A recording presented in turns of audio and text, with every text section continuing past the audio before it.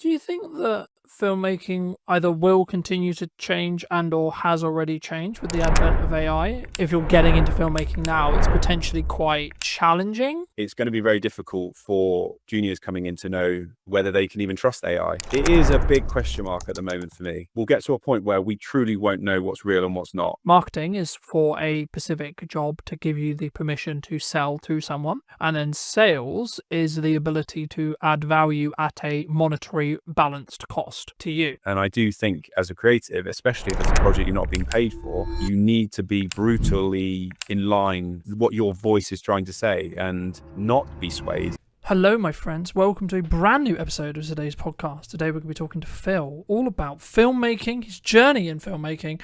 And I guess, Phil, I was going to ask you specifically like how you got started, but I think why should someone specifically care about filmmaking as a whole or video as a whole right now, would you say? Well, it seems to be that video is everywhere, and it's a really powerful way to sell or to get a story across and just to generally get a message. And I think people are, the fact that we've just at our fingertips got video content that we can just scroll through and on tap, it seems. I just think it's probably the most effective way to get a message across. Do you think that filmmaking either will continue to change and or has already changed with the advent of AI? And equivalent, like to give you some context, I was watching a video earlier today all about the fact that like junior editors and getting into filmmaking, like we're both like I would say probably more established, but if you're getting into filmmaking now, it's potentially quite challenging in respect to like those you don't necessarily have those junior roles because they are being commoditized or replaced by AI. Yeah, it's an interesting thing. And I was at an event the other day and they drew attention to the fact that, as you described, those junior level roles are being filled with AI. But what's interesting is that those at the latter parts of their careers, once they disappear, the experts that actually know and have the knowledge, it's going to be very difficult for juniors coming in to know whether they can even trust AI because they haven't got some old fogey next to them that they can vet it and check if it's correct. But in terms of AI, it is a big question mark at the moment for me. However, I'm starting to see whenever I speak to people about LinkedIn, they're frustrated at the fact that every post seems to be AI. And I do question whether we'll get to a point where we truly won't know what's real and what's not. And so people will need further proof on and evidence as to what's real. And I think what will happen in terms of marketing is that people will just start meeting up more. And so you might find that video loses its impact because we just won't believe it. Perhaps these kinds of conversations that we're having now will become a better way to market. But it's really hard to know. And it is a worry, I'll be honest. And I think it's important to embrace the technology and not get left behind. But I feel like it could go either way. As I say, for me, I think it's kind of one of those things where you've got to kind of use it to like leverage what you're doing, but also be aware of where it's going. So then you can maybe pivot, change, adapt what you're then doing as a filmmaker, what you're doing as a marketer, etc., either for your clients or for you. I agree with your like the perspective or the analysis, I suppose, that people are more pushing towards in-person events and more community-based stuff, because I've noticed that with my own in-person event, but also in general, people really seem to, I guess, resonate more in some ways with in-person connection as AI becomes more dominant. But I guess maybe the longer-term thought process is like, is there can we marry the two in the respect to like actually a lot of the stuff and a lot of the grunt work will always be done by AI, and does it maybe cross over? Maybe the line is that maybe when it doesn't cross over into like the creative stuff, I guess, do you think could it replace the creative thought process? Because I don't personally, I think it will struggle to do that, and if it can't, then we're actually fine as filmmakers. I think we'll be just kind of optimized by AI in some ways. Yeah, there always has to be in some form some sort of director or operator, and I just think what will change the most is the location at which we're doing our job. So rather than like today going out and filming in person, it might be that we're sat behind a desk and we're the ones providing the prompts. But we can only really get our heads around what we know today. And if you consider how advanced it is already, give it 20 years, it's just going to be so radically different. And I do believe that it will be advanced enough to do all of the creative legwork, but it's just whether we as a race will choose to accept that or not.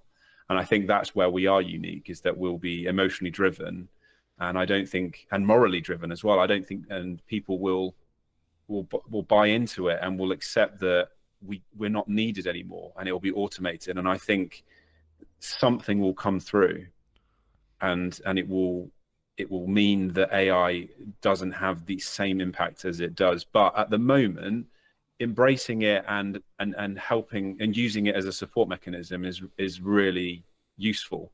And I'm using it all the time. ChatGPT is just, I'm every single day. Sometimes I'm using it for personal therapy. Sometimes I'm using it for my work, and I'm finding it's helping me to speed up the process, but it's not replacing me, because I still have to be the one to then decide, is this decision it's made or suggestion made, is it suitable?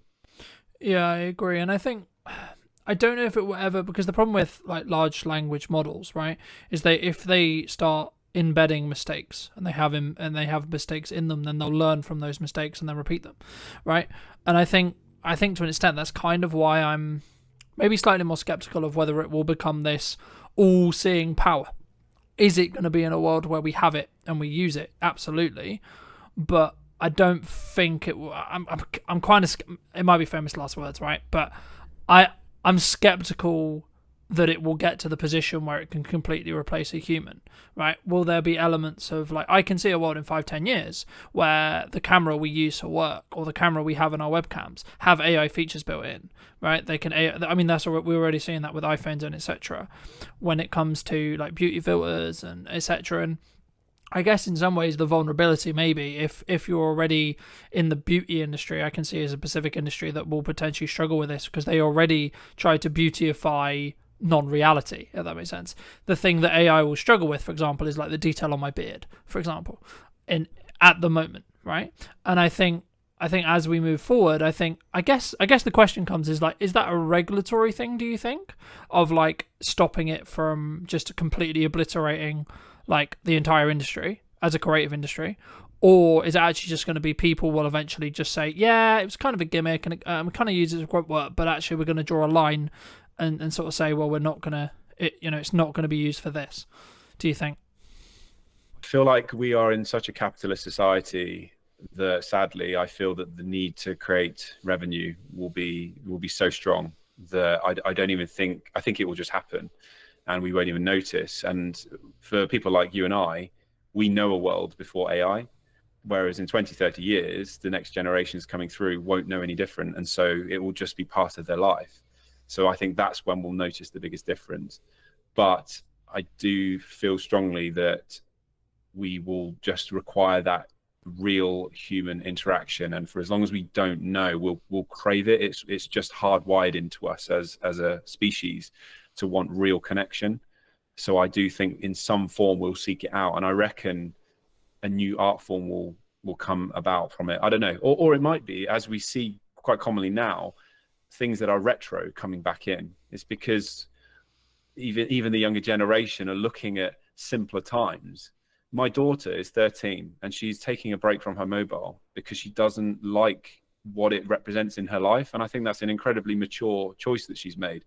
So it could go either way. It's so difficult to know, but what I do know is that we can't be those that turned our nose up at, back 100 years ago, the car versus the horse, because it's just inevitable. And you have to be, rather than just rolling with it, what I'm realizing is that I still feel like I'm behind the times, whereas what we should be doing is being a pioneer. We should be the ones perhaps steering the direction of AI, making use of it, and rather than sitting back and waiting for it to dictate our life, we can be the ones to say, well, this is how I plan to use it.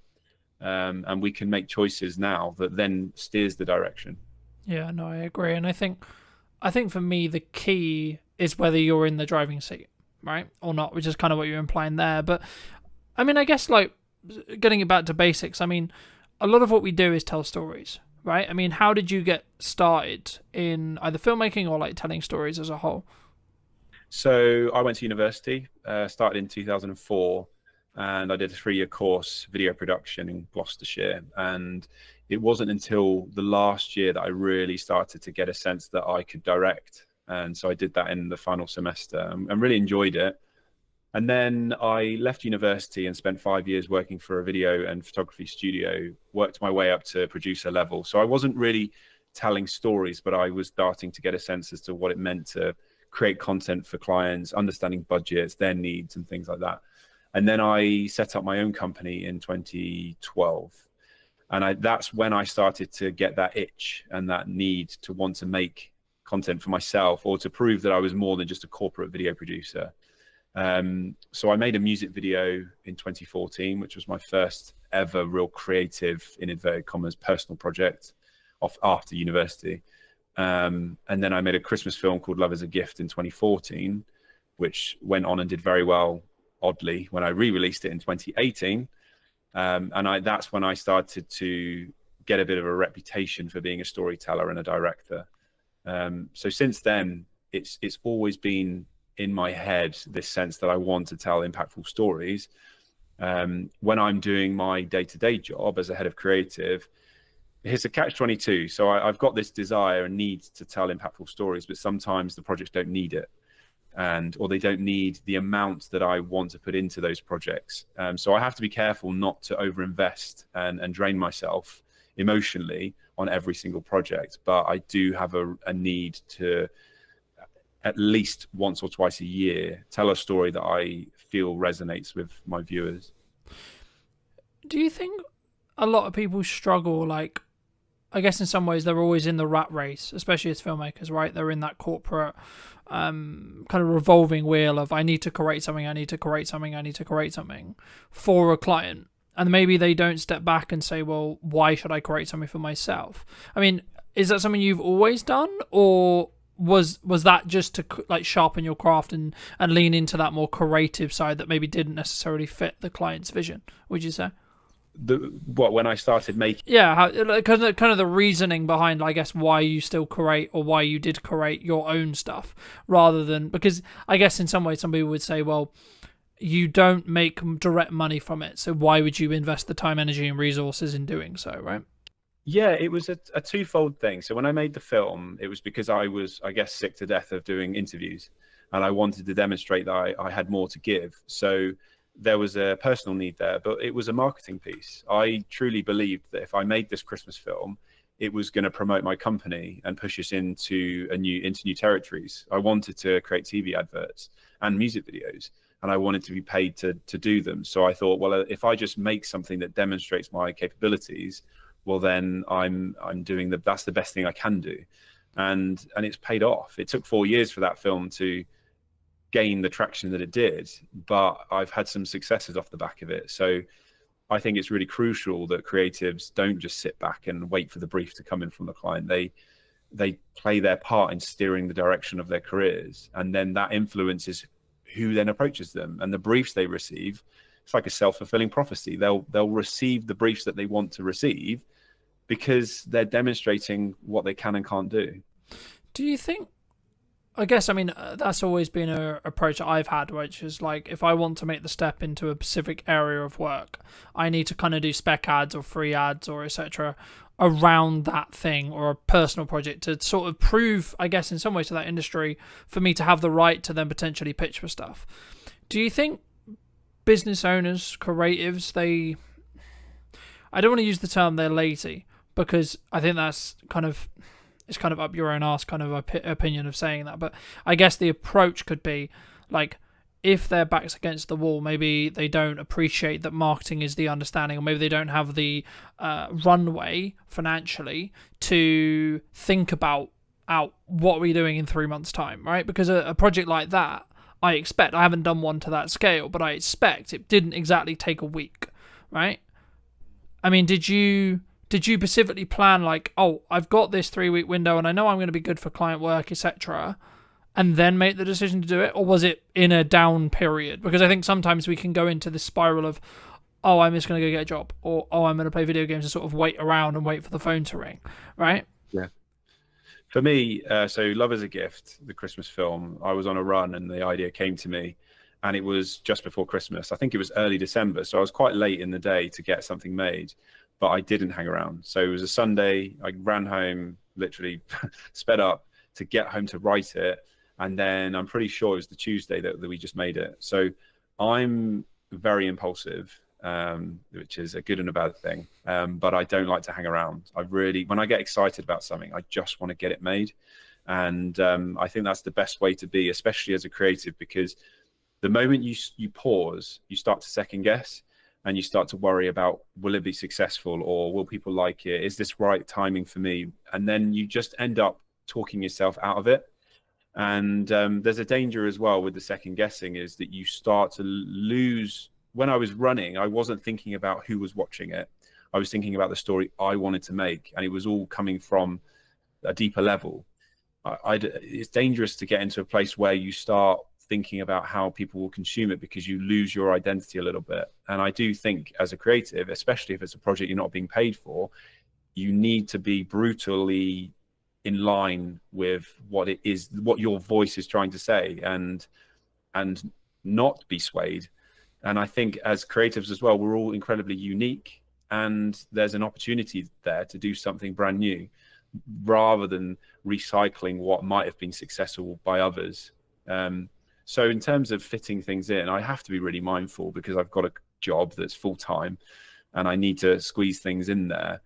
But if I really believe in it, I'll make it happen. I think if you're so passionate about something, you make it happen, don't you? And I guess, yeah, brutally, if you don't, you've only got yourself to blame. Would you have done it if there was absolutely no guarantee, or absolutely, like, the likelihood actually in general was that you probably wouldn't make any money off it or get any more projects off it? Will you still made it? Do you think, in hindsight now? It's a really interesting question, because at the time I didn't know that I still made it. But yeah, there was always that hope that something good would have come of it. So if someone said to me this would be a waste of time, truthfully, I probably wouldn't have made it. And I'm aware of that. That's something that it's a drawback, in a sense that you could argue I should be making stuff just for me. But let's not forget that I'm doing this for a career. I want progression, but also there has to be a viewer at the end of it. We're broadcasters. We're creators of content that has to be consumed. If no one's watching it, then you're purposeless. So I am mindful of that, but I try not to let that be the driver. It's a strong part of it, and I'm aware of it, and I've actually had to work through that, because external validation is something I do seek. But I'm better these days. And actually, the film I made last year was the first one I truthfully made it for myself. I wasn't conscious of whether people would enjoy it or not. I truly felt this story was strong, and I was working with an actress who I knew would be able to help me tell that story, and I just wanted to make it. But I would be lying to suggest that if no one had watched it, would I have been disappointed? Of course I would have. I think there's a difference, in my view, between whether you'd be disappointed and whether you would have still done it. Because I think in the act of doing it, you develop your own skill in being able to create a piece like that. So there's benefit there. Number two, maybe you haven't given it the timeline yet. Maybe you haven't actually marketed the film, right? Because I think sometimes when we look at filmmaking as a whole, the short film genre is maybe something that I would say is probably kind of prone to this. Filmmakers look into, I want to make this perfect piece, I want to make this amazing short film, or amazing feature film, or amazing music video, whatever it ends up, the product ends up being. But you don't necessarily, in my experience at least, on average, until you specifically think about it and you really plan it properly, I think you should personally plan the marketing of how to get the right people, or people in general, to see the thing you're going to create first. And I'll give you an example. So I'm doing an event on probably by the time this comes out, it would have already happened, but on the 11th of September. And my plan wasn't, let's film or plan out everything I'm going to do in the event, like piece by piece by piece. My plan was, let's build the marketing. How do I want to market it? How do I want to get the word out that I'm doing it? And then I'll sort of figure out what I do in the event after the fact. Do you think, to phrase it into a question, do you think filmmakers, people in general, especially like solo operators, video production companies, maybe less or so, but especially solo operators or people who are starting to get into the space, maybe they don't look at that marketing piece enough? Do you think? Massively, yeah, and I do think it's a missed opportunity as well. I've worked with many production companies. I've had my own, and there's a lack of strategy behind the content that's being suggested, and thought as to who's watching it and why, and how does that fit amongst a much broader marketing plan. And so thankfully now I'm in a broader creative role, and that's exactly what we have to do. And video is just part of the puzzle. And that's been a real eye-opener for me, because video was always my world. But now I've realized it's not the be-all and end-all. There's so much more that surrounds it. And so I do feel that production companies should be way more vocal, or should be understanding of that broader marketing plan, so that when they're pitching ideas, it's not just, this sounds nice, let's hope for the best, because the client deserves more than that. So that is a trap that solo shooters, and actually lots of production companies that are well established, fall into. They focus in on just that one particular project they've been asked to produce, but they're not thinking broader than that. And I do think clients should demand that as well. It's really important. Do you think that would be a way for us to protect us from like the future of our income, the future of our business, the future of our career from AI to an extent, if we focus on that strategic side? Potentially. However, ChatGPT is incredibly strong at coming up with marketing plans and content strategies. But again, there has to be somebody, I suppose, that controls it. That I question whether a business owner would have the time, I suppose, to be thinking, well, what is my marketing plan? What strategy am I going to be putting into this campaign, especially if there's lots of campaigns? So yeah, that's a really good argument there. If video producers can get on board with that and bridge the gap, so that perhaps you don't want to get rid of marketing agencies altogether, but for those smaller projects where they just need a video or a suite of videos, yeah, that's a really good way to add value. And whether they charge for it or not, I don't know. But then a client or a customer would come to them seeking that value. Because for me, when I saw, and I've been very honest in content before, I'll be very honest with you and everyone listening. I mean, I saw what AI was doing, and I saw what AI was becoming capable of, and I'm seeing some of the stuff coming out of Google VO and etc. And I was like, shit. All right, was the honest truth. And then I was like, actually, hold on. There is, and that's kind of why I focus on that middle ground, because with the strategic side, because I think everyone wants to chase the golden goose, right? Everyone wants the large projects. Everyone wants the big paychecks, etc., etc. In the years of experience I have personally, they only happen if you can be ROI focused. And for those who don't know, ROI means return on investment, and it's basically just focusing on, because at that point, if you can, no one can ever guarantee like a strong ROI, right? You can't. But what you can do is you can stack the odds in your favor, right? So something that I'm trying to do a lot of at the moment is be very omnipresent in my marketing, right? Like, this is the first one that was streamed, right? I'll be curious to see where the podcast is in a year when it comes to either the quality of streams, how I stream, how I record it, etc.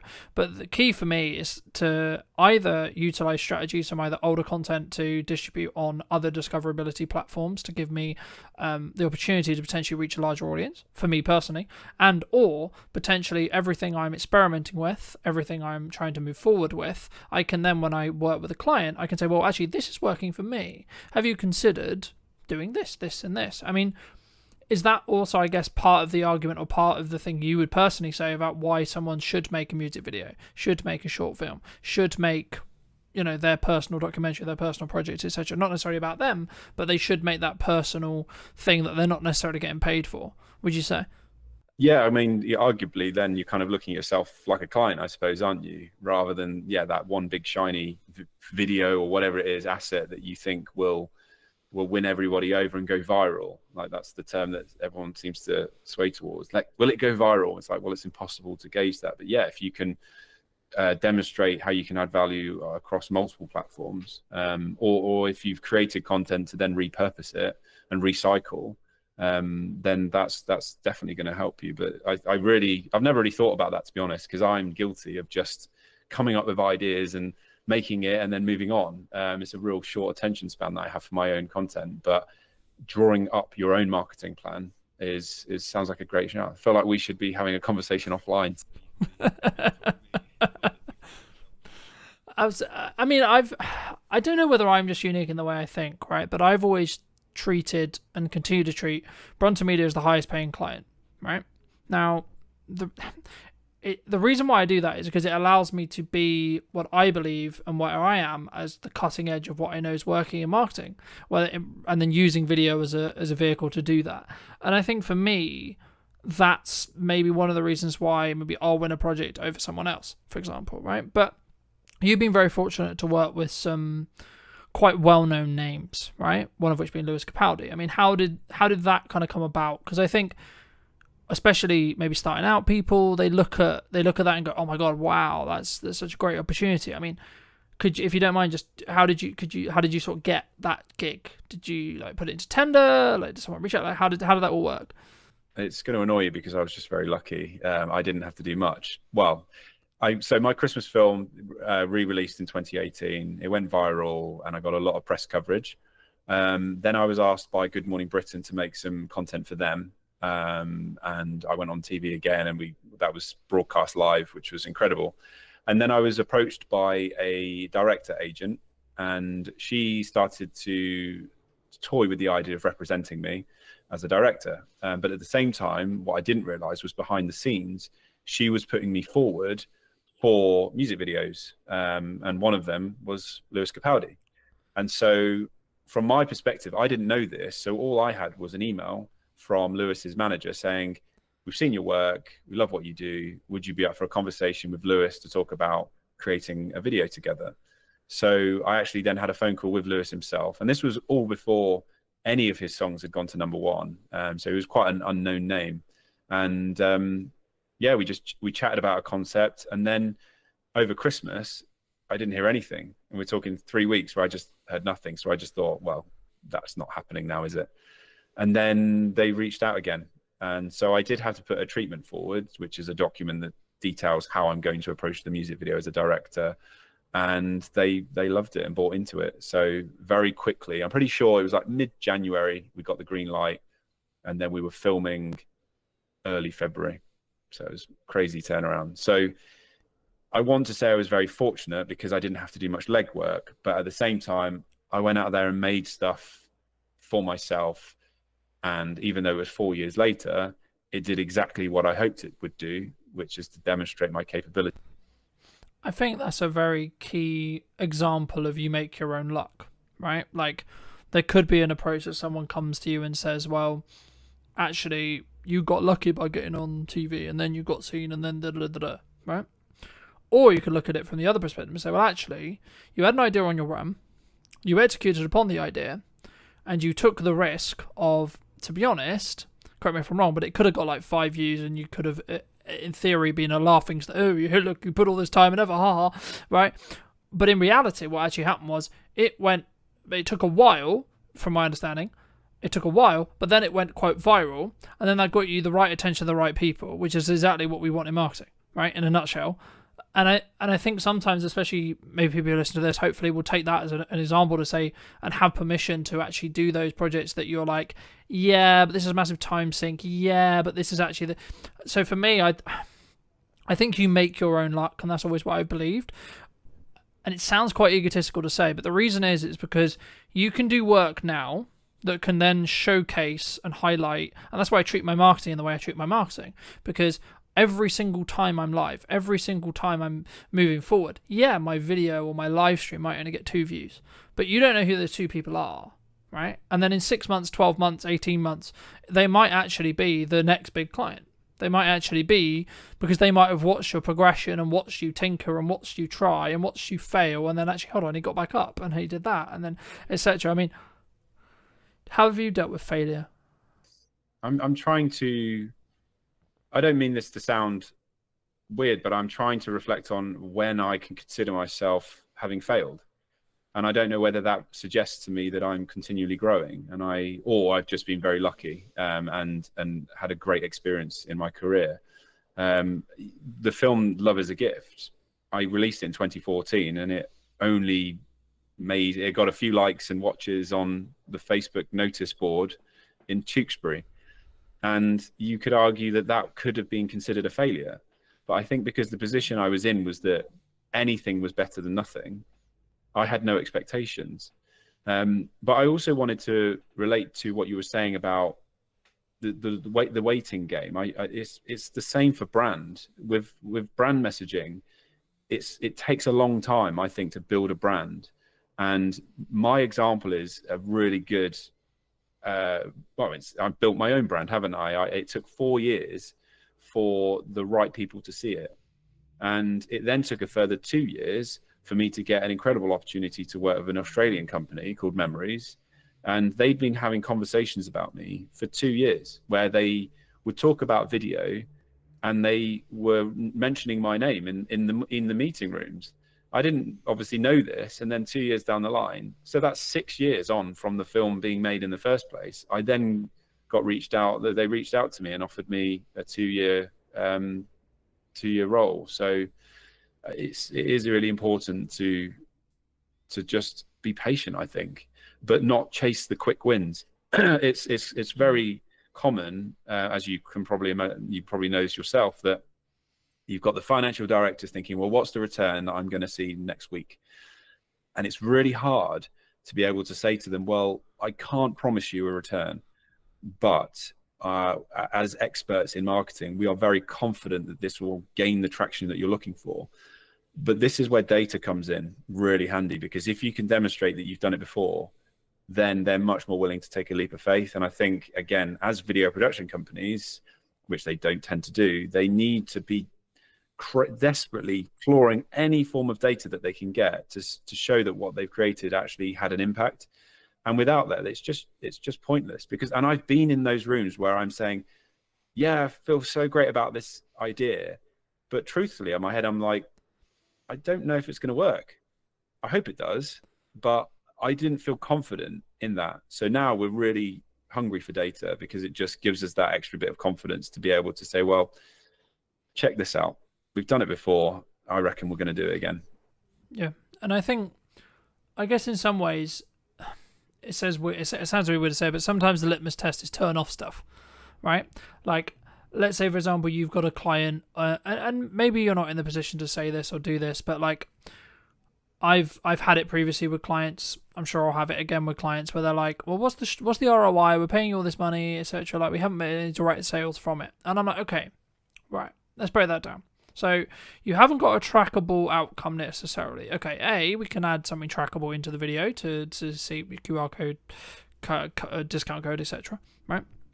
B, we can also look at it as a top of funnel understanding of, if you're consistent and you're consistently having a load of visibility, actually it's then not actually going to directly actually give you the ROI as in the sale, because it's not designed to do that. What it's designed to do is get you seen by a load of new customers that then take 3, 6, 12, 18 months to then convert. But then actually, and I guess the issue or the thing that marketing and sales always has is sales always gets the credit for the sale, even though arguably 70% of the work was done by the marketing, right?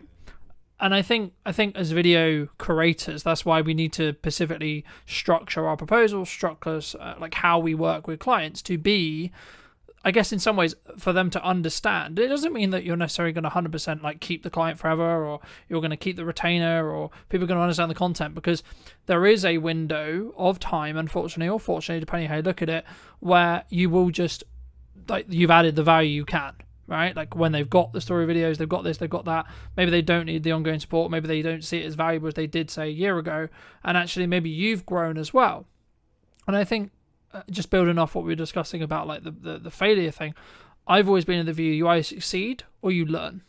You don't technically failure. Yes, it exists. Yes, the word exists. But it's not something to focus on, because for me, if you fail, it's because you did something wrong. You should take self-accountability. To phrase it into a question, though, in your career and your experience, do you think people, either you personally, should have taken more self-accountability in the past, or do you think more people should do as a whole? And do you think they would have a better outcome when it comes to what they're looking to do with their business, potentially? Yeah, 100%. And I think it goes back to what I said about seeking external validation. I think if you're constantly measuring your success of other people's metrics that come from your external viewer, then you aren't taking any accountability. It's just becomes a bit of a blame game.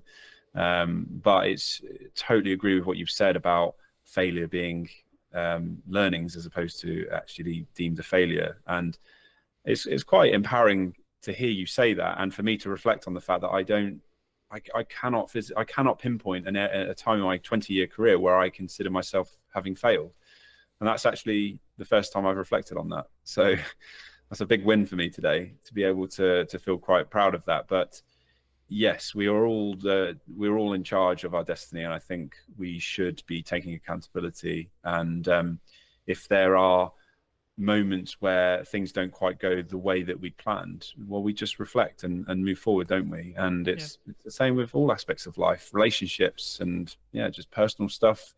It's every obstacle is just it's something you can look back on in later life and almost be grateful that it happened, because it just gave you some further clarity. That's how No, I completely agree. And I think, we talked a little bit before we jumped on the actual show, and I said that 2024 was really difficult. And I look in hindsight now, and I blame myself for why it was difficult. Right? Now, some people would say, well, that's a bit harsh. That's a bit mean. But it allowed me to understand what I was doing wrong. And now I can look in hindsight and I can look back 6 months and go, okay, well, the reason why I'm where I am today is because of the work I did 3 to 6 months ago, right? In regards to marketing and output. So the thing that people struggle with, clients and like me and potentially you as well, is we do a load of actions. The analogy that's always used here is like the gym analogy, right? You show up, you do a good workout. Cool, sick. But I look the same. Okay, we'll go again tomorrow. Right, cool, sick. Do a good workout, cool, feels great. I still look the same. Repeat. There is a day, though, where that compounding effect will get to the point where you actually see results, right? And that's then a motivator, of course. But I guess in some ways, is it the same, would you say, in filmmaking, in marketing, in output, in outreach, in any skill set that we're trying to build when it comes to business? Like, do we just have to keep going for long enough for them to reap those rewards across time with consistency, would you say? 100%. And I think being present and for a long period of time is, you're establishing yourself as any good brand should and does. But I do think you're being hard on yourself, because you're just one aspect of what might steer you in the direction of success, whatever that looks like for you. You can't control other people's behaviors. You can only control your own. And I think there of course there's going to be projects that you've created that might not have necessarily gone where you'd hoped, but there's going to be all these other people that will influence that direction. So I think as long as you're proud of the values that you have and the behaviors that you put into your work, I think that should release you slightly from, let's say it doesn't work out the way that it did. You can always stand back and say, well, I gave it my best shot, and I used the tools that I had to my disposal, and I put my best attitude into that. It's like kids. We say that even if they got an E or an ungraded on an exam, if they tried their hardest, that's the important bit. So I do think you should release yourself from some of that stress and blaming yourself for whatever it is that happened last year, because you're just one of billions of people in this world. And I do think we get lost in that a little bit, which is that we, as perfectionists, which a lot of creatives tend to be, imposter syndrome, we come down on ourselves like a ton of bricks, but that's not fair. And it's not, there's many aspects that feed into why something might go the right way or not. And sometimes it is just bloody luck. My Christmas film in 2018 did very well because I was lucky in the way that I worded it, which was the Elton John Lewis Christmas advert. People didn't like it. And so what I said was, off the back of the John Lewis Christmas advert, here's one I made 4 years earlier. So the reason my video, I personally think, went viral is because they didn't like the John Lewis one and they were more receptive to something else. So the whole narrative was, John Lewis, this guy creates a film for 50 quid that rivals John Lewis. There was that story there. I couldn't have dictated and controlled that. And I probably would have put the same type of post out had the video been successful. I wasn't deliberately writing in that way to say, well, I know it's shit, therefore they're going to love mine. It was just good fortune. So I don't think I could have truly controlled that. No, and there is market, like to an extent, there is market conditions that do have a perfect storm, right? But the reason why I say luck is in our own control is because we prepare for an opportunity and then we can execute upon the opportunity. So, like flipping it the other way, if you're going to take maybe my point of view on it, I would argue by the fact you had the film and by the fact that you saw the way I actually remember I wanted the John Lewis advert that you actually questioned or that you're talking about. I don't know whether you saw it and that's why you made the post, or whether it was because I don't know timing, but like in a world you could make the argument to say, well, actually you saw the market's reaction and then you went, actually, let's put this post out and see what it does. I would say actually that's your preparation towards you so that's your preparation related to the opportunity. So we can't control necessarily the opportunity, sure, and that's the element that is lucky. But to give you some more context, and maybe the audience who don't know, in 2024 I was marketing mostly wildlife stuff and etc., which is still a passion and still a good thing, but I wasn't truly focused on who I was serving, right, as a whole, in respect to how I can help you with marketing, how I can help you with video, what's the ROI on video, all these things and these key things. And I think for me, in hindsight, of course it's in hindsight, right, then of course that would then have a knock-on effect to potentially the work I got. But actually, arguably, with that hindsight, I picked up a couple of clients who were in the more nature realm space that I'm still working with today. So actually, I don't regret it in that respect. So I think you have to look back to see what lessons you can learn, but don't hold yourself to this perfectionized constant. I mean, in business we're like constantly known for it. It's like, I turned over X amount this year and I'm going to try and do better next year and I'm going to continue to move forward and forward and forward. And I guess it's at what point would you say then there's more to life, right? Is it just covering your expenses? Is it actually developing a emergency fund or having some investments in building for the future, etc.? Or is it actually down to the person, would you say? Talking about like actually the focus on where we go. I think it stems back to purpose and having a sense of purpose and feeling that you're adding value back to society.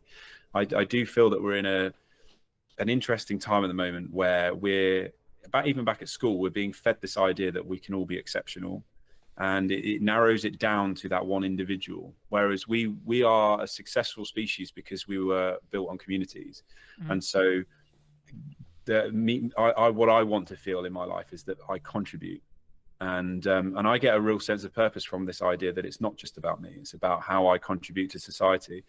But going back to what you said about preparation, you nailed it. I was thinking that word preparation and then you said it, because that's all you can do.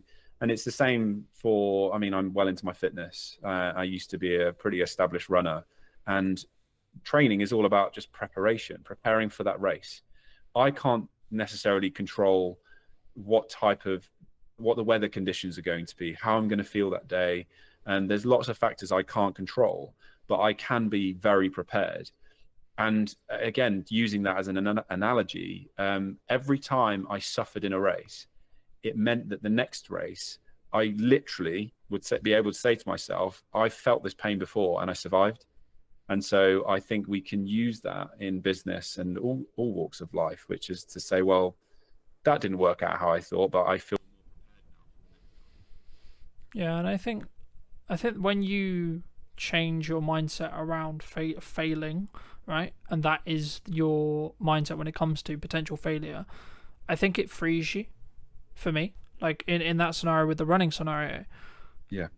But I also think failure is often dictated by other people, and I think if there was no one around to tell you that it failed or to give you any sense that it failed, I think we wouldn't feel so bad. And so that's why it's important not to measure your success of other people's drivers or what other people are doing in their lives. It should be based on what's relative to you.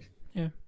Do you think that comes from a self-belief, self-esteem, like in here thing?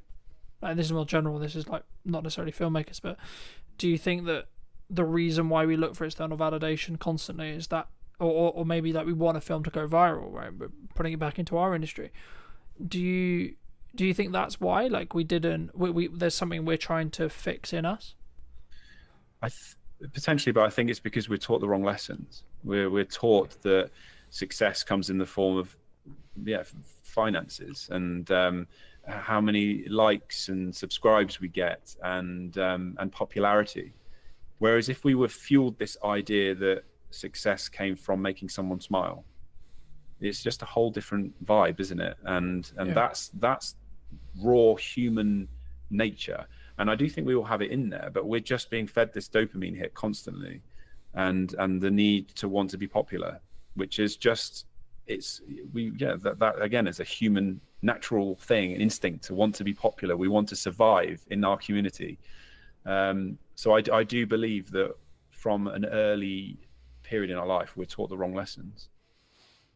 Yeah, I think that's true, and I think it takes some rewiring sometimes to, and also from speaking personally, like some internal work on why do I look for X or Y from that perspective. And I think you have to take it into two, just maybe lean a little bit back into business. You have to take it from two sides. One is I'll use your example. I'm actually completely cool if this video gets 3 views.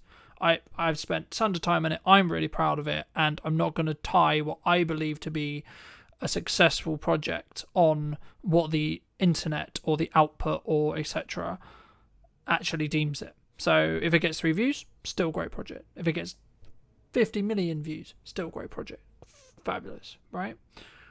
And then there's the other side of it, which is like I'm doing it for a client or I'm doing it for myself, which is like, cool, I need it to push a needle somewhere, okay?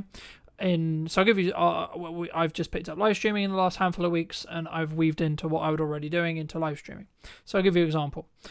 A handful of weeks ago, I knew that I got a couple of private texts from a couple of clients that I would call maybe on the fence, right? We don't have any open projects.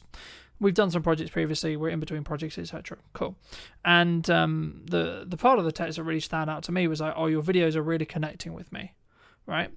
And I was like, okay, hold on. So I don't know what he watched. I don't know where he saw it. I don't have any context at all outside of he watched a video, at least one, and it meant something to him. It connected with him, right?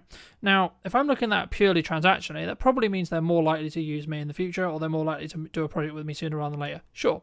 But actually, on a nice level, actually, cool, I just made that guy's day. I made that person's day. I added some value to them. I helped them move forward or help them pre-context or re-understand something related to the video. And I think for me, when I started really focusing on that bit, how much can I help, how much input can I give and give and give and give without not necessarily expecting anything. Now, it comes from a place of financial planning and financial health, sure. But actually, once you can get there, you can then actually probably make more money. If you're just looking tangibly and that's your objective of success, you can probably make more money by continuing to do that because you don't have to constantly ask for business, right? I mean, just as I'm aware of time, so I think let's wrap up soon, but for people who are maybe listening to this and thinking, okay, I'm going to start creating my own projects, I'm going to start creating my own content, where should someone start, would you say? Well, I mean, we've all got smartphones. They're very capable now. We've seen it with 28 years later. Obviously, they had some pretty sexy lenses on it, but it was shot on an iPhone. So we can all be going out and making our own content. But I think in terms of learning, it's important to surround yourself by other creatives who are perhaps further ahead, and go in really hungry with a positive attitude to want to learn. But just to watch and see what's going on. And I think being broad with that as well and getting a different spread allows you to understand, well, what is it that I want to be doing and what do I enjoy? But I truly think the best, if you want to be a content creator, you have to create, and you can't sit back and wait. It's on your terms. And I think especially younger people, they've got less ties, perhaps, financial restraints. I think it's a great opportunity to use that time to explore. But it's also being mindful of the fact that you might not figure it out for a long time. But if you imagine there's an infinite number of doors in front of you, all of those doors could be open, but it's up to you to open those doors. You don't have to walk through every door, because that could be careless. But if you're just stood looking at the doors, then that's the bit you can control, is to open those doors and see which is the one that you want to walk through. So, and I know it's a cliche, but I do believe that those, you can have an incredible skill set, but if you're an actual arsehole, people aren't going to want to work with you. But if somebody who knows nothing but has an incredible attitude, I'll remember them. I'll get them back on board. I've done it before. There was somebody who had an incredible attitude, and I put them in front of the right people, and now they're living in London, having an incredible time working on TV commercials. And that was her attitude. That's what mattered to me. So that goes back to what we said before. It's about behaviors and how you feel you can contribute back to other people and make people feel something. And those people as well, they're the ones that are best at selling, because they can sit in a room and it's not about them. It's about, well, how can I want to add value to your life, to your business. And they truly, truly believe it. And the best brands in the world are positioned in that way, which is that they truly add value, and it's on the customer's terms. So that can definitely be taken into, for any young filmmaker or creative. Try to see how you can add value to the person that you're working with or speaking to, and get a mentor as well. That's really helpful. I have a mentor, and he's brilliant. It just helps me to stay fresh, I think, because it's easy to get stuck in your old ways. No, I completely agree, and I think also, like, giving without expecting a return, and just, I'm going to use the term like showing up repeatedly in a good manner. It comes from understanding where you are in your career. A, B, financial planning, right? Like, there's something that I didn't get right in 24 that I am getting right in 25, and that's why I'm in a stronger position, and that's why I can act the way I am. But also understanding the, building it off the marketing sales thing, marketing is for a specific job to give you the permission to sell to someone, and then sales is the ability to add value at a monetary balanced cost to you. So you're adding value to someone, and someone is then rewarding you with a monetary gain. Sure. Right, but what people sometimes get wrong, in my view, is they don't understand what camp they need to stand in most of the time. Because if you're really strong at marketing, you actually can be less strong at sales, or have an easier time selling, because you'll A, have more qualified leads, e.g. people who actually want what you sell, and B, they'll have less questions or less objections, right? And this is where you should know how to objection handle to an extent, but I find it a bit corny where there's a lot of content online going, this is how you objection handle, because that's just about, in my experience at least, pressure selling people, which in turn means they're probably not really going to get the value, and you're going to, like, the fuse on that client is going to be a lot shorter than someone who's consumed your content for say 6 months or 12 months and then understands completely what value you could add to their business, and then be like, actually no, we're going to give this person like 6 months to before we actually, like, they'll always look at ROI, they'll always look and judge it, sure, but they're going to maybe give them a little bit, like me or you, a longer window to actually add that value, because that's how long it took them to potentially convert, if you want to go down into the business road. But for those people who've enjoyed this conversation, for those people who want to connect with you, want to reach out to you, want to talk to you, want to maybe hire you to do stuff, etc., where's best for people to reach out to you? Probably the best starting point is to go to my website, which is philbeastall.co.uk. Phil with one L, Beastall's BEASTALL.co.uk. Magic. And if you were going to talk to yourself 10 to 15 years ago, what advice would you give to that person now? Chill the F out. I don't want to swear on this. That's the big F bomb. Yeah, just enjoy the ride and stop overthinking. Stop worrying about what other people are going to say. Do what feels good for you, but continue to work hard and show up. And thank you ever so much for coming back and joining me. If you did enjoy this episode and you would like to see more like it, make sure to be subscribed, follow, all those lovely things, and I'd love to hear what you think in the comment section down below. And I'll see you very, very soon.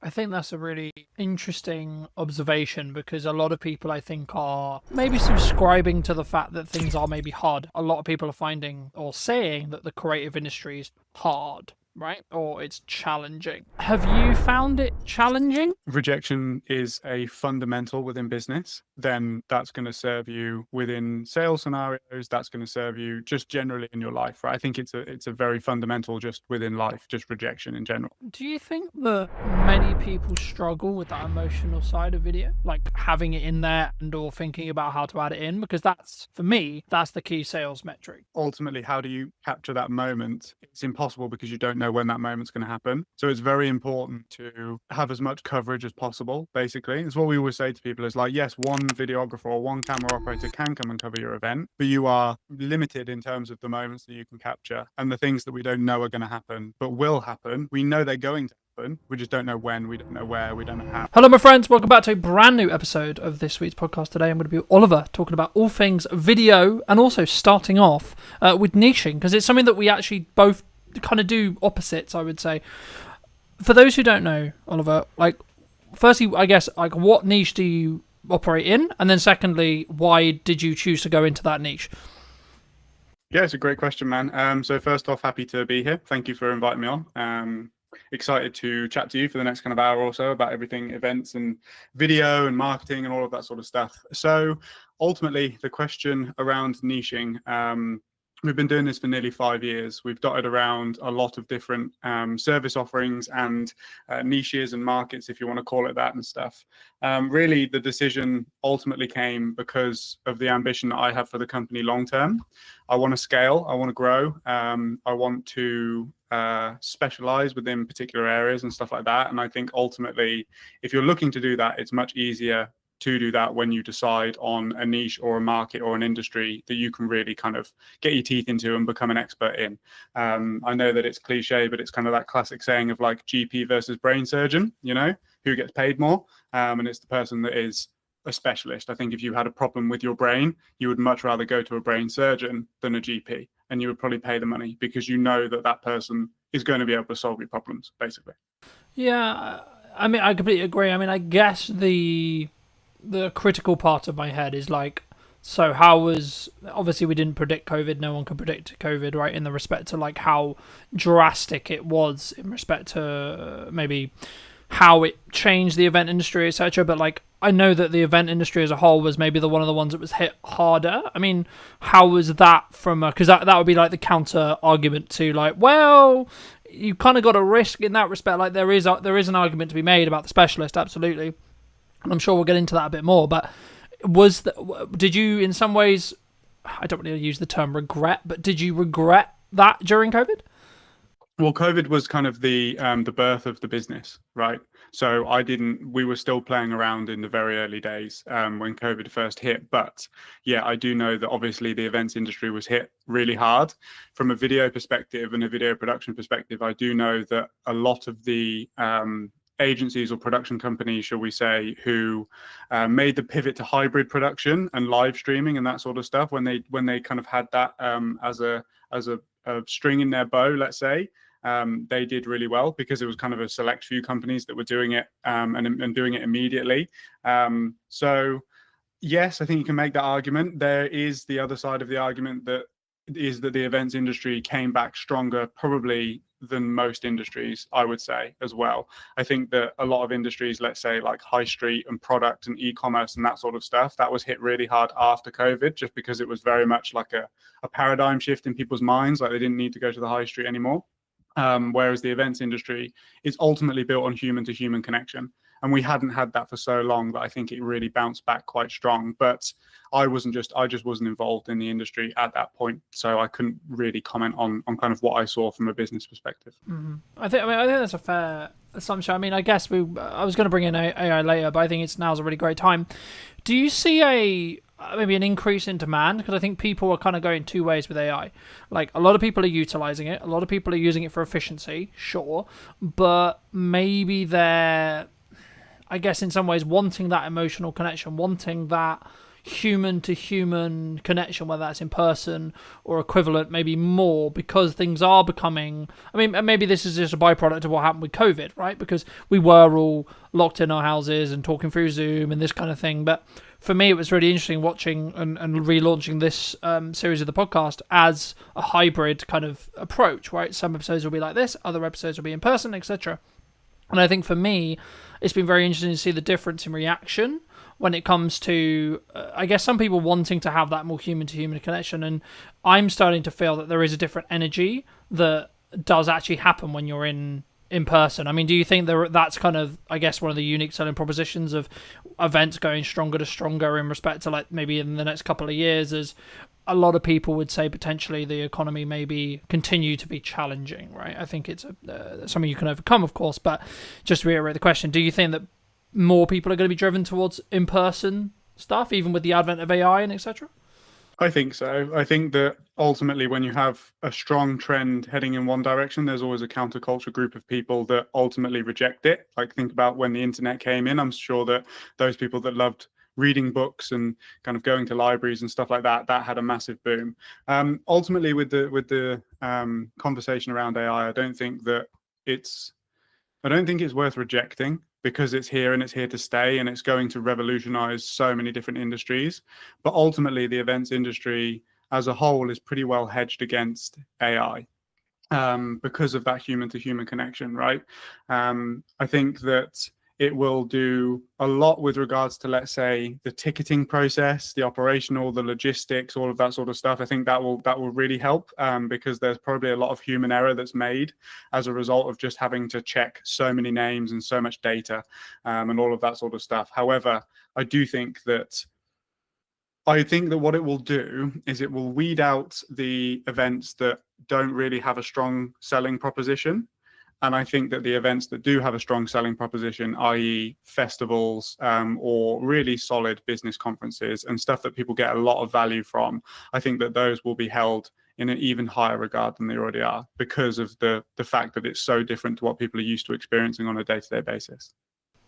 I think that's a really interesting observation, because a lot of people, I think, are probably maybe subscribing to the fact that things are maybe harder, right? Like I've been filming a handful of podcasts across the last couple of days, and a lot of the conversations I'm having in them is about a lot of people are finding or saying that the creative industry is hard, right? Or it's challenging. Have you found it challenging? And if so, how did you change, like when it was maybe challenging? Maybe it isn't right now, but if it isn't, how have you pushed through that? And is it just because you niche specifically, do you think? I think that that's probably part of it, for sure. I wouldn't lie to myself in the sense that, well, we didn't pick events purely because it was hedged well against AI. It's just worked out really well.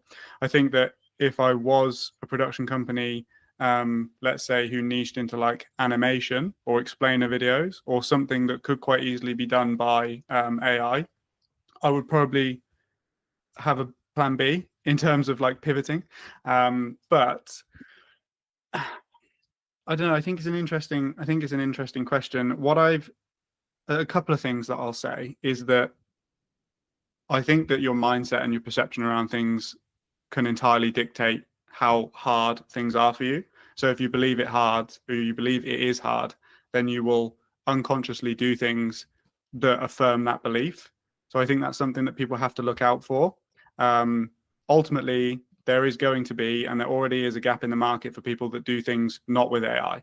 Like some of the YouTube series and stuff that I watch, at the start of the video, they have a disclaimer that says like proudly produced by humans and stuff like that. And for somebody that values that and values the human input into creativity, for me, that's an even stronger reason to continue backing and watching that channel, right? So that's kind of just like a micro abstraction just there. What it's definitely done and what I've seen is on the post-production side of things, we're certainly less involved than we used to be. So I feel like internal marketing teams are utilizing, let's say, like AI short form editors. But in terms of being on the ground and actually filming the events, I think until it gets to the point where there's like robots and, you know, Elon Musk Tesla bots and stuff that can kind of run around with cameras and stuff like that, I think we're pretty safe for now, to be honest. No, I agree. And I think Of course, we don't know where AI is going to go, right? So it would be wrong of me to say, oh, that's never going to happen. But I think that actually when we get to that stage, I don't believe, personally, we'll see what happens, of course, but I don't personally believe that that will be the thing that's replaced. In warehouses, yeah, absolutely. In, like, repair jobs where it's dangerous or equivalent, yeah. Soldiers, if you're going to have to fight a war, yeah, etc. Things like that, I can absolutely see. But just quickly on the event side, I mean, do you see people maybe underutilizing the concept of like a hybrid event still because it's not, I guess, as cool, I was going to use the term, but like not as maybe ROI positive if you want to like lean into it business wise because we're not in COVID anymore? I don't know. I think that there's still a massive use case for hybrid events. Ultimately, the main benefit being that you can attract a global audience, not just a local audience or a national audience, let's say. If you look at some of the people that are top of their game, Alex Hormozy, Tony Robbins, they always do virtual or hybrid events to a really high-end production standard, with the huge Zoom screens in the background, and you can see how many people are on the call and stuff like that. I think that ultimately, if you're going to produce a hybrid event, it can't just be 7 people sat on a Zoom call talking about stuff. I think you really have to go the extra mile with regards to like all of the energy that you would have put into the logistics and the in-person experience. If you take that energy and you put it into, okay, how can we make the hybrid experience better? I feel like you will definitely have a better event and a more engaging and valuable event for your delegates as well, for sure. I think that, yeah, I think that's the key. I think it's about like actually branching out a new audience and maybe having, from a strategic side, maybe looking at like, here's a online ticket versus here how you can be in the room, right? And having a different tier in that respect. But when we look at marketing, right now, obviously maybe we're going to talk directly at events, but like it could also, I believe, be used more generalized. What do you think I'll ask it in an event way, but it will probably branch out outside of that as well. What do you think people are missing in event marketing right now? What do I think they're missing? Like, what should they be doing, in your opinion, that they're maybe not doing? Well, ultimately, it's totally dependent on where the bottleneck is within your marketing system, right? This is what we say on every single discovery call with a potential client or a prospect, if you want to call them that. Like, are you getting enough eyes? I.e., is there a ton of people filling the funnel, but you have a conversion issue? Like there's not enough people converting into actual ticket sales or sponsor conversations or whatever that might be, or have you got fantastic conversion metrics, but you haven't got enough volume? Like I think ultimately, what a lot of people struggle with event marketing is that they try and produce stuff efficiently that is going to appeal to everybody. But at the end of the day, what a sponsor wants to see versus what a visitor wants to see versus what an exhibitor wants to see versus what a speaker wants to see, they're kind of your main 4 stakeholders, right? They're totally different pieces of content. And I think that events and event marketing teams specifically should take a lot more time to consider where is the bottleneck and really what are we trying to do over the next 12 months in the lead up to our events. And produce content purely for that. I feel like they're trying to solve 4 problems, whereas if you just dial down and solve 1 problem, and then you'll have another problem off the back of it, but you can continue to do that, right? And it will just work in this cyclical cycle. I think also one of the biggest impact factors when it comes to video specifically for events is speed to market. People are used to waiting 2 to 4 weeks to get their video back from kind of a standard videographer, but ultimately you have to like just as quick as possible, like ideally minus 10 hours, right? You need to be getting the videos out. We kind of say 48 hours is the max. If you want to capitalize on the traffic and the buzz and the selfies and the tags and everything that's happening on social media after an event, you need to be publishing that video and putting it out to your list and kind of engaging with as many people as possible to get those rebooks, because ultimately it's like somebody is so likely to rebook pretty much there and then, or like just after. If you wait like a week, the emotions have died down, the memories have faded, and you're just not going to get as good conversion, basically. Yeah. Do you think that many people struggle with that emotional side of video? Like having it in there and or thinking about how to add it in? Because that's, for me, that's the key sales metric to an extent of when you have a video. It's can you showcase, highlight, show in a form that will then have an emotional either reaction or showing the actual emotion that took place at the event, for example. Do you think that's something that maybe some people lose, either because of the self-confidence of like, how do I capture this moment, or actually we missed the moment because we didn't predict it, perhaps? Yeah, I think it's both. Ultimately, how do you capture that moment? It's impossible because you don't know when that moment's going to happen. So it's very important to have as much coverage as possible. Basically, it's what we always say to people: is like, yes, one videographer or one camera operator can come and cover your event, but you are limited in terms of the moments that you can capture, and the things that we don't know are going to happen but will happen. We know they're going to happen, we just don't know when, we don't know where, we don't know how, right? And then your second question was, That maybe it's a just struggle, remind me. like a struggling confidence, right? Because I think, like, so I'll give you an example. First time I ever filmed someone crying in an interview, I had this emotional, like, care reaction to them to be like, I should cut the camera. Now, in this context, it wasn't my set and that wasn't my call to make. So I was very, like, I need to be disciplined and not press the button. But my reaction was, this person, like, the human side of it was like, this person's clearly upset. Do you push through that? Like, do you, like, when it's more, like, emotionally charged or emotionally feel? But because I think for a content point of view, there's maybe a moral question, because yes, that footage is like really powerful to tell the story and really like useful from a marketing context. But also, I think we have an obligation, maybe as videographers or directors or whatever role you sit in production, to say, well, okay, but at what point do we say actually we should give this person 5 minutes? I'm a big advocate of forgiveness, not permission.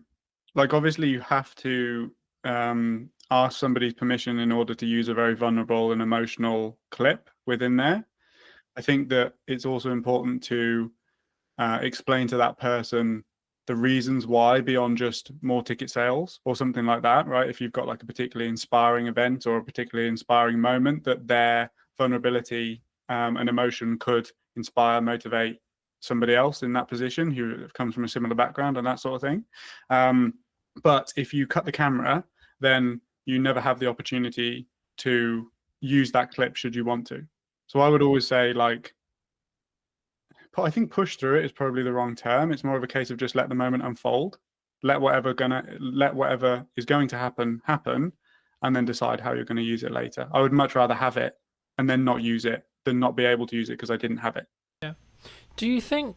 I mean, I know we discussed briefly when we were setting this up as well, and I'm going to get a little bit into mindset to give you some clarity. But for me, I think I've always been a very disciplined person, and I think it bridges quite nicely onto what we were discussing there about like the emotional stuff. But like, I agree with you in respect to like, if it's not, because you can get retroactive permission, and with the context you're potentially going to use it for, and actually that's probably a nicer way of saying how you're potentially going to use it. But is in more generalized term, when you're looking at business, or when you're looking at maybe touching back to when things are harder, perhaps, and you need to do the extra hours, you need to do that one more rep on the sales call, or do one more sales call, one more discovery call, one more piece of content, etc. Is that just a discipline thing in your experience? What, in terms of pushing through? Yeah, just doing when it. you don't want to do something. Yeah, like doing it. So like sometimes, because for me, I have the evidence that is what will be pushing me to the point where I will be able to get the result I'm looking for, especially if my back's against the wall. And when I was like, oh, I'm motivated, that would have potentially meant I didn't do it because it's uncomfortable, right? So what in Christ, what we're talking about here is uncomfortability. And I guess, when is it appropriate to push through uncomfortability?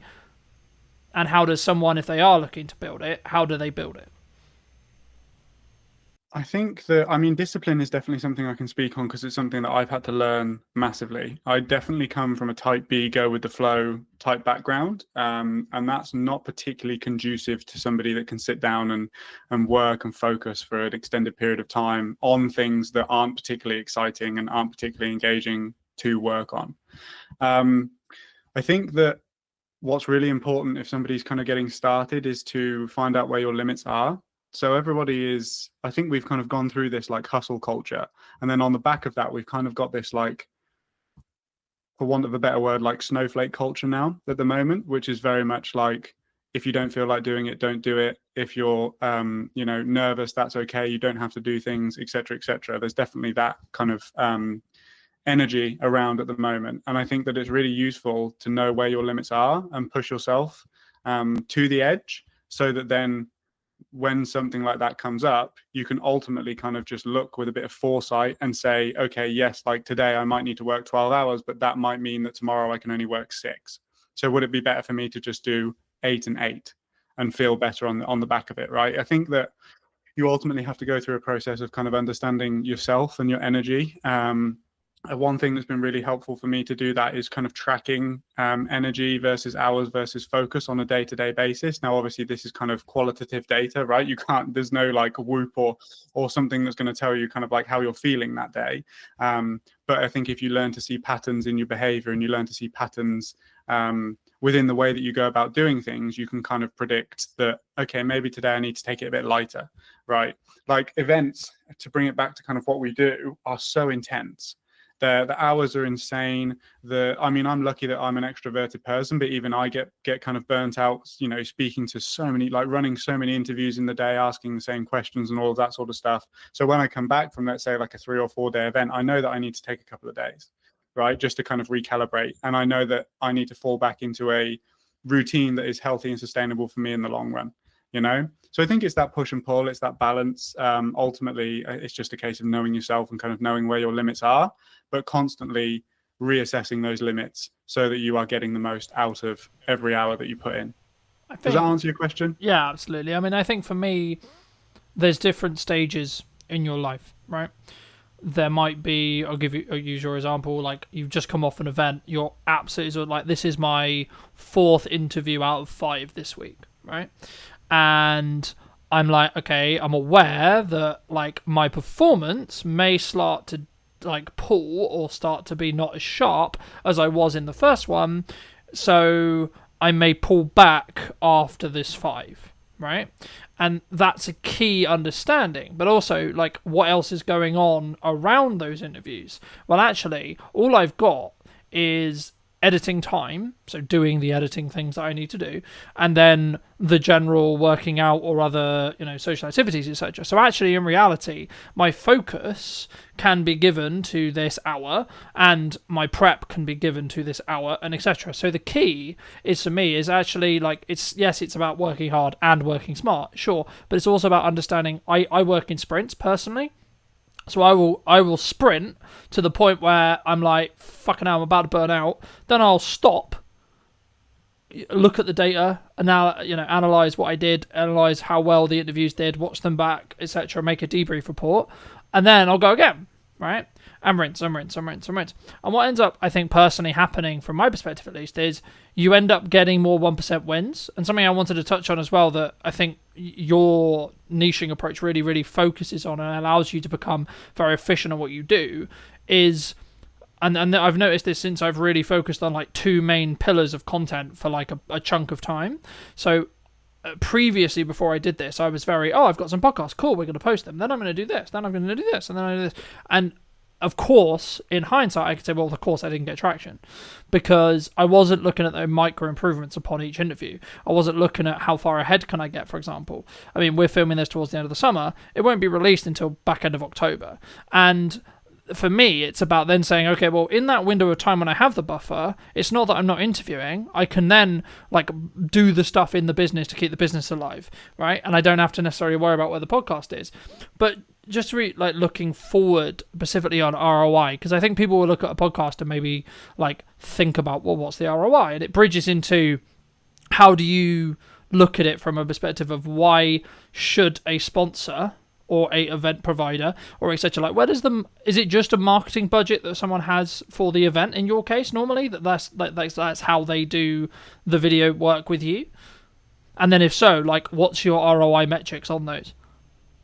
Well, it's always about value. So whenever we're in if you want to call it a sales situation, like it would be sales, right? But I'm always very keen to constantly bring the conversation back to the value that we're providing, rather than the day rate, let's say, or how much or what our prices are, for example. really it's about understanding, okay, cool, how many sponsors are you looking to bring on if that is your objective? What's the standard ticket price? What's the tiers? Okay, so reasonably we can expect that if we did bring on, let's say, 3 new sponsors over the next 12 months, that contributes to X amount of revenue for you in the long run, right? So then you compare it against the value, and ultimately then the marketing budget might expand a little bit because of the potential that can come off the back of it, if that makes sense. Now, in terms of ROI, I've always found it, and it always will be, I think, relatively difficult without the advent of kind of paid ads and stuff like that to track the ROI on video content. Like, how do you do that? You just can't really, and it's always been a struggle that we've kind of faced, because ultimately there's a lot of inference that's kind of involved in those conversations. But yeah, a sponsor could want lots of different things from an event. They could want straight ROI, let's say, like if it's a bank and they just want people to come and bank with them, and they're going to put all of their money in and they're going to generate the interest, off of the fact of that being there. It could be brand alignment, right? It could be the fact that a sponsor is looking to tap into a different market, a younger market, an older market, and aligning themselves with a particular brand that carries that audience is going to do that. And then in the long run, they can expect XYZ returns for that and stuff like that as well. It could be general brand awareness as well. There's a lot of different angles, but I think that ultimately, if the event sales team dug into the sponsor conversations in the same way that we do, and actually kind of helps that sponsor understand the value that they can expect over the next kind of 12 months or 18 months if they did commit to a sponsorship package, I think that they'd have a lot more success, basically. And then you've got the video content to back it all up, right? The video content from an event is proof, ultimately, that the thing happened and it was fantastic and that it got the audience that the sales team is telling the sponsor that they got, basically. Do you think people are hesitant to pay more than, like, let's just say, for example, like, a standard videographer can do it for a price, right? And you or I might be like B price or C price, right? And we're looking at the value, we're looking at the value we're going to add to a client rather than necessarily the time that we're going to spend doing that, right? There is obviously time involved, sure, but we don't focus on, in my belief, we share that in that respect. We don't focus on the time, we focus on the value or the transformation that we're adding to that client. Do you think people would struggle, or sometimes clients would just go, oh, they're cheaper, so we'll take them? They do sometimes. I think it depends on who you're speaking to. Ultimately, the person that I'm really looking to work with and attract into my business is not that type of person who price is the deciding factor. So I don't really concern myself with those sorts of people. If I do find myself on a conversation with that type of person where they're basically playing like a race to the bottom, is essentially what we're talking about here, I will confidently sit there and say, look, we can be beaten on price, and the reason is X. If you don't understand that, that's fine. You're just not in the right position for us at the moment. That, come back to us when you, like, without sounding cocky, just come back to us when you understand that didn't get you the result that you're looking for. So you're actually wasting money. You've wasted money now. Like, and then we're going to have a different conversation in 12 months time. This is the great thing about events, is that, like, there is always 12 months, right? There's always going to be another event. Hopefully, if you've got a good event, you're going to put it on time and time and time again. So there's always opportunity to have another conversation, basically. Yeah, no, I completely agree. And I think, I guess, does that say more about, like, you then? Like, having the ability to say no to a client, or saying, actually, maybe we're not the right fit? Because I was having a conversation a handful of weeks ago with a new client, and he said, well, one of the reasons why he went with me, even though I was more expensive, was because I don't work with everyone, which I found really unique. But I've been just like, I'm protecting my time constantly because I want to be able to run the podcast. I want to be able to put a lot of time into our marketing and our sales and such, and our scalability and our growth. So for me, I'm like, actually, I only have a finite amount of, like, availability for clients. And I think for me, that's always been the case. But I didn't always, I sort of had to grow into the confidence, I guess, of saying, well, actually, I can say no to this client if they're not the right fit. Did you personally always have that, or was that a skill that you've developed through, however many years? I don't think it's a skill that we've developed. I think it's a confidence that I've grown purely just because we've got good systems. Like, we've got systems that book calls on repeat. We've got systems, like, we know the metrics. We know if we speak to 20 people, that then roughly 30% of them will convert over time at a lifetime value of X, whatever, right? So, like, I know my numbers, and it's okay if it's okay that 70% of those people don't go ahead at that time, right? Because we know how the business operates and we know kind of where that comes from. I think that ultimately what you're talking about is, again, the power of niche, right? Because you might not have a particular industry that you work with, but you have particular types of people that you work with. And that's kind of the power of it, is that, you're not saying yes to everybody. And I think that that makes the people that you are saying yes to feel even more included in your service, because they know it's for them. There is value in paying more, right? From a client's perspective, there's an assurance behind it. There's confidence behind it. There's there's just power behind saying no. Yeah, I think it also goes into that perspective of it comes with a level of prestige if you want to look at branding or marketing as well. Like, why do we perceive Rolex in the way we perceive it? Why do we perceive Audi, BMW, so on, so on, so on, in the way we perceive it? Do you, either for clients or yourself, look to trend jack or look at what is, quote, trending when you look to do your own marketing? My marketing? Yeah, personally for you.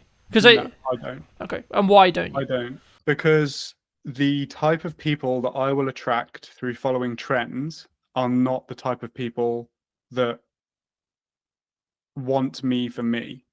I would much rather a video that I produce get 50 views, but all of those 50 people love that video and get invested in the things that I'm saying and be the types of people that I made that video for, than 100,000 people when, like, really none of them actually wanted to watch it. They wanted to watch the trend.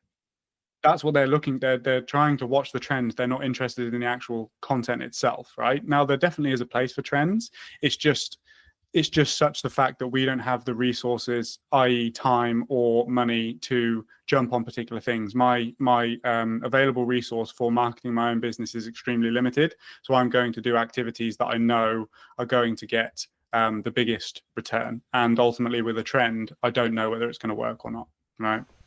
Yeah, absolutely. Because I think sometimes, not us maybe, but a person, starting out videographer, starting out business, they look at the potential likelihood that they could get something to like 1 million views, let's just say, for example. And they're like, oh my God, that's going to change my business overnight. And not speaking as someone who's had a video hit 1 million, but I know people who have, and I go, how much money did you get for it? Nothing. Right? So I guess the follow-on question then, you spoke about like that you're only going to do the things that really work. Okay, if you don't mind sharing, what does really work for you then in marketing? Cold outbound. Okay. Has always worked for us, because I've always been a fan of outbound, because you go to the market doesn't come to you. I think there's definitely pros and cons to both, but essentially if I message 20 to 50 people per week, they are the exact type of person that I'm looking to work with, right? Versus, let's say, we also do paid ads. So I don't want, we also do inbound marketing as well. But like, for example, I dialed up all of our inbound paid ad leads this morning. One of them was qualified. And I think I spoke to like 20 people. So you have no control over the type of people that are coming in, which is a bit more of a waste of time. But the flip side of that coin is that when you do find that person, they've already consumed your content. They already know who you are. They're already interested in working with you because they've clicked through. They've made that action themselves, right? Whereas on the outbound side of things, you probably have to do a bit more persuading, because it's a case of like, who are you? I don't know you. You've just connected with me on LinkedIn and now you're messaging me, right? Yeah. For me, I love cold outreach because I want to have it as a skill set to have in my back pocket for when I need to use it or want to use it. What advice would you give to, say, a starting out creator, starting out videographer, etc., or someone in the creative industry who looks at cold and goes, that's terrifying? Because I think that's really common, right? And it might come from like the rejection side. It might just be the nature of they haven't done the reps yet.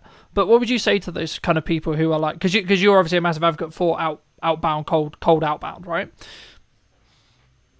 I would say that rejection is a fundamental within business. So the amount of experience, if you can become comfortable with people saying no, then that's going to serve you within sales scenarios. That's going to serve you just generally in your life, right? I think it's a very fundamental just within life, just rejection in general. What I would say with outbound is that you people severely underestimate the volume that is required in order to get returns. People think that they're just going to send like 10 messages and get 5 clients. It does not work like that.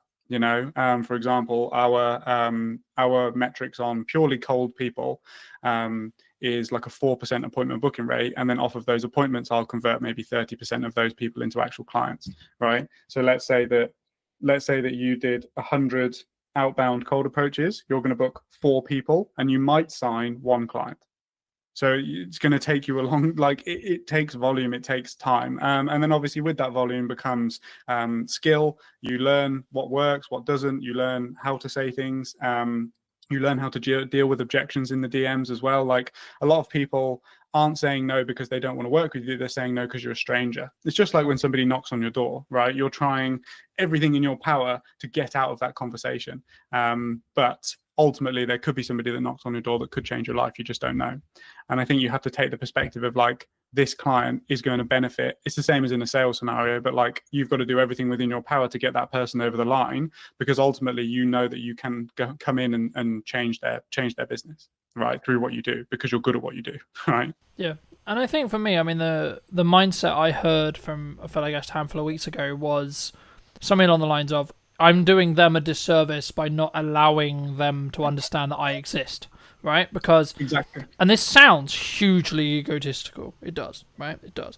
But the key is I know I'm really good at my thing, and I know I can create really strong results. So actually what I'm doing by making it appealing, obvious that they should work with us is actually I'm making sure they don't make a mistake on who they hire, because I don't want my potential client to lose money. Right? And with that rewire in my head, you then can approach cold differently, in my view. Now, there is an argument to say, like, is it in stages? Like, would you only do it when... Because I guess the perception for cold is you only do it when your back's against the wall, you need to make money quickly, right? But actually, in correspondence to what you just said, that's counterintuitive because you just said it would take a long time. So, is that true? Or is it actually just something that you just gain the reps of and you just do consistently, and that's why it works? No, I think that it's for us, it will always be a system that we have within the business. I mean, again, it's purely just based on experience, right? But it's always been the thing that's worked for me the best, be it cold email or cold DM.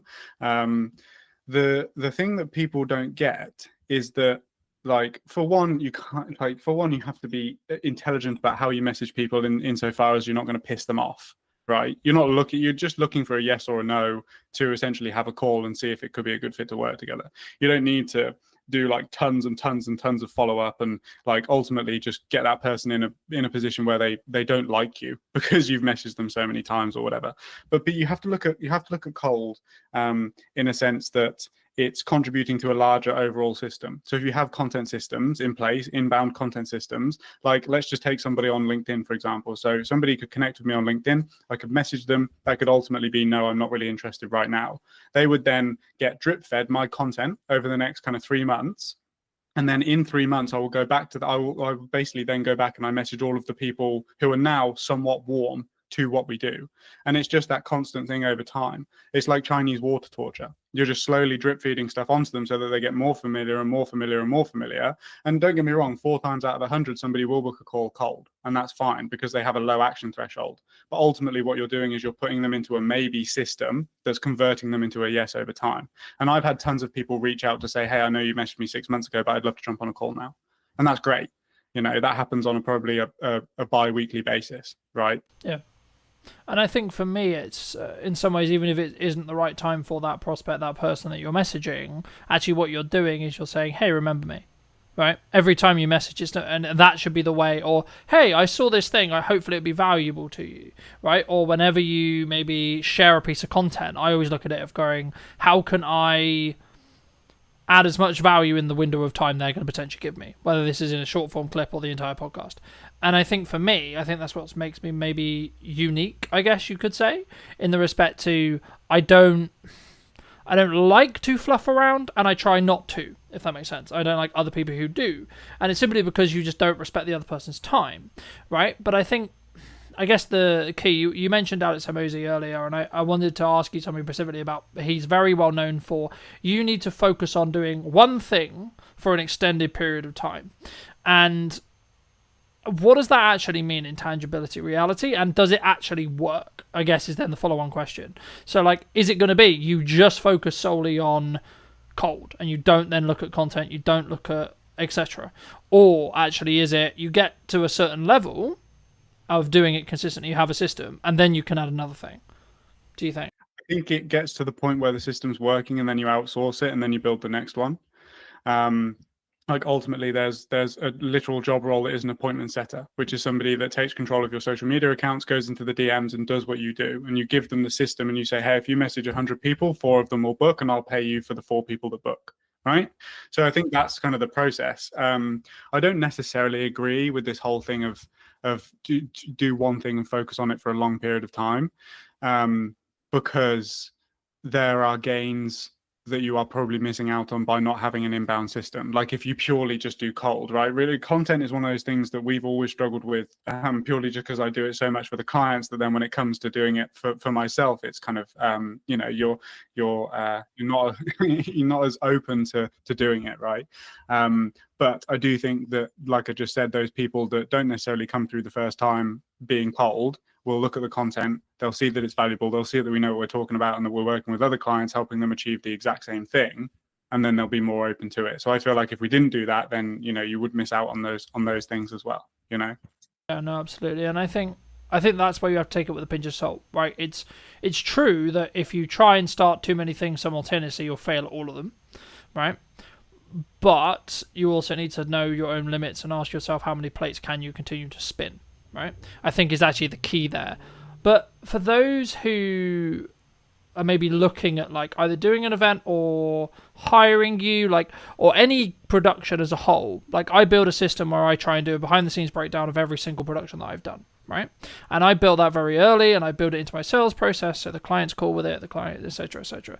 But like for me, I guess the question is like, do you do behind the scenes content, A, and then B, if you do, how do you manage that resource? Because obviously you're there actually working. Now, I would argue that's the best content you could possibly create for what you do, right? Because it shows you in your element, shows you problem solving, etc. Like, is it just a matter of like hiring another videographer and maybe you take a little hit on the profit to follow you around specifically, or like is it in more depth than that? Yeah, for sure. It's basically that. We have experimented in the past with purely trying to get behind the scenes from the crew that's already on site to do the job.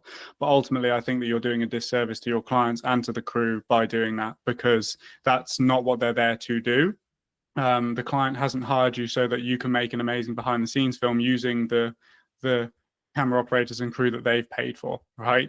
So you're going to piss your clients off by doing that. The best way that I've found is to essentially just have somebody whose sole job it is to take behind the scenes imagery and behind the scenes video of everybody doing their thing. And yes, you do take a hit on your profit, but you have to look at it as a long-term marketing resource.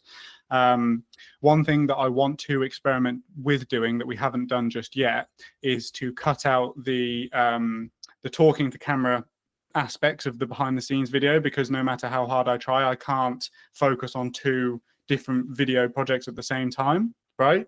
It's very difficult for me to think about how the behind the scenes video is going when I just need to be focused on the client's work, essentially. So what I want to start doing is bringing somebody whose sole job it is to do that, have me mic'd up the whole time, and then have those clips of the problem solving and have those clips of us working on a day-to-day, bring that back in, and then probably review it with the camera in the studio, and basically just say like, look, this is the context, this is the situation, here's what happened, here's how I dealt with it, have a look, right?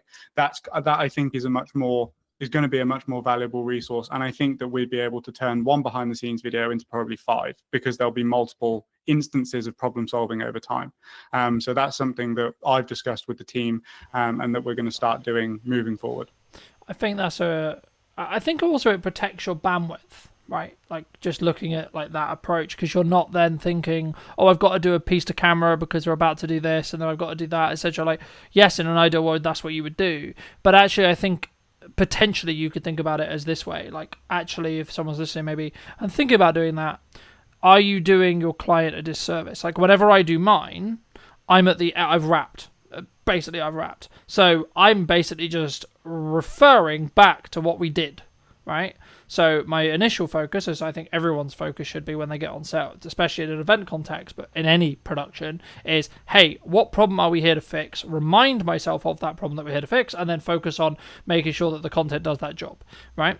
And then if there's time at the end, or sometimes I'll do like, oh, I've got the behind the scenes, or here's like the setup, etc., and then I'll talk through it in a studio context. But for me also, it's about understanding like when that's, so I guess in some ways you could just say it's like reading the room, right? Like, when is that appropriate to do? When is that not appropriate to do? And or was that planned in? And or was the client aware of it? And how do they feel about it, etc.? And I think it's about how you manage that. And actually, maybe if that's something you are going to do, maybe look at, like, especially if it's a returning client, maybe look at it saying, well, actually, and this is really counterintuitive because you're sacrificing profit and then sacrificing profit, but maybe add a percentage discount because you get the marketing out of it. But then also you have to then pay someone, which in turn means you're kind of losing money again. But if you've planned it in, you'll still make good profit, in my view, right? I mean, do you think that's an approach or not? For sure. I would always try and not have to pay first, right? Not have to give the client a discount in order to do it, because, like you said, you're kind of losing double money at that point. We write it into our contracts, so it's a line item within the contract of like self-promotion. We are going to use the opportunity as and when appropriate to capture behind the scenes content and promotional content for our own brand. Obviously, like, if people have a problem with that, I'm not going to not do a job because they won't let us do it. And obviously certain jobs are also a bit more, certain events are a bit more, how would we say, like, they don't want to be as publicly facing. Yeah, right? so yeah, sensitive, So right? Yeah, sensitive, great word. So that is that's a, you know, something that we consider as well. And it's really just, like, we have solid relationships with our clients. The fact that in the events industry, we have long-standing relationships, and I can just have that conversation with people. But as you said, it's a part of the sales process. It's a part of the contract. It's expected, and I think that most of the points of contention within capturing behind-the-scenes content come from a place where it was a surprise. They didn't expect you to whip out the camera and start filming yourself, you know. Yeah, and it would also be kind of a reaction like, what the fuck are you doing, kind of thing, you know, in some respects.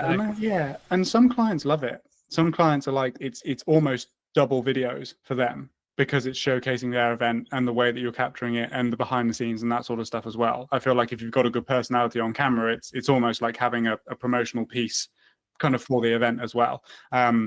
But also other clients don't, and that's totally fine as well. Yeah, I mean, I mean, to give you the audience some context, I mean, I've done jobs which I can't even speak about because of NDAs, but also, like, it was just a conversation with the clients, like, yeah, this kind of isn't appropriate. The day's gonna be really busy, and actually half of this stuff, like, I'm not even gonna be able to use anyway because, or I'm gonna have to heavily blur like half the stuff in the background because of where we are, etc., etc., etc., etc., etc. So it's just like, at that point, you're just like, it's not really worth it. But for those people who really enjoy this conversation, they want to see more of your content, they want to connect with you, maybe they want to hire you to do an event or talk about that, etc. I mean, where's best for people to reach out to you? LinkedIn, best place. That's where I am most active in terms of the content. You'll find me there. It is me that runs the accounts, so you are actually speaking to me if you message me. So yeah, just send me a message there. Like, we're very easy in terms of the way that we go about things. If it's right for you and it's right for us, then we can talk about it. Magic. And there's a final question I'll add on, but it just jumped to mind as something that maybe you're challenging that I'd be curious on your perspective on, because I've watched some videos where you're talking about it. I mean, a vulnerability potentially of both of our businesses, we are very founder led, right? Clients want us involved in every single stage of the process. Is that just like the nature of it sometimes? Are you just like, okay, it is what it is? Like, that's, I guess, what I'm going to have to live with to be able to make the money I make and be able to run the business I run? Or is there a way you can transition it? I think that you can transition it for new people. I know that you left a comment on my YouTube video that I made, which is basically, it's just like, it's not an expectation that we're there. But I think ultimately, if you have a strong personality that people connect with, and half of the reason why they go with you is because it's you, then you are going to run into issues doing that with certain people. I think, like, pre-existing clients who have always known you to be the one that's there, but then also certain clients are totally okay with it and they understand it's a natural progression within the business process, right? It's something that I can't necessarily speak on too confidently right now because it's something that we're still figuring out. Obviously, if we're looking to scale to the point that we are, then I can't be involved in every single project because I just don't have unlimited time. And I think that's my hypothesis for this, is that the brand, whilst it can still be founder led and come from the vision and the mission that the founder originally had, I think that the brand has to have its own characteristics and qualities and quality assurances for the clients and stuff like that as well. And I think that's where the leverage is with regards to me not having to be on set every single time in order for a client to sign with us, basically. Yeah, and I also think to an extent in that respect you need to be overly transparent with the fact that you might not be, right, especially in your space, because obviously an event may be happening at the similar time to another event and actually you may want to actually serve both, right? And I guess, I mean, feel free to weave that your next answer into this as well, like that might be just like an advice piece that you need to give to some people of how you manage that. But I like to end the podcast by asking the guest, and you in this case of course, what would you say to 10 years ago to the younger version of you now? What advice would you give them? I would say that it's going to be a lot harder than you expect it to be, and that the people that you look up to online probably aren't giving you the most accurate depiction, as I don't, of the reality of running a business and doing this. But ultimately, it's the most fulfilling thing that you're going to do. Like, I love this. There is not a single thing that I was having this conversation with my cousin the other day because he's 19 and he's trying to figure out whether he wants to go to university or what he wants to do with his life. And I said, well, you have to ask yourself, and ideally you're getting yourself in a position where you would continue to do the thing that you do every single day, regardless of whether you get paid or not, because I would still do this, right? Obviously there's certain things that we wouldn't do, right? Like dialing paid ad leads and stuff like that. But, Yeah. like ultimately the goal and the end destination, I would continue to do regardless of whether I was being paid or not to do it. So yeah, it's just set expectations to my younger self that it's going to be way harder than you expect it to be, but it's going to be more fulfilling than you could ever think it could be. Magic. Thank you ever so much for the time, my friend. Pleasure. Thank you ever so much, ladies and gents. If you did take value from this video, you'd like to see more like it, I'll be back next week with a brand new episode. And feel free to let me know in the comment section down below what you thought. And I'll see you very, very soon. If we're doing things that push us outside of our comfort zone, we're naturally developing more and more resilience, strength, courage, all of those things. What do you think's missing in marketing today, from your perspective? I think what was missing then is the same as what's missing now, and that's really the understanding of buyer psychology and the way that buyers make decisions. Do you think trust can be built quite quickly, or is it just the nature of you spend time with someone, whether that's through content, actually physically with them in meetings, etc.? Is that where trust is rooted? The way I build trust is understanding my customer really, really, like, what are their needs? What do they care about?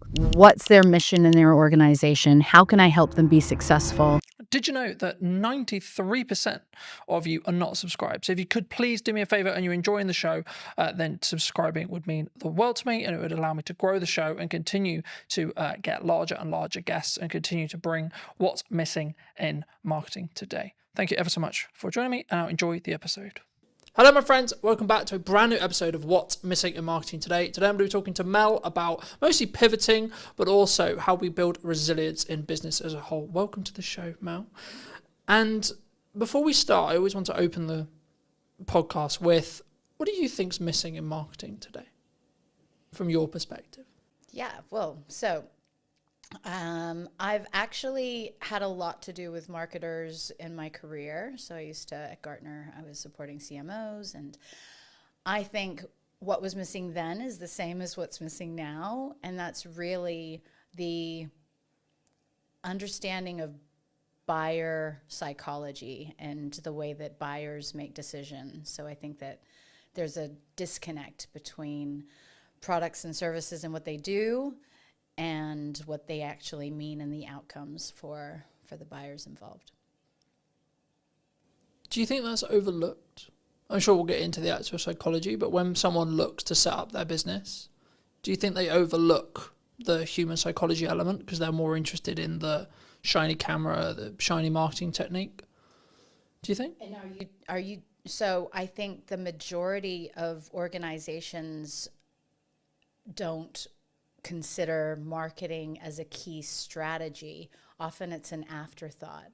So the people setting up the businesses are usually excited about the products and services or the technology.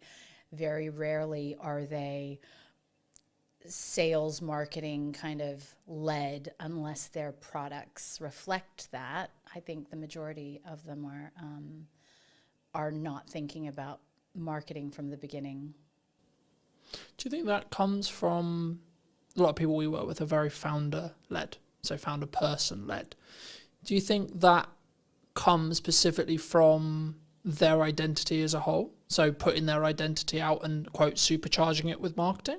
Do you think that's where sometimes people get wrong? Because maybe they are not confident at coming across, or maybe they don't want to put necessarily, they're not sure how they feel about putting themselves out there? I just think that, so I work in prop tech. Presently, that's where my startup is.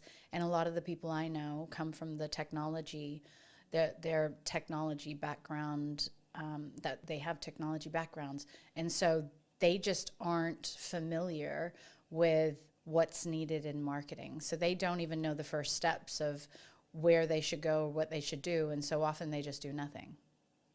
What, I guess, is a stigma in the tech space then? Like, they don't take that first step, but is it because it's just they don't know, do you think? Well, you only have a finite amount of energy and time. And so, and a lot of these, you know, if you're a solopreneur or you're just getting something off the ground, then you're really, really good with what the product does and how, you know, to make that work. But when it comes to I've met so many founders who have no idea. They haven't even tested whether or not anybody would pay for their service or their technology. Like, what's the use case for it?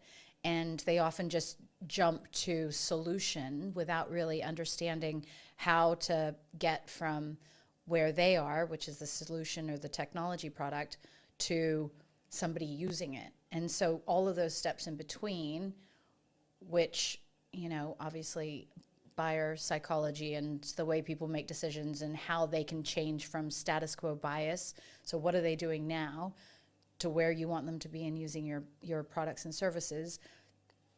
That's a journey. And you can't just go from one to the very end. You have to kind of navigate your way throughout the entire thing. Do you think when we look at that journey that people underestimate the amount of time that someone needs to like consume marketing or etc., or that journey as a whole they need to go on, or they need their customer to go on, etc.?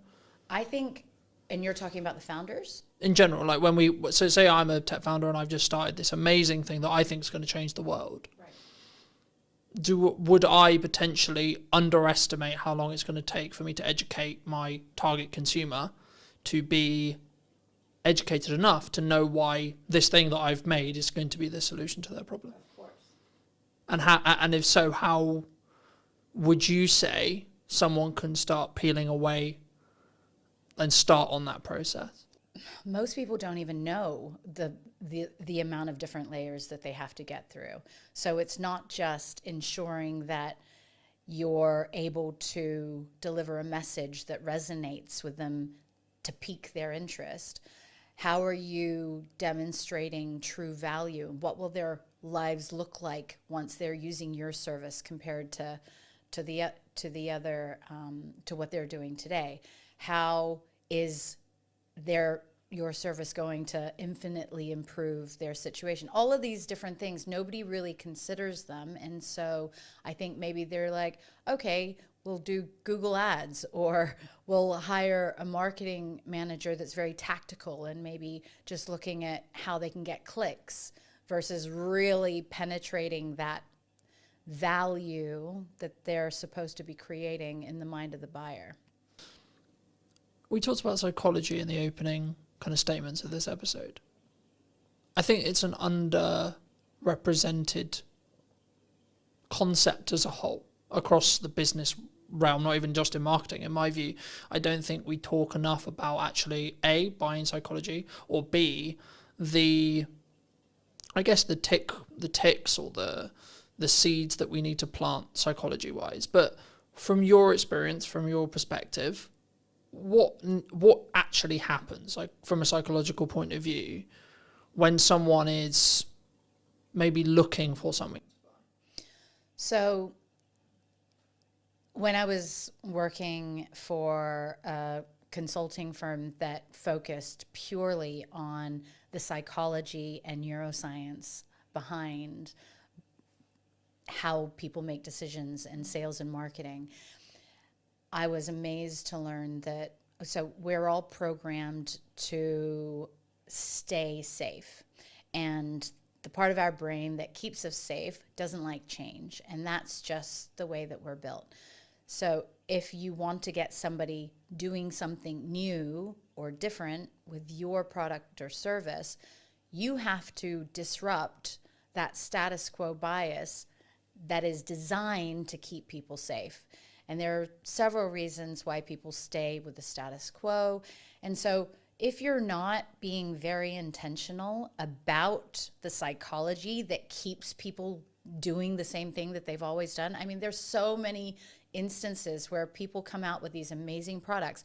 This will save this amount of time. It'll save you this amount of money, da da da da da. And everybody's like, yeah, that's great, but it needs to feel so urgent and so important to them that they have no choice but to change. Otherwise, they're just, it's easier, it's cheaper, it's easier, it's safer to stay with what they're doing most of the time.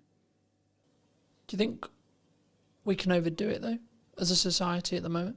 Because everyone is, like, shouting at the start of their videos, or they're making really clear statements, etc., because of that pattern interrupt bias that we're looking to break. How does someone maybe listening to this, I guess, position themselves maybe in the middle ground? Because I think if you go too far and it doesn't align with the promise maybe that you're making in sales, or the promise you're making in a video, that would then backfire potentially.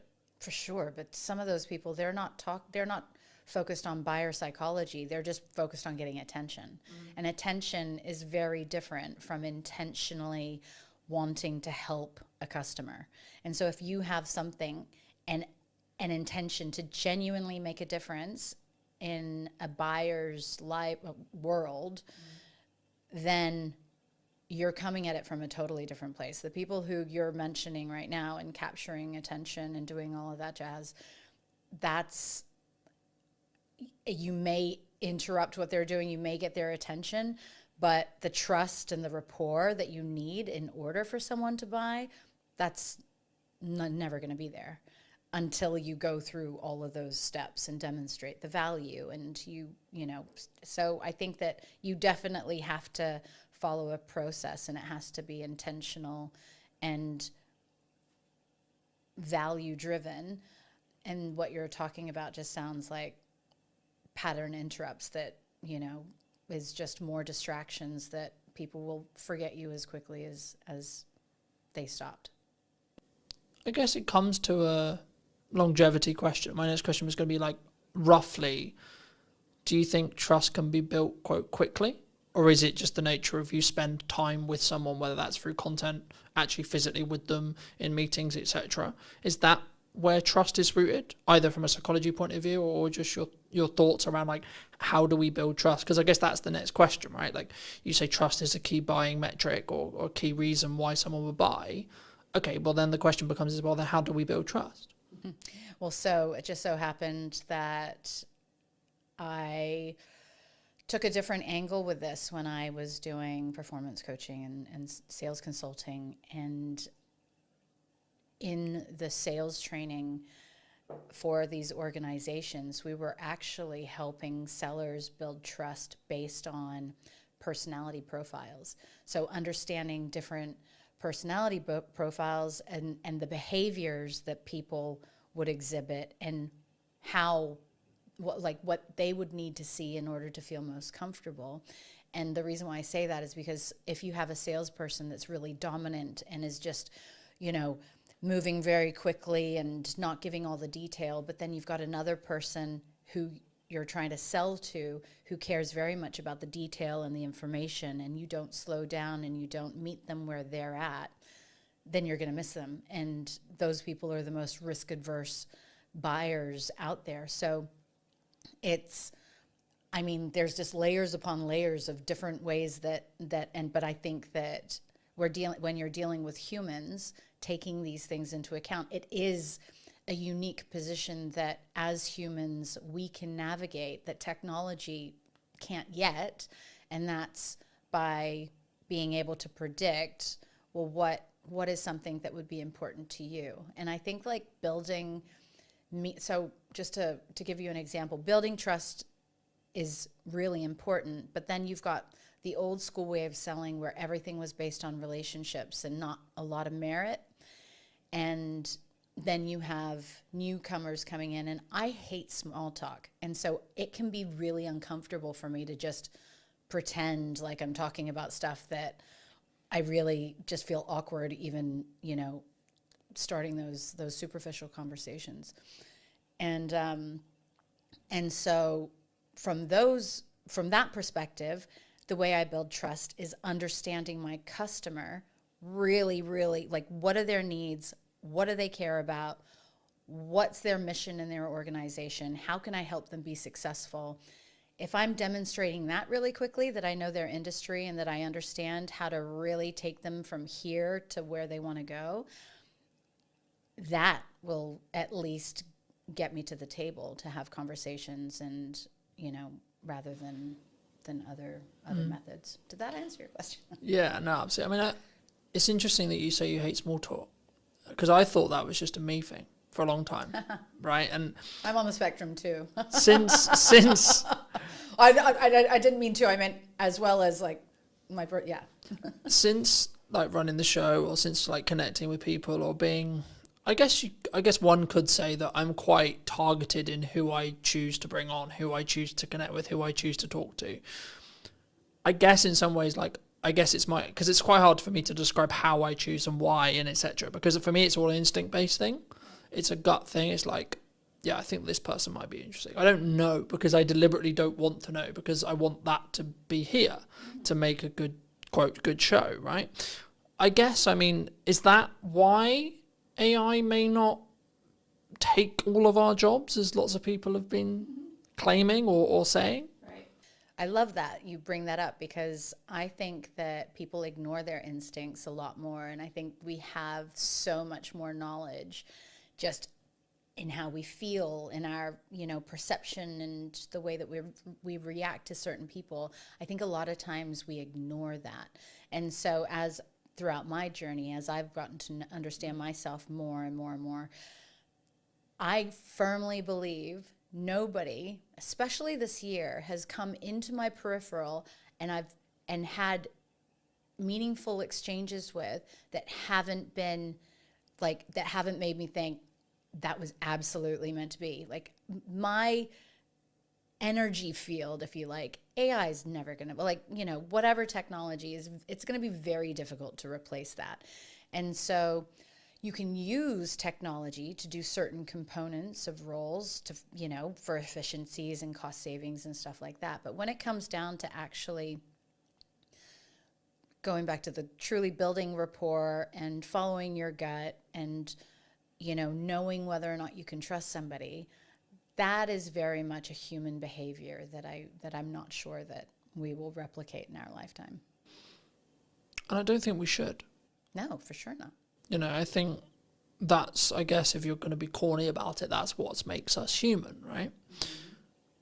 But I think for me, and we talk about a lot of this in marketing, like, however you want to be tactical, right? We're going to do social content. We're going to do ads. We're going to do our podcast. We're going to do this. We're going to do that. The reality is that's the middle bit, right? That's how do you get me as a human to talk to another human? And that's why I'm interested and also like to talk to people about psychology, because if you get the psychological stuff right, actually you can have mediocre middle bit. Mm-hmm. Or if you really want to do it well and do it scale, when you get the middle bit right as well, you then compound on those decisions. But just as you were discussing that, and it jumped to mind to me, so I'm going to mention it. I think it was Alex Hormozi who said, there's some points where you have to push and there's other points where you have to pivot. In your experience, how would you, either for you personally or a friend of yours, when would you say that someone should make that decision? What are paint that picture? When should I maybe look to, maybe if things aren't working the way I want them to, I'm not making the money, the marketing doesn't seem to be connecting, etc. When should I just push on versus when should I pivot into something else? Really good question. So again, it's being able to trust yourself, I think, is a very, very big thing. I have tended more recently to become a bit more philosophical about these things. And if something's not working, but you know that, it's really hard, because is there a need? So let's assume that there's a need for what you have to offer, that it's coming from the right place, it serves people, it's a value. I think that the ability to pivot means that you're flexible enough to realize that maybe the way that you're going about something isn't the right way for you to achieve success. And so, I mean, I've pivoted so much in my life, but and in particular the last few years, but I think that a lot of people become really, so part of resilience and part of emotional intelligence is the ability to be flexible. If you're really rigid about, no, it has to be this way, and not curious as to, maybe I hadn't considered all of the factors, or maybe I don't know as much as I think I should, and then you go and get outside opinions or consultants to help you or whatever.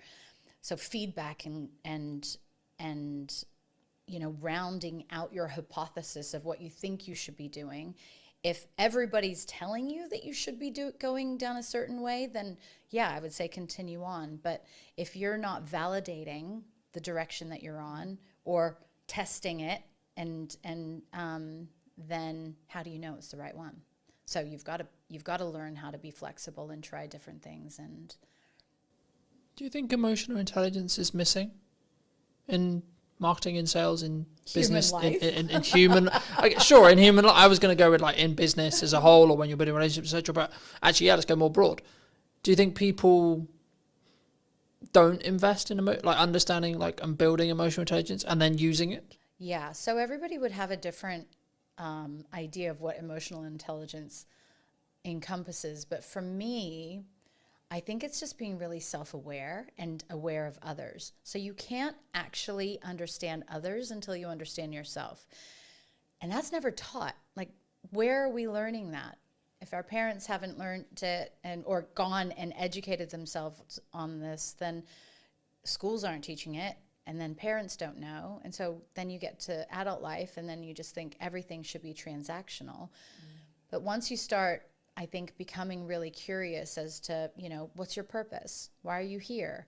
It's not just to make money. It's not just to have a house and a nice car and da-da-da-da. Like, no, the real meaning is deeper. And so I think getting to those layers means that you have to be able to sift through, I think, a bunch of junk that, you know, has kind of been piled on top of us from childhood. And then so once you've gone through a lot of that discovery, I think that builds the resilience and emotional intelligence and all of those things that make us better human beings and better marketers and better salespeople and all that stuff. Do you think it comes from, I guess, a fear of not? Because as you were talking, I was thinking, like, does it actually come from, I'm going to make decisions because I don't want to deal with the dark stuff potentially in my head, right? The reason why I can't be emotionally intelligent is because I hire you just to do the job, right? To jump to mind from a networking thing many years ago, when mental health came up as a conversation, it was like, well, no, I'm paying you to do the job, just do the job. And obviously I don't know in this person's case whether it was they haven't done the empathy work or the inner work to be allowed to be empathetic. And I know I have some people close to me who their view is business is business. It's tangible, it's cold, right? It's transactional, regardless of how deep the meaningful relationship could be. In their view, it's just, that's cold. That is the way it is. I've always followed I'm only going to work with people who follow my values, one of which being empathy. And if you can't empathize with either the customer and or me and or the other service providers you work with, then actually I don't think you're going to show up in the best way and put your best foot forward. But also I don't think now in the market I see happening when things are, quote, harder, I think people will potentially choose the people who are maybe more soft in that respect, or more understanding, or more emotionally intelligent, you could say, than people who are solely transactional. Would you agree? So this is, again, where meeting people where they're at. And again, I've realized that people can't give what they don't have. And so the people who are really unempathetic, I don't believe that that's intentional. They just haven't learned it. And so, in fact, the people who are very transactional in business and who think that it's just like money, money, money and, deals, and it's not about the people, they would be the harshest on themselves. They would probably be the least sensitive, or like they just suppress all of their emotions and whatnot. And so I think that enables us to be a bit more empathetic towards them and understanding, and just be like, wow, that's really sad. And some people have never even realized that they're going through life that way, right? So maybe they weren't allowed to express their feelings. And so seeing somebody in the workplace who's expressing their feelings is foreign to them. And so what lessons do they need to learn in order to become better leaders or better partners or whatever it is? And so I think that as we progress as humans and as we evolve, those are just, so you're a very empathetic person. That's why empathy is important to you. But the reality is a lot of people aren't taught that. We're taught to hide our feelings or just get on with things, and you really never know. Be stoic. Correct. And especially in the UK. So, if I'm allowed to say in England, it was interesting because my family are from all over, but my father's from New Zealand, and we spent a lot of time growing up in the States. And I came up with this theory of the different mentality that you have. Because in New Zealand, actually, people in New Zealand are super laid back, and they're very, like, you could meet, and literally billionaires who you would never know that they're a billionaire. They're super kind. They're very cool. And like there's not this class system, if you like. However, they're taught to not show their emotions. And if you think about, and then I was like, okay, well, New Zealand's still a relatively new country. So is the States. And I believe that the psychology, and this is proven, that if you're around negative people, you will naturally start to become more negative. When people were leaving on the boats to New Zealand, it was, okay, yeah, we'll do this much of the same, and we'll start farms and whatever. The mentality wasn't very different. When people were going to America, it was, all of my dreams can come true. This is the land of opportunity. It was this positivity that I think you can see translate into the culture. And so it's going back to how are we teaching, and how are we teaching ourselves, and are we challenging ourselves to be more empathetic? And if that's not important, so that boss that you were talking about, or partner, the business partner, if they are at home like that, and if they're not empathetic, well, that's going to hurt them at some point, right? And then they're just going to start seeing that actually the happiest people are the people who show up exactly as they are at home, as they are at work, as they are in a coffee shop, and there's no big changes in their personality or their behavior. No, it definitely did. I mean, for me, I think that's what will allow you to stand out in a world where you can be perceived as the like every videographer is technically the same. What we sell is the same. Every marketer is technically the same. We're going to sell you roughly the same thing, right? Roughly, in regards to tactics, we will. It's then, I guess, the approach and then how we do that from a customer service point of view, where maybe that's the thing that will distinguish us. The question that jumped to mind, though, for me, and this is something which I've toured with for a long time personally, but also in the people I want to work with and I work around, is should we look, or do you feel at the moment anyway, people don't have self-accountability, self-reflection on, so when something goes wrong, mostly this will be the context, like my reaction always is, what did I do? Why did it go wrong in respect to what I did? Not, oh, it went wrong and it's your fault. It's, okay, it went wrong. What can I do to make sure it didn't? Or how did I contribute to potentially that going wrong? And did I actually do my best or not? And the more people I talk to, the more people I connect with, I sometimes find that's maybe lacking or quite a rare perspective, because I think maybe it's a culture thing, I don't know, but it's easier to go, well, it's your fault. Do you think that's missing at the moment? For sure. But everything we've been talking about has to do with somebody's ability to self-reflect. And if you can take accountability for things going wrong, then you probably have a growth mindset because you want to improve. And a lot of people, so it depends, because when you talk about that, I just think of, if people who are afraid to be wrong were probably criticized a lot, or they got in trouble if they were wrong, or they did something wrong when they were kids. We are all walking older versions of our younger selves. And so it's like, what are the things, is that holding a person back? They may be really happy living their life that way, and then maybe just not having many friends, right? But if you're really wanting to show up as your best version in work, for customers, for friends and family, then if you're not getting to some of the behavior that, if you're not questioning your behavior and how the way that you show up in the world could be a reflection of unhealed issues or traumas from your childhood, then I know it got kind of deep, but that to me is, you're only skimming the surface of what life can really be about. No, I agree. And I think, again, not taught anywhere though, mostly. I think sometimes, as I think about that, I think, well, why do I do it?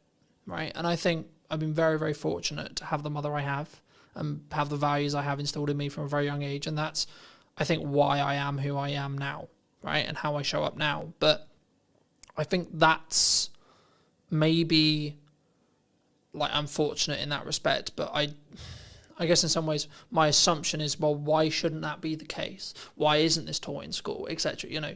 That thought process. And I guess it's a resource thing. Like, if I really sit here and think about it, like, that's why it's not.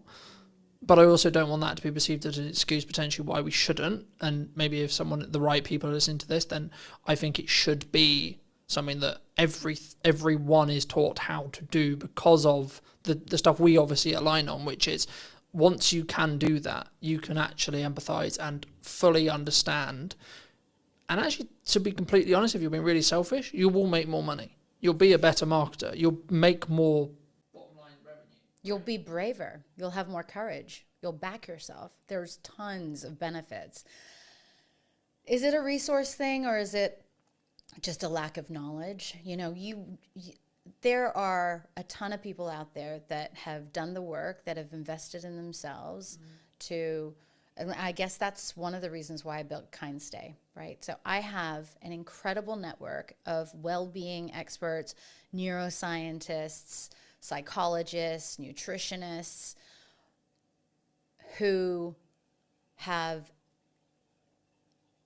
I know with the science can help people through really, really difficult situations. And in the case of my most recent situation of being evacuated, a lot of people aren't prepared for big situations in life, you know, and or dysfunction. And so helping people with basic tools that help, whether it's using some of the performance coaching or the mindset management training or any of those things, helping people access tools so that they can learn to take better care of themselves, to prioritize their needs, to consider how a lack of sleep can have a knock-on effect of other things. Or if we're walking around with anxiety all day, what's that going to be like for the people around us, let alone the chemistry inside and all the toxins that are polluting our bodies, you know? So I think that the schooling system, it has a lot to learn, but I also think that the schooling system in the most basic form is totally flawed anyway, and it's kind of a structure to keep people in boxes. I think it's important, though, to, I guess in some ways, establish that if you look at traditional education, it's for the employee, right? And I guess for me, I mean, why would, I guess, a society build that? Is that because that's the odds that most people are? But like, and then I guess the follow-on question that comes from that is, for me, is it because I'm a dyslexic? Is it because of the way I'm wired? Is it because of the upbringing I had that was like, oh, actually, that's not going to be the case. That's not going to be why I potentially am going to be an employee, or why maybe I'm not best fit for an employee. Because for me, I've always understood that, yeah, sometimes I'll have to do that for a means to an end, but that's not where my quote calling is. Right. Is it natural? Is it something that we would always continue? So there are theories that, you know, the designing of schools is because it's not in the best interests of certain layers of society for everybody to be out of the box, to be creative, to be challenging the status quo, to question the teachers' That'd be easier, wouldn't curriculum. it? If you're going to go down the whole government like control thing, it's Not government. I'm thinking beyond government, like much higher up. I think government's just in place for control. Now, just on the dyslexic thing, I was advised that I likely am dyslexic also, and school was very difficult for me, but I managed to BS my way through most of it. It's interesting that you say that, because I think that it's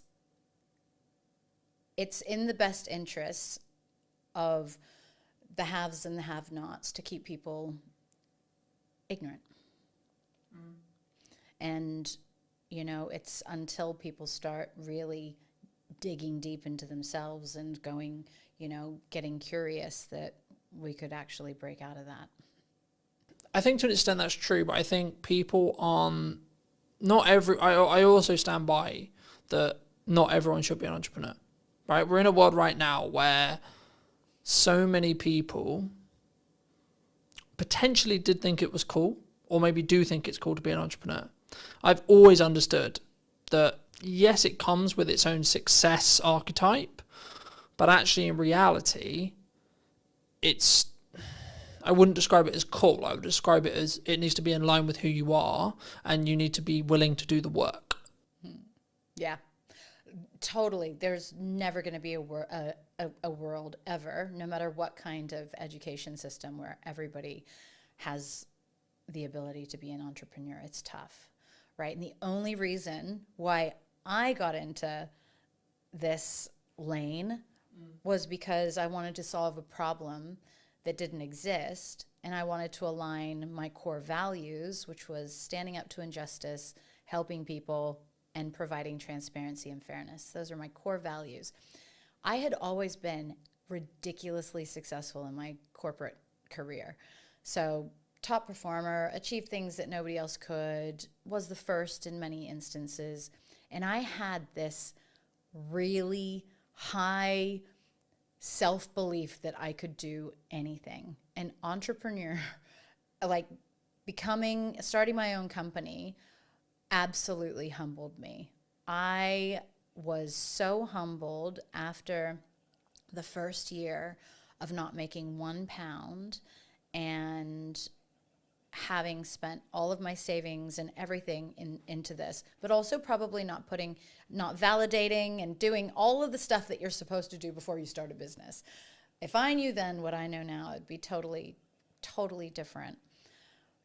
And that's the thing, right? So it's what kind of tools are we leveraging in order to go down that path?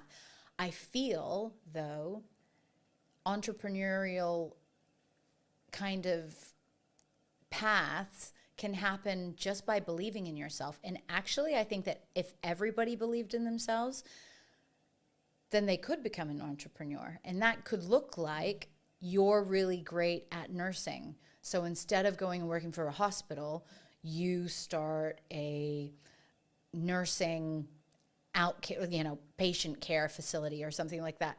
Or it could be that you become a consultant because you're a really great engineer and you know lots of companies need your assistance instead of going and doing the 9 to 5. I actually encourage as many people as possible to take all of their amazing skills and work for themselves instead of working for other people, because you will be infinitely happier and you'll also probably be infinitely better off.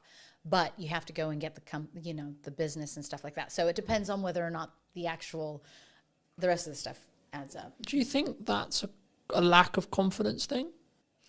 A lot of times, yeah. Because I think for me, I've always understood that it's in my control. If it goes wrong, it's on me. But also if it goes right, it's on me. But I've always understood that, and that's why I guess I have the self-belief, self-confidence, etc. from me personally. But I guess people want the security, they want the excuse, they want because I kind of agree with you, but I also in the next breath don't agree with you in the respect that everyone can be, but I don't think everyone should be. No, 100%. So I think everybody can be, but actually because of our personalities, there are personality types that naturally are risk adverse. They need security. They need stability. They're happy doing the same thing over and over and over again, never getting promoted, never doing the same job for 40 years, retiring, and then they've got a pension. They feel happy in doing that. I couldn't imagine doing that. But we're all built differently, and I feel like we all have different levels of evolution within us, because yeah. But I think that needs to be, I guess it needs to be you. That needs to be your decision. That needs to be your core, right? I've always understood, and I was out on a run yesterday in the rain, that was okay, I know for a fact that 95% aren't going to do what I did today. Right, and I know that that's my advantage, right? The grit is when things get hard and I need to lean in, I need to do the difficult things, I need to work the extra hours. I know that is my advantage. But I know that through years of doing it. And I know that's what, I get fired up for it. I'm yes, right, okay, let's go. And I don't wish a bad economy or a bad situation on anyone, but I know when things get, quote, harder, I'm great, I'm going to thrive then, because I'm leaning into that uncomfortability. Mm-hmm. Do you think naturally we pull away and we stay inside our bubble, comfort-wise? 100%. We're psychologically, we're scientifically programmed to stay safe. Now, just the exact example that you just gave, when you are pushing yourself to do things that you don't want to or that most people wouldn't, you're actually building layers of resilience and courage and strength. And I would have those exact same thoughts. So during the winter, I started just before this year, but I decided on New Year's Day that my Lumi cold water pool that was sitting on the balcony full of water, that every day I would go and sit in that for 5 minutes. And, you know, even when it was below zero, so it was pretty cold. And as I sat there, and I was like, all of these, even billionaires, like I know tons of really, really successful entrepreneurs or whatever that would not be sitting and doing what I'm doing right now. And it gave me a level of confidence to tackle the day or to go and do something that I didn't like. That, that grit that you're talking about, doing things that are uncomfortable, stepping outside your comfort zone, even doing this today, like that's uncomfortable for me. But if we're doing things that push us outside of our comfort zone, we're naturally developing more and more resilience, strength, courage, all of those things. Is it a muscle? Yeah, well, I treat it like a muscle, but I don't know for sure. There would be parts of our brains that it actually supports, but I'm not. Because I don't know whether I read it being scientifically true. So I'm not going to say it is scientifically true because I can't 100% confidently say that. But what I believe to be true is whenever we do that, we build new neural pathways in our brain, right? Correct. Which naturally will mean the ability to do the thing that we find currently uncomfortable. We have to do it long enough for that pathway to be like consistently strong enough built. And then once it is there, then it's inside your comfort zone. And then it would just feel like another day. I mean, we were talking about it as I was setting up, that this today, like I realized it when I was going to sleep yesterday. I was like, well, I've got a podcast day tomorrow and I'm not nervous, not nervous at all. It's literally like another day of the week for me. But I had a driving lesson yesterday morning that was really difficult mentally for me. And now people who drive every day and people who drive for years are like, well, that doesn't make any sense because driving is really comfortable with me and really works really well. But talking on a podcast or running a podcast would be a nightmare. And I think that's a really key example of someone's grit, someone's uncomfortability might be very different. And I think that's why, to circle back to emotional intelligence, that's why if you have and you can lead and you can operate with empathy, you can then go, okay, well, I might find this thing really easy, but then I can go back to when it wasn't. And then I can say, okay, well, this is how I felt when I started doing it. Maybe that will help you. Mm-hmm.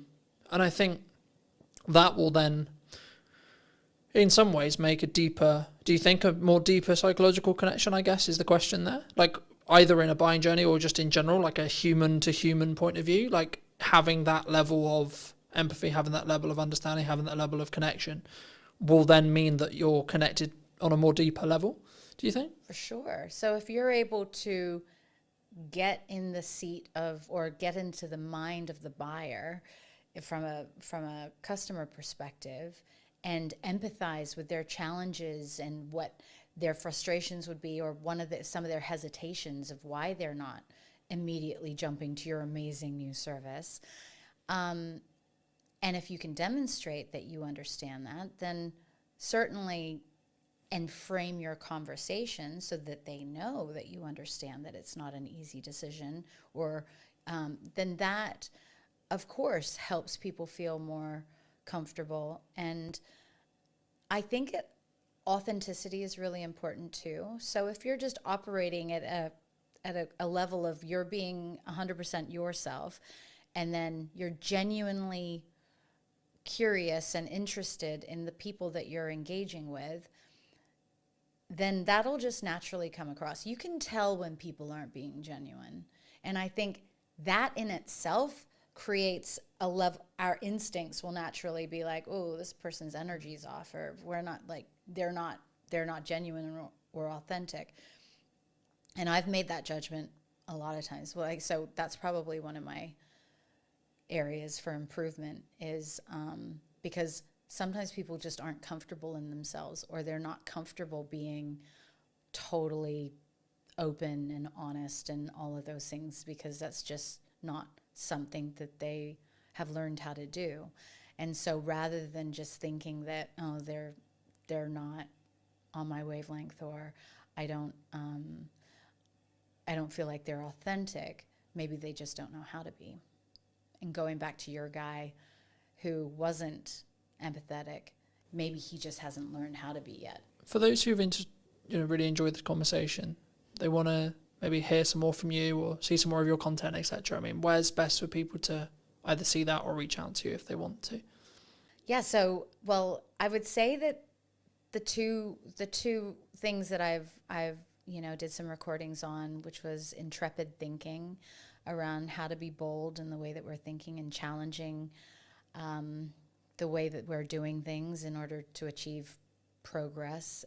So the intrepid thinking, I did put that up on YouTube, and there's some cool clips on there. And then the diversity minded podcast too, because actually being diversity, like we talk about diversity in terms of maybe more aesthetic things, but I really love being around people that don't think like me or don't behave the same way that I do, so that they can challenge my own perceptions. And I mean, not too, so if they're like really extreme in their beliefs or their views, and I don't believe that they're right. I mean, we have to have, aligned values, but I enjoy people who think differently and who show up differently, because then it helps me be more conscious in how I move and behave. And I think we never want to get too comfortable. If we're just moving through life like an autopilot, then we're missing everything. And that's definitely not a fulfilling way to live, in my opinion. But kindstay.com. So that's my latest initiative, and I'm really excited about the disruption that I intend to cause in the housing sector for landlords who are wanting to make more income off of their properties, and then also the residents who need to consider their well-being when they're going through difficult housing situations. Thank you so much for the time. Yeah. If you were going to leave or talk to the person, Mel, 10 years ago, what advice, if you were going to give advice to her, would you give? Yeah, that was probably that was the beginning of my journey of doing the hard work on myself. It would be that you don't know everything, that a lot of your responses to the world are based on the challenges that you've had growing up, and the person that you need to really show love to, first and foremost, is yourself. So do it quickly, because then you can be really, really awesome sooner. And thank you ever so much for watching. If you did enjoy this episode of What's Missing in Marketing Today, I'll be back next week with a brand new episode. And why not be subscribed so you don't miss it? I'd love to hear what you think in the comment section down below. And I'll see you very, very soon.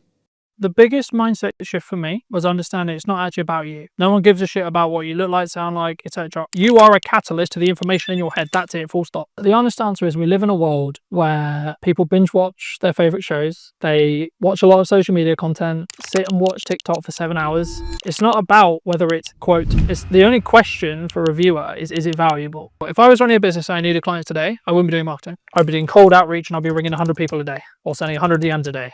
The honest answer is I didn't have confidence at the beginning, as you will see if you go back and watch. And in answer, specific answer to your question of how do I get confident, how do I talk today, etc. Number 1 is preparation. Number 2, you need to know your shit. And number 3, you need to focus on 1% improvement. Welcome back. Is everyone feeling a bit more refreshed, ready to go into AI? Yeah. Cool. Is there any questions on the first half before I move away from it? Or any other specific challenges you have with AI or use cases that you either want to share? Can you just tell me your journey on how you started becoming as polished as you are now with your videos and stuff? Because I've seen your earlier stuff and it's pretty crap. Now it's good. So I think it's important for everyone to know, because I speak for most people in this room. I'm sure none of us could do what you're doing currently, but kind of if you could just explain how you kind of got the confidence to start putting out crap. Like Gary Vaynerchuk talks about it a lot, right? Well, he talks about wine for years before anyone watched any of his videos, and now he's got millions of followers and millions in the bank. So. The honest answer is I didn't have confidence at the beginning, as you will see if you go back and watch, right? Please do, it's fun. It's hilarious, right? But the key point is, right, I could have deleted all those videos, right? I could have done. They're my videos, they're on my channel, I can do whatever I want. The reason why I haven't is because it shows my progression from then to now, right? So to give people really quick, brief context, and feel free to ask in a little bit more depth, but I started creating video content when I was, I want to say 13, 14. That's a fun age. You can't even speak right at that age, but there you go. Around the gaming sphere, etc. Anyway, fast forward to starting Brunner Media, 2018. Wanted to document my journey from point A to point B. Cool. So I was like, well, I'm starting now, so let's just film what I'm doing, right? And in answer, specific answer to your question of how do I get confident, how do I talk today, etc. Number one is preparation. Number two, you need to know your shit. And number three, you need to focus on 1% improvement. In a nutshell, that's it. But also understand that you will get better if you keep going, regardless of how uncomfortable it is. Right? We may not get onto it today, but there is a section of workshops I've done where I get everyone in the room to film their first video. We can do that if you want. See where we are. Everyone's like, no, I'm not doing that. Okay, but the reason I expect, I don't know, but the reason why I expect most people are saying that is because A, they're self-confident, so they don't have the self-belief, self-esteem in themselves to be able to do that, or B, they have a technical hurdle about why. So they're not sure what happens if I do it on my phone, what if I do it wrong, how does it sound, etc. In most cases, it's the confidence end, right? Does that help? Does that help? Because that's, I mean, my story I've told a million times. There's videos of me telling the story if you want more in depth, but... And how many people have come up to you and told you the original crap? Because there's not many people that have probably looked into everything, because obviously we were talking on a deeper depth, so... I think... Not many, I would assume. Yes and no. I think it's subjective. Because at the time, it was the best I could do. Is this from when you were 13, 14? So I think what John is referring to is probably the stuff that I started in 2018. How old are you now? 28. So 5 years ago, so 23. I've never really been big on social media until we started working here. The thing is, you don't know what you don't know, though. You have to Yeah. start somewhere. You can only do with what you've got, and that's it. Absolutely. I think delivering knowledge is the key. You've got to add value. The thing... All of you sat yeah. in this room know most things about the hospitality industry that most other people don't know. And I think you need to understand how much knowledge you have that most people The don't. biggest mindset shift for me was understanding it's not actually about you. Yeah. No one gives a shit about what you look like, sound like, etc. You are a catalyst to the information in your head. That's it, full stop. Yeah. My issue is though, because the nature of my work is how much, you say about adding value, I get it, but how much of what I give away is taking away from the service that I actually offer? That's something That's that common. Yeah, that's common. I think What, that's... so is it that what you feel you know that you don't want to share with other people to then know? Yeah, because I'm a coach. So I mean, when I know... the easiest way is chefs, right? So I can talk about what I know. Now, we had chefs, but I don't want to share my recipes. I'm like, why? No one's going to do what you do. And that is so true. Gordon Ramsay goes online, he gives all his recipes away. People still go to Gordon Ramsay restaurants. Because the key is that they will want the personal service. When you do content, you have to be generalized. Okay, I can't go into as depth unless this room was just purely filled with hospitality or just purely filled with retail or just purely filled with etc. Because there's multiple sectors in here, I can't go into, or I shouldn't go into, specific detail, and it's more of a generalized concept, ideas, this is principles, etc. that hopefully you can take away and add to, right? The key, in answer to your question more directly, is you have to give the credibility and lead with the value you want to add to your specific person. And then what you're doing by doing that is saying, it's kind of like having awards. It's by saying, yes, I actually know my shit. Because anyone can say I'm a coach. Anyone can say I'm a video professional. Anyone can say I'm a good marketer. Okay, so I can say I'm a good marketer until I have to stand here and prove to you I'm a good marketer. And then I'm a good marketer. If I can prove it and it actually works for you, then I'm a good marketer. If it doesn't, I'm not. AI. Most people will recognize this. This is ChatGPT. It is one of many large language models, right? I would probably say the biggest one, the one that most people understand, hence why I'm using it today. You can also use Perplexity, etc. And all of these things, in most cases, will work with other AIs, your custom AIs, etc., etc. What I'm going to talk to you and show you today is the principles that I would use it in content creation. Okay? So, before we start, who's used this bot before? Everyone in the room. Wonderful. What would be your use case for ChatGPT? The answer is you can use it to do whatever you like. It's an idea engine is how I look at it. So a common use is this. Okay? If I could type, that'd be great.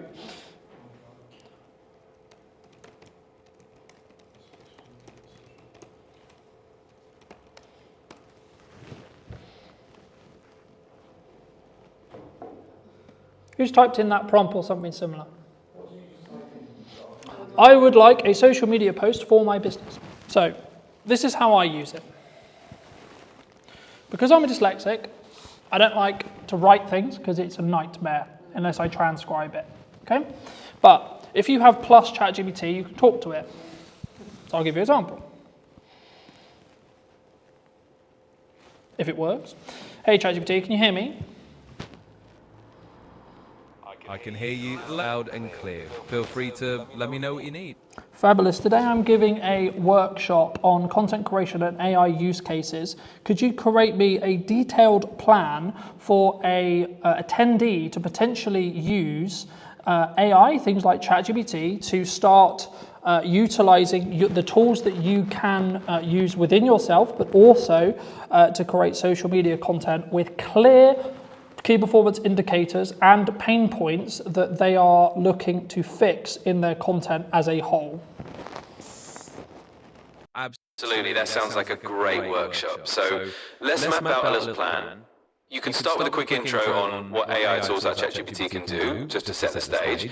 Then dive into a section on how they can use it for brainstorming content ideas. So for example, coming up with social media posts, headlines, or even scripts for videos. Then you could move into a hands-on piece where you actually have them practice. They could bring a real piece of content they need to create and kind of workshop it using AI to help them refine it. In terms of key performance indicators, you can definitely talk about things like engagement rates on their posts, how much time they save. So then ChatGPT would list all the things I just asked, right? And that's just me talking to it. So those who are not confident and don't want to sit here and write a big article, if you're a writer, do that, right? The key when you prompt is to be as detailed as humanly possible, right? What a lot of the pain points I expect is we've written a social media post using ChatGPT and it sounds like a robot's written it, right? Yeah? Okay, so I'll do another example very quickly. Hey ChatGPT, can I please have a social media post thanking all of the attendees and everyone who attended my workshop this afternoon? Keep in mind the current tone of voice I'm speaking in and the following key points. I would like to thank the attendees for coming to my event. I would also like to summarize some of the key points that I made, such as content distribution, content styles, and algorithmic changes. Could you please draft this post so then I can share more feedback with you on this post? Absolutely. Let's keep it in that same Kind of warm and engaging tone you've got. Here's a draft for you. Hey everyone, just want to send out a huge thank you to all of you who joined the workshop today. It was fantastic having you there and I really appreciate you taking the time. We covered a lot, from how to distribute your content effectively to exploring different styles you can try out and even how to keep up with those ever-changing algorithms. So thanks for being such an interactive group and let's keep the creativity rolling. Feel free to let me know if you'd like any tweaks or changes. And if you are using multiple devices that are connected to the same Google account that you're logged in on, you can do what will hopefully now work, which is you'll be able to see the post behind me, right? So this is what ChatGPT just spoke to me. I love ChatGPT. It's like my second brain. It can be. There is things to be aware of though, and there is a cognitive question, a cognitive conversation around should you utilize ChatGPT, how should you utilize it? Because if you're getting ChatGPT to do the thinking for you, then you're not thinking. Now, there is an argument, there's now some studies are coming out to say, actually, if you're using things like ChatGPT to do more advanced thinking, so that it's doing the grunt work, it's doing a lot of the smaller scale thinking, and it's opening up your brain to allow you to be able to create more, then actually your cognitive ability will be higher than you would without AI. Something to think about. When I noticed that and I was worried about my cognitive ability, I started reading physical books as a principle, because I'm constantly aware that I'm on devices all the time, right? So I know that cognitively it's going to hurt. Especially if you have specific brand guidelines or specific terminology or specific things that, like, it can get it wrong, right? It can get facts wrong, it can get stuff wrong. So it's not like this fix-all thing. It can get stuff wrong. The thing it will do, though, is it will be quite obvious when it gets it wrong. And it's very, especially now, it's very well known for once it gets something wrong, it will then, because it's learning from everything it does, it will then cause a trigger of getting it wrong. So unless you do what's called a negative prompt, which is saying, these are the things I don't want you to do, it will just go a bit crazy and a bit weird. Something I would like you all to do, if you have your mobile phones, laptops, etc., is either go to www.chatgpt.com or download the app ChatGPT on your phone if it's not already. And just while you're doing that, something I want you to think about is, what is the specific challenge your business, your personal brand, whatever it is that you do, has right now? What's the issue? What's the challenge? The thing that's stopping you from growing, the thing that's stopping you from moving forward? Is it a marketing challenge? Is it a sales challenge? Is it a communication challenge? Is it who I need to talk to, how I need to show up? Is it confident? For those who were concerned about confidence, is that the issue? Is it a confidence thing on video?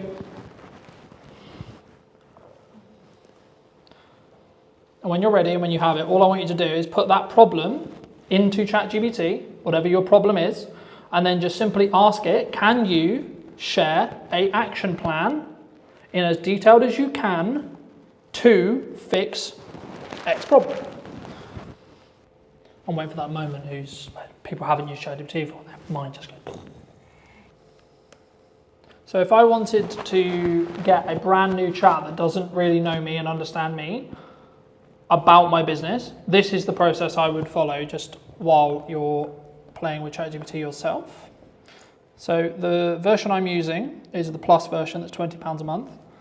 But there is a free version, and the only difference will be it will change the amount of entries that you can have per month. So you'll hit the cap quite quickly, potentially. And the memory isn't as good because you don't have access to ChatGPT 5. So if you see up here, there's ChatGPT 5.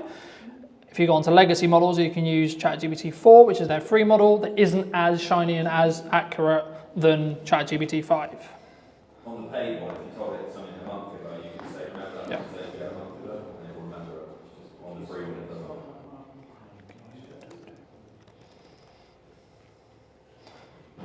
So the first prompt, I'm going to share some information about my business. Please read and understand it, and then I'll tell you what I would like you to do with it. So at this stage, it is literally just going to try and read and understand what I'm going to give it. Right? I'm going to use the copy on my website.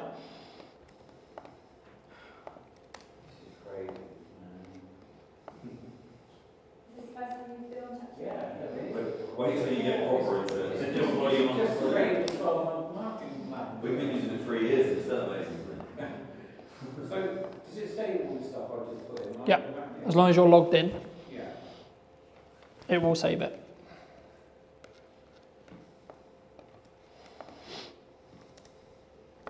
And you can manipulate from your strong word. If say you win an award, you can like send proof of that award to ChatGPT and say, do you not think this would be greatly recommended to people looking for X, Y, Z in this area? And it then kind of will find that on the website where, yeah, that's legit. And then say someone was looking for a coach on cognitive behaviour, it would recommend you in the area because you told it about it. It's really clever.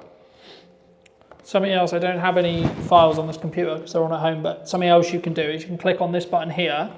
You can add files either from Google Drive or from your computer. So this, you can add images, you can add documents, you can add transcripts, etc. And what you can ask ChatGPT to do, and this is what I do with most of my podcasts, is I'll export a transcript from the podcast, and I will say, this is a transcript between myself, person A and person B. I would like you to tell me what the key takeaways are, choose 3 of them, from this entire conversation, and where the timestamps are, because in my app export, it will show at 42, etc. And then it will go through, it will analyze the entire transcript, and it will say, well, given your, especially if you have it in something which already has memory, so it already understands your context, already understands your target demographic, already understands your ideal customer, you can then get it to go, okay, cool. So I know I need to talk to these people, and I think these people are going to resonate with these 3 points. So we got 3 social media posts right there before you've even pulled any video out. You could just literally say, well, I'll give you an example of this week. I had Stuart on the podcast. We talked about AI, some of the risks of deepfakes, etc., trust in marketing and communication as a whole. So ChatGPT believes that they are the 3 key points that my audience would resonate with. Cool. Okay, so now I can pull quotes from the podcast and say, well, in this week's show, I talked about, quote, and then link out to either the full episode or use that as part of a clip that shows that quote, because I know where in the podcast it is. So when I export that clip, and as I'm talking about clips, welcome to the back end of what's called ops clips. Now, when I was talking earlier about that 1 hour conversation, 45-minute piece, this is how I create 27 or so short form pieces that are already formatted for social media. There's a couple of caveats. Up here, you'll put your full link in. So if I go to my YouTube channel, I will pull Stuart's specific episode, for example. I have already got the clips for Stuart's episode, but just for the sake of conversation. So you could do this with any YouTube video, and the only thing I would caveat it with that you have copyright to do this with. Okay? Only from YouTube, or could No, it can be from Google Drive, it can be from a Zoom recording, etc. There is certain caveats if you're a paid person or none. You can do some free stuff, and I think it's only YouTube as far as I'm aware. However, if you are on the paid plan, to get these credits up here, it will allow you to input Zoom recordings, Drive recordings, and it's called Clips. The website itself is clips.ops.pro. But if you just Google ops clips, then it will take you to the website, in most cases on first view. So just while we're there, I'll just show you what happens. So I just put Stuart's episode in. It's going to take a moment to view it. So it knows that it's a YouTube video with the thumbnail, so it shows me the thumbnail. And then if I click here, so get clips in one click, it's now going to process that video, and it's then going to take that 45-minute conversation, and it's going to extract what it believes is the best set of short form clips, and they will already be in that structure I talked about earlier. So hook, value, the only thing they may not have is a call to action, but that's where you can take that clip and either work with someone like me or yourself, add in a small call to action on the end. So AI is going to do half of the work for you, and then you can polish it. All right? How did your prompt plans go while we're waiting for this to go? Yeah. If you yourself back in saying something like, if you love what you just listened to, like somewhere around this video, you can put that into an extra video. Depends on what do I want. So it depends on, to an extent, it does depend on what I want the video to do. If I want the video to be general awareness, I just want you to consume the content, I won't bother, right? But if you wanted to book something like this today, you would be... So then I would do, so then I would do a hybrid approach. So I would use tools like Ops to extract the key moments that it believes is going to be the viral clips on social. It's not guaranteed, but it's what it believes. And then I might tweak it. So I might actually change its hook, because I maybe don't believe the hook's actually very good, right? Or I might add in a call to action because I have a specific sales target I want to hit. So for example, when I do the next event for this, there'll be, here's some clips from the last time.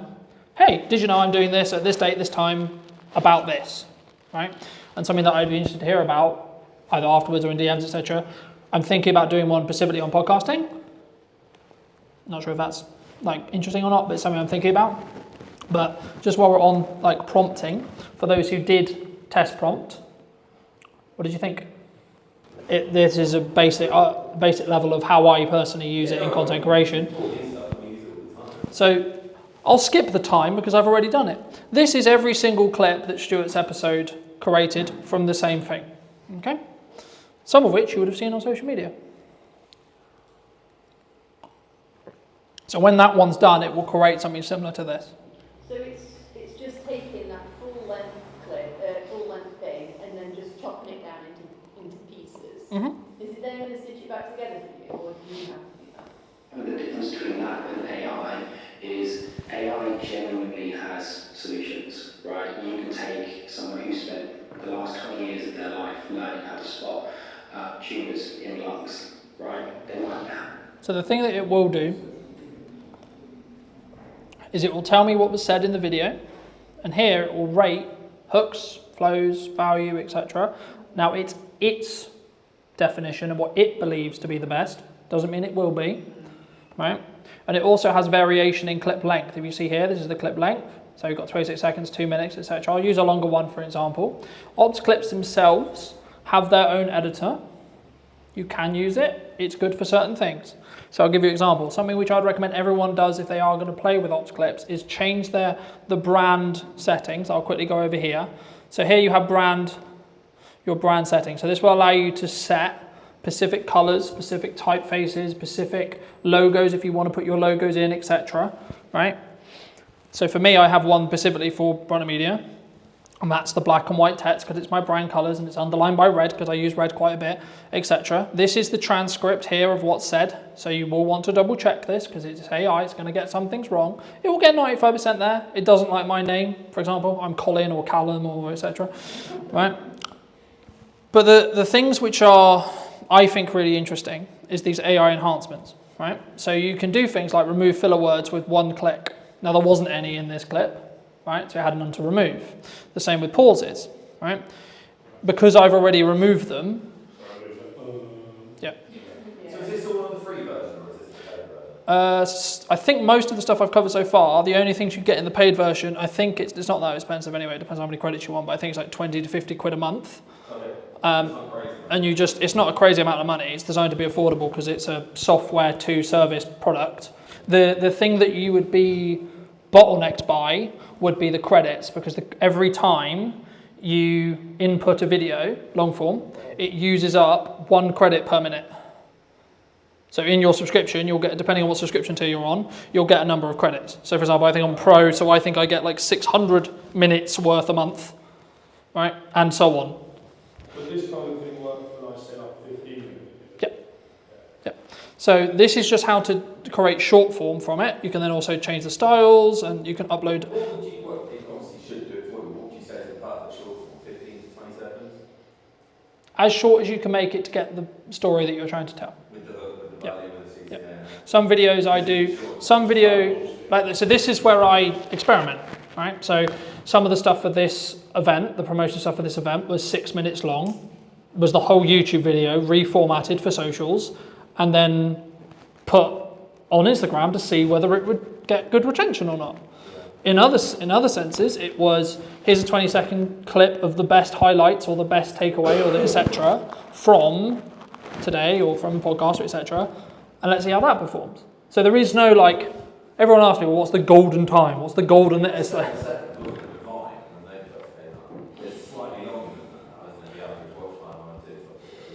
the honest answer is we live in a world where people binge watch their favourite shows. They watch a lot of social media content. They sit and watch TikTok for 7 hours, right?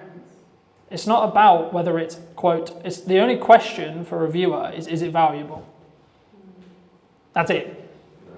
So instead of thinking how long should it be, how long could it be, etc., think how can I tell the story, tell the information, share the value in the shortest time humanly possible, right? To keep it punchy, to keep it, etc.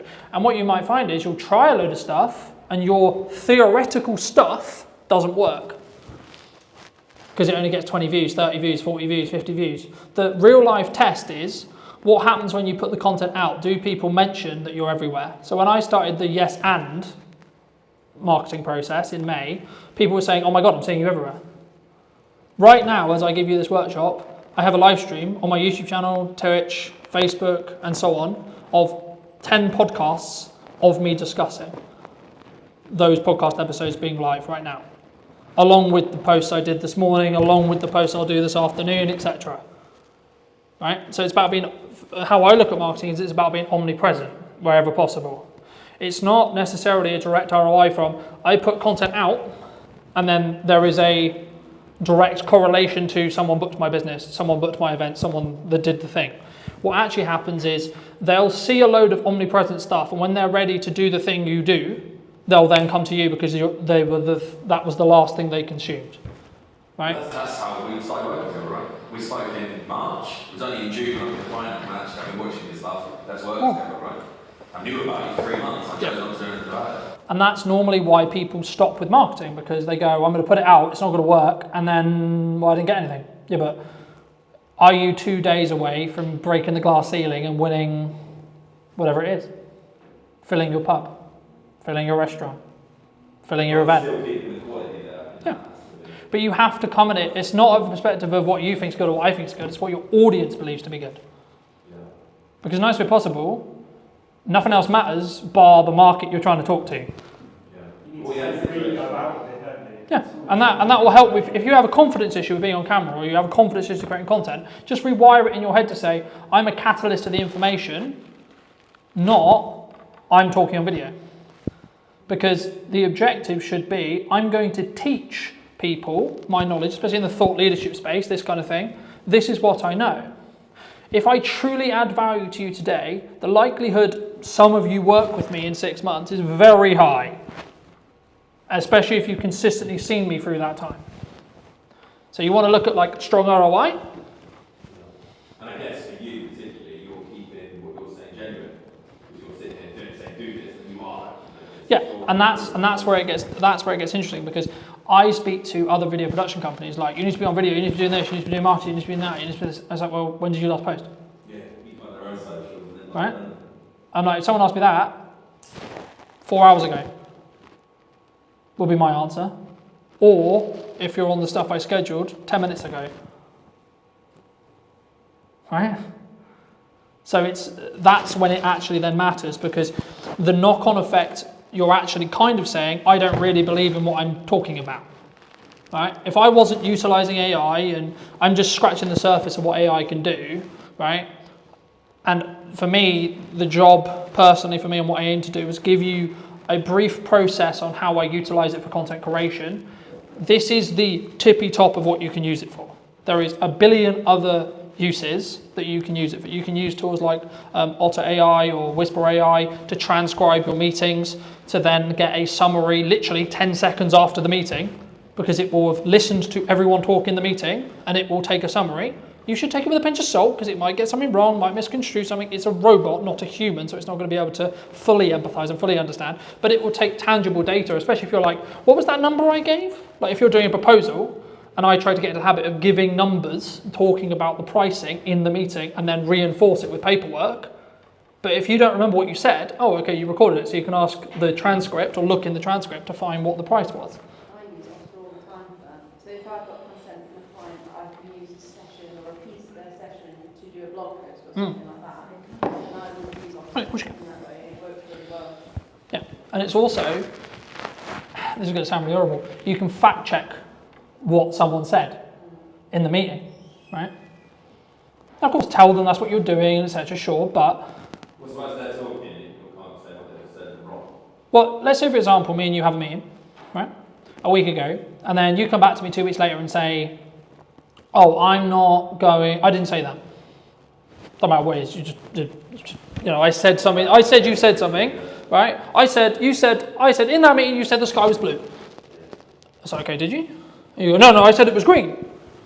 Yeah, but here's the transcript from our meeting that says in black and white, you said the sky was blue. I've also used closed captions as well. I mean, I know a lot of AI can do that for you, but I use transcripts to make sure that my captions are dead accurate. It does need some tweaking sometimes, but it's good. The AI ones for like ops or etc., they will get it probably 95% there, unless you have a weird name like me and it will never get it right.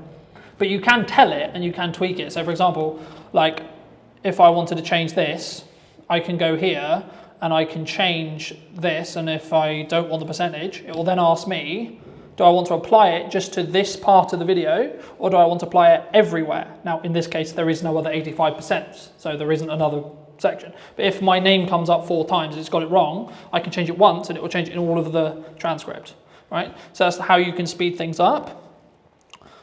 Very quickly, I don't have to do this, but I can show you.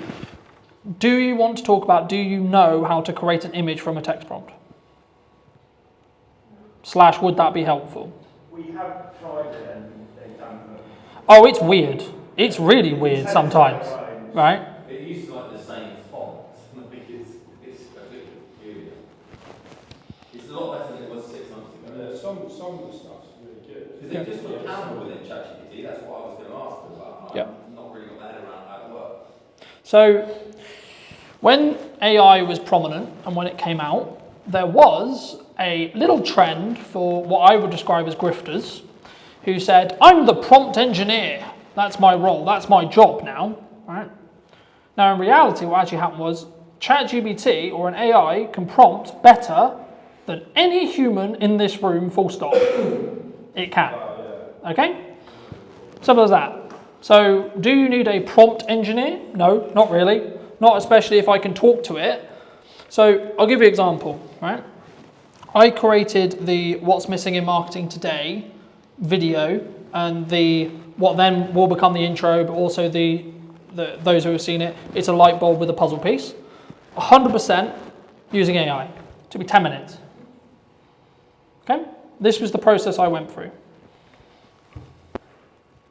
Hey ChatGPT, today I am looking to create a new podcast logo around what is missing in marketing today. Can you create a prompt for me to use on Artlist's text-to-image AI that is specifically detailed to create an idea that would work not only on social media, but also as a branding tool moving forward? Absolutely. Let's craft something that can give you a really Versatile and distinctive visual. Here's a prompt you could use. Design a modern podcast logo that symbolizes what's missing in marketing today.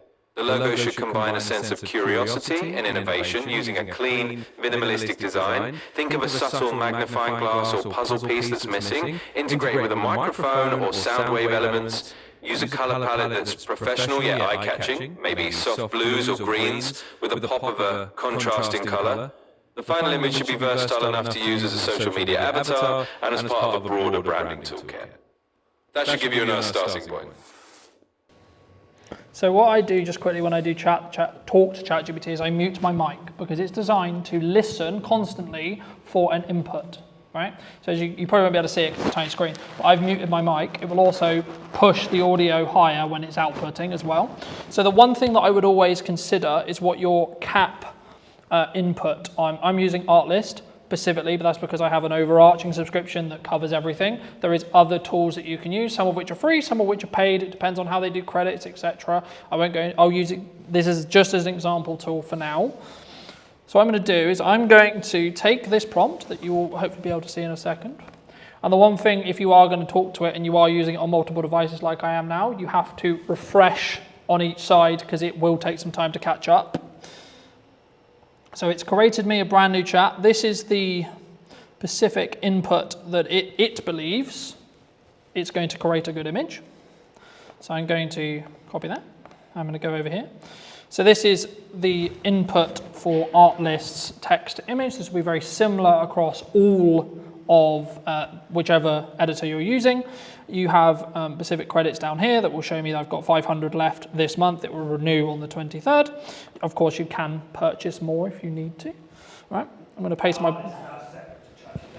Yeah, so these are all different products specifically, and this is one of, I would say, the caveats or the concerns with...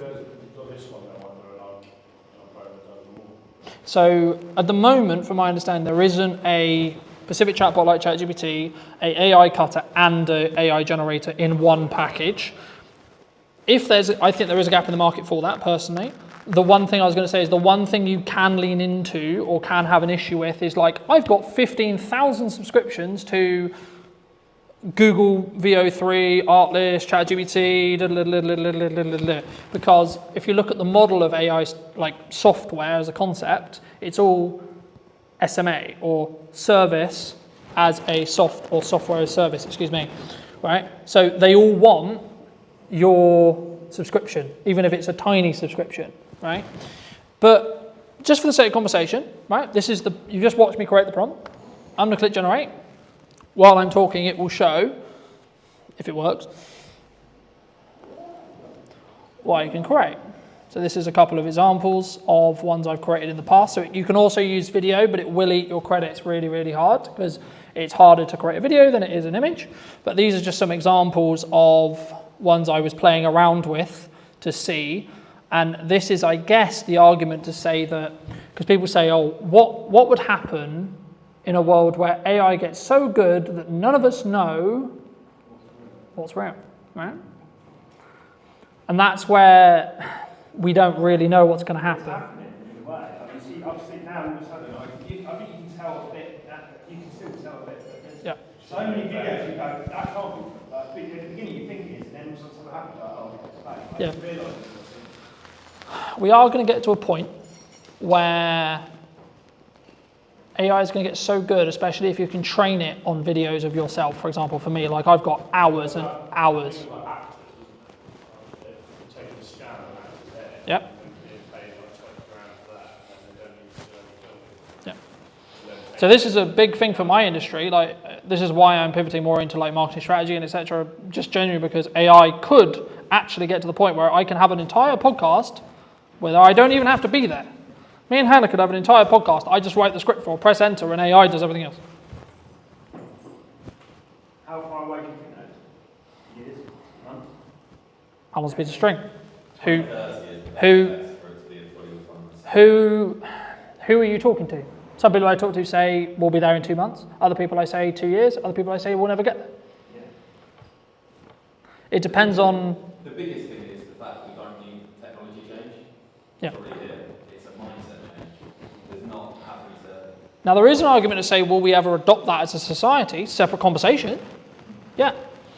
But just quickly on image prompting, you saw the prompt. This is what it came up with, and it took me what, 2 minutes? Right now, if I don't like this image, I can then go back to that prompt and see what I don't like about it, and I can say, okay, can you update this prompt? So, can you update this to not use the blue? Right? Let's say I hated the color blue. Right? For whatever reason, didn't think it worked, etc. It's then going to regenerate that prompt for me. I can then go back into Artlist and then I can use it again. Right? I don't think I've got enough credits necessarily. Yeah, I do. Okay. To do it. And then it will remove the blue. Okay, so it's given me some different concepts now. Now I could take these concepts, I could take it out, I could then be in a position where I pull out one of the logos I really like, tweak it in Photoshop, and if you did want to bring a graphic editor in or etc., or an actual human in, you could say, well, this is what I concepted. Cool. Can we build on that? Right? I really like, maybe I like the red, or maybe I like the fact it's a microphone, or, list what you like. You could tweak the prompts if you wanted to, and you wanted just to do it in AI, or then you could bring a designer in, because one of the things that people have said to me is, okay, well, isn't graphic design dead? Now, if people are being traditional and they're going to only use a graphic designer, they're missing out on this opportunity. They're missing out on the ability to quickly draft up stuff, and then it should be finalized by a graphic designer, as of where we sit now. And this is where the moral question of AI comes in, of should we get it to do all the stuff that humans could do, or not, right? But hopefully that gets at least some ideas rolling in respect to how you could utilize it and some of the other tools that are there. And if it is a barrier when it comes to, like, for me, writing is not my skill set, talk to it. Any other questions or any other thoughts? What's the difference between the art? What's the difference between personally, I think ChatGPT's, you can create images on ChatGPT. You can. I personally don't think they're as accurate and they aren't as good, in my opinion. As a model, as a model, as in the large language model it's using, I don't believe at this moment in time, as of today, that ChatGPT is the best image creating model. There was a big song and dance about Google VO3, which is a video model, for those who don't know, who was released by Google, and it allowed, with just a text prompt, for you to create something that could be used in Hollywood, in respect to quality, in respect to video, in respect to how, etc. So I guess the big question is always like, where does this end? When does it end? When, how much is AI going to do, etc. At this stage, we're only at generative, what's called generative AI, e.g. you have to prompt it for it to create something. The larger conversation is what happens when we get to super intelligence, e.g. it can think for itself, rewrite itself, etc. That's the Terminator, Doomsday, we're all going to die point of view. The question I would say at the moment, from a business use case or etc., is people in this room are not got enough influence power to change what the outcome of AI is going to be. So don't really worry about it. Well, that's the social. What you're talking about there is the social question, and it's actually 95% of the reason why I started leaning into in-person events as another strand to what I do. Well, that's the other side argument about AI, right? Humans will always want to connect with humans, other humans, and how they will go about doing that, what they will go about doing, etc. Like, will that ever be like something that we lose? Probably not. I disagree. Okay. I really do. So do you think we're all going to fall in love with AI? Just done that for free now. So in answer to your specific question, the best thing I would do if you want the list of free tools that's currently updated is ask ChatGPT what the free tools are. Right? It's a cop-out answer. It is. It's generally a cop-out answer. But you have to build an ecosystem around what works for you. So it would be wrong of me to say, well, you should use this one, this one, this one. I'm just using the examples that I use personally, me, because of the subscriptions I have to have for business and blah, blah, blah, blah, right? But you might have a preference. You might actually really like how ChatGPT creates images. Well, this is Canva. Yeah, or Canva within ChatGPT, for example, right? So the reason why I would say ChatGPT was the reason why most people use it is because they got what's called first to market. So OpenAI, who own ChatGPT, came to first to market. Hence why they took the market share, hence why there is things like Perplexity, for example, is another one. It's more the principle of how and what, like the concept of thinking how could you utilize AI today and how could you utilize AI in your business in 10 years, right? It's that process I hope I've shown you today, rather, because the problem with me doing, this is how to use ChatGPT today, this is the second we hit tomorrow, it's outdated. Because AI is changing rapidly in regards to its capabilities, how it works, what it can do, what it can't do, what you should do, what you shouldn't do, etc. But I think just as a final point or things to potentially take away, I think for me there's kind of two questions from AI. One, how you can utilize it in its current form. Two, what it will become.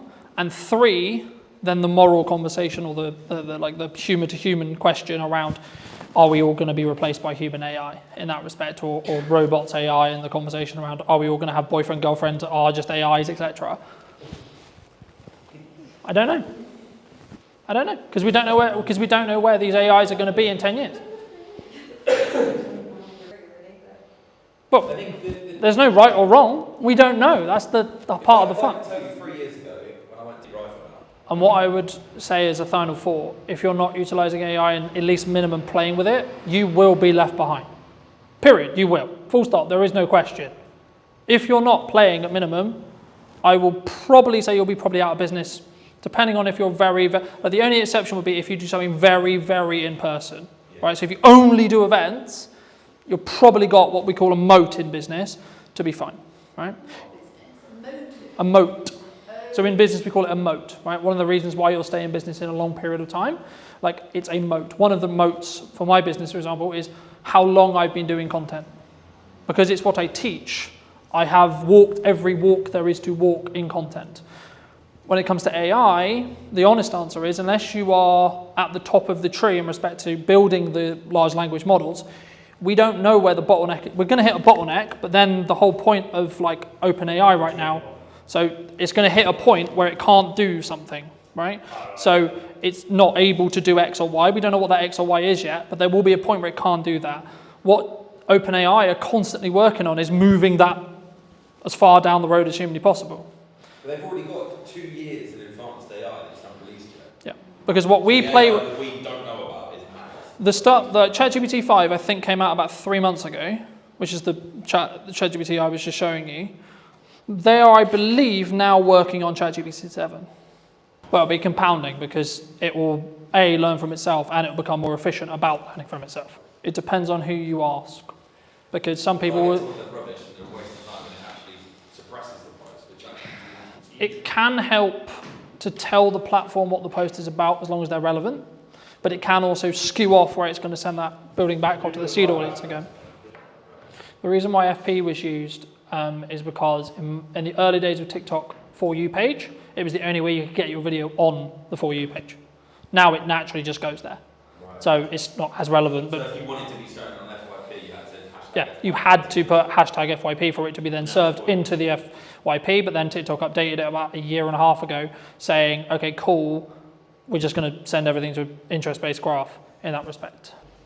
And what I would do personally is I would take a 3-month chunk of your marketing, this is what I'm doing right now, and have at maximum 3 pillars that have specific call to actions related to it. So if I wind the clock back when I was marketing this event, I was focusing on the podcast and the event, and then my service. They're the only 3 things I was focusing marketing on, and I only made content around those 3 things. So I had a podcast with clips and call to actions to go to see the full episode.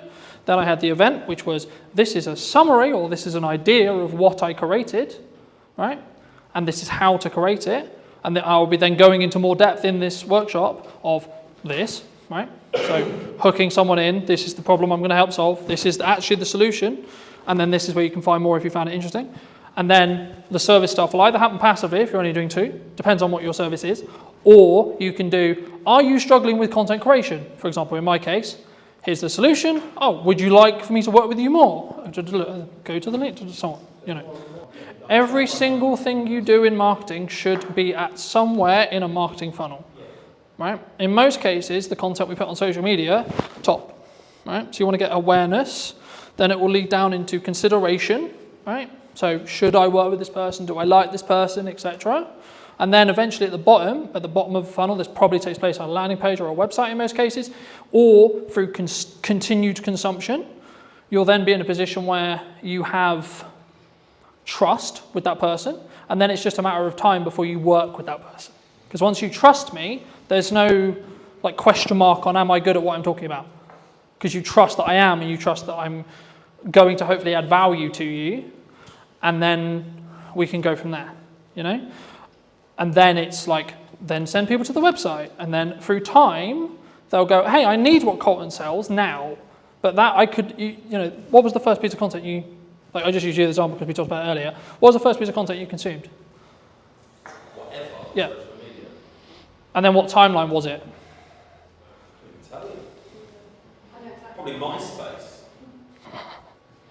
But for me, my content? Of you, first content of yours was the Old Mill Hotel video. Okay. You bought it. Yep. I searched online and your YouTube video came up. Mhm. And it said obviously Project Media Maker. Yep. So then I went onto your Instagram and looked at what you were doing. Mhm.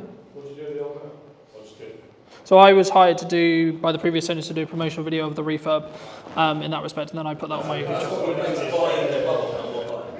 I've never been inside, but his video sold it to me.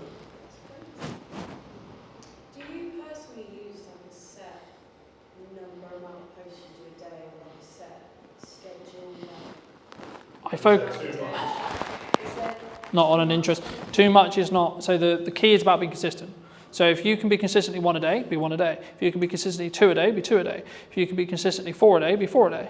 Are there set times during the day that you post? It's irrelevant. Because we're not on a social graph anymore, it's completely irrelevant. If you want to go and you want to reason about why your content's not working, then yes, you'll go, I posted at the wrong time, What actually is happening is your content is not good enough.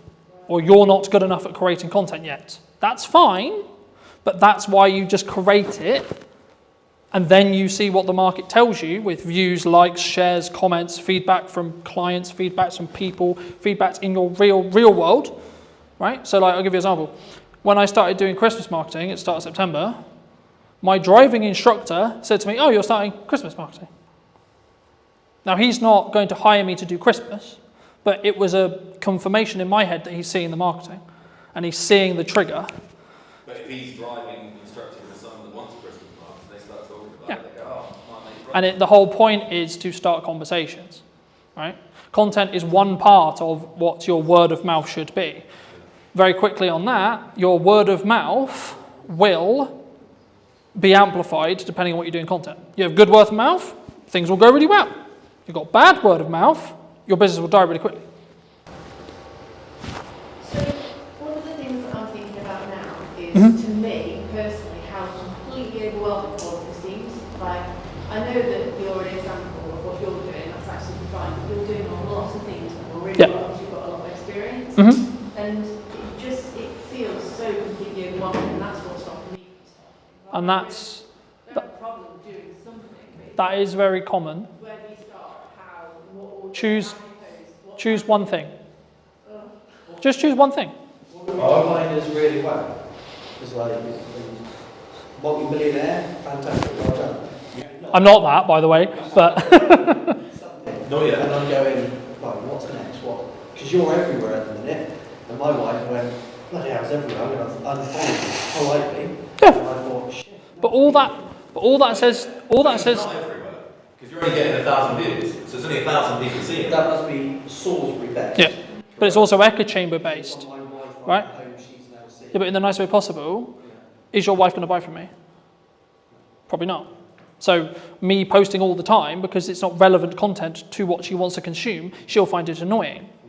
Okay, but to someone else, it's incredibly valuable, incredibly helpful. So is that about reach then as well? Like, one of the things that I'm thinking when you say you're in all these different places, really like, to me, what that's generating is reach. Yes. And so that gives more opportunity for people to go, I need that now. Yes.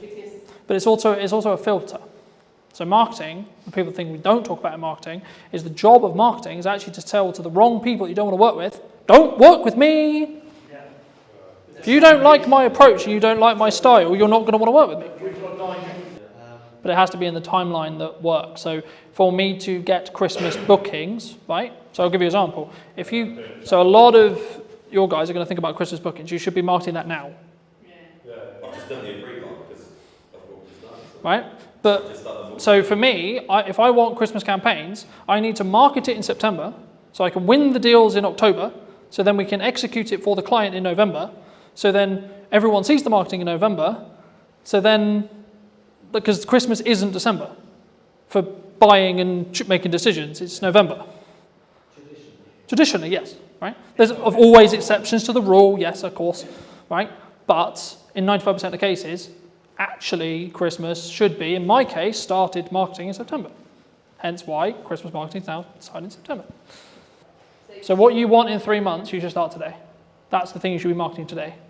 So the commonality in most businesses is, I'm running out of money, I don't have enough work now. Well, unfortunately, that's too late for marketing to help you. You have to go into what I call into the trenches and cold sell an offer quickly, because you don't have the time for people to see the marketing, think about it, consider, and then buy from you. But if you're in a position where, actually, I'm good for 3 months, you should still be marketing now because you don't have work in 3 months. Okay, cool. Right, so where do I want to be?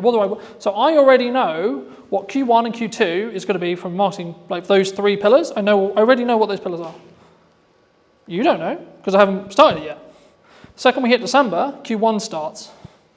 Second Christmas is done, in regards to my marketing plan, the plan for Q1 next year will begin on my marketing. But that's because I'm always front loading it, right? So a lot of the content for this event went out over the summer because I wanted to sell it in September. My view personally, do 1 really well instead of doing 5 really badly, right? Something that I struggled with personally a couple of years ago was, I'll go to networking, I'll do content, I'll do a podcast, I'll do this, I'll do that, I'll do this, I'll jump around with a banner, I did all of them terribly, so the results didn't happen. The moment I focused on, I'm going to do content and content only,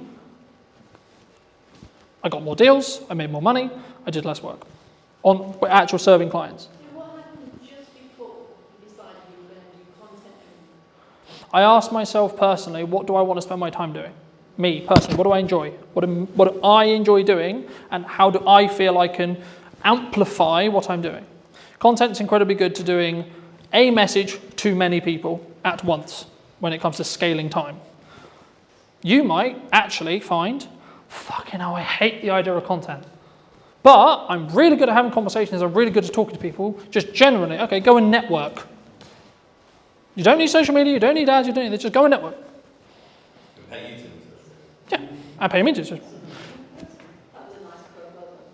I can't do that, but there we go. Or you might go, actually, I want to get better at content, right now I'm shit. I promise you, everyone was shit, including me. Genuinely, go and look at No, please, seriously, that's why those videos are there. They are shit. But I have a journey that I can now show you. Here's me in 2018, here's me in 2019, here's me, shit, we have a pandemic, I just went full-time, fucking hell. Right, okay, here's me 21, here's me 22, it's on. How did you go? Why, COVID?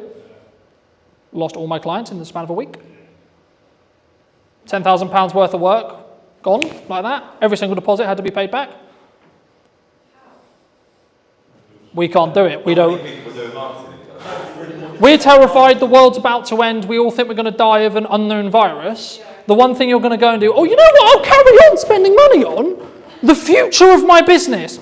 I don't know if there's a future of the world right now, bruv. We were too busy pouring beer away. COVID was a fun time.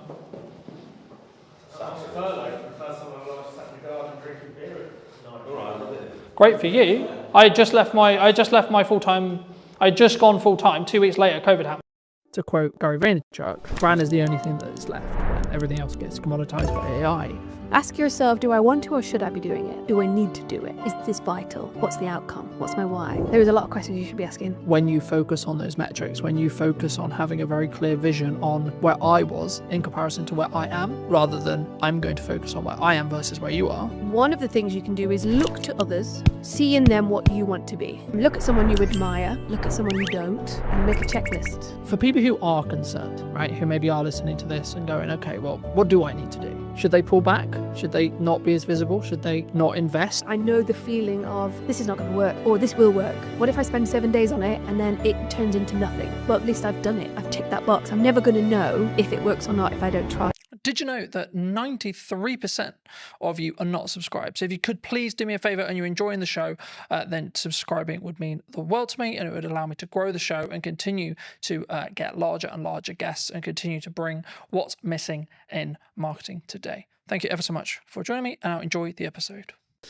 Hello, my friends. I hope you're well. I hope you had a fantastic day of your night. Today, we're back with what is missing in marketing today. And so I'm going to be talking to Sarah all about, I imagine, photography. But before we start, what do you think, Sarah, from your perspective, is missing in marketing today? I think a few things are missing. One of them is probably confidence. Okay. I think, and then you can split confidence into multiple things, but knowledge, knowing what marketing is and how you apply it to your business in your tone of voice, in your own strategy, in your own way. But confidence takes a while. And everybody's doing it. So you want to stand out in a crowd. I think you've just got to be you. And if anything, just be more you. The more authentic you can be, the better, which again is hard. And even then you've got to figure out how authentic do I want to be for Sarah? How authentic do I want to be for my business? How authentic do I want to be when I'm networking or on a podcast? Or because I can be crazy. Catch me on a Friday night with 10 margaritas, you will not recognize me. I don't want to put that into my business, although technically it kind of is now, but it's a part of your personality, right? So yeah, confidence authenticity, I think, are two things I really focus on. Do you think people struggle to be authentic? Like, obviously, I think everyone knows, like, I know what my, quote, authentic self is, right? But I think the challenge can come when it's actually putting yourself out there, right? I imagine a lot of the people who we work with and talk to are in the first stages of putting themselves out there, whether it's through photography or video or both. Is that a struggle, do you think? I think so. I think you've either naturally got the pizzazz or the no filter to just go out there and be yourself, and be truly yourself, and not be what the world wants you to be. I can speak from a woman's point of view in a predominantly male industry, and other careers that I've had. You do have to stand taller and on your tiptoes, and you do have to shout louder, and you do have to talk about golf and boobs and whatever else it might be that some men like to talk about just to get their attention. Is that who I want to be? No. And so it takes a little bit more focus. A therapist said to me a few years ago when I was a bit lost and I felt like an open nerve just walking through the world. I asked her, how do I know who I want to be? I didn't have my walls anymore. I'd kind of broken those down. And so she said, one of the things you can do is look to others and see in them what you want to be. Look at someone you admire, look at someone you don't, and make a checklist. You know, I really like the way that she holds herself on stage and captivates an audience. So I really like the way that he listens, and take that on board. Do I listen that good? Do I have that kind of presence when I walk into a room because I want it? No, I don't. Okay, how do I incorporate that into not only myself, my confidence, my business, my world, my relationship, but equally when you are talking to someone and they're on the phone or they're looking around the room and they don't know, they're kind of not interested, or you know, when you've been at a networking event and somebody just walks over with their business card. You need this. You need this. Great. It's gone in the bin. Yeah, I don't want that. And so taking note of these things, and it's the same with business, right? I mean, if you look at your competitor and you feel a little bit jealous, okay, well, what have they got that I don't? How can I make that my own? When I look at someone whose personal brand is on point, and they've absolutely nailed their marketing, then what have they got that I don't have that I can twist in and make it my own? So yeah, I think people struggle, but there are ways around that to really incorporate that in their business. I think it needs to be personal though, because I think if you just look externally at what's trending, at what's the thing to do, right? Oh, this is what all the other photographers are doing, this is what all the other video people are doing, this is what all the other masters are doing, then I think you would just become an ex-client or a client that I've worked with a couple of years, like you'll be in the sea of sameness. Mm-hmm. Because, and something I've always done is say, well, maybe this isn't on trend, or maybe this isn't like the thing to say or the thing to do, but it is authentically me. I would say that even if the camera wasn't rolling, I would say that. And we were talking about, as I was setting up, about like, what's the difference between me on camera and what's the difference between me off camera. Mm-hmm. This is the first time we've met, but hopefully if you talk to people who have known me for a long time, they'll tell you, well, yeah, there's obviously some differences and maybe I'm a bit more hyped up and a bit more animated, but the core, I would hope, is the same, all the same. Core values, right? But I think that comes back to having that authentic side of yourself and not being afraid to show it. I think you could be a photographer in a room full of 100 photographers, but if you're authentic and you have a little bit of confidence to show that, to push that through into your marketing so people do get a glimpse of who you really are, that's what makes you stand out. Or at least if you're not standing out, your customers and your people around you are going to look at those 10 photographers and go, okay, well, I like what he's saying, but that's not quite my personality or my sense of humor. But what she had going on and what she wrote in her post a few weeks ago, I really connected. And that post would have come from some form of authenticity inside, or having the confidence to post about that. I think that's how you stand out. It's just by being more you. I think sometimes we struggle though. We do. I know I did for a very long time. Oh yeah, couldn't agree about more. like what all this post, or I'm not sure. How do you go through that self-discovery, do you think? And or have you gone through that self-discovery yourself with like, what is okay for me to post? What is, quote, authentic me? Do you know what? That's a really good question. And I would say that I still struggle with that. And I think little tips like looking at others and seeing what they're doing can be a motivator. But one of the biggest things this last, I only relaunched 6 months ago. So the last 6 months, but also the last year and a half, I have gathered a group of women around me that are a reflection of what I'm doing or who I am. And I'll hear them say, I loved what you said. Or I might have something and I'll go, not quite sure about this. Does that sound like me? And so I think having the right people around you, there's a saying or a quote that you are a reflection of. You're the sum of the 5 people you spend the most time with. And I love that. And I couldn't agree more. I think having the right people around you helps you find your voice alongside ChatGPT. We'll get onto that. But also it reflects it back to you, right? I think test the lines as well. Don't be scared to put something out that you think is a little bit risque or I'm dyslexic. So for me to sit there and write 10 posts is almost, it's impossible for me. And so that's how I use ChatGPT. I will write the keywords, the kind of essence that I want to go into my post, and it will come back to me. And it'll be too salesy and it'll be too cheesy. And I'll tell it, no, I don't want it to be salesy. I don't want cheesy. I want more personality. I want it to be daring, a little bit more bold. And then I'll get it and I'll go, okay, cool. Then I'll change it and I'll add more of me into that. But I haven't yet pushed my boundaries of how far I can go with my own marketing and my own voice. I think that's on my to-do list for sure. Something that I found really interesting was the last couple of years, like since the rebrand of the show and since like really pushing the show again, a lot of people have been saying to me, AI is going to take our jobs, right? AI is going to, the world is over. We're all out of, especially in the creative industry, James, who in space we're sat in today, he said, we've been talking about it for ages, about it's kind of the creative industry that happens to be targeted by AI at the moment for whatever reason. But for me, to quote Gary Vaynerchuk, brand is the only thing that is left when everything else gets commoditized by AI. But the crux, and I'll use the analogy I've used in multiple shows, but you need to sharpen the knife and then use it. So you're still using it yourself. And that's kind of what you were describing there about not just getting it to write your post. Yes, technically it's writing your post, but actually what you're doing is you're nurturing the AI to know what your tone is. And then the tonality will be the same.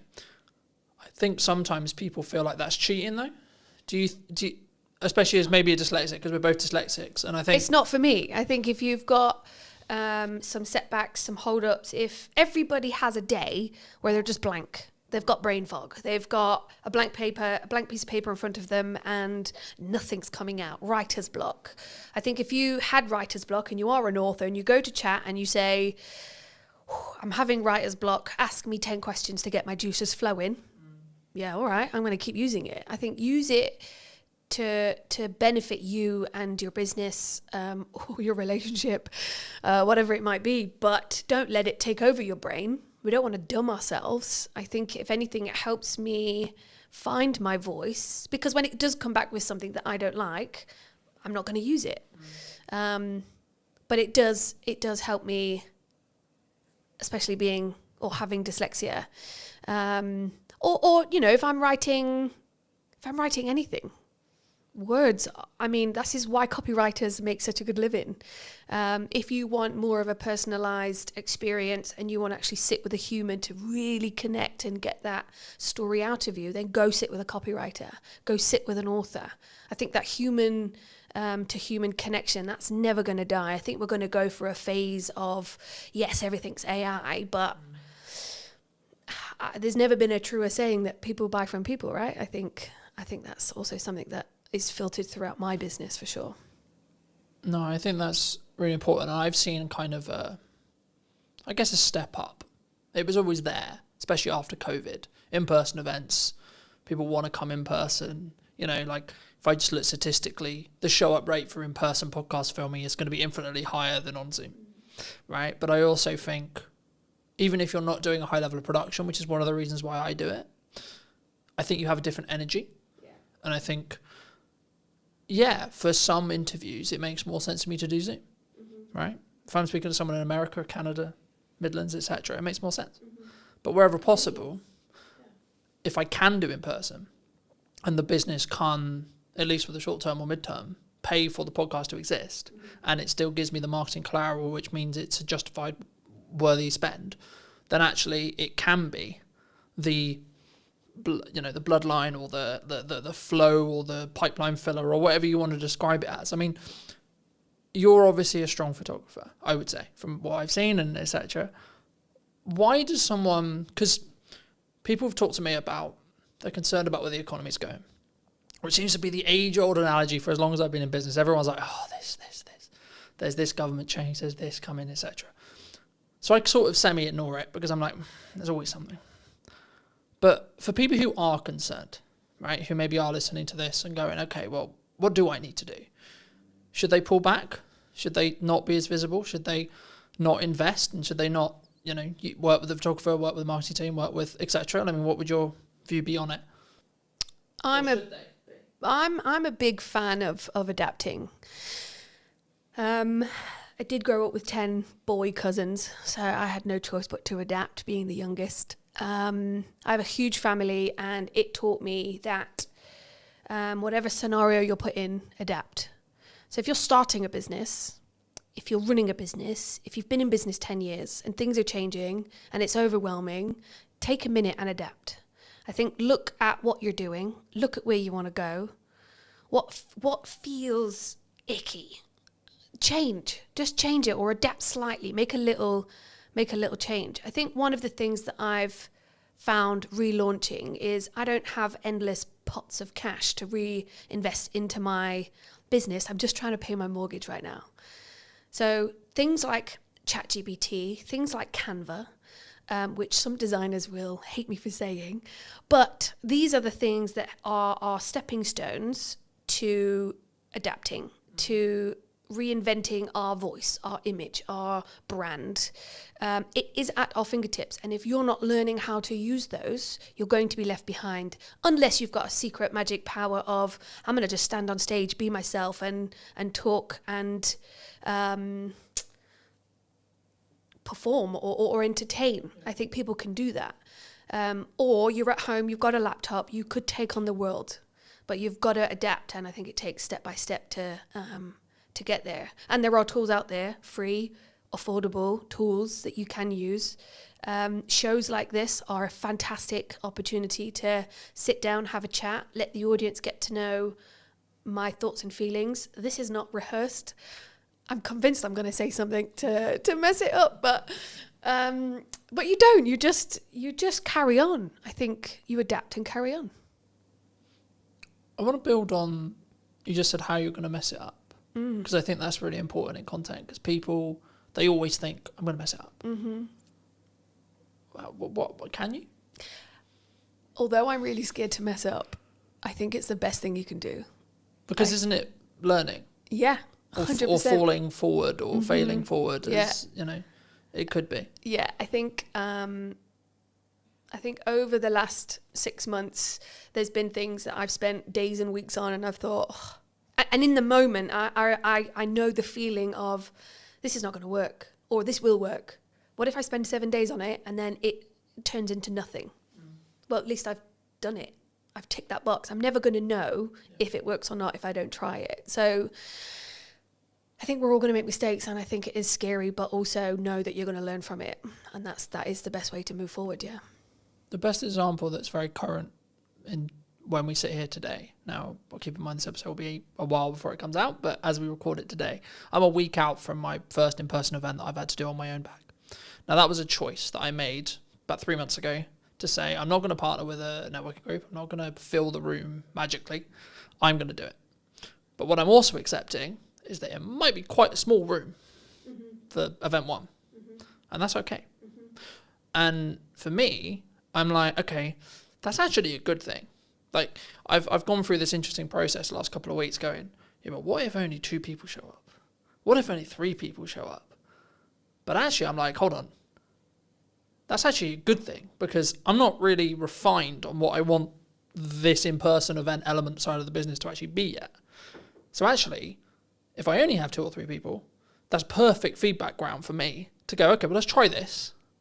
Let's try this stuff and see what then happens. Of course, it's a content opportunity as well, etc. But is this your event that you're putting on? Yeah. So a friend of mine is about to have an event tomorrow, actually. Again, depending on when this podcast comes out. But she asked me the same. She said the same thing. What if there's only a few of us, or what if nobody turns up? If nobody turns up, but you're stood there with a glass of champagne waiting to welcome everybody, you now know the process of how to put on an event. You now know what you can do better. And so don't cancel it. Keep going. And even if one person turns up and you have the best life-changing conversation with that one person, and you get to give each other all of that time, that's massive benefit and value for both of you. You've met and grown your network by 1, which is always a great thing. That person's had all of your attention and they're buzzing. But equally, when you put on an event, which I'm also doing myself, you learn from it. What if is just the worst anxiety-inducing phrase. What if nobody turns up? What if the restaurant haven't got my booking? What if it all goes wrong? What if it all goes wrong? If it does go wrong, then fine. You'll be fine. It's going to be okay and you'll learn from it. Do you think that's why people don't do it, though? Fear? Oh, yeah, 100%. Fear like they go, I'm going to look like a dick. I'm not going to look great because, Colton only sold 4 tickets. But that comes back to confidence and being authentic. If it's fear holding you back of it's going to fail, then it's fear and failure. Fear or failure. If it's something inside that's holding you back, then that's your confidence. That's stuff that you need to work on. There's a lot of psychology within business. And I think if you can do a little bit of work on yourself, if you can see an image of yourself that gives you the absolute confidence to take that next step, hire a photographer quick. No, I'm kidding. But it is that image. It's that visual representation of me doing it. Oh wow, I can do it. I also had my photography done 6 months ago, and I needed new images of me that represented me to help me move forward. But there was a tool that I needed to tap into. And it really did reinvigorate my shop front, and it gave me the confidence to move forward. Therefore, I'm not holding myself back. But I made a move to tap into something that would get me there. So, yeah. Do you think that when we're in that scenario, right, in reality, I'm going to do my best to perform to the room, however big that room is? Do you think whenever we do, because I could use the podcast as an example, I could use the event as an example, but I use the podcast because it's the stats that are in my head. The number of podcasts that get beyond episode 10 is like 25% or so, right? But that, by proxy, means if you're episode 10, episode 11, episode 12, 14, 15, 16, so on, the odds of each episode after that puts you in higher and higher and higher and higher and higher percentage as a whole. And I think we don't look at the averages, right? Like if you look at money, right? The figures that show that if someone is hit by a £300 bill unexpectedly, the majority can't pay or have to go into debt to pay that bill. And I think it's the same. And I think that can be the paralysis of, well, this is why I'm not going to do the event. Because if I don't do the event, or I don't launch the podcast, I don't have to be okay with it's only going to go get 5 views. It's only going to be 2 people. It's only going to be in the same way. I don't have to be okay. I don't have to see myself on camera. Yeah, but then controversially, you just shouldn't be in business. I mean, if you're worried that only 2 people are going to turn up, or if you're worried that I am going to fail and you're going to let that hold you back, then you're not a business You're not a person in business. You could be working for somebody, but you've got to have some form of gumption to just move forward and do it, no matter what the consequence or the you can't live in fear and you can't catastrophize what's going to happen. I would like to think of myself as quite an optimistic person, and so even if nobody turns up, fine. I've learned how to put on an event, what I needed, what my contacts were, how can I do better? And I think if you can switch your mindset, get a coach, talk to your 5 people around you, look in the mirror and have a conversation, read a book, look at YouTube, educate yourself. If you're running the tap and it's murky, keep running it until it's clear, and educate yourself, update your knowledge. If you are holding back because of what if and fear, then you're not ready. I would say read a book, listen to a podcast, feed yourself with stuff that's going to help you make that next step, open the door and welcome your 2 guests. Equally, welcome your 500 guests, and now you're overwhelmed, but I did a good job. But do you think it's like, I think sometimes, especially for me anyway, and the more I think about it, I'm like, I can reframe it as a perspective of, but I'm going to give so much to those 2 people. And then they're going to be maybe advocates for my brand, or potentially have work from it, or etc. Or even just like do the nice thing of like, I gave them all this time and they took a lot of value from it. People are very value centric, right? We want value from it every minute, I would say, in the culture we live in, right? But when we create content, when we show up, when we look at marketing, would you say people sometimes underestimate the value that they can actually give themselves? I think people don't know what they can give. Okay. I've created a networking group called The Huddle, and I've done a lot of networking myself. And I've been to events that were well marketed, very well marketed. And then I've gone and it wasn't that good. Great marketing, but the execution of the event, not so good. Same with anything. That deodorant was very vibrantly marketed, straight directly to me. I bought it. It's actually not that good. I think you've got to do your research. I think you've got to ask questions. I think you've got to put in systems and processes. Dare I say those 2 terms, but everybody needs a system and a process to put in place. Ask the question, what is the value? I mean, if it's a networking for the Huddle, I asked a friend of mine, Chris, what would be the value? What would make this event worth shouting about? And not only did I ask questions before the event, but I also sent a questionnaire after the event. What did you think? How did it compare? What was missing? All of that kind of stuff. Because even if 2 people do show up or 500, you've got data. Data is another tool to sprinkle on your next event, to give you the confidence to go. Because another thing is direction, right? If I'm not giving value, if I'm not taking that next step, is that because you don't have direction? Is that because you don't have, what's the word I'm thinking of? I would say it's conviction. I don't want to put words in your mouth, but I would say it's conviction. So I'm convicted to the event happening regardless of who shows up. Even if it's an empty room, I'll still give the presentation because I'm filming it, as if it's 2 people, 5 people, 10 people, 15 people, 100 people, I'll show up the same. So I have the conviction to be able to come forward and say, I know my shit, I'm proud of my shit, and this is what I can offer. Yeah, I think conviction definitely plays a huge part. I think the word I was looking for is something to do with seeing where you want to go and what's your why. So at the end of this campaign, at the end of this event, at the end of your marketing XYZ, what does good look like? And then work backwards. That's always a really good way to do it as well. I think conviction helps get the job done, but you've got to have a vision. You've got to have a why. Why is, you've got to have a, why am I doing this? Why am I putting on this event? Why am I posting this? And that's probably another thing that's missing from marketing is your why. I think Simon Sinek,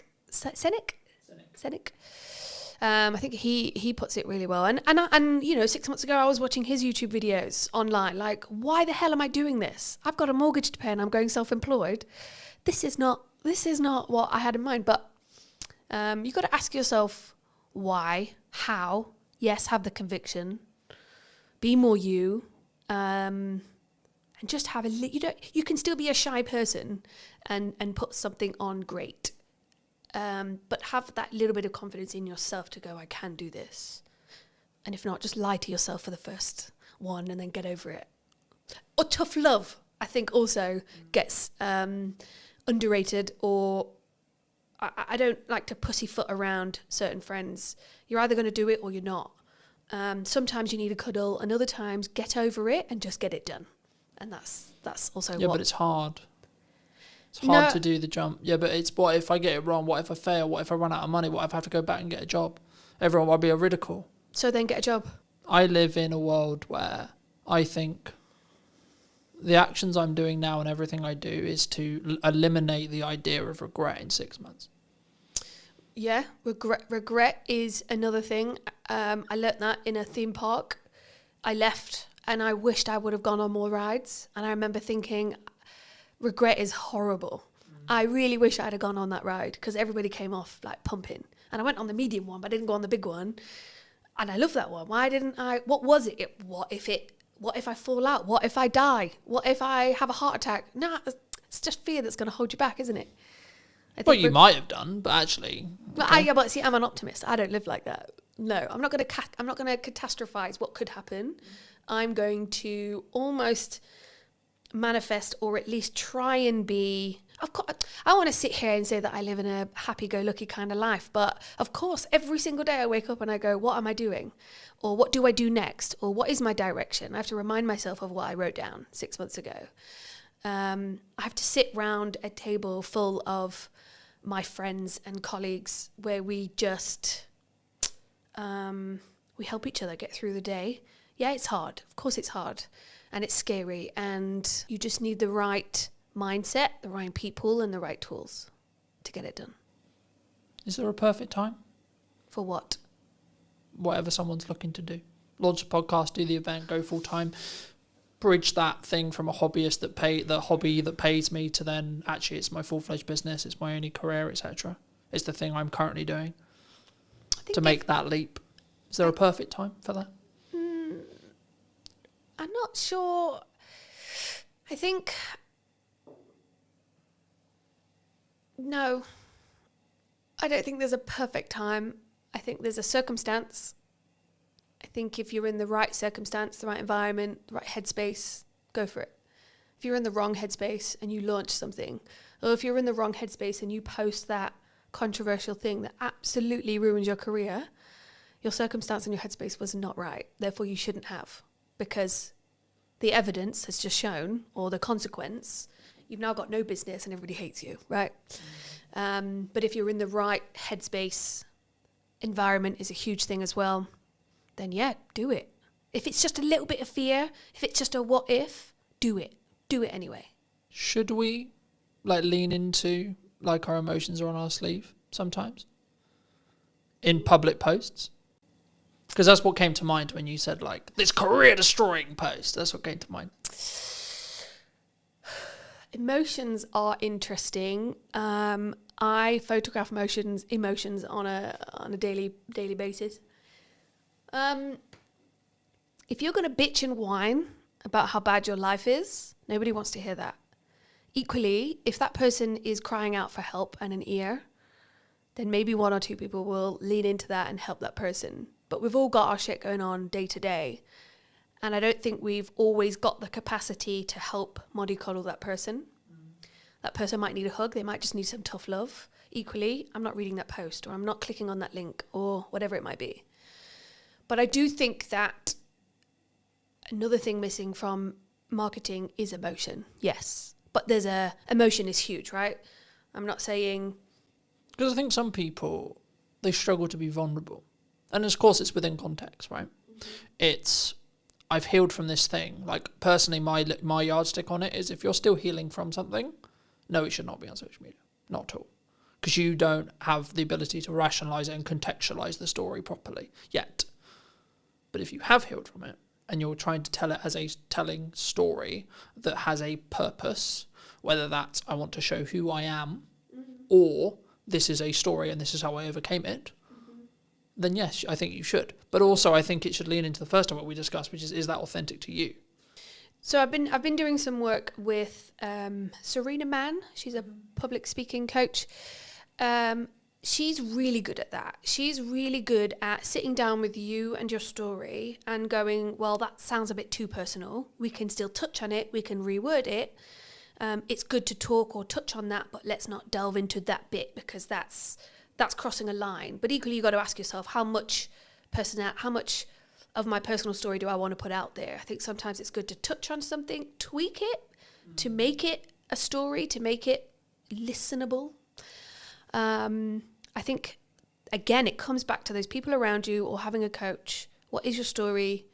What are you wanting to get out there? And soundboarding it, sound checking it with those people around you. Is it within my marketing brand guidelines, if anybody's even got those anymore? But do you think that can go too far though? Because I think some people will maybe listen to that. Story. But I think in general, I think people will maybe say or listen to this and say, well, I had this really good post idea, had this really cool story, or I had this really cool thing I overcame last year, but it doesn't fit in the box of my brand guidelines. Who built those brand guidelines? Because if that was what you did in a moment of clarity and it doesn't fit, then assess it in that moment. I think if you're going way beyond what you're supposed to be talking about within your brand, yeah, that's when you should probably sound check it with someone you trust that also understands your brand. But equally, this is where the authenticity comes in, right? One day you're feeling like absolute crap, and the next day you're on top of the world. Which day do I talk about? I don't feel comfortable yet enough to talk about my low, down, dark days, but I have them. Equally, when I am feeling on top of the world, I kind of feel like I'm gloating a little bit. So I almost don't want to talk about those days either. So that's where you kind of balance out and go, well, what is my story? What do I want to talk about? And why do brand guidelines even exist? Or those 5 people around you? I think, again, it just comes back to your why. What are you trying to do? What do you want to get back?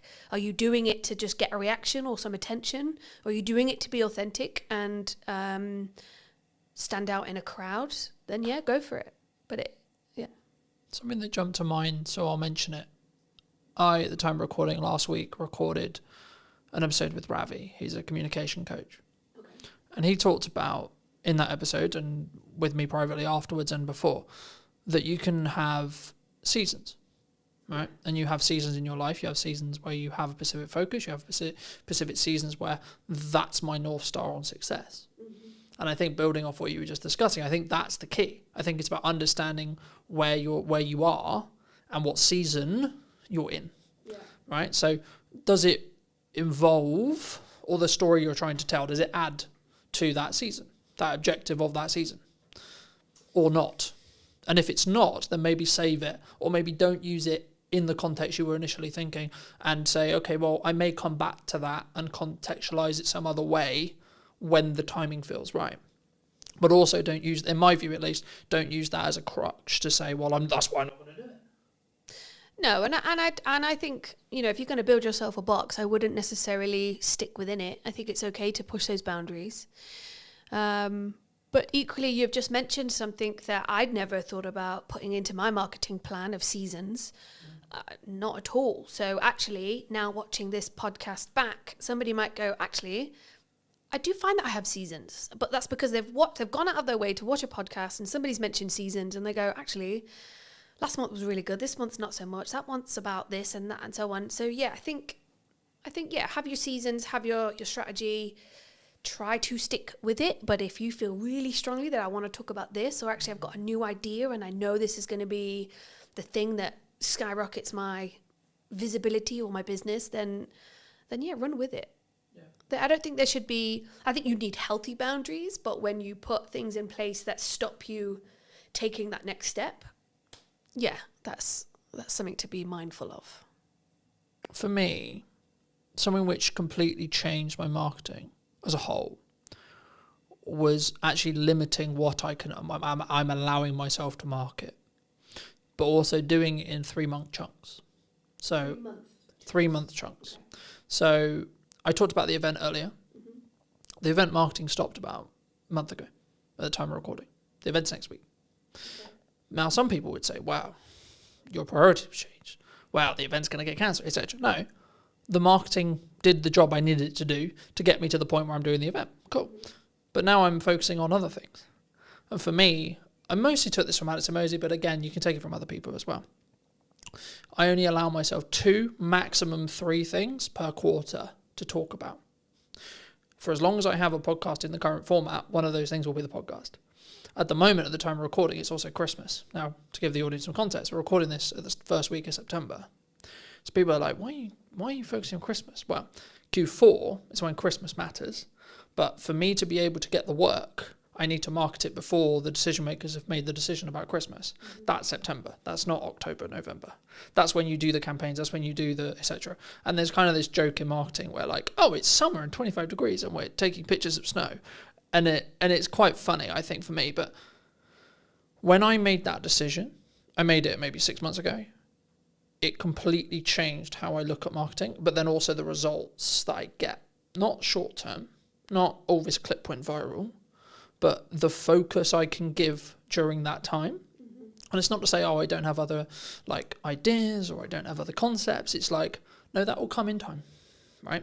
You can give it to the next quarter. So I've already planned out what Q1 next year is going to be, but I'm not going to touch anything in Q1 yet because I'm very focused on what does Q4 look like for 2025. How did you learn all of that? By consuming and trying and getting it wrong, right? And do you think that's the right way that everybody should be working, or that just something that you found that works for you? I think it's me. Personally, I think it's me. Because I think it would be very arrogant of me to sit here and say, this is what you need to do for your marketing and your vision and your success. But what could work for everybody is go out there, get some knowledge and build something that works for you. I think we can teach the idea of consistent improvement, consistent learning. I think that's important. I think that's something that we should always look towards. Yes. But then we should stop.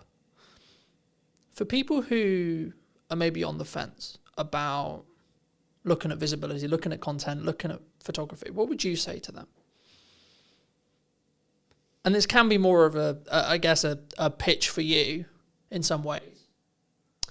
Well, it's interesting because the inquiries that I'm getting at the moment are personal branding is everything at the moment.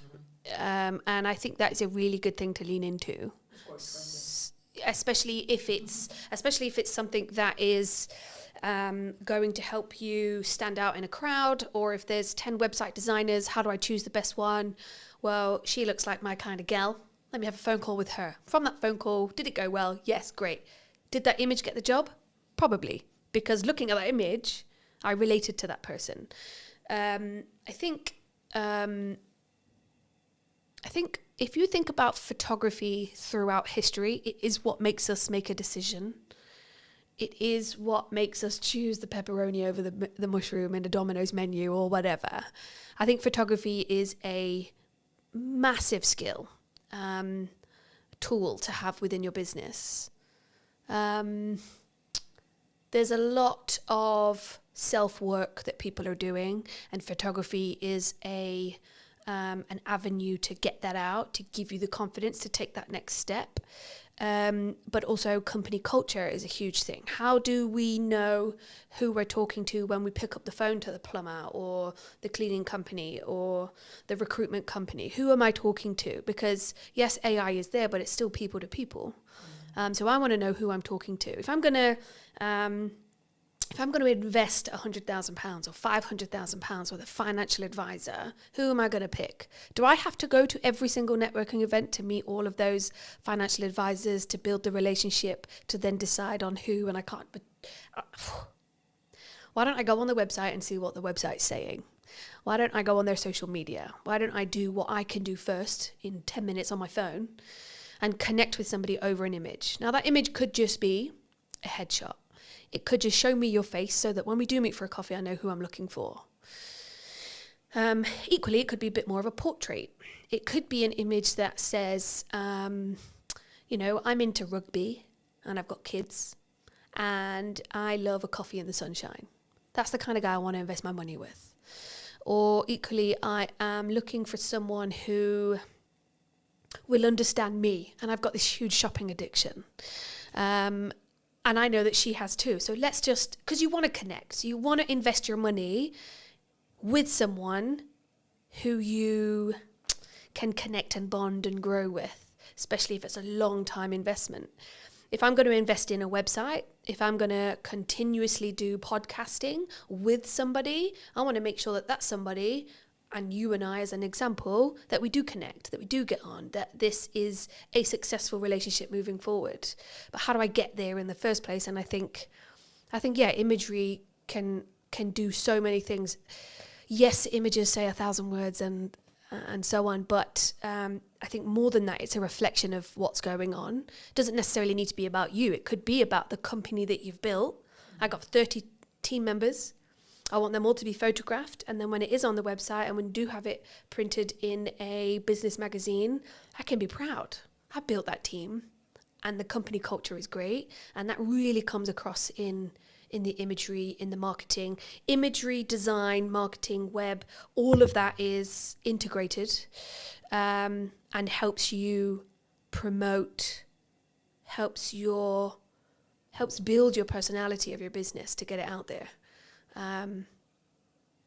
Or you have the same image on your LinkedIn that you had 10 years ago sitting on a beach with a cocktail. One or the other, I'd say. If someone is looking for a marketer, videographer, cleaner, plumber, etc., but especially when you look at brand or either brand work or marketing work, like what they're actually going to be doing, do you think it's specifically about the person and making sure that I connect with you and that's why I'm going to hire you as a photographer? Do you think? I can't speak for everybody else, but that's how I do it. I do have a plumbing company that I use, JPS. I've got a relationship with Jamie, so I will go to him. I've got his number in my phone and I will call him. Have you got anybody that can come out? My boiler's just broke. I wouldn't pick up the phone and call. I wouldn't Google if I already know that Jamie's my go-to guy. Equally, I do have a videographer that I go to regularly. I'm not going to Google that if I've already got that contact. So I've built that relationship with those people that will help me maintain my little black book, that will be there in a pinch when I need help. And equally, I'd hope that they've got my number saved when they need a bev at 5 o'clock or a game of shuffleboard down at the Dell.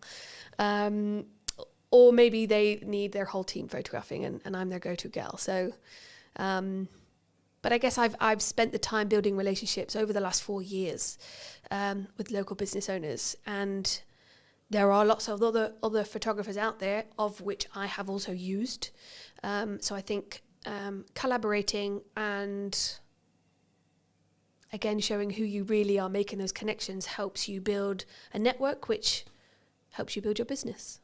Are you locked into those people forever, though? Do you think?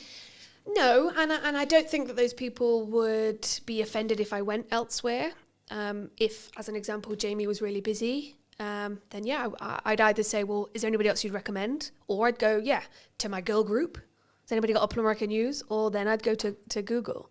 If I'm looking for something more personal, maybe a product, maybe a restaurant, maybe a holiday destination, I'm going to Instagram and I'm going to type in what I'm looking for. And I want to see visually what it is I'm going to pick, buy, and so on. What credibility is behind those images? What are people saying? What's their Google rating? What's Trustpilot saying? On my group chats, has anybody been to this restaurant? And so it's that feedback that you get from people that helps you make that decision. So yeah, I think relationship building gets you where you want to go, helps you build you as well. Photography is a tool that helps you capture who you really are, what the product really looks like. If you can look at an image and go, my God, I can almost smell that. Is that the person that put the flowers next to the candle? Or is it the photographer directing or the creative director? Like, there's a whole team of collaboration that puts an image together that helps you portray a person. Or, I mean, straight into my head, I've just got Coca-Cola, not the can, and not a branded glass, but it is a clear glass with just Coke streaming into it and it's all fizzy, we instantly go Coca-Cola, I'm thirsty and I want a Coke Zero. Yeah, I'm going to go get that. But it was an image that helped me salivate and want a can of Coke or a burger or whatever it might be. So yeah, I think it's powerful.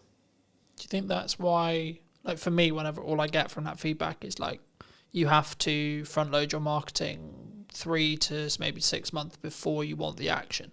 And I think that's sometimes what people get wrong, especially when you're starting out. I think I know I was privy to it as well. You didn't, in my early years, I didn't financially plan well enough so that I knew I had 3 months worth of runway. So actually I can see the problem 3 months out. Or I didn't specifically focus on my marketing, so it was maybe a bit more scattergun than it should have been, and that's potentially why the marketing didn't do the job I needed it to do, whether that is sell more projects, bring in more podcast guests, get the podcast to whether it's making certain revenue, etc., whatever the objective is. But I guess that bridges into, how do you think people should, because I'm big for collaboration, right? And I'm big for let's work together, let's see how we can collaborate to create something more meaningful. Is that a unique skill set, though, nowadays? To collaborate? Because I think it's very easy. Because this would be a good example, because some would say, well, you're a competitor of mine. Am I? I don't think so. But some could say that. We're both in the creative space where we create visual identities. I think collaboration can be everything. And I think it comes back to a line of 10 photographers. Who am I going to choose? Which relationship do I have? What is their style? What's my style? And is that a good match? I think to be competitive and decide not to build relationships with your competitor, I know 2 financial advisors who wouldn't, and I know she's referred customers to this other person when she could have taken it on herself, but it wasn't quite right. It just wasn't a fit. And that was a personality relationship thing. But if she didn't have that relationship, then she wouldn't have been able to collaborate. I think some of the best things come out of collaboration. Planning ahead, it's interesting because when I walked in, I think you and James had said, it looks like everything's going really well. Because I guess, I don't know what people think looking outside in. But sometimes I'm lying in bed at 11 o'clock at night writing my morning post, and I'm going to schedule it for 7 a.m. or 8 a.m. And I might do that consistently for a few weeks. Do I wish I could be the kind of person that would plan 3 months 3 months ahead? Yes. But equally, what if something changes? And so I like to have a little bit of control over that. And that's something I'm still learning. Do I want to hire someone to do all that for me? Absolutely. But I think everybody should learn how to do it themselves first before you move on. Equally, can't afford that yet. And so, I think for now, I'm just going to be in bed, scheduling, 11 o'clock at night, lights off, tapping away, trying to get something out in the morning. I think it's important to be consistent, however you show up to be consistent. That's just who you are. And I guess one of the things I have struggled with is, well, she's doing it that way, so I should do it that way. And that puts that pressure on. But I'm just not built that way. I'm built last minute, and it makes it more exciting. And the more pressure. I used to work on cruise ships for 6 years. You don't have time. Time is not a thing. Location is not a thing. You show up and you get the job done. You live, you work, you play in the same place. And those things just need doing there and then. So I guess that's the way that I've learned. How did you learn? How did that person learn to... I've got a friend, Rel. A lot of people watching this might know Rel. She is organised. She plans. It's just built within her, I'm not that person. I'm not at all, but I can walk into a room of 500 people and introduce myself. But I can't plan. It's just not my thing. And consistency, I hate that word, but it is probably one of the key elements of success within marketing, because your customers want to see consistency. Coca-Cola don't sell those cans if they aren't consistently putting on billboards, right? So yeah, there's such an array of things that we should be doing. What do you actually want to do? Because if you're shoulding yourself, then I don't think it's real. I think you need to do things to be consistent within business, within marketing, within your products and services, sure. But when you're showing up for yourself, are you shoulding yourself, or are you doing it because you want to? Because there are days when there's no post going out, and that's because I'm having a crap day and I can't think and I don't want to do it, or I'm editing and I'm just burying my head in that. But equally, do I want to do it? Today, I want to do it. Today, I wanted to do this podcast. So I showered, I straightened my hair, I put my best blazer on, and I came and I'm doing my thing. So ask yourself, do I want to, or should I be doing it? Do I need to do it? Is this vital? What's the outcome? What's my why? There is a lot of questions you should be asking. Or should yourself? There is a lot of questions you could be asking yourself to get to that next step and be consistent, or just show up for you. Be online. I think the important point for maybe someone to leave with as we finish this episode is to do you v you, right? Because I think so many times, and something I've always focused on is, where was I a year ago, and am I better in my subjective terminology of that than where I was a year ago? That could be how much I've turned over this year. That could be how many podcast episodes I've done, how many views I've got, etc., etc., etc., etc. Right? And I think when you focus on those metrics, when you focus on having a very clear vision on where I was in comparison to where I am, rather than I'm going to focus on where I am versus where you are, it allows you to be more open to open collaboration with other colleagues, other people in your industry, or other clients that are correct for you, but also potentially having the right attitude or point of view to say, actually, no, this person isn't for me. But you know who you would be really a good fit for? This person over here. Mm-hmm. Because I have that relationship. I know who their best fit is. And I've passed on work to other people because I think they're a better fit. Yeah, I could have quoted the work. Yeah, I could have done the work. But would I have served that person better or as good as the person over here? Maybe not. For those people who have maybe enjoyed this conversation and want to connect with you, see some of your work, see some of your consistent content, where's best for people to reach out for you? LinkedIn is a good platform. That's my most used platform. So yeah, definitely come connect, comment, see what I'm up to on there. And I'm always happy to have a chat, a coffee, or you will catch me at the Dell on the shuffleboard. So yeah, come down and say hi. Thanks so much for the time. And if you were going to speak to you 10 years ago, what advice would you give that person? Ooh, 10 years ago, I just left ships and I thought I could do business and I couldn't. Educate myself. Surround yourself with those that you want to learn from, is what I would say. Thank you so much for the time. Thank you very much. And if you did enjoy this episode and you would like to see more like it, I'd love to hear what you think in the comment section down below. And why not be subscribed so you do not miss next week, where I'll be back with what is missing in marketing today. Thank you ever so much for coming back and joining me, and I'll see you very, very soon.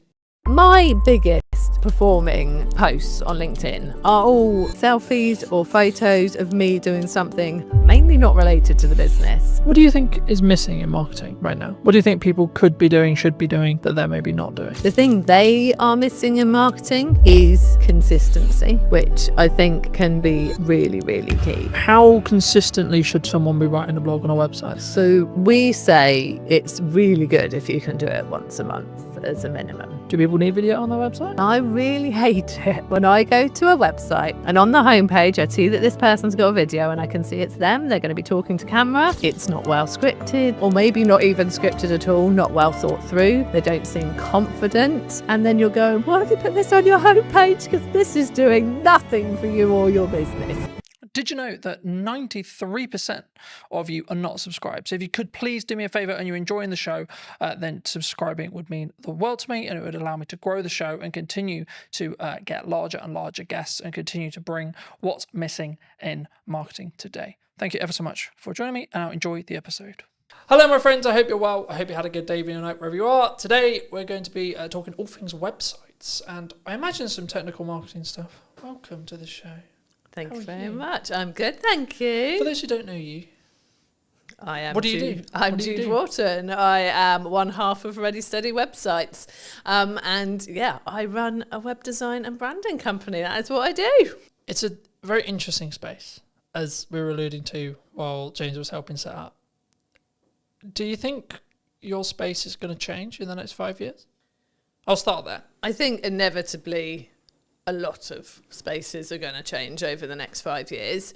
I think we thought it might have changed more than it has done already by now. I think we saw, the rise of AI website builders, and obviously you could get a website out there just like that, absolutely free, content written for you, images put in when you've just said, I want a website for a nutritional therapist based in Hampshire.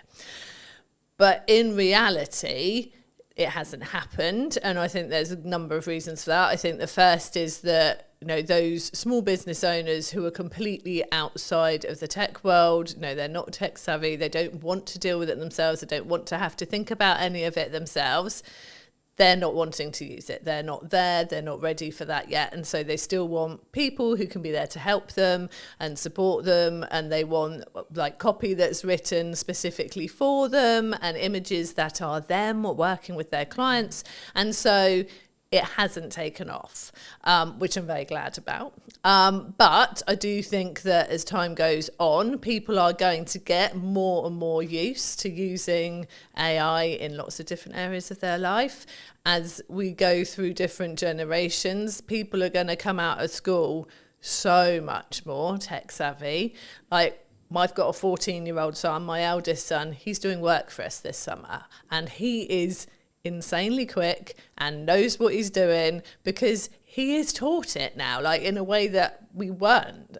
So I came out of school and there were web designers weren't a thing, so things move really quickly, obviously. So I think as time goes on, people will just be doing this stuff themselves because it will be so easy for them. But right now, not seeing it affecting us at the moment.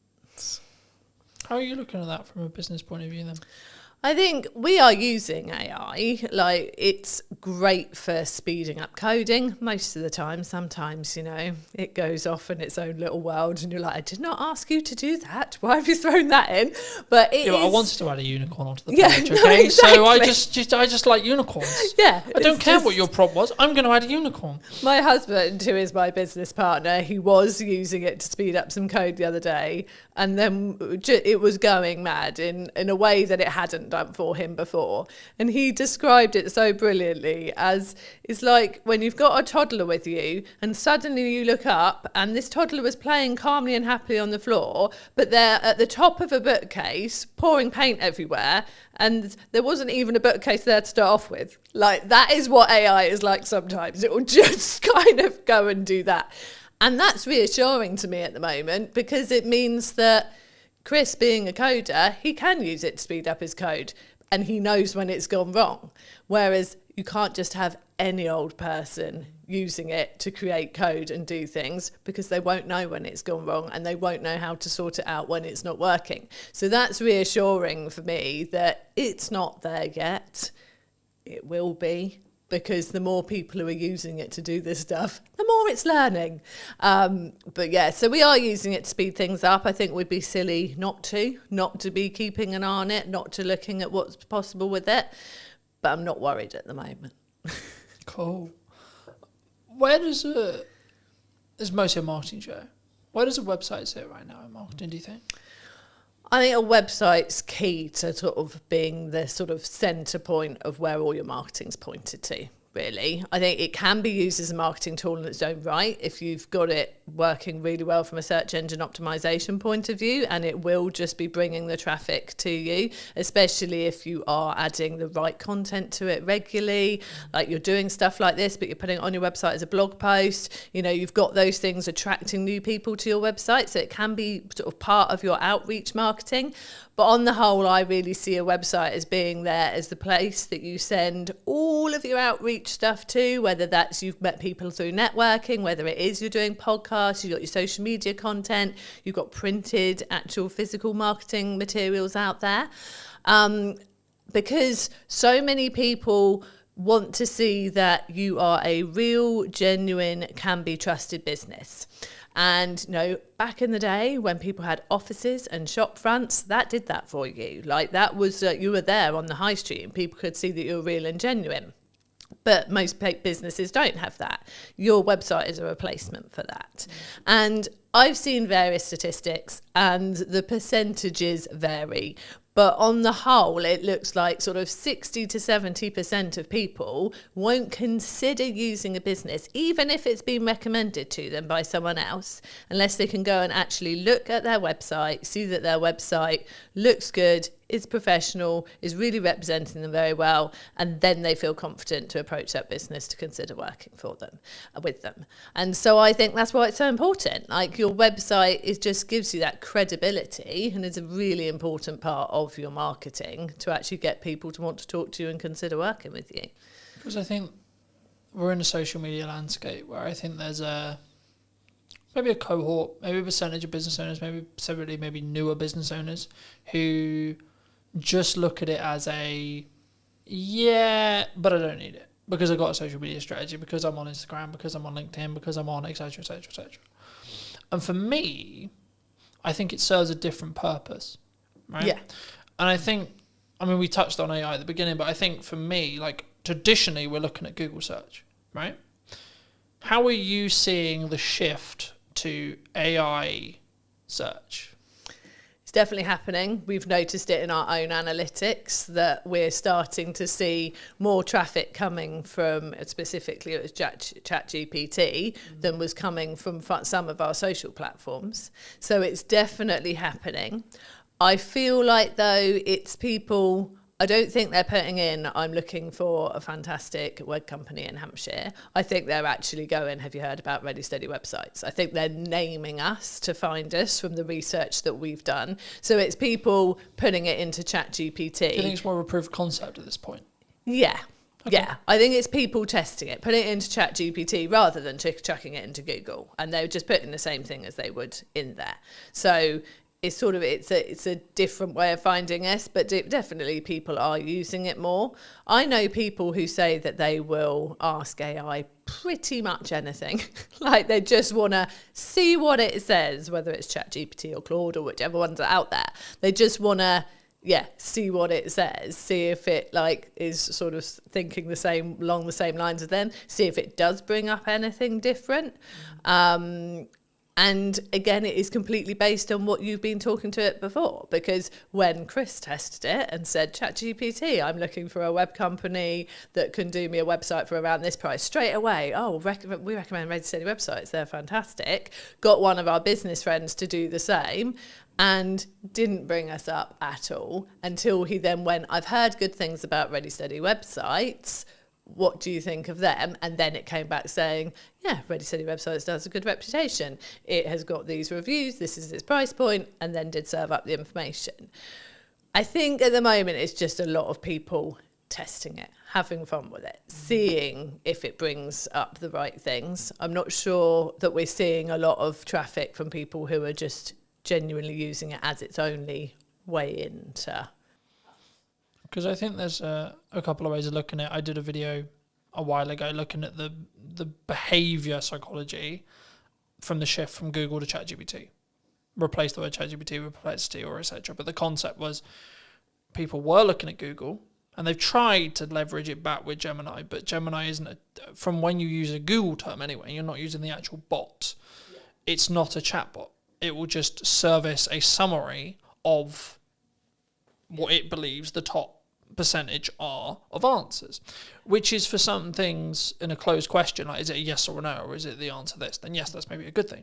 Though I think the reason why we're seeing a behaviour shift towards ChatGPT and AI search as well is actually people want more nuance. They want to target more nuance with so they want to have a conversation with a search engine, really, in crux what they're doing, and that's maybe showing itself as people having ChatGPT conversations. For me personally, I use it a lot for data analytics, data tracking, etc., etc. But I found it does always, which is probably how it's designed, in its nuts and bolts, it will always skew slightly more positive than negative. But I also think that's maybe a good thing, to be honest. Actually, now I sit here and think about it, because if it did skew negative, then you're talking about a negative spiral effect, because it will learn from itself, and then so on, it will get darker and darker and darker and darker. I think the byproduct of it skewing positive is actually it will maybe over-egg potential results and potential good.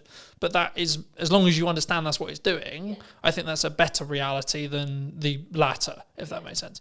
And I think for people who are maybe looking at their website now, either they've had a website, they may be looking to relaunch a website, they're looking to rebuild, etc., and say that it's 6 months. Should we still be looking to target Google, would you say? Or are we just solely in a world where actually AI search is the only thing that matters? No, definitely still be targeting Google.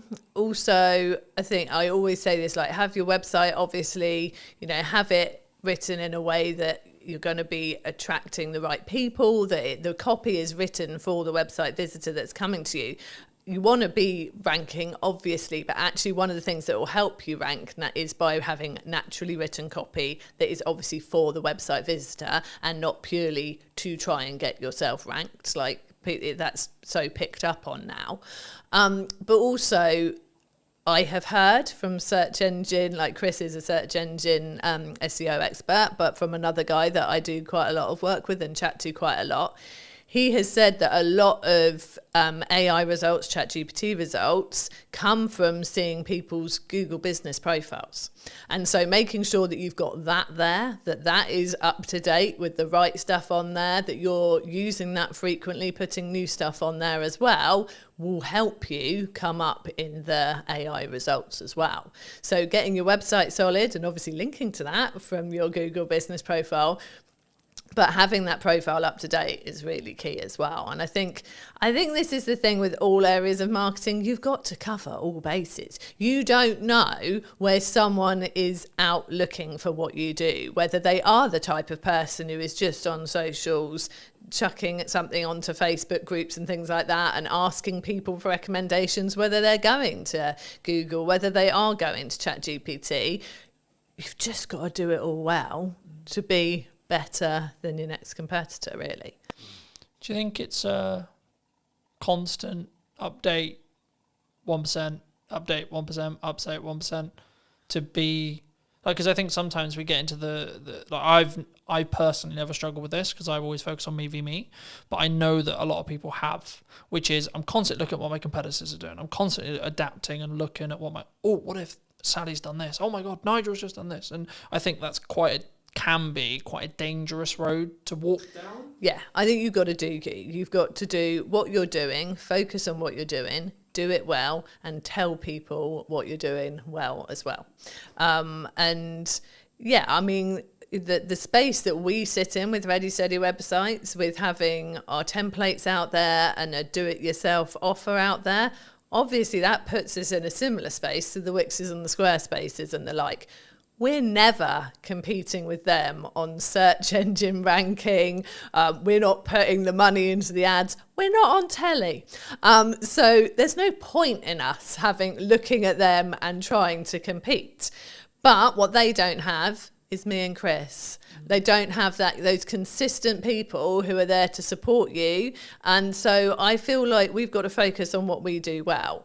And we use the fact that we are the people you will meet, we are the people you work with, that we get out there and we get to know people. And that's the way we choose to do it. We do obviously work hard on our search engine results for the things we know we can rank for. You know, we have specific templates for specific types of businesses. And so if you go and type in speaker website template, we do well for that. If you go and type in membership site website templates, we do well for that, because they're the things that we know there aren't as many people focusing in on that for their search terms, but we also know there are people looking for those things.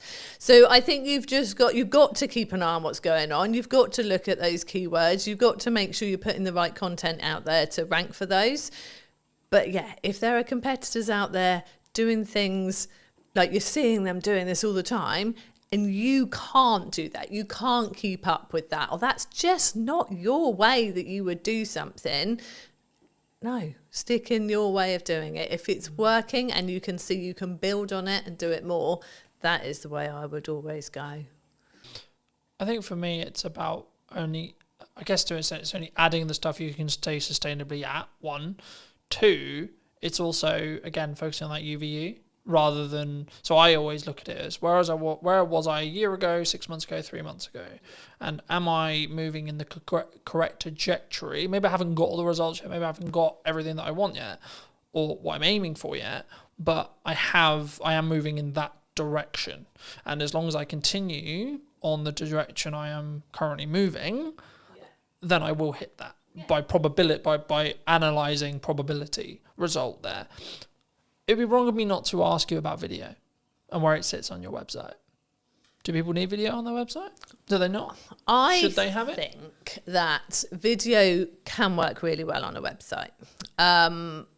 But I would say use it in a way that plays to your strengths.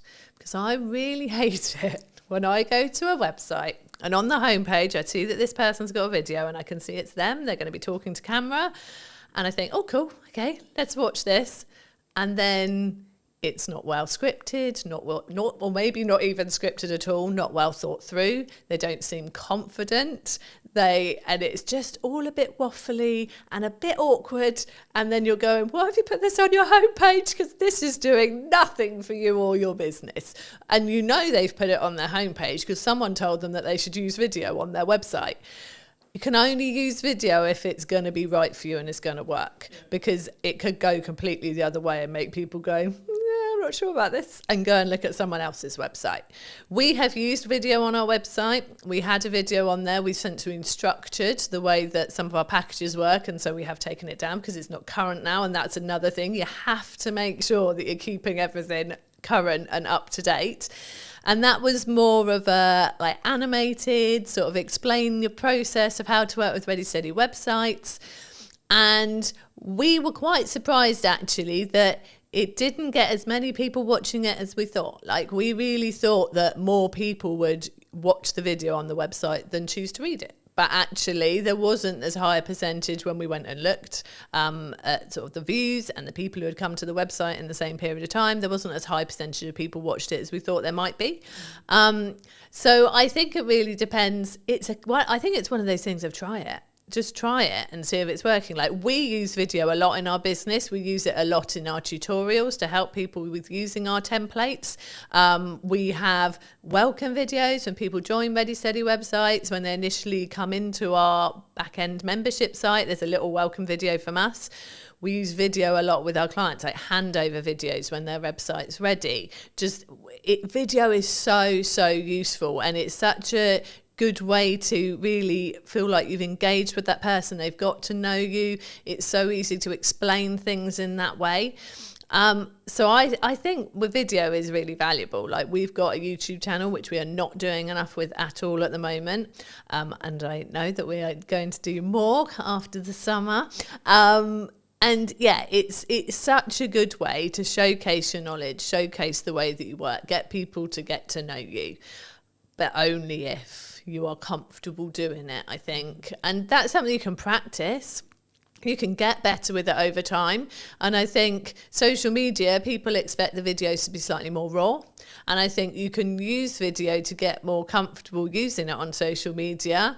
And then once you are in a position you feel more confident, can get it more polished, that's when you can stick a video on your website, I think. And until then, get an animator to do like an animated video for you with you doing a voiceover. Or even if you're not confident with that, there are fantastic voice actors out there who could do a voiceover for you. There are so many ways you can do video without putting yourself in it looking a bit like you don't want to be on video. Do you think, I mean, my next question was going to be like, when and how do you think you should spend money on production? Like, upping the quality? Is it for that perception of when someone hits the website? I think, yeah, I definitely think it's worth having a professional quality video on your website. If you think about the fact that you've probably got someone to help you create your website at the least, if not got someone to create it for you. So you've paid for that. You've got a professional website. You have hopefully invested in brand photography or product photography. If you've got products in your business, you know, all your photos are looking great on there. You've got your content written in a way that you're happy with, whether you've used a content writer or you've done it yourself. And then you just go and shove a video of you sort of in a dark corner of your office, bumbling away about nothing in particular for about 5 minutes. And then you're like, I'm not really sure why I watched that. That just takes away from everything else that you've invested in and that you've done. So yeah, I definitely, and especially as, I don't know if people have a perception that to get a professional looking video, they are going to have to pay thousands and thousands. There are so many places now, we are sitting in one of them, where you can go and get a video created that, you know, is filmed using good quality cameras, good quality mics, proper lighting, in a nice background. Go and just pay for an hour in a room like that and get someone who knows what they're doing to help you. And it's not a lot of money. Like, I'm sure business owners would drop the same amount of money on belonging to a networking group or something like that without even thinking about it more in a year of belonging to a networking group. And once you've got all those fantastic people you've met on networking coming to your website, it'd be good to have something decent there to make them realise you're definitely the person to work with. I think for me, it's understanding what stage you're in. Right? I still film stuff on my phone, right? But if I'm doing a production piece like this, people expect a certain level of quality, I would say, personally, for me. And also, I want a level of a certain quality for this kind of thing. But if I've got a thought, pick up my phone and film. Oh, definitely. I'm not against doing it. I think that's where sometimes people get it wrong. They think, I can't do video because I don't have X camera, I don't have XY lighting, I don't, etc. But I think action is always better than perfect in that respect, I think, for me, because then you can gain the understanding of what your audience wants. But I think where it changes is that heading video that we're talking about here. Like I was served an ad on YouTube a handful of weeks ago, and it was like, hello, I'm this person from this company, filmed on a webcam with dodgy audio. And I just clicked off straight away. And it wasn't even necessarily the delivery. It was actually the I think for me, now I sit back and go, well, why did I click off? Why did I not engage? I think actually the reason was because of the combination of, it was a webcam video with dodgy audio and there was no hook. I was like, in nice and possible, I don't give a shit who you are. Yeah. You could have made £1 million and I'm not, just don't care. So I think, you know, even if you just do some basic research and understand how to structure a video, I've got videos talking about it, James has got videos talking about it, there's lots online, etc. Right? I think for me, if you use your phone and you have a decent audio, which is the only thing I would say that actually really matters, because if I can't hear you or I can't hear you clearly, then I'm going to click away. Psychology-wise, I'm going to. I will go, okay, maybe it doesn't look beautiful, isn't as high quality as I would want, okay, fine. But actually, the energy, how I sound, and then the structure, and then the value that's delivered in the video is infinitely more important. Is that the same when it comes to websites and copy? So I think... And how you structure your website as a whole? I think, yeah, structuring your website is really important. So with the whole like DIY videos, selfies, all that stuff, I am there on social media with that. And I think that is important for getting people to like you. Like, I don't think you should turn up too polished. I actually was scrolling through my LinkedIn this morning, trying to find some stuff I'd written ready for this interview to remind myself of some stuff. And my biggest performing like posts on LinkedIn are all selfies or photos of me doing something mainly not related to the business, because people go, like I resonate with that, I do that too, or like I've been there, or whatever it is, and so they like that works on social media. When it comes to your website, and your website is reflecting either you very much as the business person, the professional, the author, the speaker, you know, if it is a more of a personal focused website, or it is your business website and reflecting your business, I feel that has to step up a level then. You've done the nice getting to know people, the like, I am a nice normal person bit on social media, yeah. Filming yourself with messy hair at a beach, having a chat because something's come into your head. One thing I really would say, if you're doing videos on social media, please put captions on. I'm always reading them in the evening when I've got one child in bed and I'm just having a scroll. I don't want to turn the sound up. Put captions on, people. Anyway, so yeah. But then when they get to your website, yeah, that's a different level. And yeah, you do really need to think about the structure of it. And it's very much the same, like you said with the videos, you want a hook, you want a reason to keep watching them. It's the same with your website. I always say in that top hero area on the homepage of your website, you want to have, I call it an engaging statement. But it's the hook. It's the thing that someone comes to your website and goes, I am in the right place. So I want to scroll down and I want to read more. In those first couple of lines and that first statement, you need to basically say, this is what I do. This is who I do it with or for. And so therefore I can help you. That is what those couple of lines have got to say. So yes, it has to be structured really well. And then it's got to carry on talking to that website visitor. So many people then decide that the first bit of their homepage suddenly has become their about page, and they launch into this story of like, oh, I decided to start my business because my grandfather had done it before me, and no one cares at this point. People still want to see your services or an overview of your products or whatever they have come to your website for. And then if they click on your about page, that's them saying, oh, actually, I'm really interested now and I'd love to know why you started the business and who you are. Put that on there. So yeah, it's definitely a structure to follow, definitely a right way of doing it to get people in and really wanting to buy from you or work from you. And yeah, it's got to be that at that professional level then. The DIY selfie in the garden approach, not great for a website. I think, again, it's what do you want to put your first foot forward with, right? Especially when it's like, it might be said by Google, it might be said by AI, and this is your first time of meeting that business. Yeah. I guess then it questions of like, from us as a smaller business, not necessarily implying small, but smaller than the Squarespaces, etc. Yeah. Do we lean into personal brand, do you think? I think, there's so many factors there. I think if you are a smaller business, it's really good to have a personal presence out there, definitely, because I'd say quite often you're out networking, so people are going to meet you in person. You are probably on LinkedIn talking about all of like the stuff that you're going about and doing and what your business is doing. So I think you're naturally going to have a personal presence, but then, and I am very much that person. I'm out there networking all the time. I am the one doing that for our business. But when you go to the Ready Steady website's website, it is a business website. There, is an about page and there is a team page, and we are on there, and our sense of humour is definitely on there, and we carry that through like the way that we are on social media. It's very much on. Someone commented that to me the other day, that she loved the fact our personality was there in the website once you looked for it, but actually the website was, this is what we offer, these are our prices, this is what you get, really clear and simple, and all about the person who's looking for the website or the branding or the SEO package and all the other things we do.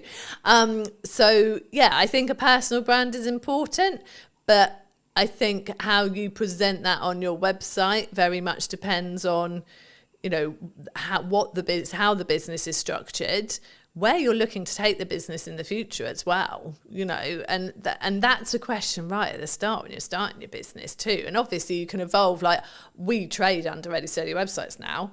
We initially set up as Second Floor Designs Limited, and our business has evolved over the 15 years. And that can happen. You can start out as, enter your name here, and then what you do. So, we have people who are Joe Blogs Nutritional Therapy, that kind of thing. But actually maybe over time you're getting more and more patients and you bring on more people to work with you, and then it turns into just JB Nutritional Therapy. It can evolve.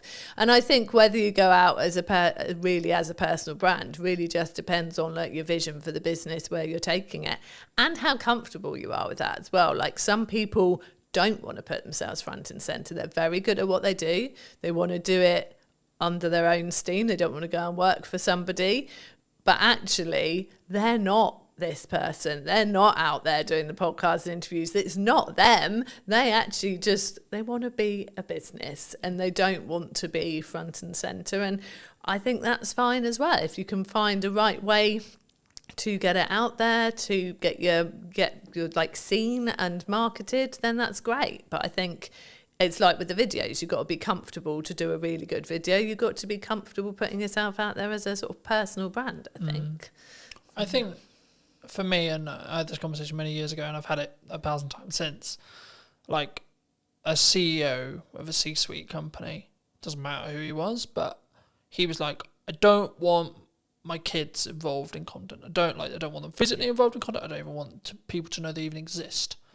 I'm like, cool, no worries. He was like, how are we going to make sure that happens? I was like, do you have control over your mouth?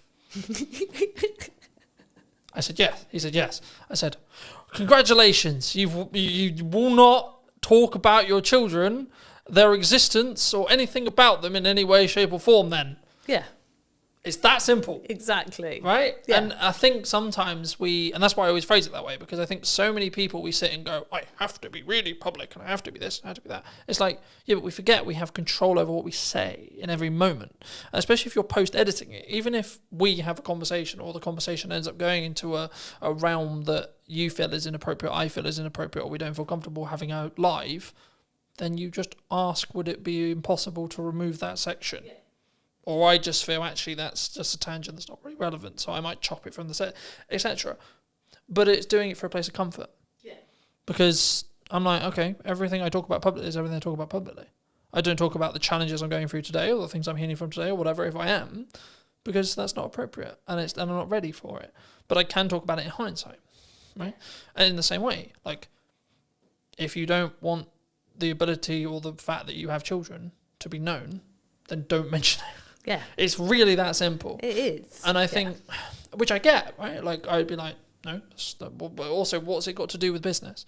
What's that got to do with business? Now, you could make the argument, but it humanises you and yeah, but you made that you have to make that decision. Yeah. Yeah. You know, no one else is going to make that decision for you. And it's important to make sure that everything you put out is A, relevant to the business, but 2, is in your... And I use the term comfort zone loosely here, because it's not about whether it's like comfortable, but it's whether it's within line with your values, I think, is the more important thing, right? It's not about, it's uncomfortable, because I think we should push ourselves for a level of uncomfortability to do things that we're not comfortable with. But that's different to, no, I just don't want, in the kids example. What do you think is missing in marketing right now? What do you think people could be doing, should be doing, that they're maybe not doing? Oh, that is a good question. I think the thing I see people like, so we're looking at very small businesses here. The thing they are missing in marketing is consistency, which I think can be really, really key. I think there's people who think, well, I put this out there and therefore, you know, everyone will know about it now because I mentioned it once. So I've marketed that, and that doesn't work. Like, there's so much out there, like people, the term, like so much noise that people are having to deal with, whether that's visual or audio. But there's so much out there, and people aren't consistent with it. So I think that being consistent in whatever form of marketing you're choosing, so whether you are using social media, whether you are doing email marketing and putting emails out there, whether you are, you know, putting out flyers places, you're doing some actual like putting up posters and that kind of thing, you know, you have to be consistent with it. You have to be doing it in a range of places.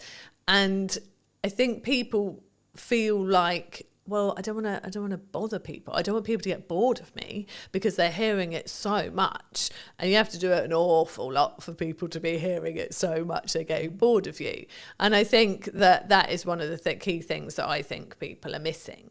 I think in marketing in general, what's missing, I suppose, perhaps I'm seeing so much of the personal stuff. It might actually be nice to see actual more businessy marketing. I wonder if that would actually catch my eye more these days. Like, rather than people out there doing all the talking about themselves and like, oh, I've been here and I've been there and this, that and the other. But actually, I don't see that many people putting out from business perspective this is what we achieved this week. This is what we did this week. This is actually what a proper week working with a client looks like. Or these are all the testimonials I got in 1 week.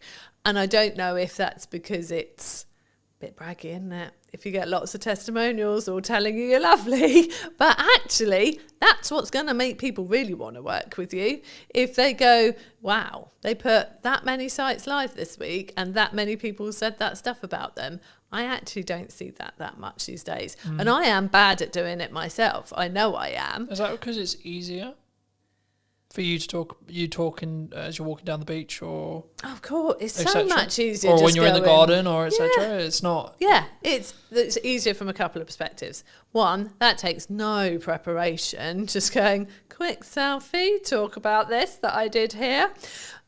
Whereas if you want to put out okay, this website went live this week, we got this testimonial, I've got to sit there and make that look nice and a visual before I stick it on social media. And, if it's a busy week, I'm not taking the time to do that. And I know I should. And I think that is a key thing, that doing it well always takes time. And we all have a finite amount of time. And if we are busy in our business, obviously, we've got to make sure those deadlines are hit, those clients get their websites, that the support tickets are responded to, the site that went down because the server got overloaded is put back up again. We're doing all that stuff that we actually have to do as the actual stuff in our business that pays the bills. And then we've got to go, do you know what? Yeah, testimonials, do this next week. And then, look, next week came and went, still going to do them next week.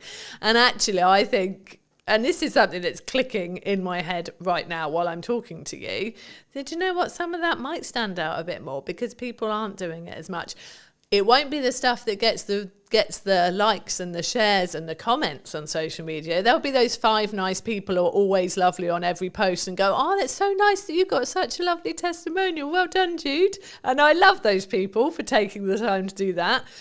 But it won't start the discussion. It won't be those posts that go mad.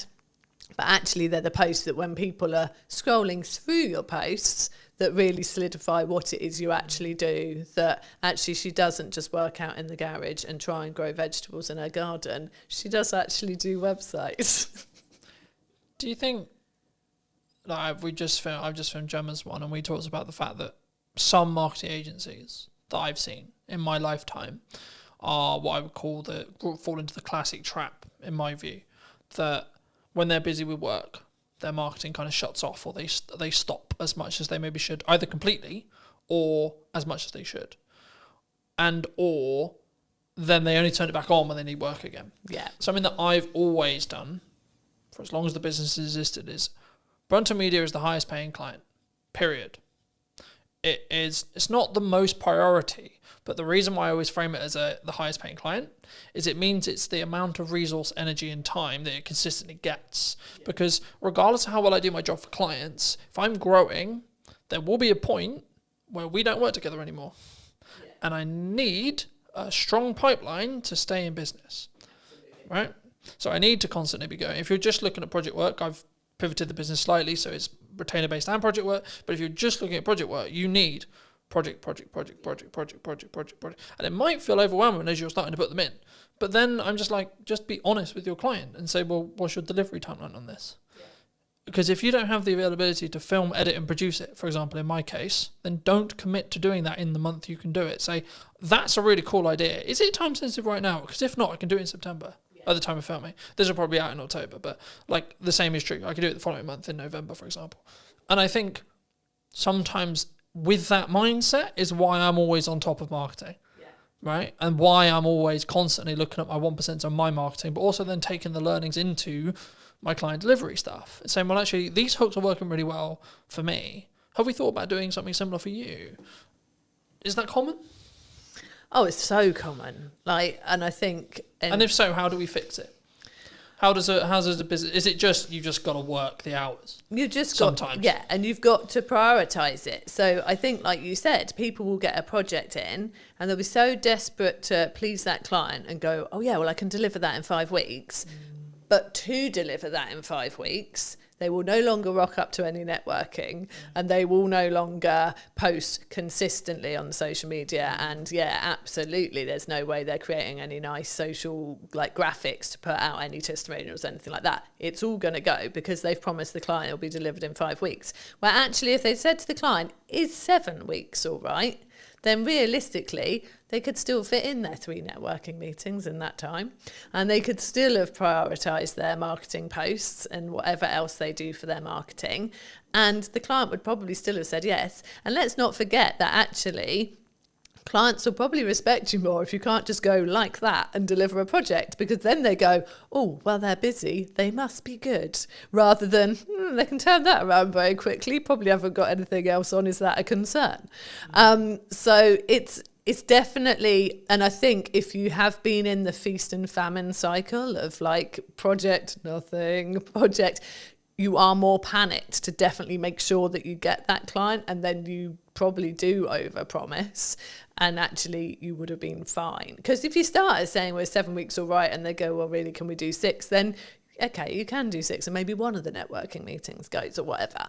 But it's just, yeah, I see it a lot. I do see people like, oh, sorry, I'm not going to be coming to the networking meeting this week because I'm so busy, I've got to fit this in before a deadline. And then you're like, well, if the deadline's approaching, like, have you got stuff coming after that? Or would actually have going to this networking meeting being a good idea, because maybe there was someone there thinking about chatting to you this time because they've got to know you a bit. And so, yeah, no, we do see it a lot. And it's one of the things that we are very careful not to do. And it's easier for us, like there's 2 of us running the business. We have freelancers and things when we need as well.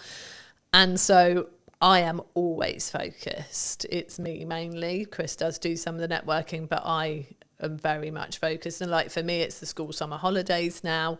And like my focus very much is on the children in this time. But I think I was very much, you offered me to do this, and I was like, yeah, I'll make time to do that, because again, that's something, it's very easy to drop the things you don't have to do at this period of time, but then in November when there's not as many new people coming in, it's like, well, do you know what, if I'd have done that and gone to all of this in August, probably wouldn't have had this sort of drier patch now.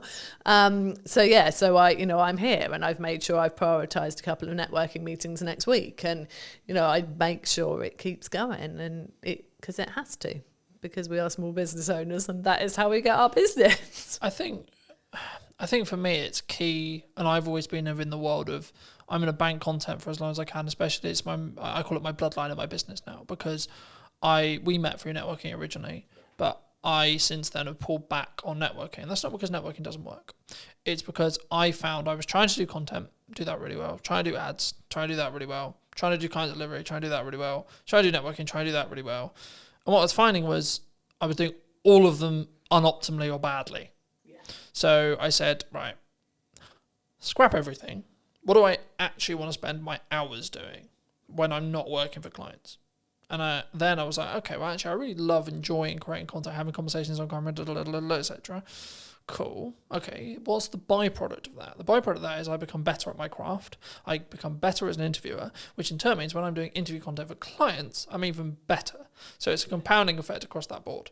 But also I can then make sure that I'm consistent. So as we're discussing now, it's the middle of the summer holidays, but this won't be out until probably closer to October. And it's like, actually, I can have a really busy, I'm expecting September to be really busy, because of the natural progression where you have a month where people are really focused on family and but then they're like, shit, I've actually got business stuff to do.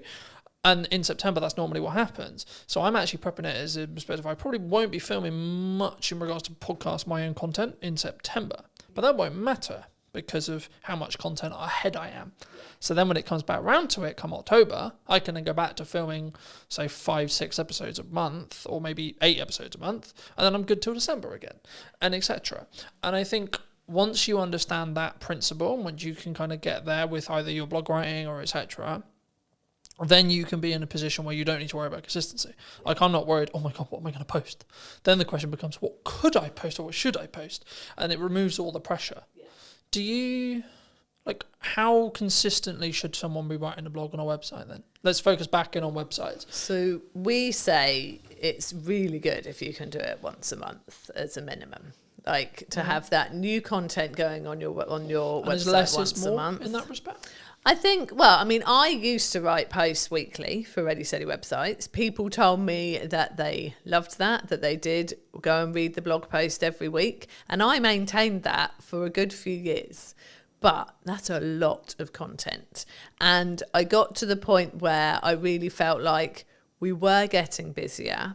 And actually, if I had a post once a month, I could still pull bits out of that for social posts throughout the month. So I'm still putting stuff out there, sending people to the website, to a blog post.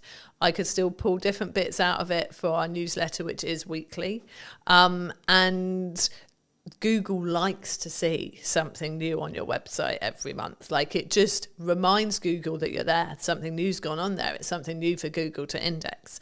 And so, yeah, so that's why we say once a month. And that is what I do now, because, yeah, once a week got a lot. And I will like batch. So like you said, like I've said, it's the summer holidays. I don't want to be doing as much during the summer holidays. So I had blog posts and social media posts already at the start of July for July, August, and the first couple of weeks of September.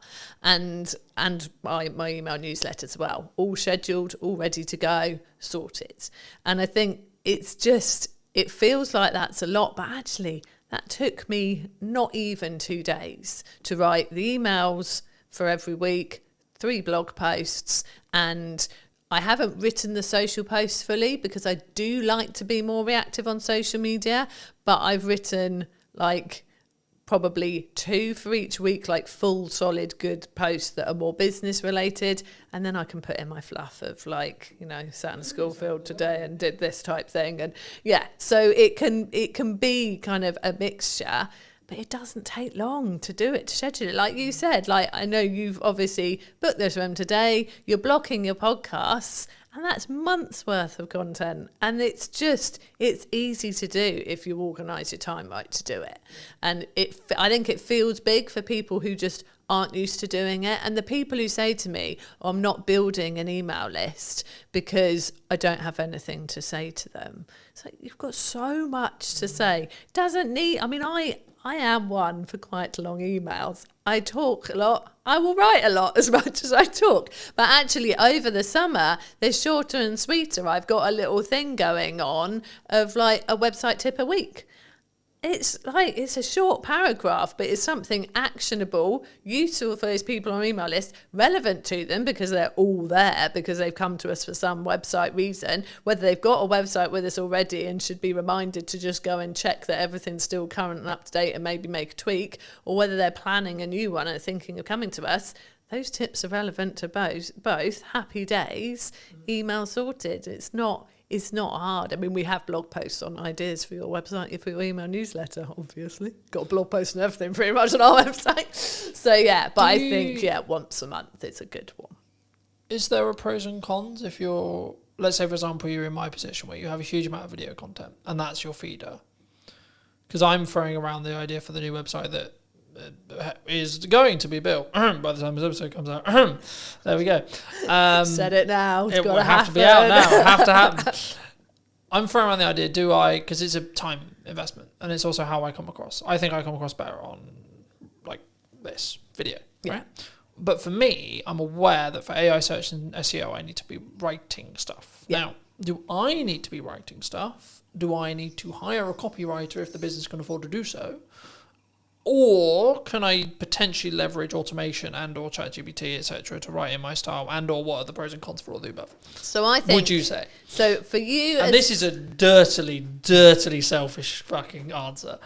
So for you, as someone who has got video content, that is your content, I'd use that for your website. So I would have, like, whether you want to embed it from YouTube or wherever you're going to have it onto your website. And then I would have...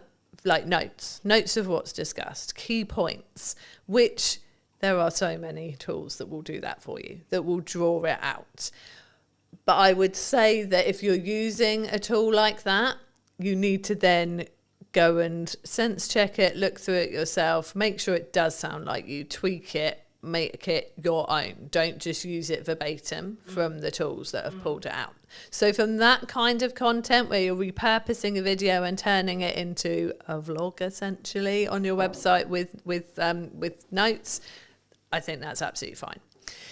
If you then wanted actually to do some actual blog posts as well, I personally think I like the approach of giving it a go yourself so that it is really what you would be saying and like the points you want to make. If you then read it and think, this isn't good enough, this isn't my forte, this isn't like my strength, then I personally would get a copywriter involved to help you. Like, there are people out there who will help you to craft kind of what you've already started, improve it, write it in a way that they know is going to be nice and readable, but also is going to be great for getting some key terms in there that people are going to be searching for what you do. I don't like it when I see blog posts that I can tell have been written by AI, you know, and people have written guest blog posts for me and sent them to me, and I've gone, this is obviously, they've used AI to help them write this. I will then go in and tweak those. I will take out the EM dashes, which, you know, are an actual like staple of punctuation in America, but we tend not to use it over here. So it's quite telling when I get an English person sending me a blog post with a load of them in. So I will tweak those because I don't want them on our website.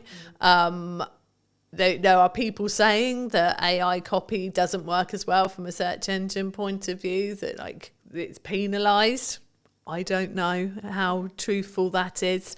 It's hard to tell really, because, you know, we're still relatively in the early days of it being put on websites and things. The problem is that if you go, AI wrote me a blog post on this, if someone else is putting exactly the same request to ChatGPT as well, they could have they won't be exactly the same, because we know that ChatGPT will learn from the conversations you've previously had and will have it sort of tailored to you, but there'll be some of the same stuff in there, and I want to feel like what's on our website is genuinely unique and different. Someone's going to come and read something on our website and they're not going to go and read virtually exactly the same on someone else's.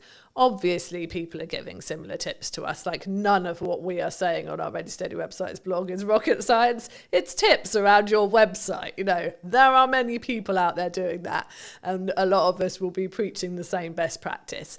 But I write all our blog posts that are not guest blog posts, and I very much do it as me. And I know there's a copywriter I know well who says, you can always, it's me. He says, from your emails to your blog to your LinkedIn posts, it's so you. And I think that's important, personally. So I wouldn't, apart from, like I said, drawing out some show notes from a podcast, yeah, use a tool to help you do that. It'd be silly to sit there listening to the whole thing, making notes. That's ridiculous.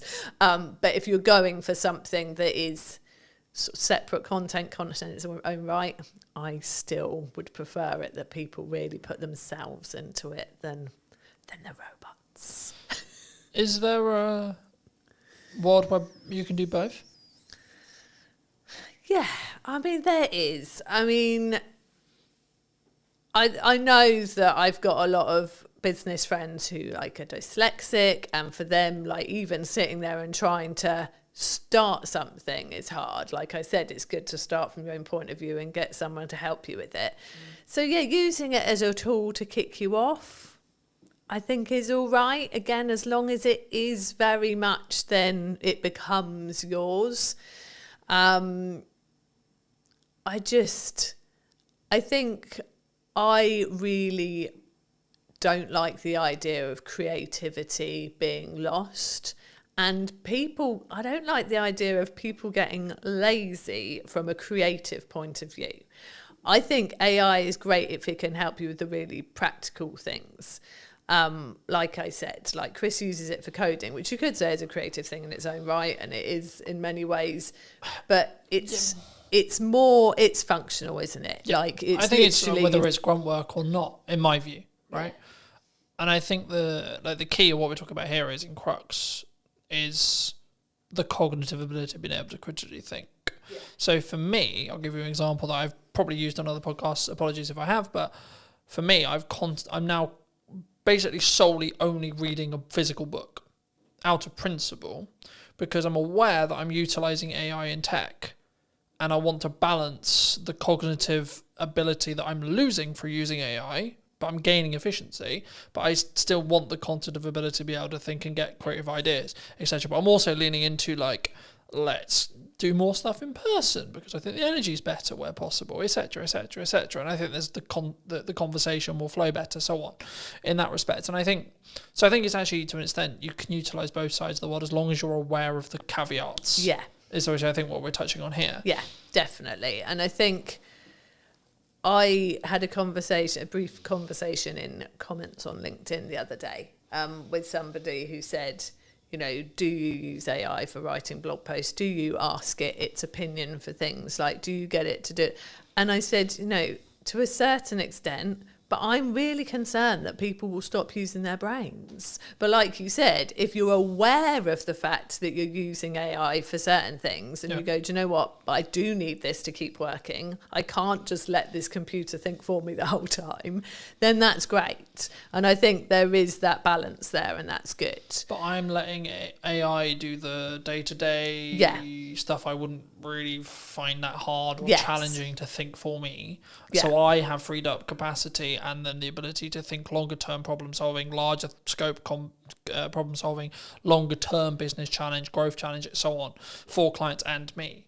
And I think for me, that's potentially where the people who are utilizing AI correct will rise to the top.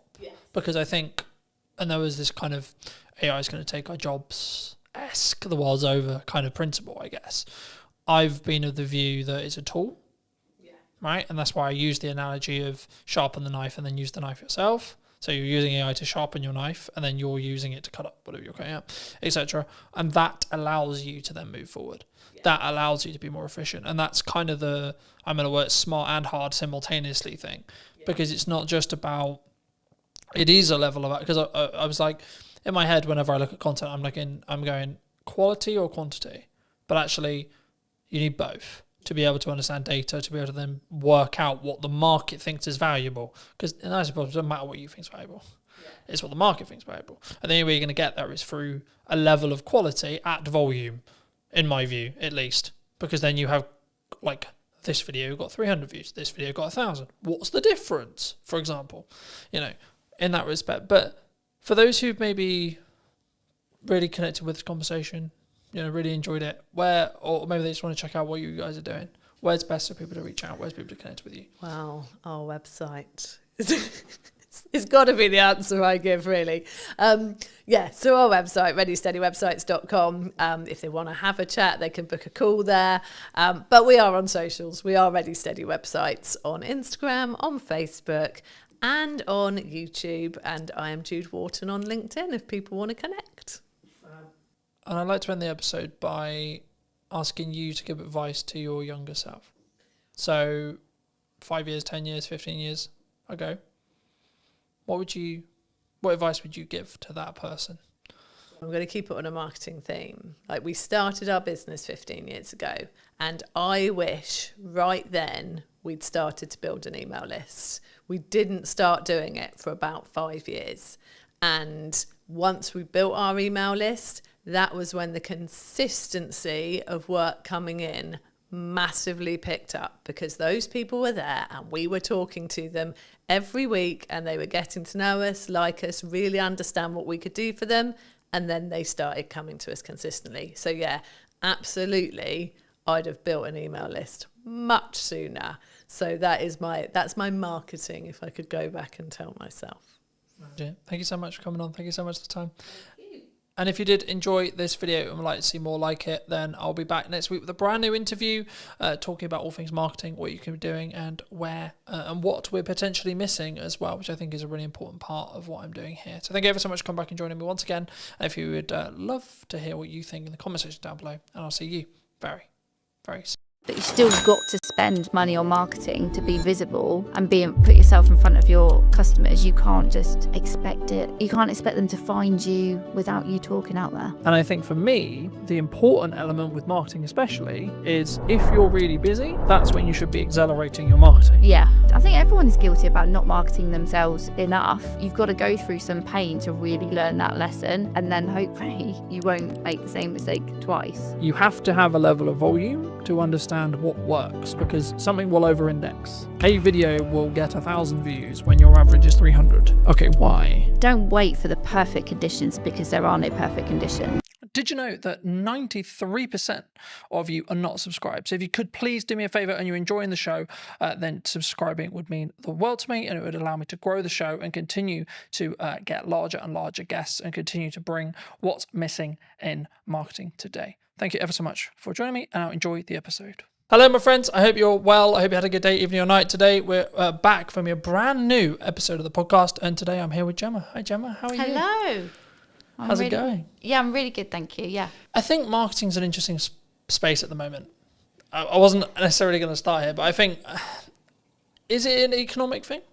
Are people struggling to think, well, I've got to cut some corners, or I've got to maybe look at the ROI, or I've got to... I think to keep things afloat? Is that what you're feeling at the moment? I think it's definitely part of the influence. You know, people have to think about where their budget's going and be smarter with it.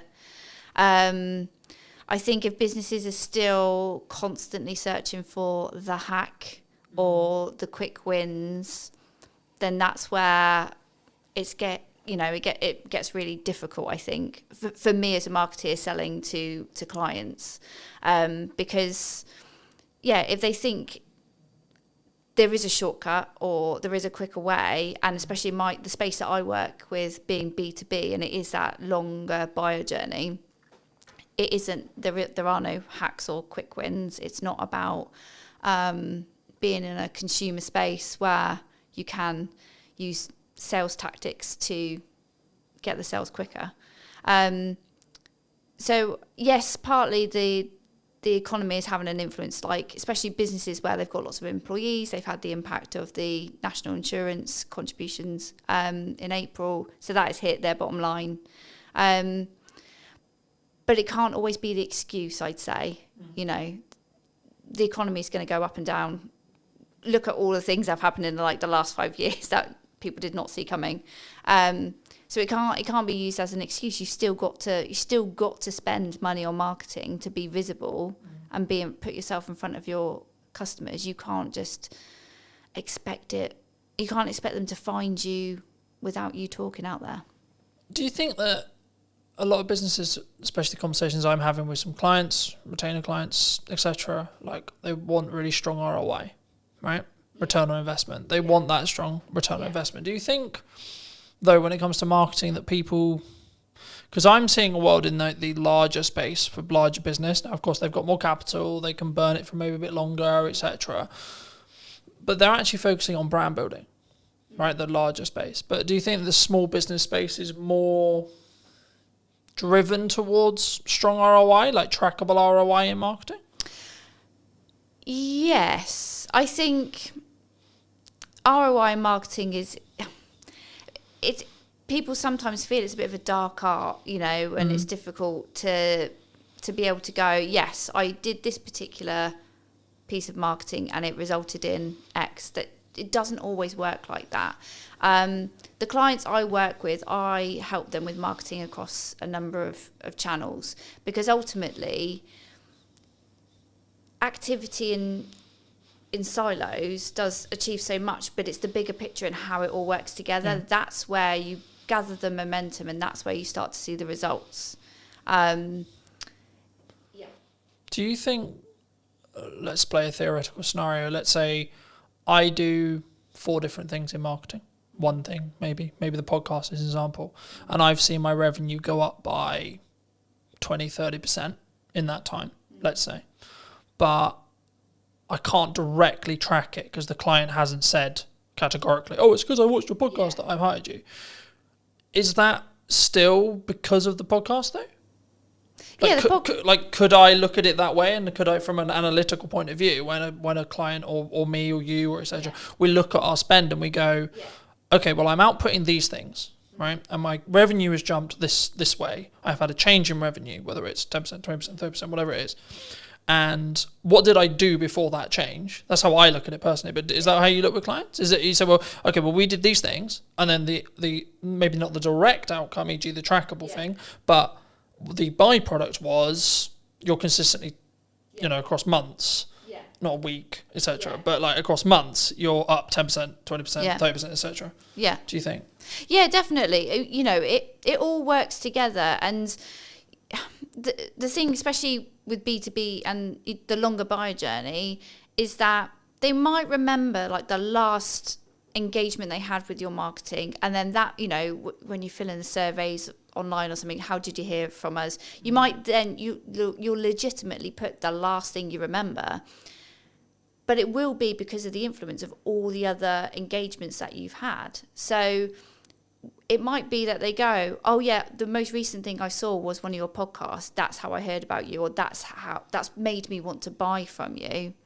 But, whether you want to get down to the granular detail and kind of attribute 50% to the podcast because it was the last thing that they saw, but actually they were also on your email list, and maybe you give that 30% of the credit. It depends how you want to analyze it and get into the detail. But ultimately, everything will have a weighting, and it's good that you've obviously gone, right, before this point I wasn't doing this, but after this point where I've seen bigger engagement and bigger sales revenue after, because I've done this, you can kind of logically go, that's because of the podcast. I think for me, like, especially in marketing, especially in content, you have to continue to adapt, to continue to test. I'm sure we'll get into that in a minute, but for me, I would just look at it as a kind of a binary set of actions. So I do a set of things in marketing. What is then the outcome, either in my number of views, etc., tangible target there, or revenue, right, or both. And I think for me, sometimes people, especially maybe starting out businesses or maybe, I was going to say maybe slightly older businesses, but not even necessarily older, but I think businesses as a whole, sometimes we don't understand that marketing is the journey to the sales conversation, and then the sales, when it happens, gets all the credit. Oh God, yeah. So it's like, oh, it was an amazing funnel and amazing client journey and this and this and this, but actually the salesperson who closed it is the one that gets all the hooray. Absolutely. Because they're the one that's tangibly tied to the revenue. Yeah. What would you say to businesses, people listening maybe who are in that boat? And should they just focus on the sales side of it? Like, oh, that salesperson did a really good job because they signed the X. Yeah.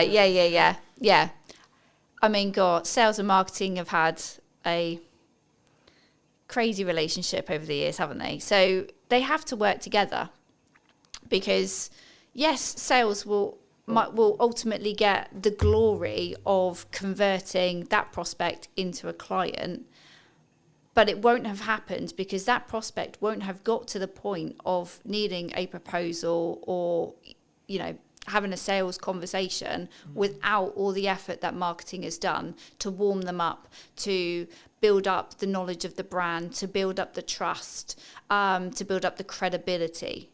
Sales can't do that in their kind of one hit, I'm going to tell you about features and benefits, or whatever the conversation goes like. So yes, they might get the credit at the end, but unless they work together. And it's the same, like, marketing can do so much to get a prospect to the point of wanting to buy and convert.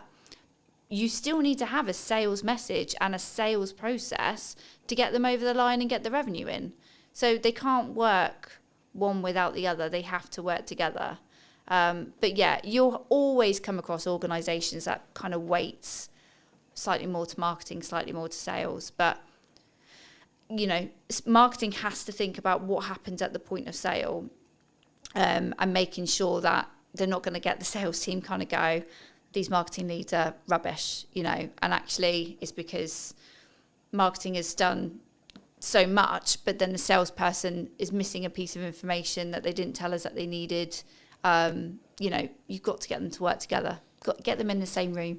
I see them in, well, there's two analogies I could use here. One, like marketing and sales is a dance, right? You can't have one without the other. But also, number two, I think that your marketing is like up or downstream, depending on which one you're looking at in regards to either sales or marketing, in correspondence to what then you get in 3 months' time. That's how I look at it.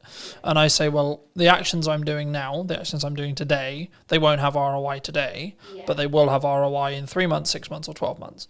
And when you're in a position where you can spend that little bit more on your marketing, maybe that's this month, and then maybe you have to pull back next month, or etc. Or actually you're in a really strong year, you should be pushing brand, you should be pushing marketing as much as you can, and investing where you can. So making the upgrades where you need to, making the, for me, buying a new camera, buying a new lens, buying a new microphone, etc.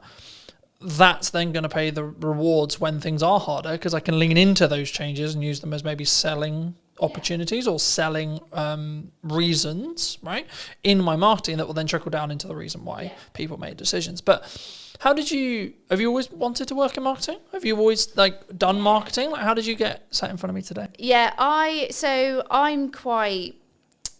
I knew exactly the career I wanted to take. I knew I wanted to work in business. I knew I wanted to work in communications. So I've kind of been your standard student who did GCSEs, A-levels, did a marketing degree, and went into a marketing agency. Just because that's the path I knew I've wanted to take. Never did I think I would actually run my own business. That kind of came over the last few years. I was always happy working for somebody else, working part of a marketing team. I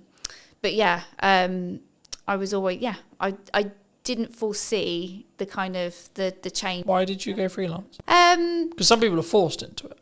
Right? Yeah, no, they're I wasn't. Oh, I'm good. Yeah. I'm in an agency, and then suddenly the dreaded redundancy call comes. Yeah, I wanted to do a bit more marketing. It was for me. So I'd had my son, and I'd sort of lost a bit of my work identity. So I started to do a bit of freelancing on the side, not in the freelancing that I do now. But then COVID actually gave me a really good opportunity, because I was at home. I could do loads of online networking. I could meet loads more people. And that just gave me the opportunity to pick up a few new clients, work with some other marketeers. I had an employer that was absolutely fine with me doing my little side hustle, no problem. And then I got to the point where actually I think I wanted to work with more different people, feel a bit more valued. So I sort of crunched the numbers, picked up a little bit more work, and then it was like, right, this is the moment. Let's go. Let's switch it over. My employer actually did become a client, so I was rather sensible with my sort of dip into freelancing. So I had a plan. I had a bank of clients kind of ready to go, and then it kind of went from there. Do you think people, maybe in the current climate, I'm always hesitant when I say that, right? Because I've been in business nearly 10 years now, which is a really nice place to say. Yeah. But also, I'm also aware that I've now got a bank of knowledge in my head, which is like, well, there was that thing 4 years ago, there was that thing 3 years ago, then we had COVID. So I try to be nice and try to lead with empathy when people are like, it's really hard, I'm struggling, the economy's hard, but I'm like, there's always going to be something. Always going to be, the government's doing this, geopolitics is doing this, etc. So I think for me personally, I always focus on my inner work in respect to A, how's my client delivery, B, what's my marketing, and C, how much is where is my pipeline, where's my cash reserve, etc., things like that. And I think for me, the yardstick I always use, and I've been thinking about this like a lot over the weekend, it's like the problems I'm now trying to fix are drastically different to where they were a year ago.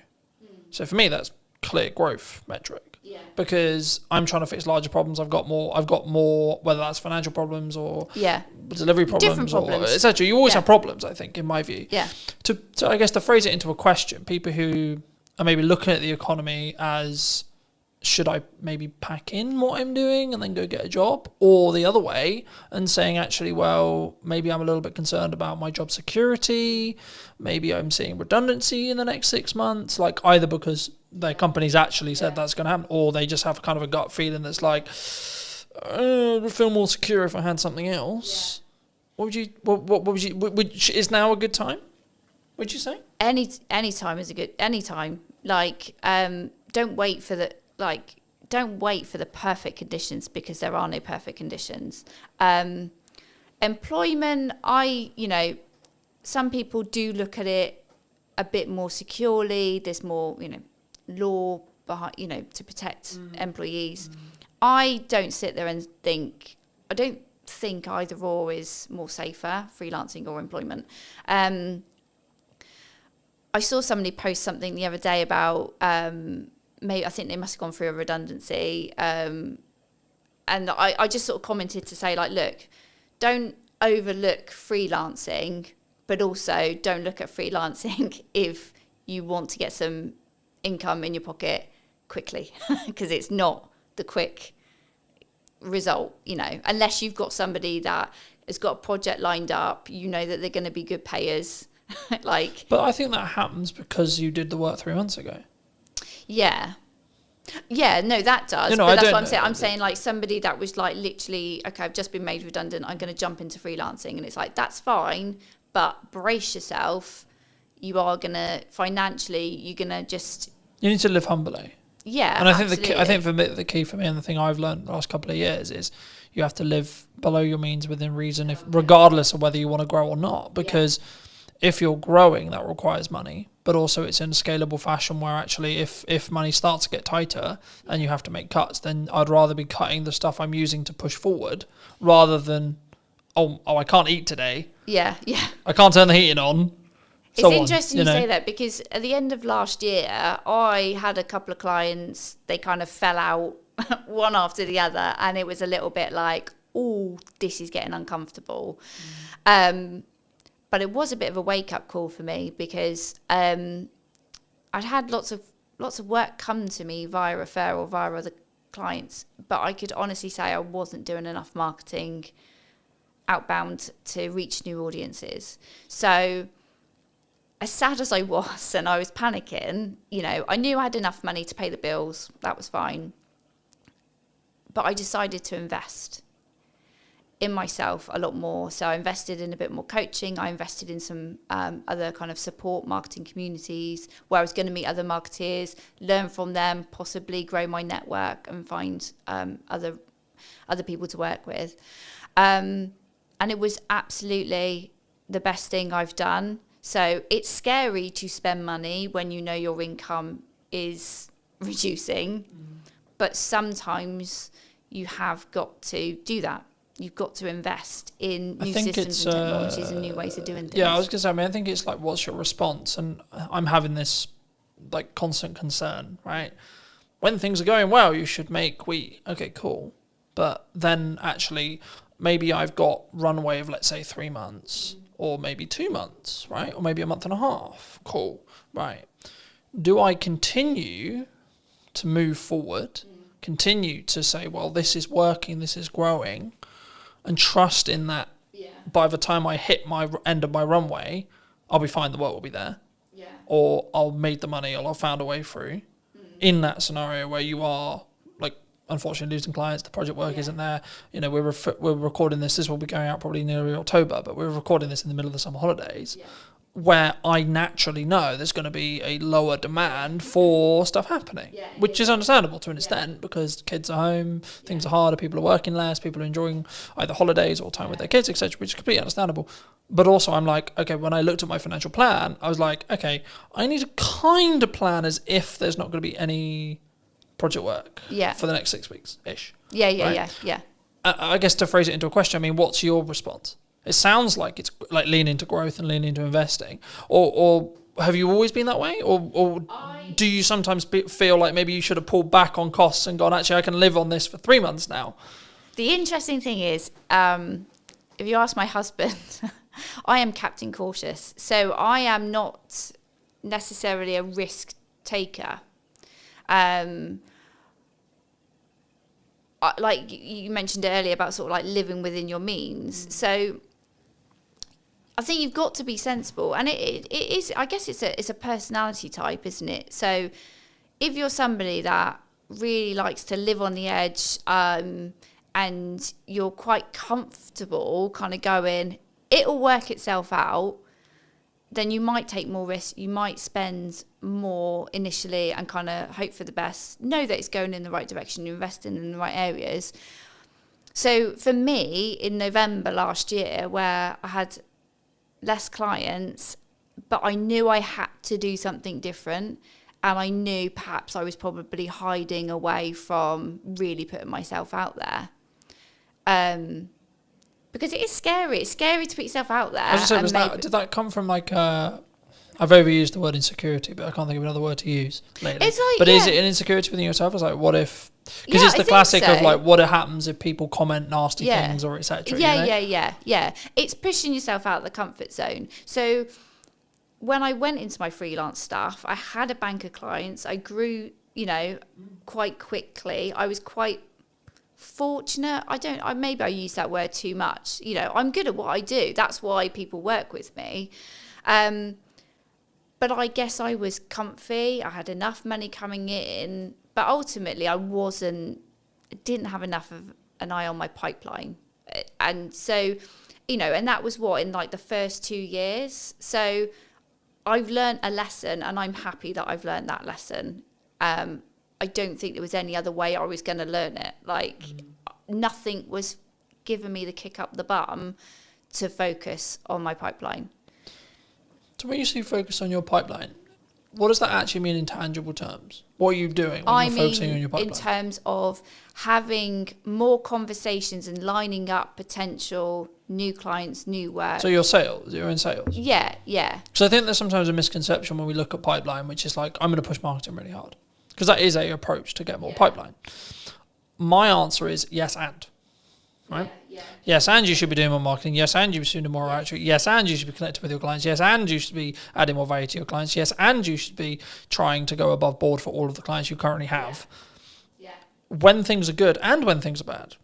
Because the result is identical.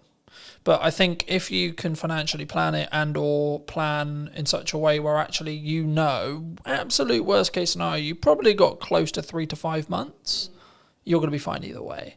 Because if you think about how long that time actually is in regards to actionable things, it's so unlikely if you look at probability that you're going to then not have any other work within that window of time if you're doing all the right things. Yeah. You would, it would fill you, for me, it would fill me with a sense of, okay, actually I'm going to be fine. Yeah. But also I think that comes back to the level of resilience you have, the level of experience you have. And this is one of the issues that I think maybe for starting out freelancers maybe have, is they don't have that evidence in their brain to go, when my back's against the wall, I need to make money.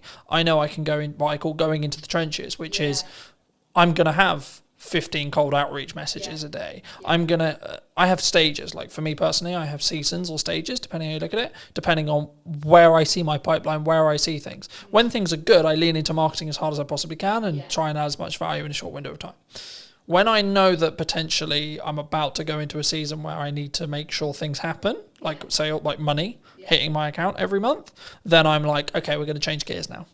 Right? And I will potentially change the content a little bit, and it will be a bit more pushy, not salesy, pushy in respect to, hey, remember me? But also what I'm doing in the background of that is sending 10 to 15, maybe 20 DMs a day. I'm calling old clients. I'm going back through my old list, etc. to go, hey, what's going on? How's it going? For people who maybe are listening to this, how could someone approach it, would you say, if they are in that position? Because it depends on where you are, I think, in business. I think you've got to make yourself as visible as possible, and just put yourself out there. Be confident, be yourself, but put yourself out there.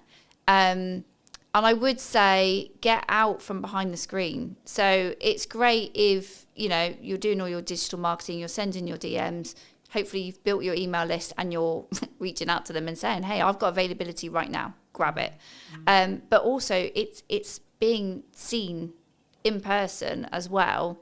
Just try and be in as many places as you can. If you're really like, I need to get some money in this month.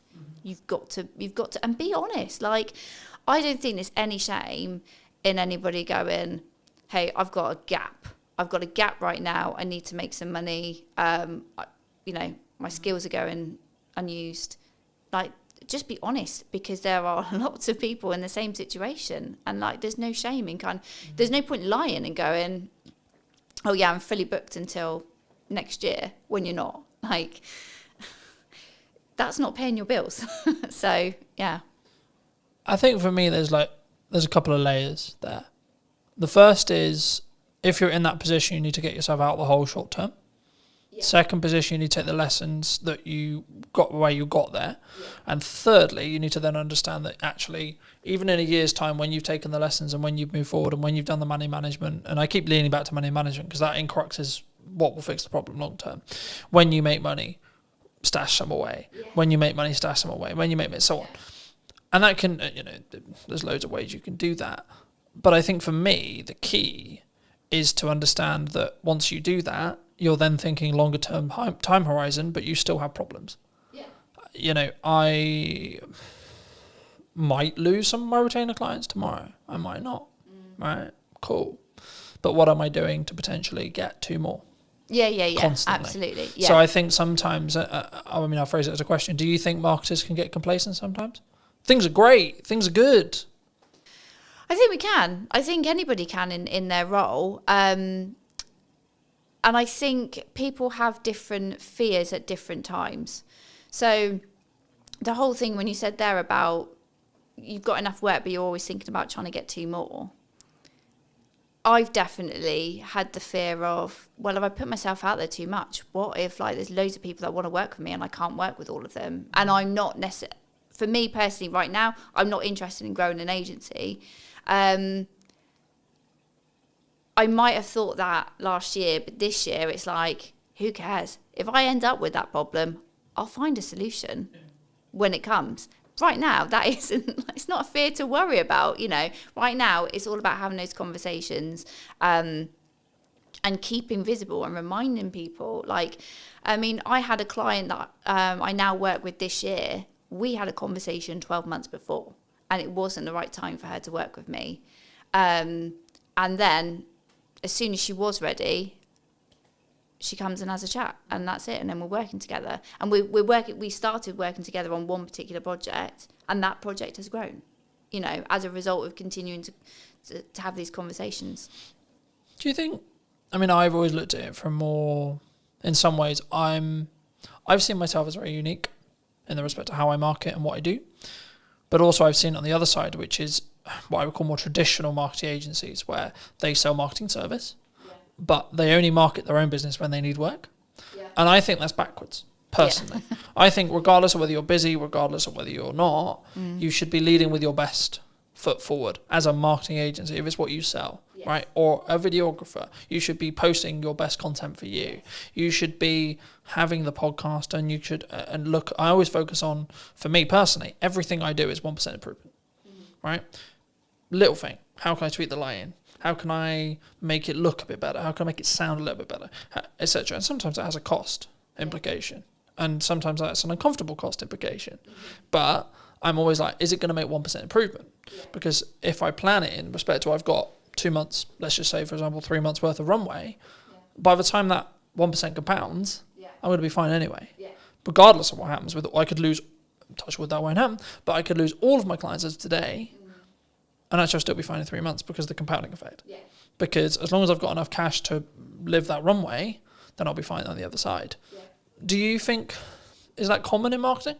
Do people take their foot off the gas for their own stuff because it's just a application of resources kind of question? Yeah, and this is the reason why I'm a freelancer and people work with me, is because they might give marketing their best effort when they're really motivated. Like I say, they need the sales, they need the income. They win all that work, and then as soon as client delivery needs to focus, marketing, then they take their foot off the gas, and they're like, oh, we're fine. And then as soon as they are then at that next stage of growth, or clients have left them, they then go, all right, well, we'll just switch marketing back on. But that's not how it works. So everyone is guilty. I think everyone is guilty about not marketing themselves enough. And I think you've got to go through some pain to really learn that lesson, and then hopefully you won't make the same mistake twice. But yeah, it's not uncommon for people to ease the pressure on marketing, to kind of, just let inconsistency just kind of bleed in. And that's when you then got to make a decision. Either are you doing your own marketing, or you need to really sharpen the tools and focus, or you need to outsource that to somebody who can do that for you, so that you can put your attention on the other areas that are needing your attention. From a tactics side of marketing, we talked a lot of psychology, we talked about like, should you do it, should you not do it? But from a tactics point of view, what do you think's missing right now? What do you think people are maybe not doing that they should be? That's a good question. I think they're still looking for like the hack, the shortcut. I think they're still kind of thinking, do I really have to do all this? Do I really have to put this effort in? And the answer is yes. So if the business owner, the director doesn't want to, if you're not interested in marketing, if you're not good at marketing, don't do it. Give it to somebody who can. And I will always say to anybody, if they're not in the financial place to outsource, when you are marketing, think about something that you enjoy and that you're going to be able to be consistent with. Don't sit there and go, right, I'm going to post on social media every day. If one, you don't like it, two, you're not going to be there to engage afterwards, and three, you're not actually going to be able to commit to that, because it's just that you make yourself feel like crap. As soon as you don't post that one day, you beat yourself up over it. Find the joy in the work that you do, and if marketing isn't where you find the joy, don't do it. I think it's also a context thing. Like some days I'll post 6 times, other days I'll only post once, right? And it's tangibly, am I in my office or on my computer? 1. Okay. 2, where am I with client delivery? Do I need to focus for a third of the day on client delivery? Yeah. And I can only put out 1 clip of the podcast, etc. But for me, the key is being consistent, so that if you averaged it, it would be 3 a day. Okay. Yeah. Let's say for me, and I say that and people go 3 a day. That's insane. Yeah, but I have a system. Oh, but you've got different channels as well. This isn't like. Well, no, that's on one channel. Oh, okay. Fine. Right. So if you times that across 5, then we're talking 15 a day. Oh, okay. But the key is I've built a system. We're recording. To give you a very key example, I don't need to at the end of the summer record. Probably for most, I could probably not record until November and still have a weekly podcast. Yeah. Because I'm so far ahead. Yeah. Now, the issue with that, of course, is if we're talking about current event stuff. Yeah. If we're not, which 95% of my podcast isn't current events, I've got other content to talk about current events, but most of the stuff I have in podcast conversations is workable and will be workable in 6 months to 12 months. So actually, by me batch recording, I'm just banking as much as humanly possible. Yeah. So then if I get really busy with client work, if I have to fix problems in the business, if I have to X, Y, Z's on, I then don't have to allocate resources and time necessarily into the podcast, or I can limit that cost on a month where it is a bit tighter because I'm so far ahead. Yeah. But the key is I'm focusing on the consistency. Mm-hmm. So, and this is where I've used the analogy of you need to make the hay while the sun shines, because if you don't, you'll just be left with sludge. Yeah. And I think for me, the important element with marketing especially is if you're really busy, that's when you should be accelerating your marketing. Yeah. Because then you're actually going to, and even if you don't have capacity, right? So let's say I don't even have capacity, I still am going to push hard on marketing because I want demand in 3 months. Yeah. And actually, I trust that by the time I finish those projects, if I've pushed with marketing, I'll have some stuff left. I'll have some people who are ready. And just being honest with clients and saying, look, I don't have the availability until September. Yeah. I don't have the ability until October, November, December, whenever it is. Yeah. And saying, cool, can we book something in? Can we get a pre-production call? Can we get a discovery call in? Yeah. cool. But also understand that actually a project that you quoted and you alluded to earlier, where you had a conversation a year ago. I've just finished a project started a project, last week. I had a pre-production meeting for that I initially quoted about 3 months ago. Yeah. Right. And I was like, at the time, maybe it's wrong time, maybe they're not ready, etc., etc. I was like, okay, maybe it won't come through, maybe it will. But then I got a call 2 weeks ago saying, hey, Cotton, we're ready to move forward. Fabulous, wonderful, right? And I think for me, if I had, perhaps, I haven't asked them yet, but perhaps if I had stopped marketing, they wouldn't have been constantly reminded that I existed. That you're around, We've got that project there. Yeah. And the same with a handful of other clients who were like, yeah, we really want to do something, but we're not quite sure what we want to do yet. And I think that's the key sometimes. And I think that's why when people maybe don't look, maybe they fall off their consistency. And I think the reason why the podcasts are very different this series than it was last series was I was in that boat of I'm trying to do too many things and not doing them well enough. So I'm very focused on 2 channels for the time being, which is podcast and my event promotion for my event in September. And by the time this come out, the event will probably have finished, and then it'll be about marketing the next event. But anyway, the crux, I guess, from a tactics point of view is what role do you see? Like, what do you value right now for your marketing or for clients? Is it written word? Is it audio? Is it podcasting? Is it video? Is it user-generated content? Like, what do you think's working? I would say I hate to start with it depends, but it does depend on the client. Yeah, so let's talk about what I'm doing right now. Obviously, we're having this conversation because I invested in some video content a few months ago. So that, absolutely, I am like you championing investing in video to have another format of delivering your message to your audience. It's great, and it can be used in so many places. So it's it is an investment, but it's a worthwhile. And also networking in the right places.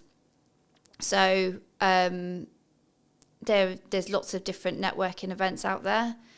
Some you might like, some you might not. I always say to people, like, it's about finding the right kind of event that you enjoy. It's got the right people there. Because ultimately, don't go to a networking event where it is just a cup of tea and a natter. Like, you do need to meet people and build relationships. It might not. Don't ever go into a room and think, right, who's going to buy from me today? Because that's not what it's about. It is about growing. Yeah, exactly. Yeah, but yeah. So for me, it's been remaining consistent on LinkedIn, and not wondering what the hell the algorithm's doing, and sharing posts from 3 to 4 weeks ago. Yeah, I find it really interesting when people go, "Oh, the algorithm shadow banned me." Right? I'm a handful of chapters into Gary Vaynerchuk's new book. Well, it's not new now, but it's new for me. Day Trading Attention, and he talks a lot about no, your content's just not very good. Yeah, hard love, right? But the reality is actually through posting a huge amount, you know what works. And you can gain customer insights through that. And you can gain what's working for your market through that. And I think that's the key there. I think it's, my next question was going to be about volume, but like the simple takeaway I have is you have to have a level of volume to understand what works, because something will over-index. A video will get 1,000 views when your average is 300. Okay, why? But then if you do that consistently and you keep learning, then your average will become 700. Okay, cool. But then what happens when something gets 1,600 views? Then what is it about? Then when you analyze, what was that hook? What was that this, etc. Do you think people struggle with the volume? Maybe they see someone like me who posts a lot, right? And they go, I can't possibly do that, so I'm not going to bother. I think people are overwhelmed. And I think when you're feeling overwhelmed, you then procrastinate and then you just don't do anything. So I think that's when you've got to have a strategy. You've got to bring it back to what your goals are, what you're looking to achieve. And then utilize someone like me who can kind of say, like, look, if we can do this one thing, so let's say invest in video, these are all the things that we can do with the content from that video, not just the physical video itself. And these are all the places we can put it. And it's not about constantly thinking about new ideas and new things to say. It's taking one piece of content and repurposing it and making it relevant for the different channels. That's where you get your visibility is amplified, but your effort is you haven't had to invest less than it could have been. Exactly. So I think people do panic and feel overwhelmed, and then that's when they just don't make a decision. And that's where you do need an expert then to kind of say, like, look, it's not, you don't have to be overwhelmed. This is the plan. This is what we're going to do. This is how it's going to be used. But ultimately, you just need to sit in front of me for 45 minutes and talk about what you do. Yeah. Easy. Where does AI fit into this? Because a lot of people are scared about it, right? People think they're going to take their jobs. Yeah. They're going to be out of a job. The robot's going to take over the world. Yeah. What do you think? AI is a tool. They are all tools to help you be more efficient, but ultimately they can't replace human creativity. I've heard some people talk about AI is for lazy people. It's like, it's not. If you want to use AI correctly, you've got to invest the time. You've got to invest the time in understanding how these tools work and how you get the most out of them. And that is not just by going, chat GPT, please write me a blog about X, and taking that and posting it. Like, no. It's a bit like, I don't know, I was thinking about this today. Like a sat nav, okay?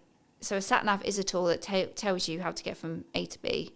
It's really great if you have no idea, but also you could work out using a map yourself, but it takes a little bit of the thinking time away from it. But you might also just want to go for a drive and enjoy whatever route you decide to take that day. So it's not, AI isn't there to replace what people do. And I think businesses that are looking at AI and going, I don't need to hire a copywriter, I don't need to hire a videographer, or I don't need a person to do something because I've got a tool, you're kind of missing a point there. If you're looking at it just from a cost perspective, you'll learn a lesson very quickly that basically what you've turned out is a load of rubbish. I think it's from my point of view at least, right? I think for me, it's understanding what tool is best for the job. And the analogy I've started using used to be, you don't want to necessarily put up shelves with a hammer, right? But actually, it's actually more, I think now, you want to sharpen the knife before you use it. AI can help you sharpen the knife, but you still want to be the one using it.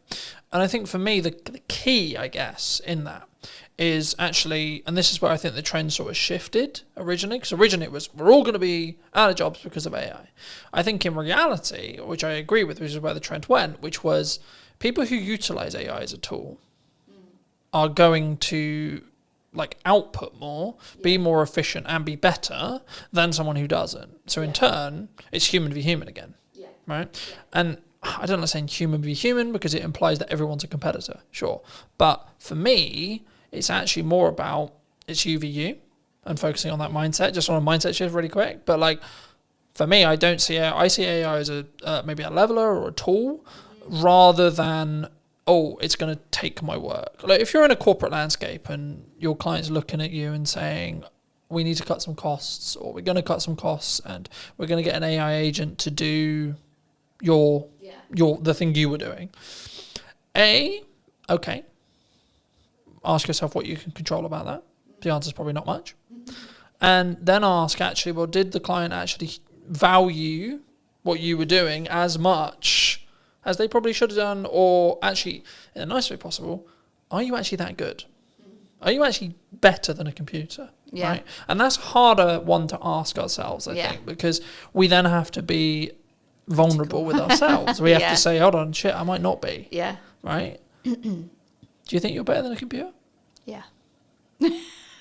Yeah, because the computer And if so, why? Well, the computer hasn't got all that experience that I have picked up and all those situations and scenarios I have been in where I've had to think, what are we going to do about this problem? what we're going to do for this campaign, and pivot and react. It's not, that's not what AI is built to do. But AI is built to do what you tell it to do. So like you, I use it as an assistant, and it's an opportunity really, because if AI can do some of the heavy lifting in your job, in the work that you create, if it can do some of the stuff and save you time, you then go, I've got more time, what can I do with it? And whether that is I can take on a new client, great, more income, or I can upskill in something else, I can use my brain in a different way. And I think that's the way I'm sort of looking at it. I think for me, it's a couple of ways that you think about it in general, right? And I think you can tell a lot about how someone looks at their business when that you ask them about what happens and how they feel about losing a client. My perspective personally, as someone who's been in business for a while, long enough to, I would hope, know what I'm doing, I would say there's a couple of ways you can look at it. You can go down the road of, that's a shame, but I added the value I could, I did the best job I could. And if you're being honest with that, then actually, what are you worried about? Because if you genuinely did the honest thing, and it might just be, they have to cut some spend to stay alive. And you happen to be the thing on the cutting block. Now that you can go into the psychology of how much they value it, and if you want, sure. So there's that approach, A. B, cool, I've got that time back. Yeah, maybe I don't have the income, but I got that time back. So now it's, how do I utilize that time? Because what we talk about a lot of the time when it comes to ROI or return on investment is return on money. We don't necessarily talk on return on time, right? For me, as I've looked and learnt more from really successful people, the thing they always focus on is time. Because money, yes, you need it, but the more you have, the longer runway you have, regardless of your expenditure level, right? So the more expenditure level, the more you need to have a longer runway, etc. If you're living humbly, then you have a longer runway with less money. But you still will have the same amount of time. Me and you will have the same amount of hours a day, right? How we utilize those, how we use AI tools to optimize, work smart, not hard, but also the thing that people get wrong about that saying, in my view, is you're not working hard and smart. So if we both work at the same amount of hours, but I'm working smart hard and you're just working hard, I will win. If you're working half the hours, but you're working smart and hard, and I'm working double your hours, I'm also going to win. Because I'm not just outputting more, I'm also working smarter and then harder on top of that. So I have a volume metric and then a optimization metric as well. I think the key sometimes what we do in marketing and sales is we don't necessarily look at, it is a volume game, it is a quality game, but you get to those results, as I was alluding to earlier, through volume, because you don't have metrics otherwise. We can sit here theory, right? We can say, this is a good idea, this podcast is going to do really well in theory. Or I can tell you, I know it's going to do well because the last 15 episodes have had consistent growth of 2%. Okay, so now I know by the time this comes out that it will be however much further down that line, as long as I continue the trajectory and continue the learning that I've got. But also people, what they don't count in when they have a podcast or something like this is also the knowledge they gain from the guest and the knowledge exchange we have.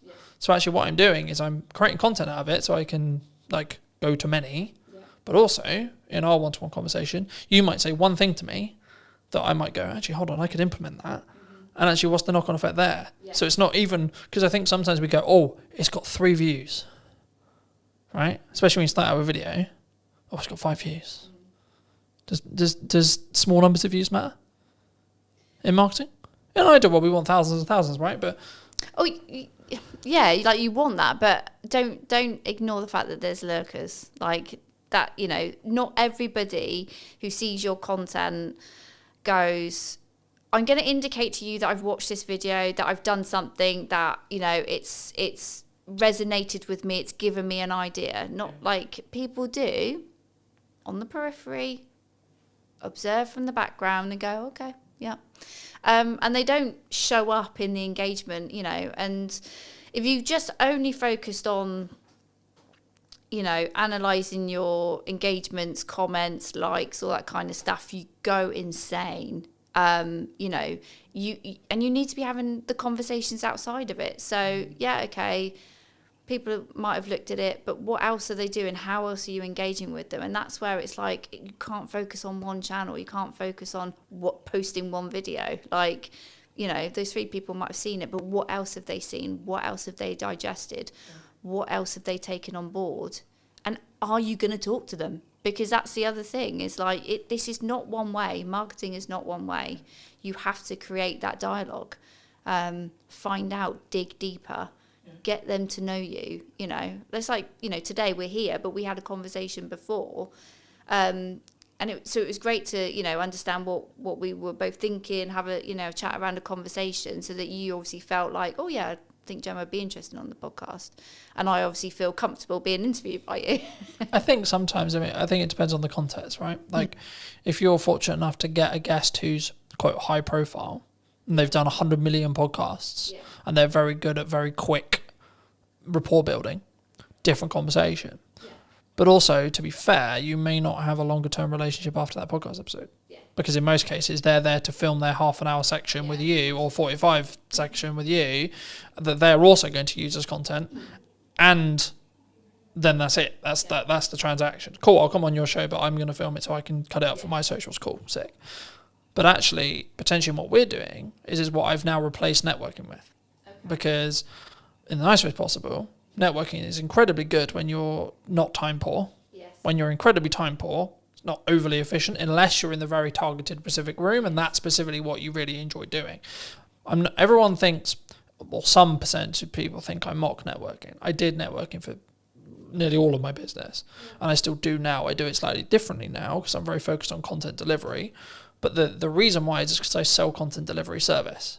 So for me, the highest return on time, energy, and resources is content delivery, because it allows me to hit every single bucket I want to hit. But also, something which I was doing when I was networking and doing content, and this was I was doing them all poorly. Instead of doing one incredibly well and reap the rewards of doing those things well, I was actually trying to do all of the things really badly. So I think maybe as a takeaway, do you think people should do lots of things? Or do you think people should just focus in on, actually, I really enjoy talking to people, so I'm just going to go to networking and talk to people?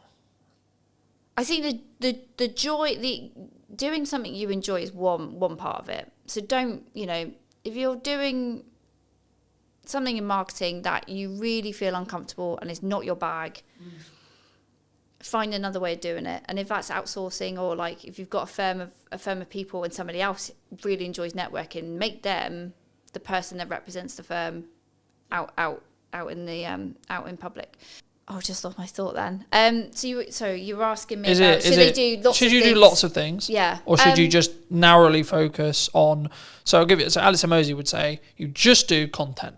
Yeah. You just do ads, you just do networking. You pick one, and because you have either decision fatigue or optimization fatigue or etc. or performance fatigue in when you're trying to pivot from, I'm going to do content, then go do networking, then go do this, then. So yeah, my answer would be no, don't just put all your eggs in one basket, because I don't think that's efficient. And again, with my B2B buyer's hat on, they won't make a decision. They won't get to know you just through one channel. So you need to be in other places of where your prospects are going to be. You need to, because they need to hear from you directly, but also they need to hear from other people that have worked with you to kind of, you get that stronger credibility, and it's built up quicker when they can hear from a third party who might be a client or might be an advocate, to hear what it's like to work with you. And then to really kind of think, yeah, okay, this is a company I think I want to engage with a bit further. So I would always say, like, no, you can't just focus on one area and ignore everything else. But if you've got limited time, budget, resources, you've really got to go back to, well, why are you doing this? What are your goals? What are you looking to achieve? And you've got to be really critical and say, okay, I want to grow the brand. Okay, I'm going to focus on these activities. But if it comes back down to a goal, then you've got to focus, and then you've got a reason to help you make a decision. Like, decision fatigue happens when you probably don't really know what you're trying to achieve. I also think we don't give ourselves the time window. Sorry, I was alluding to it earlier. For the next 3-ish months, but just under 3 months, I've got 2 focuses. Podcast, event. That's it. Yeah. Nothing else. Everything I do is in one of those 2 buckets. Yeah. The byproduct of me doing that is I'll probably win more production work, I'll probably win more marketing work. Cool. But the main 2 content focuses is those 2 areas. Yeah. Now, after the event, when there's a bit of downtime between the event, I might add another one for 3 months. Yeah.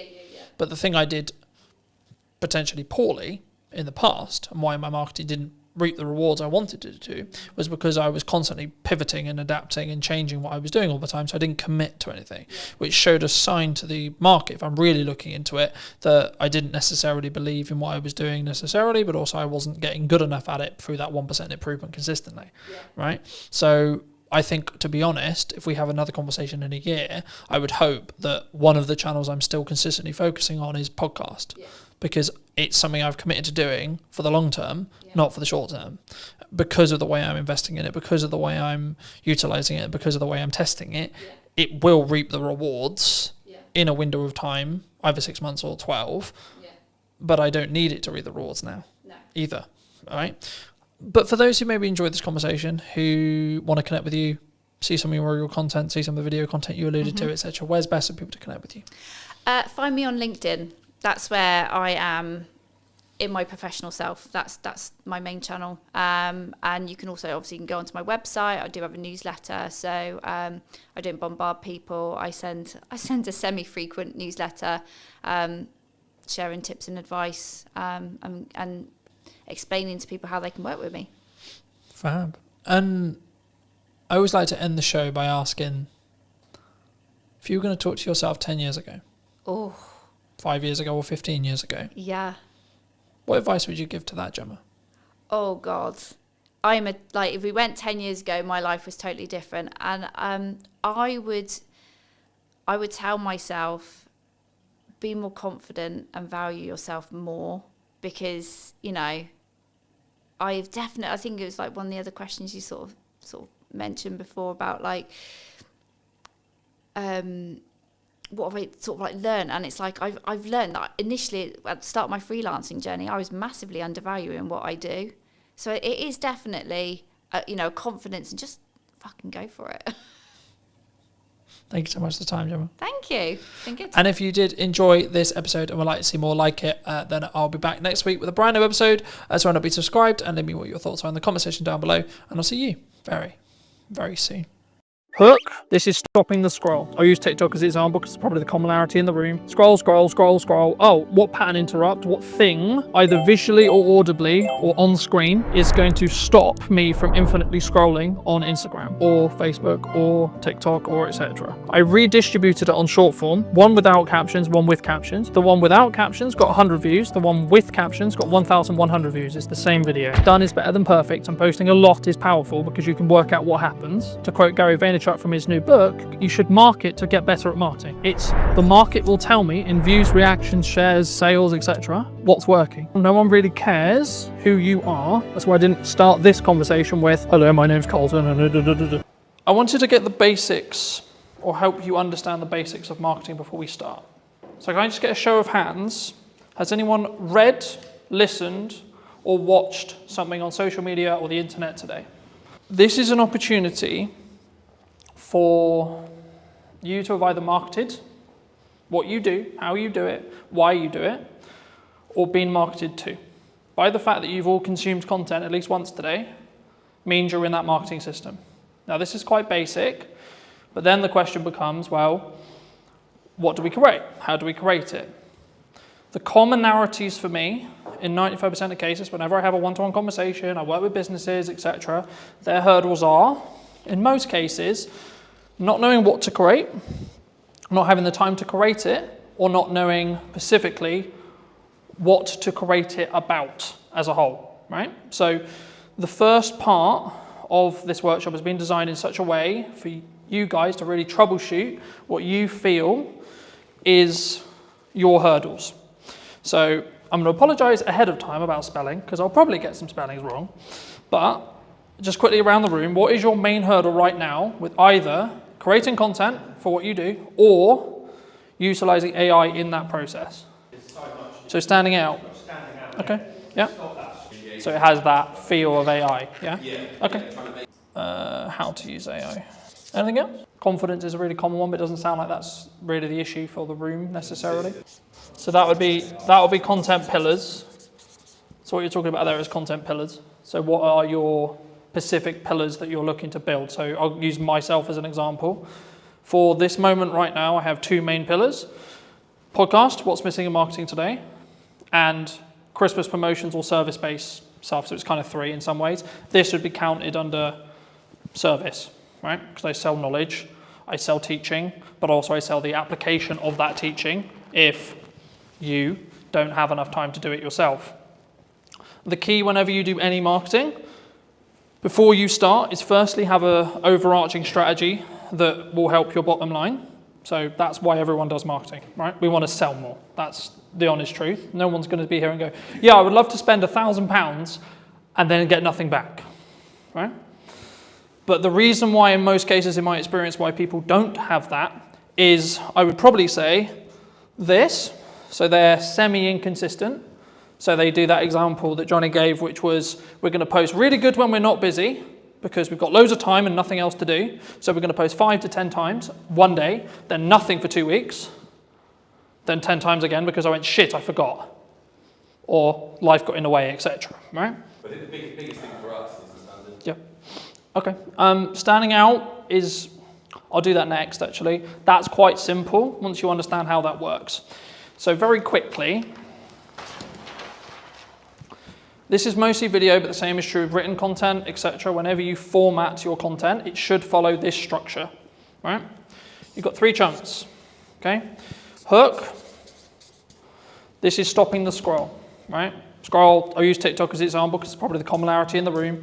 Scroll, scroll, scroll, scroll. Oh, what pattern interrupt, what thing, either visually or audibly or on screen, is going to stop me from infinitely scrolling on Instagram or Facebook or TikTok or etc. Right? This in most cases is roughly 3 to 5 seconds of your, again, video. If it was a blog post or something like that, it would be your headline and then your top 2 lines. If you do this wrong, you will not get someone to stop. Right? I'll go into depth in a second on what you could use here as ideas, but then you'll have a level of, so your body of content, so this could be, in most cases, value-led for me, and then a call to action here, right? So when we create content, we want a journey to happen, right? Step 1, get them to stop the scroll. We'll go into depth in that in a second. Step 2, what do you want to talk to them about? What's the objective that they're trying to do? If it's a piece of educational content, like this, for example, then I might have a captivating hook that positions a question that I'm then going to answer, but I'm going to first say, well, this is the solution that you're trying to create, followed by, as short as you can, because attention spans are dwindling, etc., gets to the point. In the nicest way possible, no one really cares who you are, right? That's why I didn't start this conversation with, hello, my name's Colton, and you don't give a shit, you don't care, right? The bit they do care about is how are they going to make their life, the viewer's life, more entertained, more educated, or both. Hopefully, after today, you'll understand how to do that. And hopefully, I hope, today will be that valuable for you. So you should be entertained, you should be educated, right? Just on that, sorry, Colton. Yeah, of course. Every piece of content you've got on TikTok has to follow that. We've started getting good reactions, say, on funny content. It's got no call to action on it. The only... Would you say that that's still valuable? So if I put my hand here and ignore the call to action, then yes, that would be true. Every single piece of content has to have a hook because you aren't going to stop the scroll. It doesn't have to be anything complicated. It could just be like, this is my opening line. So the things I'm focusing on for podcast clips, for example, is what's the first line of the clip, right? And because you'll see it as text, you're going to go, oh, so one that did really well was from Maddie's podcast a little while ago, and I was talking about how did I not become a drug dealer because I was dyslexic. So the opening line was, I'm surprised I'm not a drug dealer. So if you saw that on social, you're probably like, hold on, what the fuck? But then I gave the context, right, straight away, here. So ideally, it should follow this format, yes, in every post. So you would say for us to stop messing around and spending half an hour filming a Jet 2 on trend TikTok with no value? So this is mostly for thought leadership. I will come on to trends in a second, because trends is a little bit different, and it depends on where it sits in the funnel as a whole, overarching. But this is mostly focused around B2B thought leadership stuff, but you could also do it for everything you do as well, because if you follow this format, it's a known format, right? We were talking about marketing funnels yesterday. This is a mini marketing funnel that then leads on to your, so this could just be, so for example, a lot of the content I did for this event was, here's the thing I'm going to talk about, here's the value I'm going to add. Hey, if you would like to see more like this, come here today. Yeah. Happy days, right? Or try and blend the trend in almost, like the Jet 2, yeah. We could have finished it with, come and grab your pint here, yeah. It's happy hour. So it doesn't need to necessarily be, especially at the start, you don't necessarily need to follow this format. It's being aware that this is the ideal format and then using it in the content where possible. When you specifically look at trending, so on TikTok, it's kind of controversial in some ways because some people think, yes, you should trend jack, okay? I'm of the mind of, you should if you see an opportunity to be able to gain eyeballs that you otherwise wouldn't be able to gain, okay? But it should be additionally, not instead of, additional content to doing this consistently, right? This is where content creation gets hard because you need a lot of it to be able to do it, right? If you can do this well, then you can do this. If you can't do this well, don't do this. Because I personally believe it distracts from this focus, right? For me, the issue with this is you know you're going to hit your demographical things, right? So I put out a video, I know it's roughly going to be hit by people in Salisbury because that's my following, right? The issue with trending is because you're in a trending sound, I'll use TikTok as an example, but Instagram, etc. is true too, you have no idea demographically where that's going to go. So you might get, let's just put a big number there, 100k views, okay? Wonderful, okay, but if we look at ROI on a business, and we ROI on time, what would you rather have? 100 views to 200 views on something like this, or 100k on a random video that's actually mostly spread across the Philippines, China, America, the UK, so on.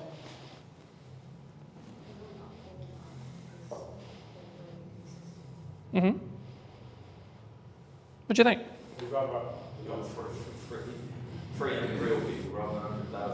Because 100,000 looks good. Yeah, but 100,000 looks good. Right? Yeah. But when we... 999,000 aren't going to become, or probably might not be close to your venue. And that's why chasing virality, yes, it looks fun, yes, it looks sexy, but does it really do much for your business? I'd much rather have consistent of the right people at 200 to 300, maybe up to 1,000, but I know that each one of those views is going to potentially mean that I get more people sat in a room, I have more people to work with, I have more people I can help in my location, or in your... How do you do that location on TikTok?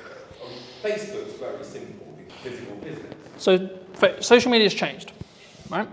If I did this presentation or talk 3-4 years ago, I would only be talking about social graphs. Okay, I'll explain both in a second. But on this side, we've got social graphs. Okay, that's how everything worked before TikTok or Musical.ly arrived. Okay, here we have interest graphs that I'm definitely going to spell wrong, right? But the job of the two, so this was basically what TikTok created. Kind of their algorithm created it. It was in other places like Tumblr, etc., but like modernized and actually like popular. It was TikTok who did it. So what happens here is and this is why I said yesterday, following doesn't matter because we're now over here. But just for those who don't know, Socially, what happens is I would follow someone, I would like, share, or comment on their post, right? This would send or say to the platform, hey, cool, this person likes and enjoyed this content. Cool. Okay, so the platform goes, we're going to show more of that to that person, right? So you followed me. Okay, cool. So that means you're telling to the platform, I like Colton's content. Can you show me more? Sick, right? Same with likes, same with shares, etc. Now, the bit where it got interesting is because when they started changing the weighting, you wanted to target different things. That constantly changes. There's no point me going into it because by the time we finish, it'll probably have changed. The main difference when TikTok launched a handful of years ago was instead of it being followers, like, shares, etc., they are kind of still important, which I'll explain in a minute, but the job here is Craig is going to open TikTok, and if he had previously never installed TikTok, it will just show him videos. And what it's trying to do is it's going to go, right, I'm going to show Craig a picture and a video of a dog. Cool. What does he do? Does he watch the video? Does he interact with the video? Does he like the video? Cool. Keep scrolling. You'll find that the more stuff you interact with, the more stuff you give watch time to, the more stuff you like, the more stuff you enjoy, you'll be shown more of it, right? So that's what an interest graph is, right? So is that what the FYP basically is on Facebook Yes. and Yeah. Reels? 100%. That's running that algorithm. Yes. But the main feed is still on the socials. They're moving from this to this. The only place where this is still prominent is LinkedIn. Really? So Every the same people that use the old Georgia example, right? We post on that a lot. We can get the same 30 people commenting on that. Yep. All the time. Mm-hmm. So they're still seeing it. Because that's interest based. Not in an FYP of TikTok. Because they are interacting on the posts related to that location. Right. So they're signaling the platform to say, hey, I want to know more about this location. So it's not as fully TikTok 100%. The reality of socials, well, it will probably be in this line here for the rest of time, right? The future of socials is going to probably be, there's a debate at the moment, right? In the marketing space, in the etc. with Meta and so on. But my prediction, and probably the prediction which I think most people would agree with, would be in 2 to 3 years, you'll have 2 feeds. One that's like this, and one that's like this. Okay? So this would be your FYP, this would be for you to discover new content. And this is where, to an extent, trending would probably go into. So if you're trend jacking, following trending music, etc. Let's say you like, I'll use the example I used with Craig, dogs, cats, motorbikes, games, pubs, pick your topic, right? This is also where a concept called community talk came from, which was a specific hashtag around a specific thing. So when TikTok launched, everyone thought, oh, it's for dancing. Can I just get a quick show of hands? Who thought TikTok was for dancing? And for kids as well. Oh, for kids, yeah. That was the commonality, right? Everyone thought, oh, I'm going to go on TikTok and I'm going to do a... Thank God that people laughed at that. But the key is that's when it was Musical.ly. So very quick history lesson. TikTok is owned by a Chinese company known as ByteDance, who used to own an app called Musical.ly, where that was what the app was for. Lip syncing, dancing, etc. They bought this. They then launched it in China, did really, really well, and it was strong from an educational point of view. And then it moved to the West, and it became interest-based. But what they didn't realize was that interest-based would work so well, right? And that's why you're seeing, in the last couple of years, Instagram Reels launched, standalone, short-form feed that scrolls forever. Facebook launched, scrolls forever, so on, right? Even LinkedIn's now doing it. LinkedIn will probably have a video-only feed that's interest-based. The only post that will be social graph-based will most likely be carousel or image posts where you tag. So Johnny came to my event today. Thank you so much, Johnny. Going to tag you. Cool. How that quickly works, if you tag someone on socials, on a social graph, so this is mostly around LinkedIn, and they don't interact with it, it will be buried as a post, is the current conversation with the algorithm, right? And the reason for that is it stops people going, I'm going to tag whoever I want because I'm going to tag David Beckham in my post. just to get more views on my post, right? Because unless David Beckham actually connects and actually, comments, likes, does something related to the post, it doesn't confirm that that actual connection happened. Because you need to remember, LinkedIn specifically is a recruiting platform. That's what it's designed to do. It's designed for you to get a job. Any questions on anything I've discussed so far? So the next thing I'll go into very briefly is creating a content ecosystem. I'll use mine as an example, and then we can go around the room and see where the holes are and see if I can help fill them. My content kind of evolves around, in most cases, 2 long-form pieces. So it could be an educational piece like this, or my podcast. So for this conversation, it'll be a podcast. So this is an hour to 45-minute conversation between myself and a guest of choice, right? So most cases it'll be talking about marketing, could be talking about trends, could be talking about very similar to this. But you might say, okay, well, who's going to sit and watch the 45-minute presentation? Quick show of hands, who would watch a 45-minute presentation? It was interesting. Okay. It might have been booked by some short. That's the key. Okay. So what most people do, and the reason why most people don't do it, is because they don't have the self-worth and self-belief to be able to put this 45-minute conversation out and it to get 2, 3, 10 views. What 95% of people should be doing is creating this, and then using it to fill their socials, right? I'll show you in a minute. And that's when you get when you scroll through on YouTube. Yeah. So that's called, that is basically about how you structure your short form, right? So very quickly, short form. I'll show you how to use AI to create 20 plus pieces from each one of these, because I do it, right? Every week I do it. For you specifically, you could talk, I'll use an event that you're running for an example, okay? You could talk about every single unique selling proposition and every single thing about the event that you think is really good, okay? Like a Q&A almost? Yeah, with your staff. You get someone to ask you questions. Okay. What's it going to do? What's it going to do? Film it, chop it down, and then put it. And you don't have to film it the way I would film it, with multiple cameras and pro audio and this and this. I literally mean, right, a phone on a tripod, looking at 2 people, right, stick person, wonderful, another stick person, you can tell I'm not an artist, right, 2 people having a chat, wonderful, okay? That will fill your socials, okay? Because it's this long piece here. Could be anything.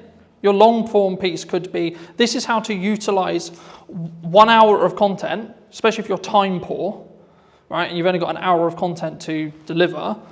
You can film it once, then distribute it into short form, you're probably good for a month. And then if you want to hire an editor, like I do, I get a custom trailer made for each podcast. Some of you would have seen them. If not, go on my socials.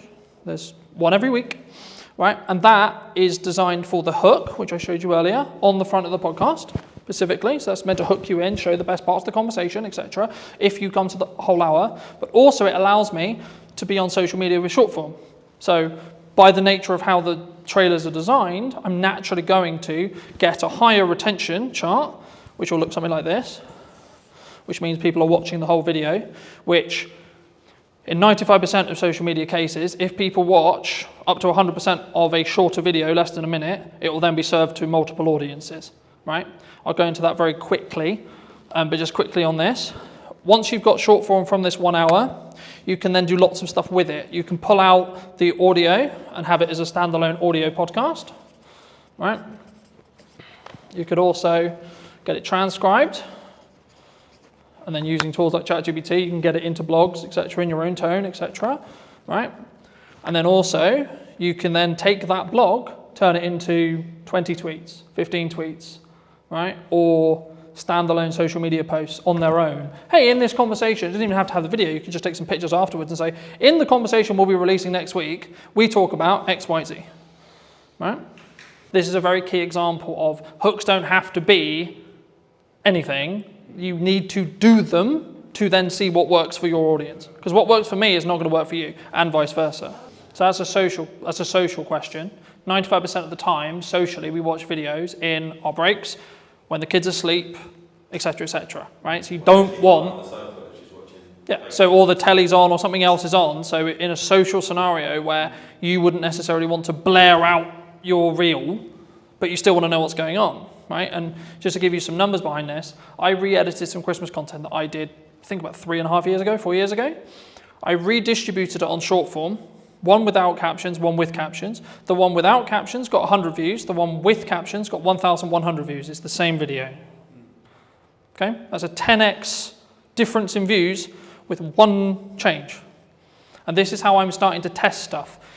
The one thing people get wrong with marketing all the time is they go, this is our ideal profile, this is the person we're trying to talk to, and I know what they like. Do you? You may have known what they liked 2 years ago, but is that what they're into now? Does your ideal profile change through time? Mine does. Personally, my content consumption habits and what I consume will change on a weekly basis. When I want to go really deep on AI, I'll be watching nothing but AI stuff. Okay? When I want to go really deep into content and delivery and how to do it, shift again. So on an interest graph, my feed is going to change dramatically across 2 weeks. On a social graph, I'll probably get some of the same content. So on the Look into the terms and conditions of TikTok, you'll be scared about how much it knows. Well, this was actually a big problem a couple of years ago where I was aware of it, where people would be watching a specific video. So I'll give an example where like maybe it's a motivational video or like maybe they're feeling a bit sad, etc. They're watching something that may be a bit sad. And what the TikTok algorithm did, and they got in a lot of trouble for this, where they would then start feeding more and more, and you would go down this loop of negativity, right? Like I don't want to go into detail on it today, but it's the same with like the quote Redfield spear, right? You are fed what you watch.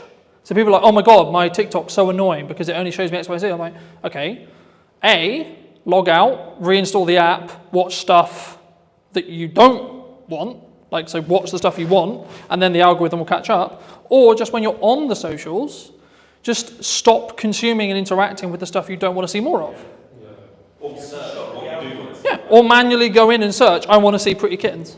I want to see dogs. I want to see positivity. I want to see quotes. I want to see etc. To start, put your video everywhere. Put your blog everywhere. Put your piece of content everywhere the same way. Because the first thing you need to get into the habit of is doing content consistently and getting consistent, right? Because that's where the results will come from. And concentrating on video. I focus on video because it's my best, like building off Emily's point, it's my best way of communicating, and it's what I will also consume, and also I know the power of being able to leverage it because I can use it a million ways. Some people say I don't want to be on video. Okay, that's okay, don't be on video then. But if you're a good writer, then write. Okay? Like, you don't have to reinvent the wheel. The content quality will always rise to the top if you're A, consistent, B, talking to your target demographic, and C, adding actual value. Not fluff, not this looked nice, this was wonderful. The goal for me today is to give you as much valuable the stuff you want to learn as much as possible. That's it. That's my only objective today. Very quickly on how like algorithms work in most cases. This is a video algorithm, but the same would be true in blogs, the same would be true in articles, and you can swap the words. So whenever I say video, there is a similar algorithm for every other form of content and will work very similar to these principles. Okay? So when you post a video, I'll use Instagram Reels, for example. This is your video. Okay? The first thing it does is it will send it to, these numbers are rough because they change every week, right? And we actually don't really know. It's roughly about 10%, maybe lower, maybe 5% sometimes, of your audience. Okay? Now, depending on what happens will then depend on if you get a new audience or not, right? So in most cases, if, let's say this video is, I don't know, 30 seconds, okay? If someone watches up to 25 seconds of that video in this seed audience, so this is called a seed audience. The job of a seed audience is to tell the algorithm, because it doesn't know what this, all it knows is you uploaded a video. Wonderful, it can see what you said in it, because it can pull the transcript, etc. It doesn't really know what the video is, it just knows you put a video out. Sick. So what it does is it sends it to the 5 to 10% of an initial audience that it believes will enjoy this piece of content from what it learned from the title, the media data, or the post, depending on what platform you're on, and then what's said in the video. And then depending on what happens with things like watch time, likes, a key one on Instagram, especially right now, if you save or share it, because this is where understanding each platform is really important. So Instagram specifically is designed for people to share videos around, share posts around, because it's a communication platform. It wants people to communicate with each other on it, not just consume content, but have content as part of the ecosystem, so that, oh, I really like this video, so I'm going to send it to Paul, right? That's what the algorithm wants me to do. So sharing / saving, coming back later. And depending on how well these combinations, and the weighting changes, that's why I'm not focusing on specific weighting, but the weighting will change. Depending on what happens will then change how much of an audience, what that audience is, and what the size of the audience is. So when things go viral, what's happening is this. So it's going, initial post, okay, cool, it did well. Sick. All right, first audience did really well. Then there'll be a bit of a plateau, maybe for half an hour, maybe 30 minutes. Then another one. Did it do well again? If so, and so on. And eventually, it won't have a good reaction. And that's when it will stop. But if you can keep that loop, so there was a trend a little bit ago on TikTok where it would be a 2-second video with a load of text on it. Why do you think people did that? They were farming watch time. Because it's a 2-second video. So TikTok was going, is people who watch this video in that seed audience watching the whole video? Because it's 2 seconds. But to read it, you need about 15 seconds. So actually, the percentage watched on that video was close to 500%. So TikTok went, oh my God, 500%? So people are watching this video 5 times? Cool, we'll send it to loads of people. Now, they got on top of it because they realized that was the game. But for a long time, it showed a very clear example of how your seed audience can snowball your views. And it will copy the audience. Because every single algorithm wants to understand and wants... Okay, no, I'll ask you. Before I tell you, I'll ask you. What do you think the job of an algorithm is? To keep people on social media. What does every single social media platform want? Eyes on it. How do they make money? So the sin, you could say, is taking people off platform. Because Instagram doesn't make money if you send them off platform. If you send them to YouTube, you're sending them to a competitor. That's why people started getting quite clever with their link in bios, because link in bio became a term which TikTok itself would suppress, because it was sending people to the website. For a marketing point, that's what we want to do, right? We want to send them to a landing page, we want to send them to a YouTube channel, we want to send them somewhere else off-site so we can potentially sell to them or retarget them or etc. or get their email so we can then email market it to them, etc. But purely from how does it perform point of view, and this is what I said at the beginning, where you need to start really delving into your content and really start working out, okay, so this one's going to be a very value-led piece, this one's going to be trend, this one's going to be for this purpose. And it can be overwhelming, but hopefully you're just going to get some ideas from today. If you can get some videos, and this is why done is better than perfect, and posting a lot is powerful because you can work out what happens. To quote Gary Vaynerchuk from his new book, you should market to get better at marketing. Right? So it's not about I'm going to market because I know what I'm doing. It's the market will tell me in views, reactions, shares, sales, etc. what's working. So I'll give you an example. A phone video over-indexed than a professional video in most cases for me. I follow the same format, hook, content, call to action, but because I story-told in the video and it felt more real, it got, I think, 4 times more views than my average. I think it's on like 1,300 now, because I told a clear story. So for those people who are like, I don't have a camera, I don't have this, I don't have that, I don't have all the kit, I can't create content, who doesn't own a phone in this room? You all own a phone, right? So then you don't have an excuse.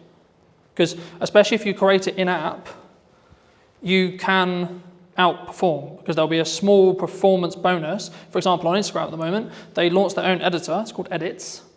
It gives you the ability to edit in the same way I can edit with Pro Software, and deeper analytical data on every single reel you've ever posted purely through the app that you cannot get through Instagram. So for that reason alone, you should download it, because then you can see your click-through rate, then you can see your percentage of your seed audience, and then you can tweak stuff, and you can tweak the hooks, you can tweak that first line, you can tweak your packaging. The same when it comes to your first line of your actual copy for this, because if someone misses the video and you don't have captions on it, you might be able to re-engage them by getting a captivating headline. So if you're doing multiple kinds of content, you can learn from... Yeah.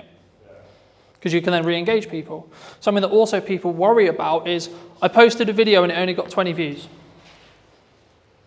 Okay. Well, what's happening when you first post a video for the first 24 hours, bless you, is it's only showing it to your seed audience. So on average, it will take 48 hours or so before you really start seeing something pump. Unless you're trend jacking, that's a bit different. But on the structured content we talked about at the beginning, it will take roughly about 24 hours before the algorithm really understands it. The more content you feed the algorithm, the more it's going to understand what you do and what audience is going to connect with the content you're creating. Does that make sense? So what stage do you start paying for it? So at the minute You don't need nothing I've talked about today is paid ads. I know, that's what I'm trying to think. If you want to do paid ads, you can follow all of these principles, and what I'd recommend you do very quickly for those who are interested in doing paid ads, you should post a load of content, see what does best in regards to views, retraction, etc., and then take the best performing pieces of content and then amplify them with ads. Because then you don't have a question mark on whether the creative or the video or the blog or the post, etc., is actually going to do well or not, because you already know, because it did well organically. So that way you're not wasting money on amplifying bad creative, because you know that it's going to be good, because you've already tested it organically. Does that help? Yeah, no, but if 10,000 people saw it organically, you go to millions if you pay for 10. Yeah. But the key there is to understand that is that 10,000 the 10,000 that you want? Moving back to my original analogy of, do you want 100,000 or do you want 10,000 or 1,000? If the metrics align, as in you got 10,000 of the right people, absolutely you should pour money on it. Because you've already done it. You already know it works with the target sector that you're trying to talk to. So of course you know. And then it's just taking the guesswork out of paid ads. Yeah, you should tweak the copy, you should tweak the text that goes next to it, maybe add a stronger call to action on the end to be a bit more salesy if you're going to, or maybe tweak the hook slightly, or tweak the video very slightly. But you know the bulk of the content's going to work for creative because it's already worked organically. How important is something like LinkedIn for a business owner or a filmmaker? Yes, LinkedIn is essential, I think, for any business owner. I've been posting regularly there for 8 years, I think, something like that. How do they up their prices? Because they struggle to actually put that into practice. If you're paying a freelancer £300 a day, that's way more than 30 grand salary for a full-time editor. Did you reach out to the brands you were looking to do the spec ad for? Because I think some people, when they look at spec ads, there's kind of like two approaches. One is like, do it, tag them in it, or send it to them and sort of see what happens. How did you navigate that initial process of making that spec ad? Anybody looking to scale their video business needs to double down on the brand, and people want to work with the brand, not necessarily just me. Does speed really play a factor, or is it more kind of standard to think about? Did you know that 93% of you are not subscribed? So if you could please do me a favor and you're enjoying the show, then subscribing would mean the world to me, and it would allow me to grow the show and continue to get larger and larger guests and continue to bring what's missing in marketing today. Thank you ever so much for joining me, and I'll enjoy the episode. Hello, my friends. Hope you're well. Hope you're having a good day. Today I'm talking to Carl from over in Manchester. Specifically, he runs a really, I would say a upper class or like premier video production agency on the higher end. And today I really wanted to talk to him about specifically branding, but also how I think a lot of filmmakers, we're stuck in this rut of like being quite maybe lowball or midball or just working on ourselves. I mean, how does would you say, and feel free to give any context you want, Carl, and do you think that people really struggle to sort of scale their business as a whole? Firstly, I've never been called upper class in my entire life, so that's really just thrown me off big time.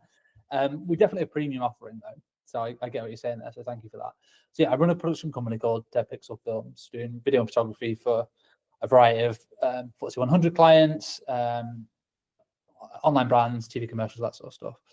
And what was your question? How do they differentiate themselves? Yeah, because I think a lot of people, they're very maybe solo space, and they're maybe worried about like how do they up their prices, because I think that's maybe the dream or the objective of a lot of filmmakers, but they struggle to actually put that into practice. Yeah, absolutely. So for context, we're a team of 5. So I'm not a solo shooter anymore. I started off shooting weddings, same as a lot of videographer journeys, I guess, shooting corporate videos, went to universities, then jumped into freelancing pretty early on. So I was a solo shooter for 4 years. I did weddings, corporates, bits of football, bits of TV, all sorts of stuff. And, I made a really good living doing that. And there was nothing wrong with that. And I loved doing it. And the wedding specifically was amazing. I was working with really happy people, and it was really, really good fun. But I eventually reached a cap where there's only so much time in the day I have. There's only so much I can charge. And I just realized I was I was at a peak, I suppose, in terms of camera operating in Manchester as a technical skill and what I could therefore charge or how I could scale that into a business. So my next step was to go from a freelance camera operator, solo shooter, to a production company owner. And that was a monstrous leap because I alienated all my clients literally overnight, because all my clients were other production company owners. And so suddenly they're like, oh, hang about, now you've gone from Cal Thompson camera operator to Dead Pixel Films, video production agency. You're now a competitor. You're not a collaborator. At least this is how it was perceived 8 years ago when I first set up the company. Yeah, really, in terms of finding new clients and developing those relationships. I had some crossover for a year or two, but eventually it just fizzled away, and I had to then go after bigger and better clients that would, and then focus more on relationship building and then scale it over time. And it's taken 8 years to get to where we are now. There's 5 of us full time. We've got a production studio downstairs. So I'm in the it's like a meeting space that we're in at the moment, and then we've got a 1,000 square foot production office, and that's where all the edits are being done. And then this downstairs is a 4,000 square foot studio space, and that's taken years to be able to have the cash flow and the regular clients to be able to build to that point, to be able to afford to have a studio. We've been in the studio 2 years now, and we use that as a bit of a marketing tool as well to generate more opportunities. It's very challenging because it's very expensive to sort of keep it going and making sure that it's not just burning through cash. But it's all part of the journey. It's really good fun. Yeah, I mean, I was going to ask you about cash, because I think as cash flow as a business owner, right? Because I think there's a massive difference, obviously, from a solo shooter who's maybe positioned themselves as an agency, or maybe the traditional, I think, from the sole videographers that I've spoke to about, they're looking to get work through other video production companies or agencies similar to yourself. Did you always have good money management skills, or because the story that I found is people normally get it wrong before they get it right? Yes. Cash is king with any business, and it's definitely applicable to video production and photography services. I've always been good with money. You have to be a business owner fundamentally, but even as a kid, I was always quite tight, I guess, with money. Didn't intend to be. I always did what I wanted to do. And I went traveling all over the world and stuff like that, and I had some great experiences in my 20s. But I've always been quite strict with money. I've never been spending it on designer clothes. I'm not really fussed about anything like that. I bought my first house when I was 27, which I was really pleased to be able to do. Me and my wife got a mortgage together. So I've always been quite good with money, and that has served me well when running a production company. It's whenever an invoice gets paid, immediately save the 20% VAT. That goes into a reserve account. Immediately save roughly 20% corporation tax. That goes into the savings account as well. And then I've got the cash account of what we actually use for day-to-day spending and paying payroll and expenses and overheads and stuff like that. So there's always been a reserve account. I'll always have a figure in my head of the minimum amount of cash I'm comfortable with. And that's taken a long time to build that up. And obviously, you know, when things like COVID come around, and that is a world-changing experience where you can't have all the cash that you've always wanted. You might have to dip into it, or you have a few quieter months. But in order to run a company, for me, to sleep well at night, I need to make sure there's months and months and months worth of cash flow sat there. And some people might disagree. They might say, well, you should be putting your money to work and making it work for you, so you're earning money in your sleep. And obviously we invest in the studio facility, we invest in our marketing and invest in our team and training and all that sort of stuff. But having a good cash buffer for me just makes me sleep much better.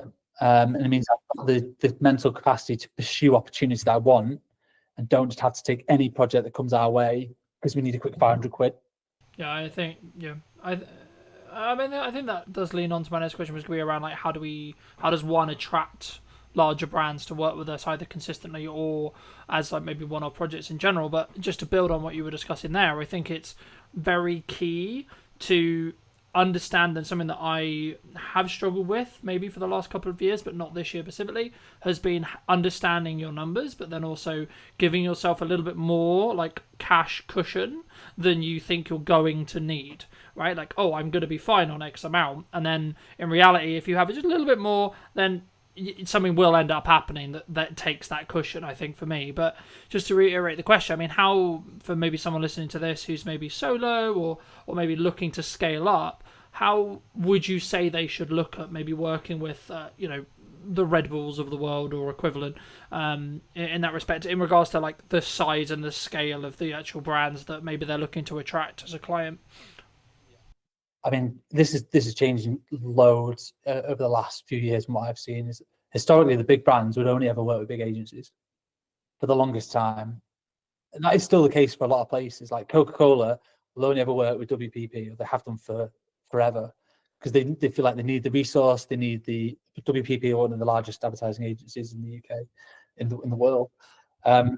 They feel like they need the cushion and the experience of a big advertising agency, and they probably do. They need the strategy thinking and all these different resources they're going to pull upon. But what I can see is that the last few years, more and more brands are doing more in-house, and they don't necessarily need the big agencies or the big thinkers, from what I can tell. Now, I could be wrong, but a lot of brands are now doing that big thinking in-house, and they're bringing more smaller, independent specialist agencies. So rather than just like one overarching agency that handles everything in terms of their marketing and their branding and strategy and their content, they might have, okay, there's an SEO agency there, and there's a production agency there, and there's a web design agency there, and they manage it themselves rather than an agency managing that. And they just make sure that's all sort of aligned, which means that smaller companies have access now to bigger brands, and they're able to work. And basically, once you've got one, it's easy to get the next one, or easier. You still have to chase for it. It's more competitive for sure, but once you have a few bigger brand names under your portfolio, and the work can start speaking for itself. So we're able to attract bigger name brands because we've worked, like we had a Premier Foods Group, which is a FTSE 100 company that we did over 15 YouTube pre-roll videos for those guys back in, it was like 2021, I think. And that's for their whole suite of brands: Ambrosia, Oxo, Bisto. Anyone in the UK will have heard of these brands. They're in every shop ever. So we did loads of ads for them. And by doing work for those people, it opened up doors to more foodie brands. So then we're suddenly able to work for BBC Food. There's another project we got off the back of that. Yeah, we had to pitch for it. We went up against 27 different agencies and a public tender to win that particular project, but suddenly we got that. And then I marketed the fact that we worked with BBC Food for a 9-month content retainer on LinkedIn. That then led to one of our current biggest clients, which is Uni, and they're the pizza oven company based in Scotland. And that's because I put out one post on LinkedIn about working, like a blog post about how we work with food and break down that process. So it went from one to the next. So you can, when you look back, when you're in the thick of it, it's hard to tell what's going on. It's just like, shit, where's the next client coming from? And you just want to do the best work you can. But when you kind of step back, you go, okay, I can see how that one has led to that one, has led to that one, has led to that one. But it's been I've been self-employed for 12 years. It's 12-year experience to be able to get to this point alone. And some people are way further on than me in terms of their career, but I'm really happy that we get to work with like some world-class brands, and just by working with one does tend to lead to working with the next. So I bet your next question is, well, how do you get the first one? Because that is the challenging bit. And the way I would say doing that is work for free, which I know everyone here is going to hate. By free, I mean make a spec ad. Speculative. I don't know if you've ever done it, but you basically need to prove your skills and your services and the quality of your work off your own back. So that's how we won the. We started getting to super slow-mo. That's one of our core specialisms, which works with food and drink kind of content, is the 1,000 frames a second super slow-mo videos. We shot an ad for free with Whitley Neal Gin in a little corner of a studio. Me and my business partner at the time just kind of messing around, working out how does the kit work, how does the lighting work. This was years and years ago. And we put together a little 20-second montage. We partnered with a kit hire company who lent us the camera for the day. So that was very generous. All it cost us was our time and the ingredients. And then we pieced that together. And we used that piece of work as a marketing asset, piece of collateral, to then go and win the next one, and then win the next one, and then win the next one. And that just snowballed. We then became the specialists in super slow-mo and food and drink, which then led us on to the next project and to the next one. So that's always my advice to anyone looking to get into it. How do you attract bigger brands? Is you can't just go to university, study a bit of film, and then go, well, now I'm just going to either have my own agency or go work for another agency, and I'm going to be balling working on these big bad projects. Like, you've got to prove it. Education, you've got to prove it with your skills and your portfolio and your work. And if you've got to just go out and do it. Yeah, no, I completely agree. And I guess the question that comes from that is, did you reach out to the brand you were looking to do the spec ad for? Because I think some people, when they look at spec ads, there's kind of like two approaches. One is like, do it, tag them in it, or send it to them and sort of see what happens. The other one is like, hey, start building that client relationship, etc., and be like, hey, we would love to work with you, or etc., but can we make one for free? Like, how did you navigate that initial process of making that spec ad? Depends how big they are. If they're massive, if they're like a high street name, if you're suddenly I want to do a spec ad for Gymshark, they've already got amazing commercials, an amazing in-house team. They don't need your spec ad. So you emailing them saying, I'm going to do this ad for free. If you want to use it, use it. They just won't. They don't need it. So in that sense, I would just go and do it and just tag them. Like, massive fan of you guys. I hope you don't take offense to this. We've made our own ad. We want to tag you in it. And if Gymshark will unlikely see that and then want to just hire you immediately, but their competitor might. So someone else who maybe slightly smaller than Gymshark might see that and go, oh, I love what these guys have done. Or you can use that to market to Gymshark competitors. So you can reach out to people directly that made this little piece for fun, just showcase our skill sets. Be really honest and transparent. Don't suddenly try and pretend that Gymshark are your client. You've done it as a paid project. That's the last thing you want to do. But just be honest about what you've done and how you made it to showcase your skills. And would you be interested in that one for your brand or business? We did one for like Innocent Smoothies, massive global brand. We didn't ask them to make that. We just did it as I was building all these like mad rigs because we've got a food studio, we have the space. I built like this test tube rig that when you pushed underneath it, basically it forced all the liquid through the bottom of a smoothie container and then just created like this volcano effect out the top. I wanted to test it to see if it was even doable. It's just like an idea. And we shot it in super slow-mo, it worked. So then we got a few more shots off the back of it, pieced together a little 20-second thing, and then just tagged them and put it on LinkedIn. And their marketing team like commented like, oh my God, this is awesome. So glad you enjoyed the product. So from them, it was like free marketing. They didn't really ask for it because they didn't really need it. They were just really pleased for us to make something. And then we use that to then try and win the next food or drink project, or just, a couple of little showreel clips to go in. It's in the showreel now. Do you think you've mentioned LinkedIn specifically a handful of times. Do you think that some people are worried about either putting up a spec ad or like maybe creating content that's not specifically for a client or for a production company, etc., that could showcase their work, could get them that next level, but maybe they're like concerned about either like what would the reaction be or like where people see, because I kind of see it in two respects from my experience with filmmakers. Some that are like really leaning into social media as like a personal branding tool and like as a marketing tool, but others who are maybe slightly more cautious around, I guess, how they post and when they post. In your experience, I mean, I guess the two questions there is kind of two pronged. It's one, how important is something like LinkedIn for a business owner or a filmmaker? But then number two, like, why do you think people are potentially quite cautious? Yes, LinkedIn is essential, I think, for any business owner. It's still quite untapped resource. I've been posting regularly there for 8 years, I think, something like that, and built up a sizable following. I don't know how much work exactly we've got, but I could probably guesstimate we've generated well over 6 figures worth of work and opportunities through LinkedIn without spending a penny. Don't pay for any premium, anything like that. Don't pay for any sponsored posts. It's purely just turning up consistently and regularly, and I try and offer advice to my younger self in terms of the personal branding side of things, but just use it as a marketing tool, just to share the work, share the behind the scenes that we do, so that people can see, oh yeah, it was those guys that made that ad, because I can see them in the behind the scenes. We use that a lot to show scale as well, which also subtly promotes a more premium offering. If you see a squad of 10 or 20 in a team photo, that's a big production. Doesn't matter if you're in the industry or not, that's probably cost a pretty penny, versus the behind the scenes of a solo shooter. There's a certain cost implication there. So subtly you're planting these seeds within your feed into your potential target audience, and you never know who's looking on a LinkedIn feed.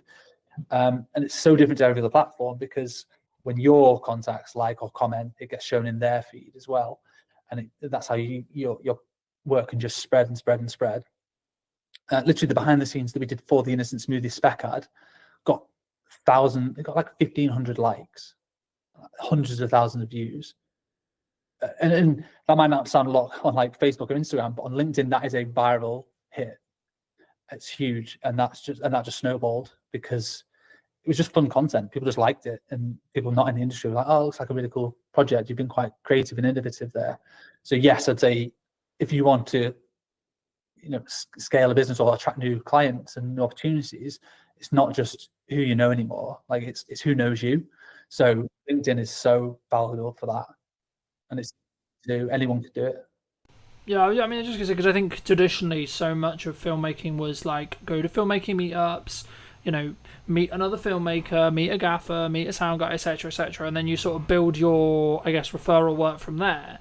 But for me personally, I've actually seen it as a builder now, where you should be doing that, absolutely, but you'll potentially get to a scale, especially as a production company, where you actually, and I guess it comes back to like who's your target client, right? So if it's another production company, then actually knowing other people is probably a better use of time. Maybe I'd be curious on your thoughts.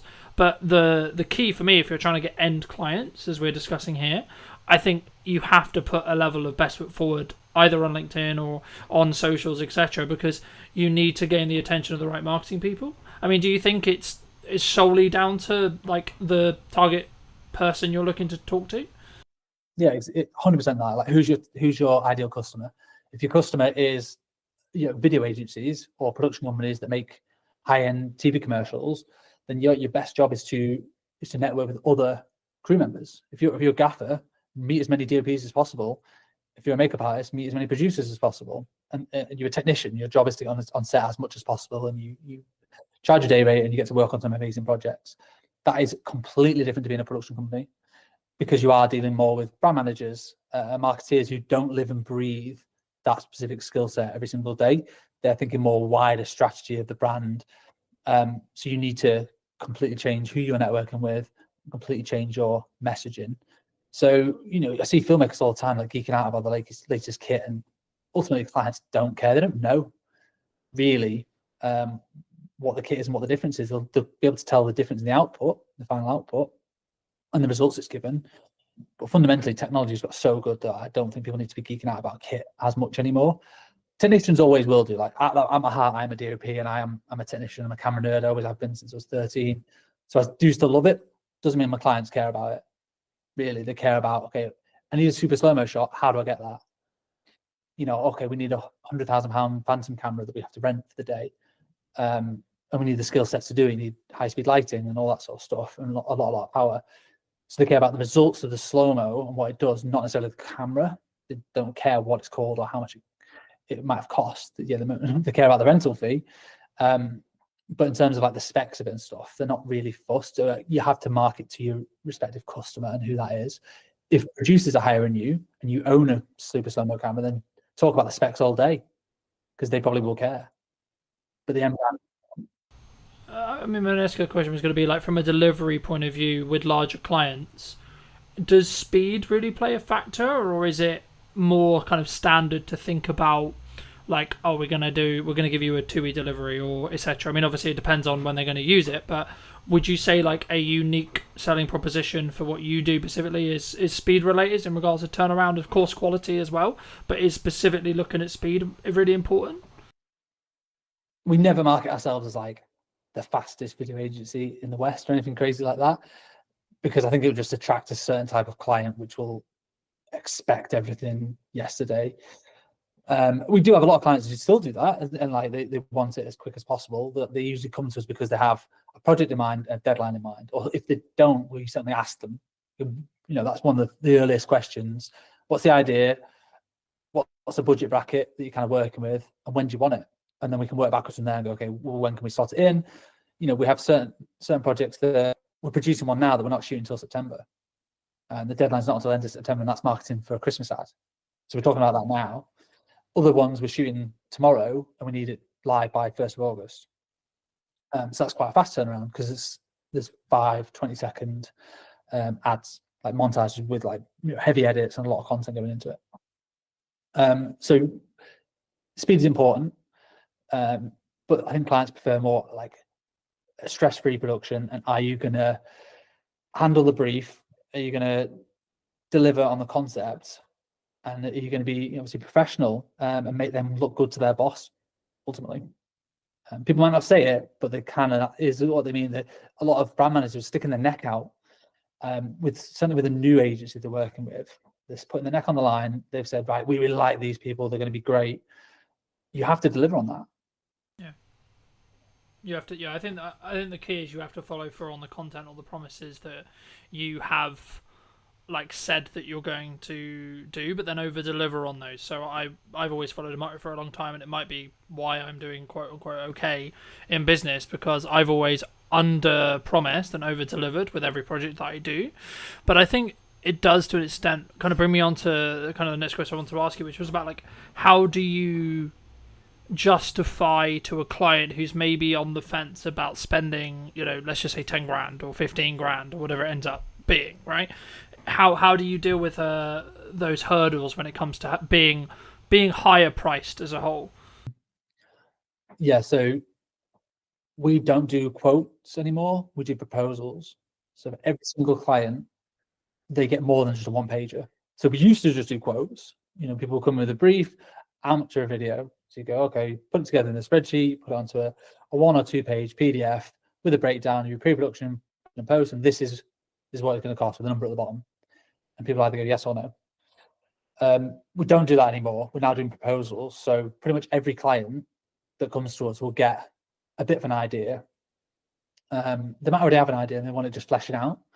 With here's a few visual references of the style that I think we can execute on based on your budget. I tend not to do this like on a whim. Like if I know they've got 20 grand, okay, I can work backwards from there and go, well, this is the kind of production that I think they might need. You know, it's a couple of days, a couple of crew, there's production value there. I know what to spend, so I can know what the references are going to be. And we put that into like, you know, 5 or 10 pages for every single client with a cost and a breakdown of this is exactly what it's going to cost you. You know, the information that was in the original quote still goes in the proposal, but you've also got a lot of more visual references in there so that people can see you understand the vision. You know, they're just taken from previous work or from the web. It's all internal stuff, so it never goes live. It's just like we're just trying to share ideas, and then we're trying to follow through with the execution. Like this is what you're going to get, and we found bigger clients kind of expect that a little bit more. They don't just want a one pager. Like what's going to separate you from, if they're getting 5 quotes, how are you going to stand out amongst those other 4 companies? And you don't want to just be on price. You want it to be that you understand the brief and the unique ideas that you can bring to the table to deliver on that brief. But it's free time. It's a massive gamble. We don't win all the ones we put proposals for. We lost one yesterday. You're like, oh crap, That took me a day or longer, hours spread out here and there to pull that together, pull together references, come up with a bit of a script. I think we're going to nail this. I thought we'd nailed it, and then they still didn't go for it. And you're like, oh, well, not sure what we've done wrong there. That's the game we're in a little bit. Some people might disagree with that. They might say, oh, you should be charged for that time. And we charge for creative development time, but sometimes that initial spark, we often give it away for free. Do you think that's one of the, obviously that's one of the reasons why you do just stand apart, but is that the same, I guess the next question was going to be around like the confidence of maybe charging more or being value-based price rather than necessarily the time. Obviously there's always time that goes into it, of course, but it's more about, I guess, in some ways, when you look to attract those higher paying clients, it's also about it's the entire, in my experience at least, it's about the entire process and journey and the perception that client goes on with you, rather than necessarily just the production day. And that's, I think, where it comes back to where you and I both agree, which is like, they don't care that much what what it's filmed on. They care about what it's going to do for their business and what the return on their investment is going to be. But for you, when you started out, was there a confidence kind of hurdle for you to say like double your day rate, for example? Probably, yeah. Not really thought about it. Often we just do it. I started off charging £250 a day. So it was like a corporate filmmaker, if you like. I charge a lot more than that now. So yeah, there did just become a time you can base it off APA rates as well. That's a good starting point. Producers Association, it's like a union, not part of it, but they do set rough crew rates, and they adjust them every year based on inflation. So you can roughly see what a crew rate should be charging for those. And it varies between like commercials or dramas or photography or whatever. Everything's slightly different, and communicating with other people in the industry as well, asking other fellow filmmakers like, what sort of rates do you normally charge, is a good way to at least set a benchmark. And if you're winning loads of business and almost like too busy and don't really feel it in the wallet, it's because you're too cheap, and because you're just saying, yeah, well, here's a £500 video, that person will work on it for an entire week, and when you work it out, you're working for less than minimum wage. That's not a very good business model. So at that point, you need to pause and go, what do I need to change here? Well, I clearly need to up my rates and probably reduce the workload, and I'll still be earning the same, if not more money in the long term, because I'll have more time to focus on delivering that project to the best of my ability, and then creating marketing collateral to then help generate the next one, or more account management time to work with the clients to be able to communicate the ideas better and fairly, so that when it goes from ideation all the way through to production to post, that client feels like they've been looked after throughout the whole journey, not just been sold a dream and, oh, you're going to get your edit in 6 weeks' time and not heard from it. It's more communicating every other day. This is where we're up to. This is what the deadline is. This is how we're doing. And that always takes time. I can't do all that myself. And that's very hard to do as a solo operator. There's 5 of us here. There's 2 people full-time editing. And there's a producer and a studio manager. So they do a lot of the account management side of things in terms of liaising with clients and communicating and getting edits through the post-production workflow, and then back to for amends and all that sort of stuff. So that does take a team to do it to the level that our clients demand. Yeah. When you were building your team, because you said at the beginning that you went from being solo into like developing the team, did you scale it from like 1 person, then 2 people, then 3 people slowly? And then if so, did you focus on systemizing how you did it yourself? So originally it was myself, and then I partnered up with somebody else. So we then became 50% business owners.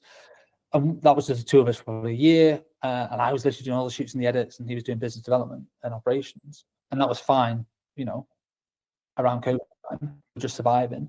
But eventually the edits got too much. So it's like looking at the business model and trying to work out where are we bogged down with in terms of time. And it was edits. So it made sense to hire an editor. Great, let's work out what the finances are going to be.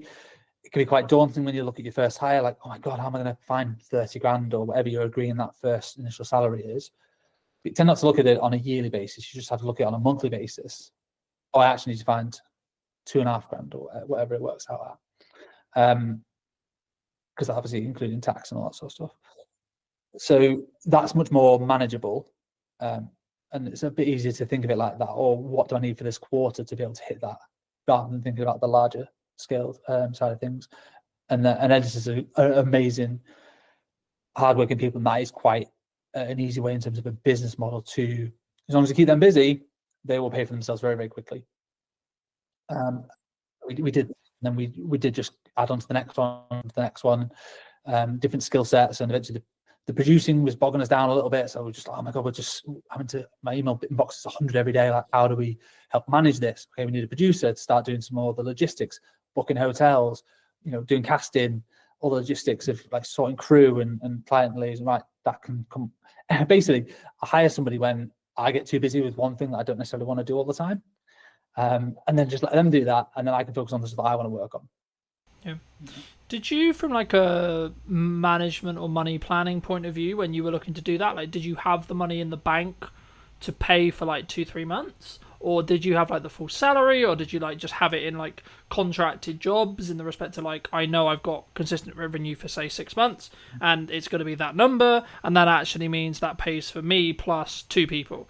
How did you sort of plan that when you were scaling? Because I think so many people, when they maybe look to take from a video production point of view, they take it from maybe a solo, what I would describe myself as, which is like solo plus, where they only have budget for project by project basis to bring in people, expand those crews.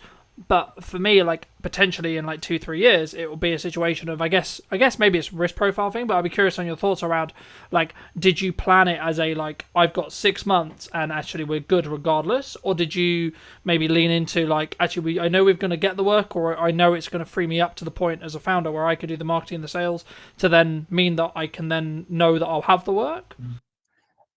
Yeah, I mean, for like a U+1, use freelancers until it becomes so obvious that you're spending so much money on freelancers that it's more cost effective to hire somebody full time. So if you're paying a freelancer £300 a day, that 10 days of work, it's £3,000. 20 days of work, a normal working month, that's six grand. That's way more than 30 grand salary for a full time editor of what you've got to pay out as an individual. So if you do that consistently, you'll soon realize that having all these freelancers has cost me way more money than a full-time person. So generally, that's exactly what we did. We had freelancers, and we actually won a few big block bookings. So we knew we had 2 months worth of editing work. So we had freelancers just coming in. I think we had 2 at the time, just helping us churn through this massive volume of work. It was all costed for, so it was all fine. And we just knew that, well, hang about this. Once that project was coming to the end, we were getting another big project that was sort of, we had loads of edits on. So it just made sense to eventually put a job ad out and hire for that full-time role. So we would effectively be saving money on the freelancers. And we gave the freelancers the opportunity, like, do you want more job stability? Do you want, to come on full-time? And some people did, some people were not interested. They're like, no, I'm happy with the flexibility and the variety. Like, there's a place for both in terms of freelancing as a technician or going full-time in-house. Really depends on your personality and your personal circumstances. But from a cash flow point of view, I think we had at least, call it 6 months worth of cash to be able to pay that person. They could be sat around twiddling their thumbs.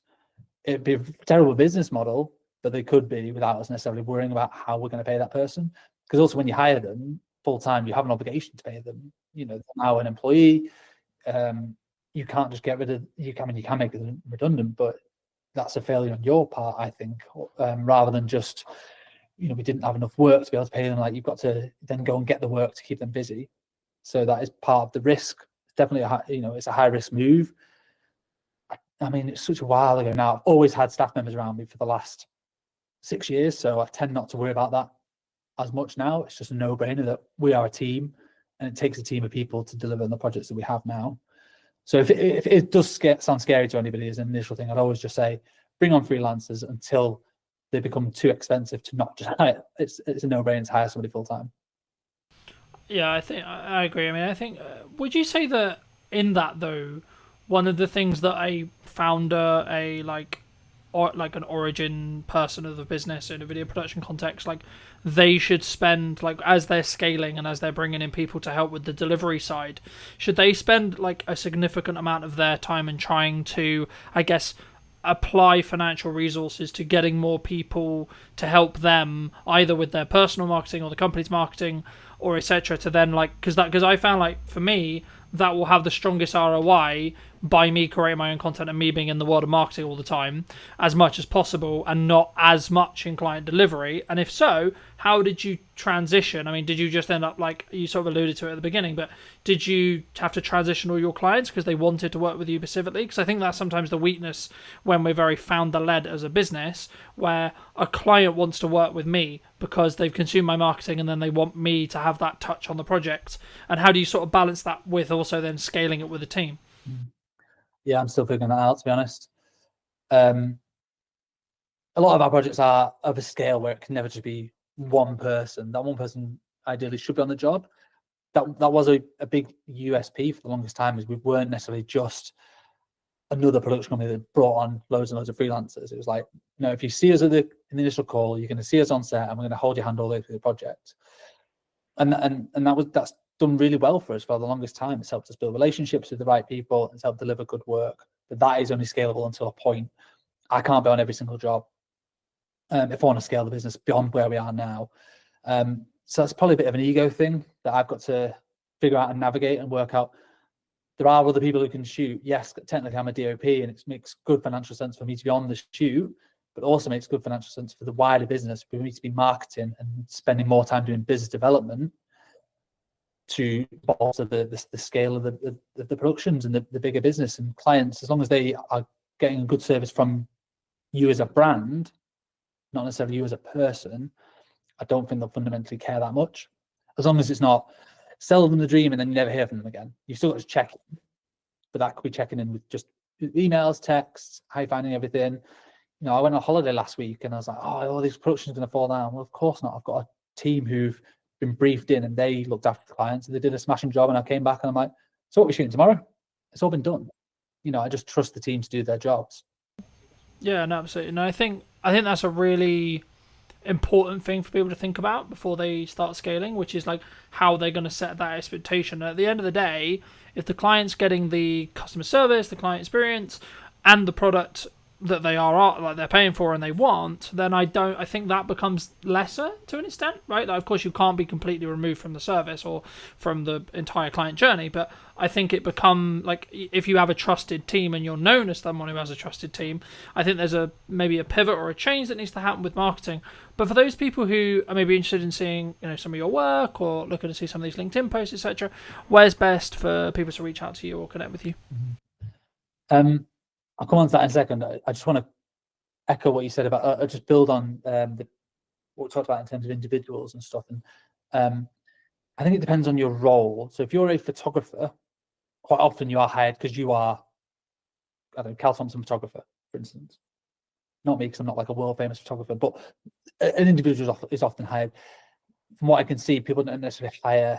There's a couple of very good ones in the north, but photography agencies where it's a different photographer every time.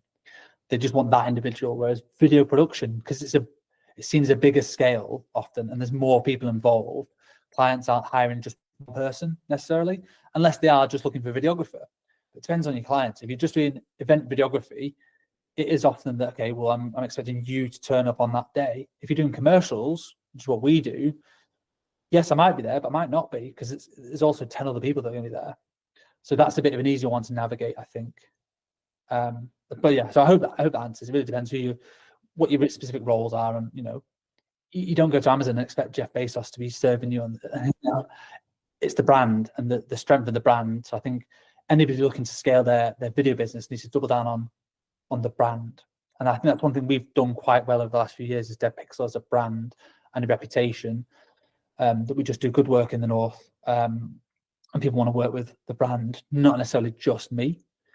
I am the face of it quite often, but I do bring in everyone else from the team, and I make sure I tag everyone else. Like the edit was done by Kate, it was produced by Jazz, and we do some culture pieces as well as not just sharing. You know, we go on team days out and we share that, so people feel a closeness to the whole brand, not just to me as an individual. Same with Instagram. Like we don't just post just my headshots all the time. Like it's obviously it's the work, and it's Kate's been with us 2 years. It's a nice little celebration post or whatever. So strengthening the brand will only help strengthen you as a company. Yeah, no, I completely agree. And I think I think it's about understanding really and being very crystal clear on who you're looking to serve at the time that you're doing the marketing. And if you are looking to maybe shift into going from, say, you work with video production companies and you want to shift into end clients, as in you do a lot of the whole process and you're more perceived as a video production house or video production agency or however you want to phrase it, then you need to be crystal clear on who that is that you're serving, but also number two, what content you need to then create, because it will be different to what you were creating in that respect. But for people who want to connect with you, where can they do that? I'm on LinkedIn, just search Cal Thompson, CAL, short for Callum, but nobody ever calls me Callum, not for like 20 years. Cal Thompson's fine, and Dead Pixel Films on Instagram. We're quite big on LinkedIn and Instagram. There are two main core channels, or deadpixelfilms.com. It's our website. Magic. And as a final thought, if you were going to talk to yourself 10 years ago, what advice would you give to that person? Yeah, I love that question. I think about that every day. Not every day, but a lot. Certainly the older I get, the more I'm like, okay, what would I say to the person 10 years before? My advice to anybody looking to suppose get into the industry is network with everybody. Be a nice person and be patient, and don't expect that just getting a degree you're suddenly going to be Christopher Nolan doing feature films. Like, it's going to take time to develop skills, not just in filmmaking, but in like people skills and management and all those other softer skills that make you a better filmmaker. Are essential to your growth. So that's what I would say to somebody sort of myself 10 years ago is take your time, be patient, and be a nice person, and just do good work, have fun. Don't take yourself too seriously as well. You know, we're not curing cancer, ultimately. We're just making videos. Appreciate the time. Thank you ever so much for coming back and joining, ladies and gents. I hope you took value from this video. Leave me your thoughts and comments down below. If you're new, want to be subscribed, and I'll see you very, very soon. Where we sit now with deepfakes and AI, etc. But before we get too much into that, I mean, what do you think's missing today? I think creativity at the moment is the key, and being really good at using the tools. What would you say to people who maybe looked at AI or looked at X, Y, Z and said, oh, it's just a trend, it will die next week? I think they're massively wrong. I don't think it's like crypto. I guess, is it a doomsday scenario before we started, where I could have, in theory, not actually invited you? I could have used whizzy AI tech to create this Stuart. I think that's going to be a future problem, and I don't think it's as far away as even 2 years. I think we've seen with certain hacks happening out in Hong Kong, Singapore, where people are being invited onto calls with their entire board, and that call with their entire board was deepfake. Did you know that 93% of you are not subscribed? So if you could please do me a favor and you're enjoying the show, then subscribing would mean the world to me, and it would allow me to grow the show and continue to get larger and larger guests and continue to bring what's missing in marketing today. Thank you ever so much for joining me, and I'll enjoy the episode. Hello, my friends. I hope you're well. I hope you had a good day, evening, or night. Today, I'm with Stuart talking about what's missing in marketing today, of course. And also, I guess to an extent, Stuart, it's about where we sit now with deepfakes and AI, etc. But before we get too much into that, I mean, what do you think's missing today in marketing? Well, coming from Origin Secured, we're always going to say trust and verifying trust. I think one of the things we're seeing with lots of marketing agencies, lots of companies, is this model of make as much noise as you can, say whatever you want to say, no one can really prove whether it's true or not, and hope that it catches before you get caught out. And I think that's the biggest issue we see with marketing at the moment, is bringing the trust and the verifiability back into it. I mean, because we were alluding to, I guess, is it a doomsday scenario before we started, where I could have, in theory, not actually invited you. I could have used whizzy AI tech to create this Stuart, you know, which I haven't done, by the way, for the record, anyone watching. But there is going to be a potential world in maybe 5-10 years, or maybe, you know, technology moves quickly, so it could even be as little as 2, if not 1. You know, is that kind of where it comes from? Do you think the lack of trust, like actually confirming that yes, I am talking to Stuart today, and yes, Stuart did actually come on the podcast? I think that's going to be a future problem, and I don't think it's as far away as even 2 years. I think we've seen with certain hacks happening out in Hong Kong, Singapore, where people are being invited onto calls with their entire board, and that call with their entire board was deepfaked, right? And I think they got away with like 20 million dollars, whatever it was in that particular one. So I think that's coming. I think that's going to be sooner rather than later. And I think we're seeing that online, where you'll get images of people like Martin Lewis or whoever saying something that just isn't true, or supporting a project that is a scam. So I think that's coming. But I still think just traditional trust, right, is a problem. How do I verify that I've worked with the MOD as an example? How do I verify I've worked with this organization? How do I verify I've worked with this person? And I can make loads of noise and say loads of things about it. But I don't have maybe a podcast to prove that I've done it. So I think that in that sense, we have to find a way of enabling people to verify that information, but without risking all of the personal data that goes with it. I mean, I wasn't actually going to start here, but I think it's important for me to start here. Someone like me, right, who has been on the internet for, I'm going to say, shy 10 years.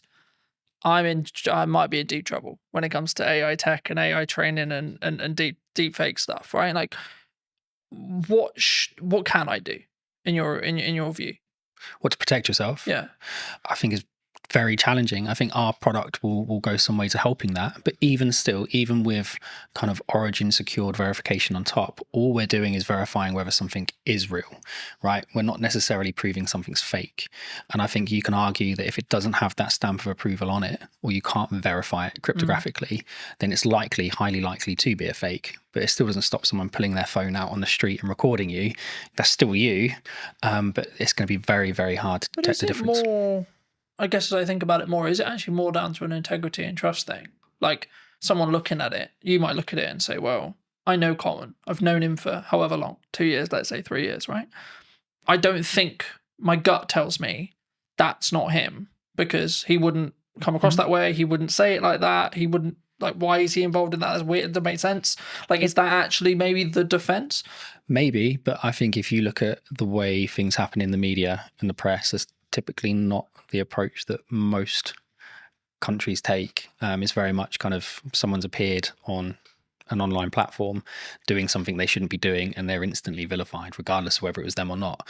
So I think there's an element of education and adaptation that we need to go through as a community. Absolutely, that will help. I think technology will assist. I think that will go some way to proving it as well.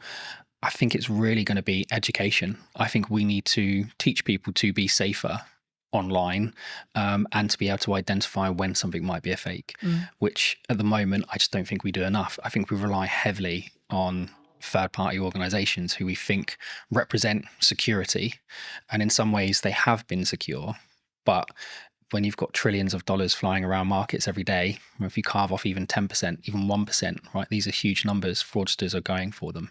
So I think we need to adapt and find new ways. Do you think maybe as marketing, or as maybe as like just a medium to small size business, what can I do then? What can you do? I think, again, having things like this will help. I think having endorsements from organizations will help. And again, going back to what Origin Secured is about, it's about having endorsements, right? How do I verify that I've worked with this organization? How would you verify you worked with Origin Secured? Well, you can have my video with you online. But outside of that, it would be a case of you could put my quote up on your website. But again, how do I verify that was real? You might have to get one of your customers to come and talk to me. So I don't know if we actually have an answer to that question at the moment, other than we know with Origin Secured, we can cryptographically prove you've worked with us, and you don't have to pick up the phone and call me to get me to prove it. So it's difficult, right? You know, Absolutely. I think everyone thinks trust and brand, and, you know, like, I'm a big advocate for trust and brand. And I think that the only really, like to quote Gary, the only thing that matters, or the only thing that will be left, will be brand when everything is commoditized by AI. Yeah. But will even that be left? Because if you look at some of the AI tools that are coming out now, I mean, we're looking at them. We use AI throughout the business. And I know a lot of companies say that, but genuinely, from cursor all the way through to the front end, products like Replit are coming out. You can take an existing front end and you can copy that, and it might take you 2 weeks, maybe a month, with a couple of half decent devs. So you've spent millions investing in this product, in this brand, and then someone comes along and just copies it as a carbon copy. And if their marketing skills are better, if their social media skills are better, if they're better at hacking that kind of influencer side, well, where's the value then? Like, is it more valuable to have a really good kind of marketing team? Or is it more valuable to have a really good brand? I think they don't always go hand in hand. You can have a really great brand, security, integrity, strength, and it can be destroyed in minutes. I think that's difficult, right? Isn't it? I think that's, I hate to use Bud's term, but like that's where personal branding comes in. Yeah, because like if I'm saying and I'm endorsing something, yes, it could be AI'd, but then as I say, maybe it is that. Like as I say and think about it, like maybe it is just that because of my track record. Because like then people, I guess the question there though is it then down to the person consuming it to make the decision?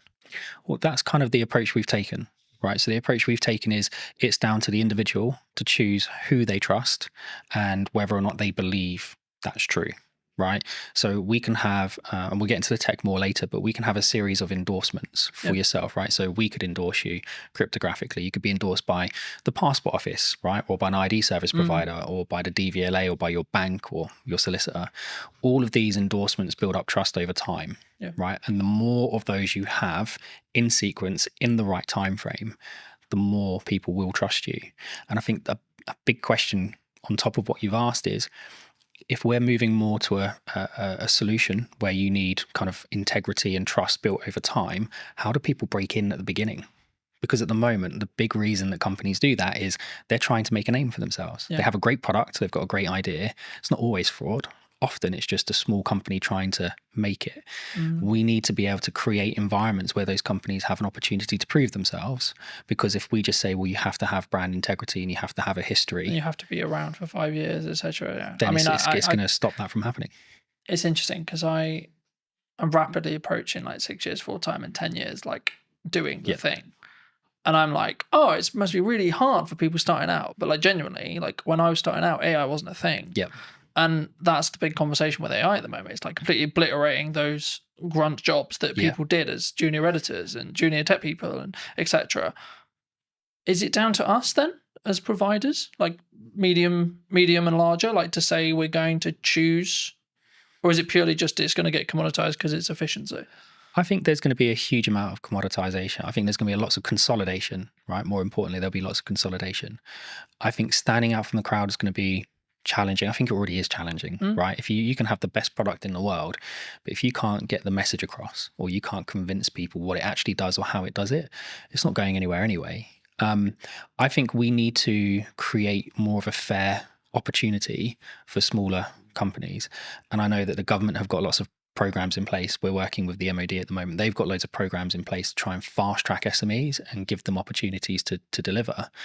I think we need to do more of that. And I think we probably need to have better controls over how are these contracts won, how are they tendered for, because ultimately they're geared up for companies who have got hundreds of people to spend hours and hours and hours of time building this kind of knowledge up over time, and then you've got a small SME that's run by 3 people with no experience. But also, I guess you could flip it on the other side when you look at AI or things like ChatGPT, large language models, etc., where actually that could be the greatest equalizer that you've got, right? Because someone who's maybe solo or 2-3 people, then arguably, if they're leveraging AI and they're early, they could actually be keeping up with 100 staff in regards to workforce because they're working quite smart. Well, they can, and I think, look, we've certainly benefited from it, right? Lots of smaller companies are benefiting from using AI, but so are the larger companies. And I think if you, I'm going to get in trouble for talking about this, but one of my favourite TV shows is The Wire. And there's a scene in there where one of the characters is out of jail.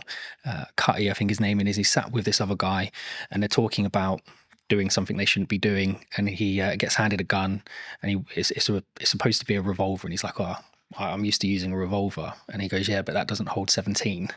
And he's, oh, the game's changed. And the other guy goes, no, it hasn't changed. It's just got more fierce. And I think for me, that's what AI is, right? Yes, there's going to be less entry-level jobs. Yes, there's going to be less opportunity for people coming out of university. It doesn't mean anything's changed. The industry's still the same. It's just more fierce because the competition isn't now just with someone, one of your peers. The competition is now one of your peers who can control 4 or 5 AI prompts and do the work of 12 people rather than doing the work of 1. And so, yes, these companies will benefit smaller ones, but I think you're in a more fierce environment because those larger companies have access to just the same technology. Do you think it comes? I mean, there's kind of like there's 2 strands here. Number one is like the larger companies is like turning a ship, right? A massive ship. When I'm a speedboat, I can go, woo, you know. But I think the more important, I guess, question is around number one, how agile you can be as a company, but also number two, it's the mindset, I guess, in some ways, because I think like with the commoditization of automation, technology, etc., like we could go down the mindset of, okay, we're all gonna be out of jobs. Bye-bye, farewell. Yeah. Right. Or we could go, actually, how can I utilize this as a tool? And, you know, I was having a conversation with someone very close to me about another filmmaker the other day. And I was very worried for his model, looking at his business model, because traditionally he's, in this case, brought in as a camera operator for other video production companies. And there's been a large conversation in the space, for those who are listening, about you've kind of got two models that you can really like business model-wise that are still profitable and can still work. Yep. Massive Hollywood stuff, which big crews, big money, lots of stress, and then the 1 to maybe 2 at most, like production size, right? The issue is, I guess, the middle-class filmmaker, you could say, in my realm, could be and potentially is going to be commoditized, especially if they're not utilizing or looking how to use AI, how to do prompts, especially if you look at like the AI generation stuff that's coming out and like Google VO3 and etc. Like I looked at it and went, oh, right, okay, I need to talk about strategy more then. Because the idea of filming stuff is going to become less profitable than I think it was. Yeah, potentially. And again, playing devil's advocate to the other side, does it become less profitable, or does it just shift into a different community? So is it now not the middle class filmmaker, right? Is it now opening this up for everyone to be able to access it? And actually you get more creativity out of it because there are people who are learning to use those technologies at a younger age and more efficiently. I think my cousin is doing phenomenally well in Sydney at the moment as a filmmaker, right? She's still going through school, but she's done several productions. She came up with this phenomenal idea about a particular singer, and she's been talking to their team about being able to produce a particular song. The idea behind it is incredible. You won't get AI to produce the idea, right? Not yet. That might come in the future. But at the moment, AI is just really, really, really good autocomplete. Lots of people are going to be really upset with that. But it is, right? They're just predicting tokens. We're not yet at a point where it is finding new ways of doing science, right? It might find a new mathematical way of folding a protein, right? But that was always there. It's just able to run more permutations. But it's not going, I've got this great idea for this film, and I want this, and I want that, and I want the other, and I want the other, right? That's still really a human kind of product. And I think... Do you think that's where the opportunity lies then? 100%. I think creativity at the moment is the key, and being really good at using the tools, right? I still think there's going to be lots of jobs. I think they're just going to change. I think you'll have less entry-level jobs, not necessarily a bad thing, but you might just have lots of people who are really, really good at doing the prompt engineering. That will become a big job in my opinion. What would you say to people who maybe looked at AI or looked at X, Y, Z and said, oh, it's just a trend, it will die next week? I think they're massively wrong. I don't think it's like crypto, right? I think my co-founders and I always disagree on this, especially one, Mark. He's very, optimistic on the crypto side. You know, Mark, and he loves it. I'm still very much of the opinion that there's been too much happening with the mainstream cryptocurrencies from a dark web standpoint, right? From a criminal historic standpoint. So the AML piece and the KYC piece can be incredibly challenging if you can trace it back on the blockchain to criminality, because really you should be taking that as proceeds of crime. So I think there's a major issue with that. I think the difference between that and AI is AI genuinely has solutions, right? You can take someone who spent the last 20 years of their life learning how to spot tumors in lungs, right? They might have a really good accuracy, 80, 85%. And then you can train an AI model to 92, 93% accuracy in 3 or 4 months. That's a huge jump, right, for us as a species, in my opinion. So I just don't see AI dying. If anything, I think it's going to become more and more integrated. And I think actually what we're going to see is that AI is going to become smaller and smaller and smaller. And I don't think it's going to be long before it's fully inside your device, not in the cloud. It will be inside your device. You'll have your own private AI. And it will learn you more and more and more. And this is why Origin set out to do what it does, right? As more and more information is being collected, you need to secure that in a better way. You need to be comfortable that your data is yours, that you have control over who accesses it, and if they do manage to get access to it, that you can revoke that access. And if someone is storing your data somewhere, you've got some level of encryption yourself over that data. I think that's much more important as a conversation. Is not necessarily is AI going to be a great tool, 'cause it's not going anywhere. Is how do you secure the data? How do you scrub the PII out of it? I think, yeah. Because I know that, you know, other large language model providers, I'm sure, have done similar. But I know OpenAI, owners of ChatGPT, got into some hot water because they basically, what it seemed like was they were basically ignoring copyright law completely, and they just went, "Oh look, the internet's got loads of internet and information on it. Let's just take that, thank you." And I don't believe that could be undone now. We're kind of in the wild, like we're in the Wild West in that respect, as in like ChatGPT knows everything and they will know everything forever. Yep. And again, there's only so much data in the world, right? So forget kind of some of the data that people think is proprietary for their organization, right? Where they might have taken 4 or 5 pieces of information and done something cool with it to produce another metric. The actual data, there's a finite amount, right? OpenAI found that out really quickly. You can still download pretty much the entire website scraping, and you can pay to download that online, right? There's several companies that offer that as a service. Anthropic will have done it, Google will have done it, Apple would have, all these organizations. If it's not just specific to OpenAI, every single company has done it. And I think at that point there has to be a kind of really important question being asked, is how are you protecting your information, not just from a copyright standpoint, but even from we were talking about this the other day. So M&S, their hack, right, which was social engineering. Well, how secure is me sending a 6-digit passcode to your phone? The phone's not linked to your identity. It's not linked to anything other than you've told me that's your phone number. And yet this 6-digit code magically makes it secure. I think that's a big issue. And if I can now use an AI, and it doesn't have to be OpenAI, right? The safety protocols are there, but you can use any of the open source versions like Llama, whatever it might be, run it locally on your own machine. There's loads of tools out there like anything LLM that will allow you to do it. Well, I can now connect that online and I can say, right, go and find the maiden name for Carlton's mum, right? And give it access to Facebook, give it access to LinkedIn.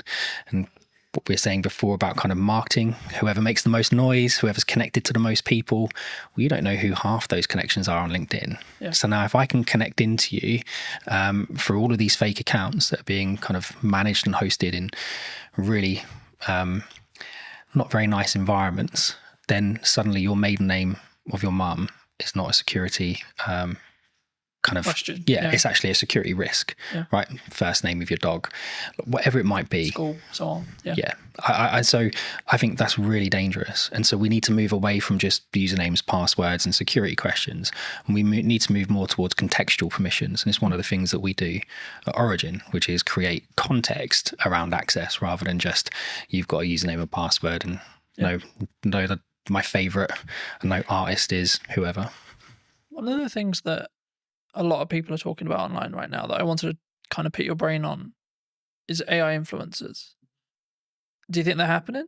And do you think they will be the future? Because a lot of people are saying, well, how would you 95% of people aren't going to care that it's AI, even if they know, even if you can tell. I don't think anyone would be able to tell. I think there's already influencers out there that people have said are AI. I think the big one that I found quite amusing, we had a big chuckle of it. I think one of the adult content creators worked out to be an AI generated model. And I just think that's hilarious, right? That these people are paying for this personalized service and they've got no idea that it's not even a real person. And I guess the question, like you said, would they even care? Right? The illusion is there that they're receiving that personalized service. And I think it's the same for all of us. If you had the choice between ringing up the bank and them saying, press 2 for this, describe your problem, and just go around in that never ending loop, or would you like to talk to an online chat agent that's an AI model that you know is not real, is not a real person, but at least is conversing with you in real language in real time? Which would you choose? I think, I mean, as someone who uses AI, and we both, I'm sure, do, in depth, I think for me, I think it's about understanding what the contextual relevance that you want from it. Like for me, if I want to analyze information and data quickly, AI will be a better solution in me asking you to, so I have all this data, Stuart, can you create this and this from it? Well, you're gonna go, no, that's totally a pain in the ass. But when it comes to like emotional or creative decision stuff, that's where I think human connection will still come in, and I think that's going to be the thing that people maybe need to focus on. And that's why, like, I found it really interesting since launching the podcast and it having a hybrid element. People are, I guess, if you want to go like strategically around it, like the show up rate is higher for in person than it would be online, right? And I think the same is going to be true when it comes to like in-person events and stuff. And I can see kind of this two camp book, which is like people utilizing AI, good idea, but also a constant want and drive to have that human connection, online events, online person, podcasts, online conversations, etc. And actually, from a marketing standpoint, if you don't have a podcast, I would say now is the golden age to have a podcast, because this is the kind of conversation people really want. They don't want you have a conversation with a robot necessarily. Do you think? I think there's a lot there.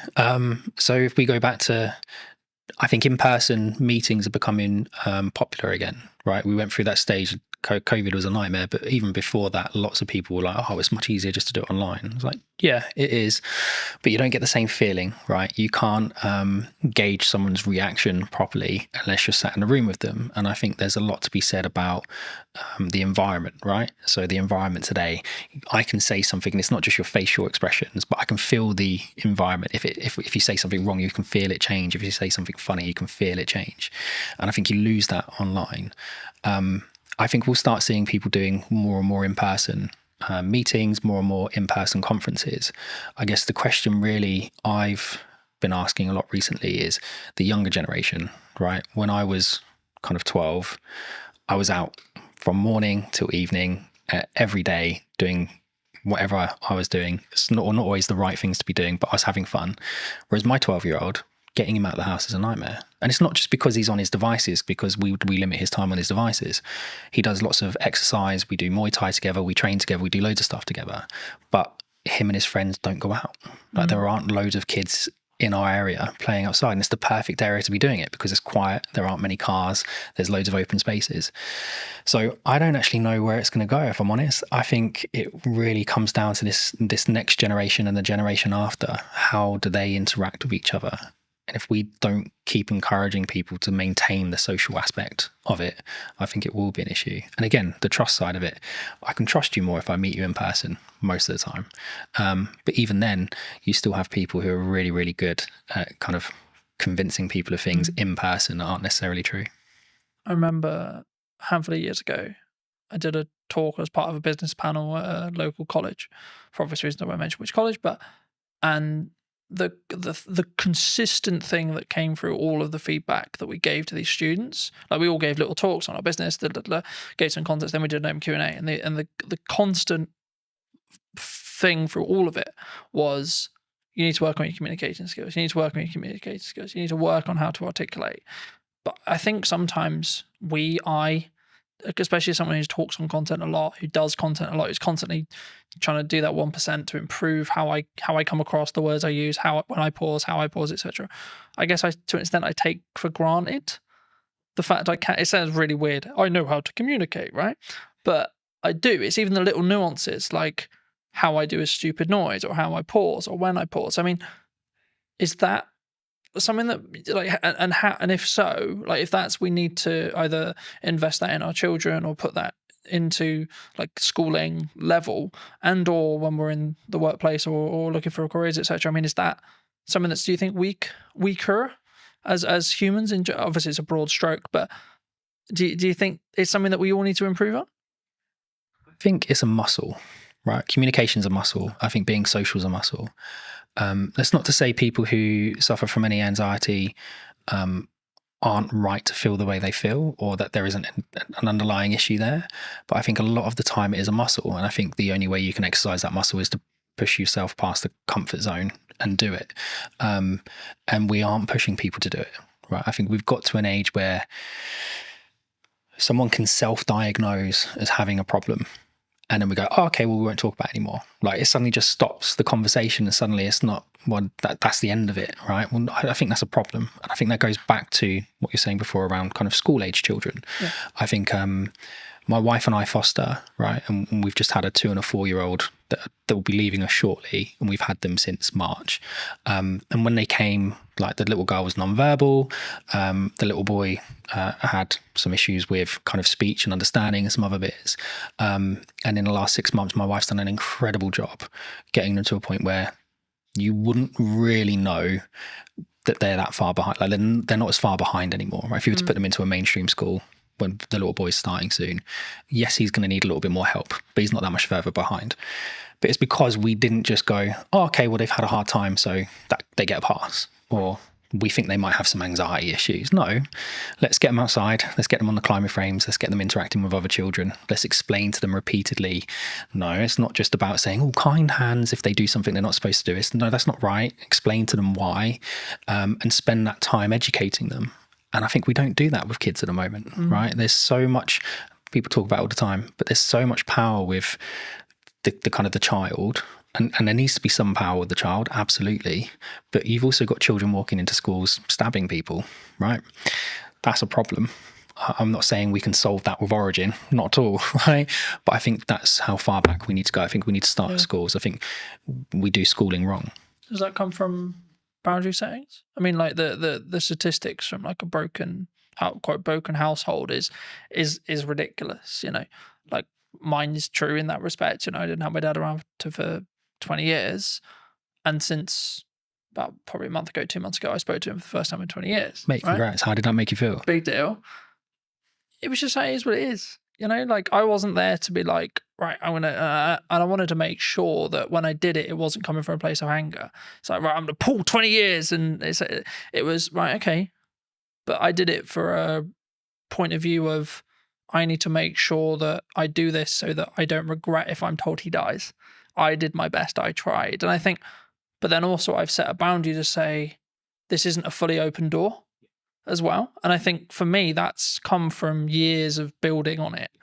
And that's why I asked you about, that's why I guess the question of like, do we naturally have boundaries either in work or from parents to kids as well? I think we spend a lot of time teaching people how to drive, right?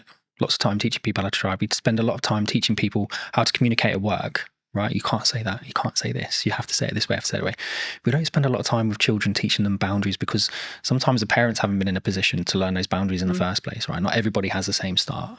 I had a similar experience with you. Didn't see my dad for a long time. And I did go in different directions, and I was lucky enough to meet my wife who kept me on the straight and narrow. And I didn't speak to him for a long time, and he passed away. So before we had a chance to reconcile, whether we would have not, I don't know. So I'm really pleased you managed to get through that. But there's a lot of people that don't have that kind of, they don't know themselves enough, right? They don't have the same strength of character. They haven't gone through the same experiences the same way and come out the positive side of it. I think we encourage people, and TikTok and the others drive me mad because it's 10 ways you know you've got ADHD, and 10 ways you know you've got this, and 5 ways you know you've got that, and we're just creating excuses all the time for the behaviour. And so boundaries, I think we all know where the boundaries are. I think a lot of the time we just choose to ignore them. Is that personal though? Because my boundaries and your boundary may be different. They should be, right? Otherwise it'd be boring. They absolutely should be different. But I think there are some basics that we should be able to agree, right? Certain spaces are private. Yeah. Certain words shouldn't be used. Certain things are unkind. Certain things are kind. Well, it's just mutual respect stuff though, right? Like, absolutely. Like you don't need to be, just because I think you may be acting in a manner that's maybe unkind or etc. That doesn't necessarily mean I'm better than you by saying that you're being a dickhead, for example. Do you know what? I was on a train recently, and there was a gentleman using his phone in the quiet carriage, and there was a gentleman sat opposite him, an older gentleman. And I've never known how to turn around and say to someone like, why you got your phone on? Why are you listening to it loud? Why are you not using headphones, etc., etc.? Because it always comes across as really aggressive, right? And the old guy just literally just leant over and went, "Excuse me, I just wondered if you'd seen that sign." And the guy looked up and saw his quiet carriage, and he went, "Oh, sorry, mate," and left. And that was it. There was no big like hurrah. There was no shouting. And I thought, well, that's a mutually respectful way to approach that situation. Would he have approached it the same way if it had been a 13, 14-year-old teenager listening to his music loudly? Would the teenager have responded the same way the man did? You don't know. But I think we should approach things in a respectful way. And again, that boundary issue, mate, that's a hard one, right? There's people that have spent their entire lives working on that to try and find a solution, and they still haven't figured it out. I think I keep coming back to this whenever I talk about something like this, and I keep coming back to it's self-love, self-development, you. It's reflective of you. So, but from that perspective, I guess it's kind of down to you to do the work to then see the different reality, if that makes sense, right? And I think for me, that's sometimes where people struggle, where they for whatever reason they want to bury it, they don't want to deal with it, they don't, etc. And I think everyone has a level of trauma. It's I don't know using that word, but the level of trauma will either make or break you, and then it's up to you to see how you deal with that to then move forward. So I think I'm smiling because it actually brings up a really good example. You remember you'd go to the gym, right? I want to lose weight. You go to the gym, you're trying to lose weight, and the guy go, well, if there was a pill you could take that would make you lose weight, everybody would take it overnight, right? But it doesn't change the fact that you need to create these habits and these kind of self-motivation that drive those behaviors, right? Because this is really important. And then we had Ozempic and Mounjaro and all these other things come on, and people have utilized it. And I think it's a great tool. If you need to kickstart that process and you're nervous or anxious about going to the gym because of how you look, great, kickstart it with that, but don't rely on it. And I think we've created an environment where I feel depressed, here's some tablets. I feel anxious, here's some tablets. I feel overweight, here's an injection. I feel this, go do that. I hate going to the gym. I hate working out. I'm not someone who enjoys it. If I haven't eaten properly during the day, I will throw up. It doesn't matter how much I train, right? My body just absolutely hates it. But I push myself to do it because I want my son and my daughter to see me go through those hard things and realize sometimes short-term pain gives you long-term gain. It gives me an extra 5 years with them, then it's important. And my dad was 41, 42 when he passed away, and I hadn't spoken to him for a long time. So I don't want to be in the same boat. I'm only 3-4 years away from being in that age category. So I'm going to do everything I can to. Do you think we need to not live with regret then? 100%. And if we can take actions that are maybe uncomfortable today to mean that we're not going to be regretful in 5-10 years? Yeah, I've lived a lot of short-term pain for long-term gain. And if you ask my wife, she'll tell you that it's been kind of lots of long-term pain for not very much gain, but actually we're starting to see the fruits of our labor. And I've got lots of friends who I've grown up with who haven't always taken the same approach. There's one or two of them that absolutely have, and they're smashing life and they're doing really well. But there are still an incredibly large number of people I know who are living month to month, and whether that be just kind of taking out finance on a new car because they want another car, or they're not taking those kind of short-term pains of, well, actually maybe I'll just hold this car for another 5 years. Nothing really wrong with it. The plate might be, I don't know, my plate's a 17 plate, right? I've got no interest in selling my car. I love my car. I've had it for a long time. But you don't get the, oh, that's a cool car. Oh, well done. You got a new car tick box from your social circle though. No, you don't. But again, it's that confidence of being able to say, well, I don't need it. And again, you go back to what you're saying before about boundaries and how you're brought up. Lots of people don't have that. And again, from a trust standpoint, well, who's going to give it? Right? Because you do need a parent or someone you trust in your life to give you that validation. And if you're missing it, you're going to be looking at it from all the wrong people. Do you think we come from a place of like strong, I guess, I'm just thinking of the best word to describe it, but like for me, it's like we can only think about this way because we come from a sense of privilege. Yeah. Because I'm always aware, for example, like, and not to like dwell on what's happening in the world right now, but there's areas in the world where like children are starving. Mate, right? I look at what is happening in the Middle East, and it fills me with dread that we kind of won. And even then, we're still have to struggle. We're in the fortunate position to have the available time, energy, and resources to sit here and have a conversation that we can put on the internet. Well, it's a genetic lottery, right? Like we just happen to be born in the UK. We just happen to be born into the families we were born into, or the environments we were born into. It doesn't mean that we haven't had to struggle, haven't had to go through interesting times. But it just we have to frame it in our perspective when we come over. It is a privilege. We're coming in from a level of passive privilege because in 95% of cases, yes, there's exceptions to the rule, etc., etc. Everyone has the different story, but in most cases, in the UK especially, or Western culture especially, like we haven't really need to worry about most of the essentials, either because state looks after us and or because we come from a family that can look after us and or we're given the tools to be able to create income that then in turn means we can take those, have those things. It's having the opportunity, right? I think cars aren't exploding next to us. And I think when you can walk down the street and a bomb isn't going to go off, that creates a level of opportunity where you can focus on different things. You can focus on building wealth. You can focus on improving yourself and moving up the social ladder, so to speak. My upbringing, my parents, my mum, my stepdad, everything they could for us, but we still went without certain things. But my dad loved holidays, right? So we did one big family holiday every year, and he loved to travel. He loves politics. He loves history. So we would go all over the place, and we would go and actually really explore the areas we went to. We'd meet locals, we'd understand the history of the place, and that gets you out of your comfort zone, right? Because now you've got the social aspect of it, you've got the verify point, because I'm actually in the country speaking to the people at that location. And I think that kind of shapes you as an individual, whereas if you spend your entire life just seeing everything on TV, you can just turn it off. And it's not the same. So I think we absolutely are very privileged. Even if you're going through hard times, you're still not necessarily worrying about the same things other people are. But it doesn't mean your story is any less challenging. Though. And I thought that's why I've always, for as long as I can remember, I've always talked about the fact that I don't have to walk 3 miles to get 50-50 chance if I die from drinking the water that I got. Like I have clean drinking water, etc. And it sounds slightly ridiculous, but like also just the odds of being alive is 1 in a trillion, right? Yeah. Like, and being alive now, and if you look in this age as well, with this level of opportunity, etc., which is maybe why I can sometimes come across quite brash, because I'm like, I don't have time for people who maybe victimize themselves. I'm like, you don't understand how lucky you are. I feel the same. I've look, I'm not gonna get a violin out. My life hasn't been anywhere near as hard as some people, and some of the children that we've had come into our care, their starts to life have been like horrific, really horrific, and how they are going to shape themselves and cope through life, bouncing around kind of the fostering care system, I dread to think what the outcome is going to be at the end of it, because how can you kind of fix that? But then there are a lot of people who haven't gone through those experiences quite like that, who, like you say, kind of want every excuse under the sun not to be doing something, not to be doing this, not to be doing that. Well, why can't I just have a pill? Why can't I just have an injection? And I think that's one of the things that AI can't do, right?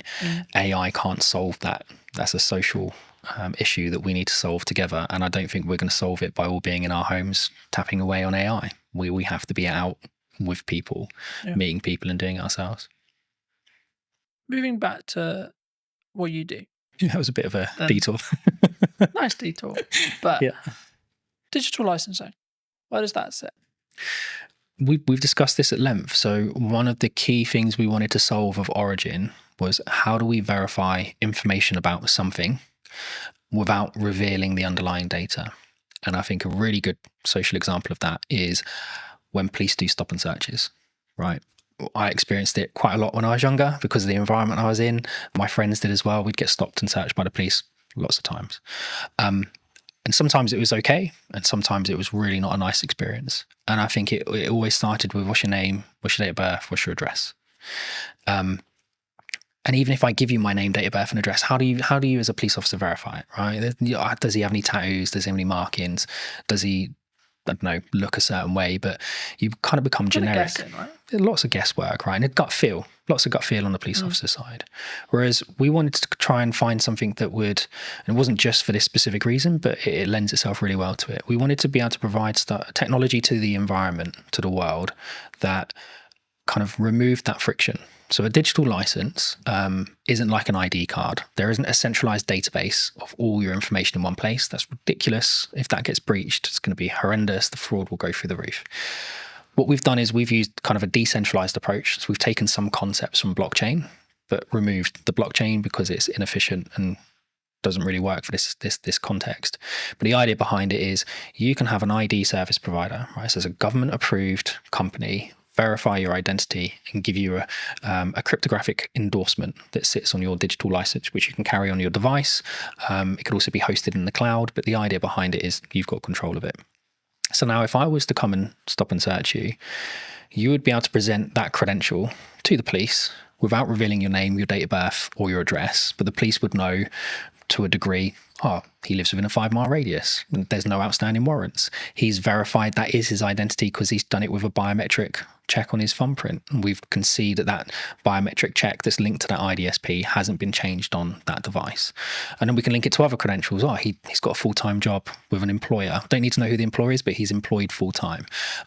We can see that he is part of a charity, or he does this, or he does that. There's all these different aspects we can start to build into that check. And it all comes from, well, I still haven't revealed any of the data underneath it. These are all independent cryptographic proofs coming from third parties, but that police officer is now sure that individual doesn't have anything outstanding.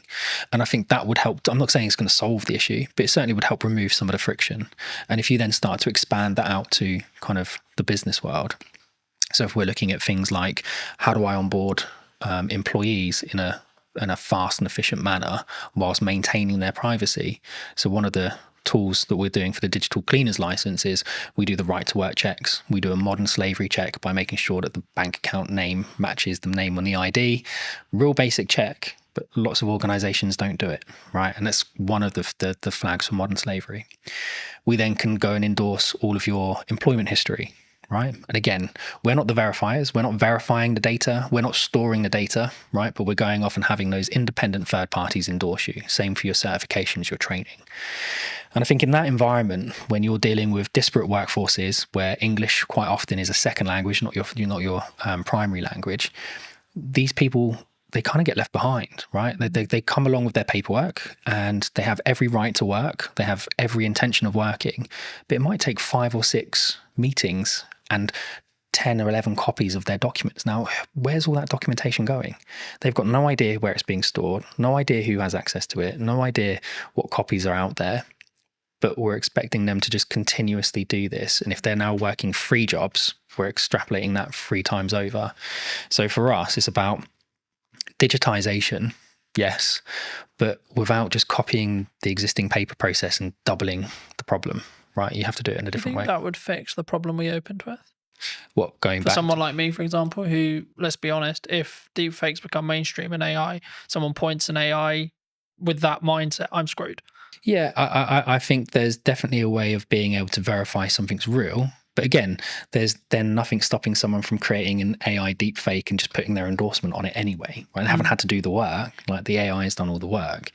I think it will become more important for organizations and in fact probably more important for creators to be able to verify that's their work, right? I was the one that created that first. Here's my endorsement. In some ways, from a maybe not a legality point of view, but kind of a copyright plus model, I guess you could say. Yeah, absolutely. And I think one of the things we've seen with the endorsements is, and you'll get it all the time with correspondence from the BBC, right, or for Sky News or whatever, our person on the ground. Well, that's great, but I don't know who that person is. I don't know their credentials. I don't know where they're from. I don't really know if they're from that country. I don't know what their background is. Whereas if you were able to say, here's the credential that's been lent to this article, well, now I've got, well, yeah, he's got an IDSP verified in that country that he comes from that country. He's got a university credential that says he went to that university. He's got an employment credential that said he was employed there at these points in time. That's not to say people can't build those profiles up at a state level if they really wanted to go to that level, but it becomes much harder to do, right? The threshold for access to fraud becomes really, really high, because when we're actually taking these interactions and monitoring them, we create an encrypted hash of the interaction, and that gets stored on what we call event chains. So not blockchain databases, but the event chain is a point in time. And so you can't go back in time and put something on the event chain in the past. It has to be done in time. It's temporal. And so in order for someone to perform a high degree of fraud, it's going to take them 5, 6, 7, 8 years to build that profile up. And they will have to do it in multiple chains simultaneously.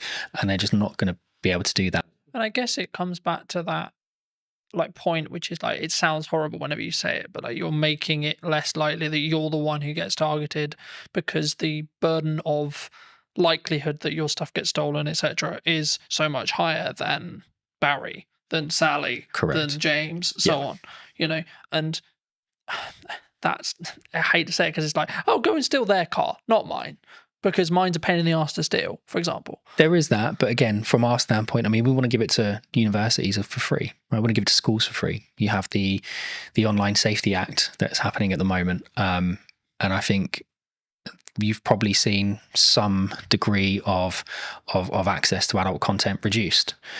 But it's seen VPN usage go through the roof, right? Because we know how people are accessing it, just going around the issue. And I think they had, was it Keir Starmer's driver's license got leaked online, and people using that and a picture of him to be able to skate around the sides of it.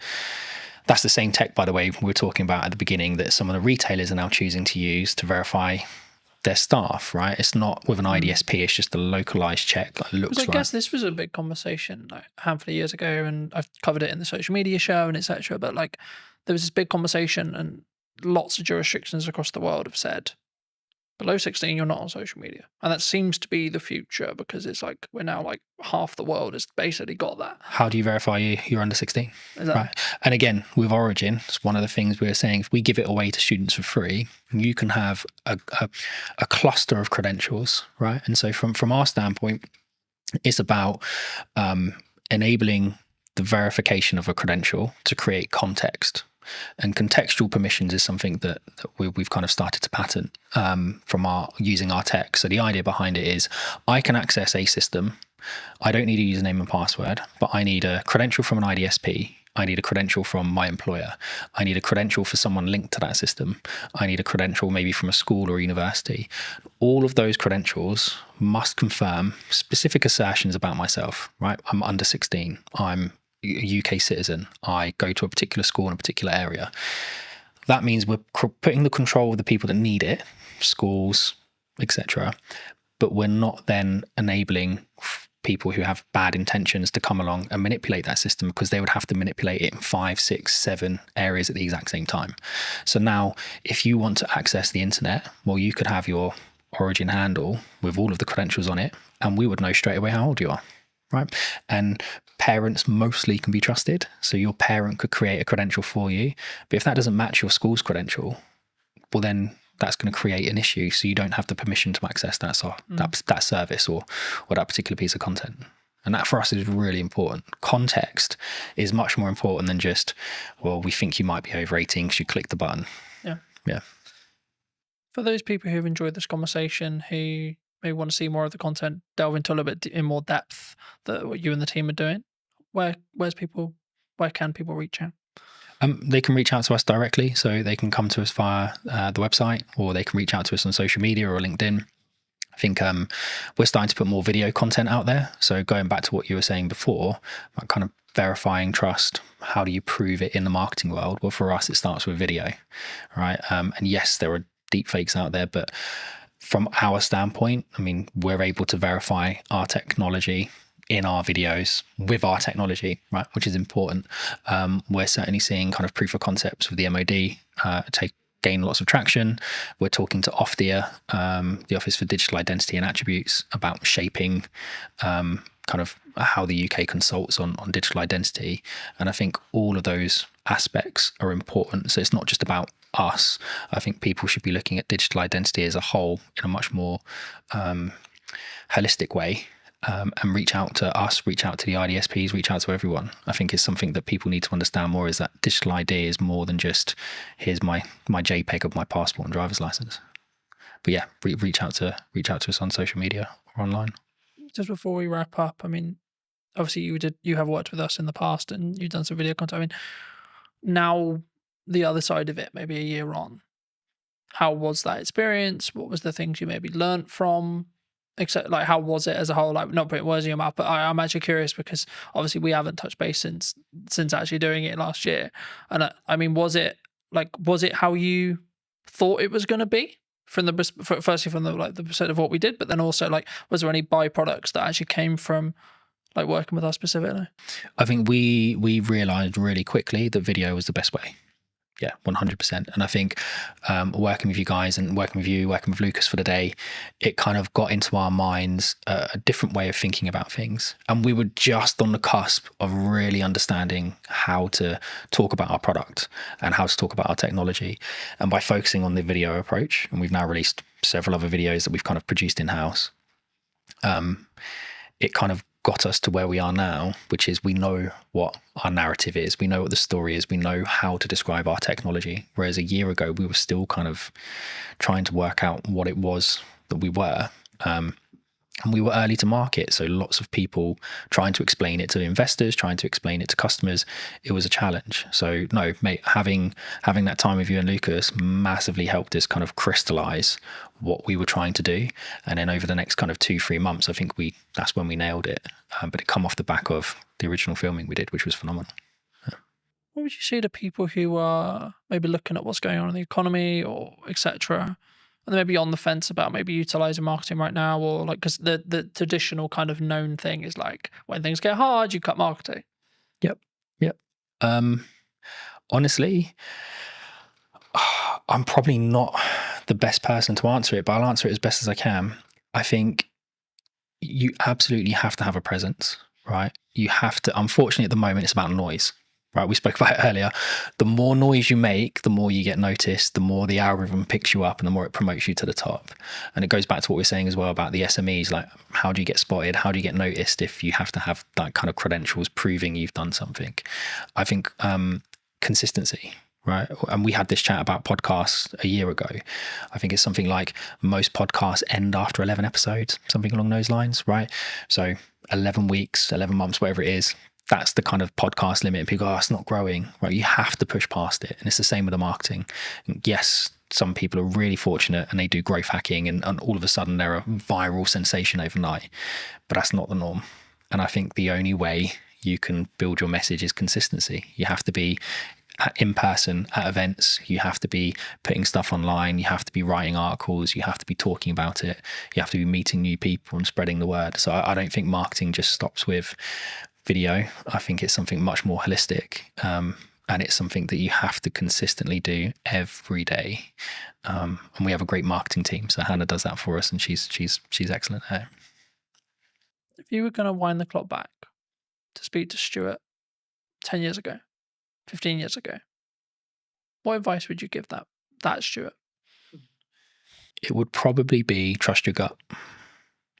I think we've had hiccups along the way with everything that we've done, right? Whether that be businesses my wife and I started, with raising children, with kind of investors, whatever. There's always going to be a hiccup. Something's always going to come up that you weren't expecting, but you have to trust your gut. And even if that is completely in the opposite direction to what everyone is telling you, sometimes you just have to go with your gut, because at least at the end of it, you don't have the regrets, right? If you listen to everybody else and they turn out to be right, that's great. But if you listen to everyone else and it turns out to be wrong, you're going to spend the rest of the time going, oh, I wish I'd listened to my gut. I wish I'd trusted my gut. So I think take people's advice on board, listen to it, kind of take the best strategies, build them together, but ultimately trust your gut. Yeah. Thank you so much for the time, Stuart. You too. Cheers, Carl. And if you did enjoy this episode and would like to see more like it, then I would love to hear what you think in the comment section down below. Why not subscribe so you don't miss next week's episode, and I'll see you very, very soon.